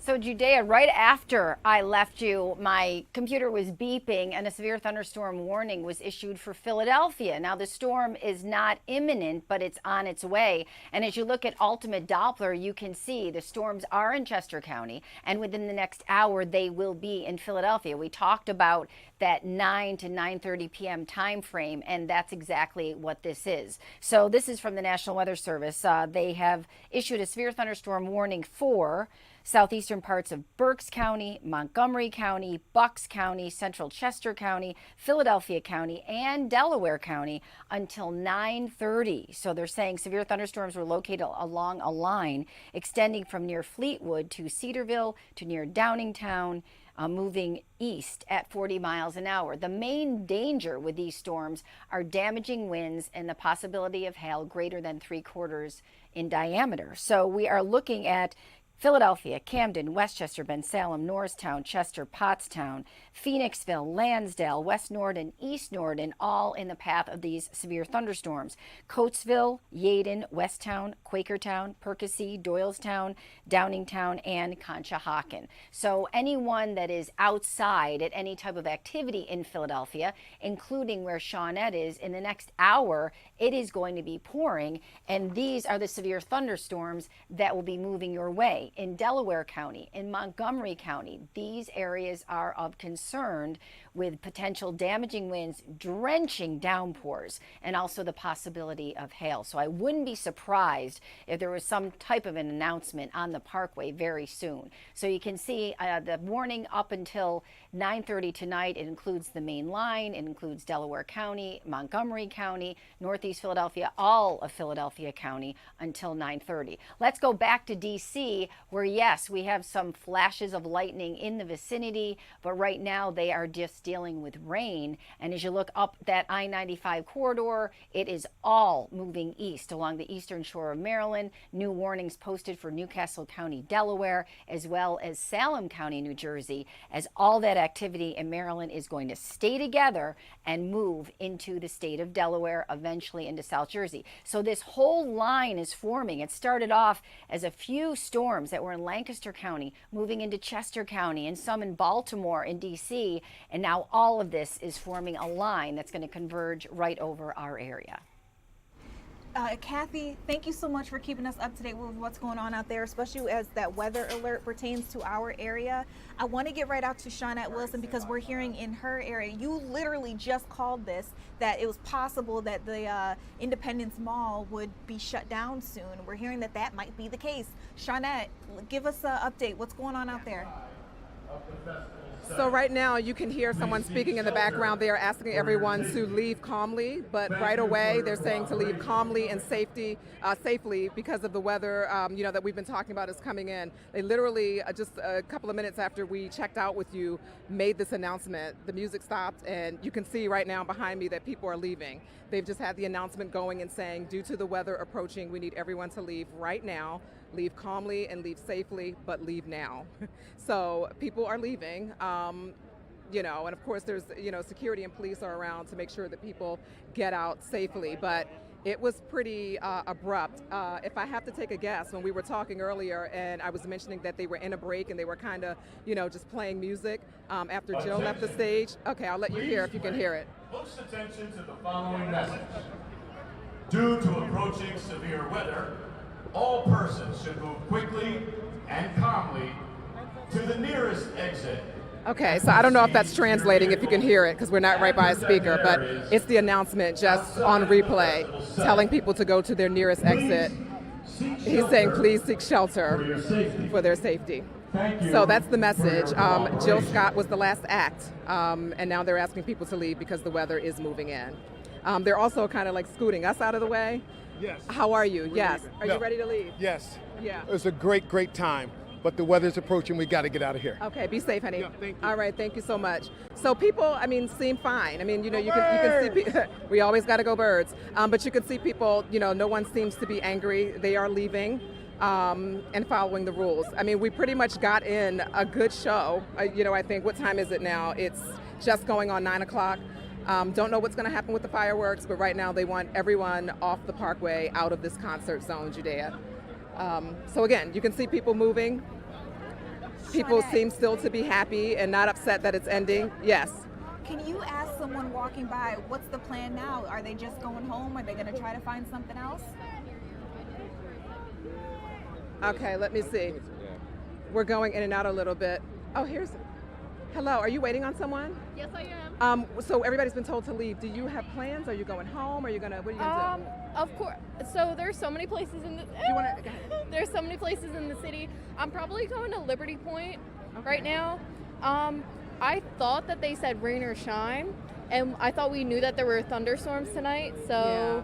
We've got to check in with our meteorologist because we know that lightning changes all of that, and I don't know if that's a part of it or not, but they did say rain or shine. You are correct. They did say that. When I heard that announcement for the first time, I literally thought it was the next person coming on stage as like a DJ set. Yeah. I thought they were going to do like please, for your announcement. Do. Yeah, well, here's the announcement again. And there it goes again. So it's serious. Were you prepared to stay if it rained? Of course. Yeah. On the downpour, though? It's 100 degrees. So I drank 3 gallons of water today. Yeah. Already prepared. Yes. All right, honey. Thank you so much for talking to us, and be safe, okay?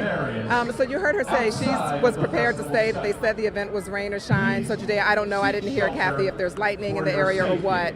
But you know, she said that it was so hot today, some people were looking forward to the rain. But when we talk about a safety issue, you know, they've got to get people out of here, and that's just the bottom line. I'm happy that you were able to go live for us, tell us what was going on in real time. And while you're talking, we've got this radar map. We also have a weather camera that's showing us like the rain coming in, like literally as you are talking. And wow, we just saw lightning too over us. I think this camera is Independence Mall. I know you're at Ben Franklin Parkway, but like we could literally just see lightning strike. Yeah, and that's what I was just explaining to her, that rain or shine is one thing, but lightning changes the game. But you can say these are the people, the crowds walking here that are coming from, they were in the very front of the stage. So everybody seems to be leaving. They're leaving in order. They're following instructions to be calm. And everyone's still saying they had a great time, you know? Attention. Got you. Well, again, we appreciate you. We want you to be safe as well. They're telling people to evacuate, so we understand if you've got to move too. Yeah, we've got to go too. Yep. All right, Shawnette, thank you so much for being with us. You guys, I want to walk you back through some of those weather cameras that we were able to show you all. So we've got one pulled up of Westchester. Let's show the people these cameras as they're coming to us live. All right, this is the one where you can see the rain coming in, and while Shawnette was talking, we saw lightning. At first glance, I did think that this was Independence Mall, but this is Westchester out there, Westchester County. So again, you just saw the lightning strike again and again. We're keeping our eye on the situation. We'll try to get another chat in with our meteorologist just to see how things are progressing, but obviously this is for the lack of better words, like this brings the end to the concert and to the fireworks. Everybody was wondering if maybe in a couple of hours we could see a fireworks show, but just from the rain itself, from the lightning coming out, it's obviously not safe in our area to do that. We'll check in and see how long this rain could stay with us. But again, this is now becoming a dangerous situation. And it's not just our area. We're seeing it happen in DC. We were seeing Virginia being shut down for the same reason. We're hearing that Delaware is also facing issues. If anyone around is having fireworks, I'll try to bring that out to you soon. But one person that we can count on, we've got our Drew Anderson live on the grounds. Drew, you made your way to Delaware, and I'm hoping that in your area it's still dry. You're not wet. So how's the weather where you are? Yeah, so those nasty storms are on the way in. This area has a severe thunderstorm warning. I've been checking Odelman Doppler radar. Totally safe to go out right here, right now, but things are going to change very quickly in about 20 minutes from now, because I was making a decision. Do I do a live report? Do I stay right by the car? So here's the deal. First of all, there's no lightning that's showing up, which is the reason why I'm out here. But I want you to look at the clouds. I want you to see how dark these clouds are. When you see really dark clouds, that means, oh, it's going to rain. And the reason we're going to get such heavy rain is just because of all the humidity that's in the air. So I'm walking along the riverfront here in Delaware. We're right along the Christina River, and it's been a big party all evening long. They've had free rides. They've been having a concert. They've had free museums. We got to see confetti, red, white, and blue confetti. And then coming up at 10 o'clock, we're going to see fireworks fly over the Christiana River. And, well, Christina River is the name of the river. Christiana is just right down the road in Delaware where the big mall is.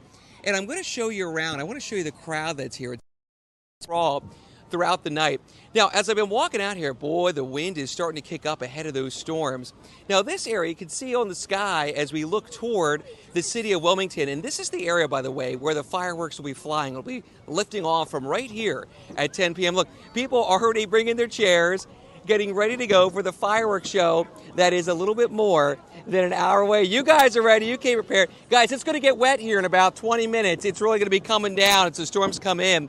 And so look, oh, they got a little river cruise right there going on the Christina River. Fireworks coming off right there. But in the meantime, we're keeping an eye as these storms roll in from the west. And here's the deal with these storms. Once they come in, it's not going to just roll in and roll out.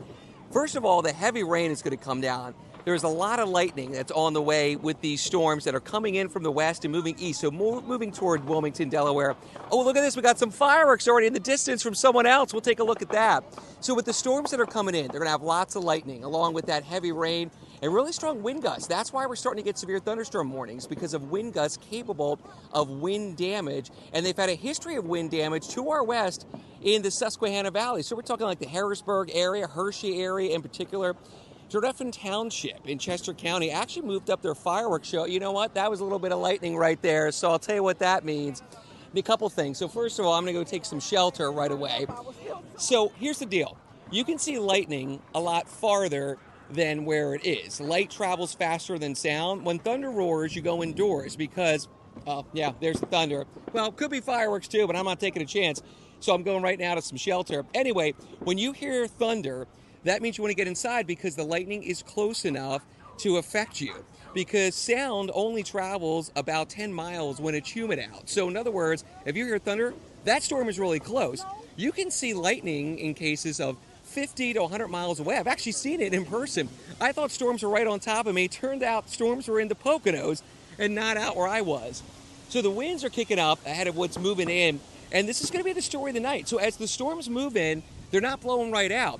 The really strong part of the storms will depart, but then rain will stick around on the backside of the storms. And that's something myself and Kathy Orr will be continuing to track throughout the evening.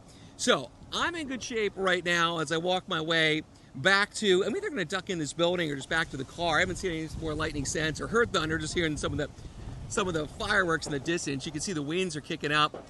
And so what's going to happen is once these storms move in, they're going to stick around.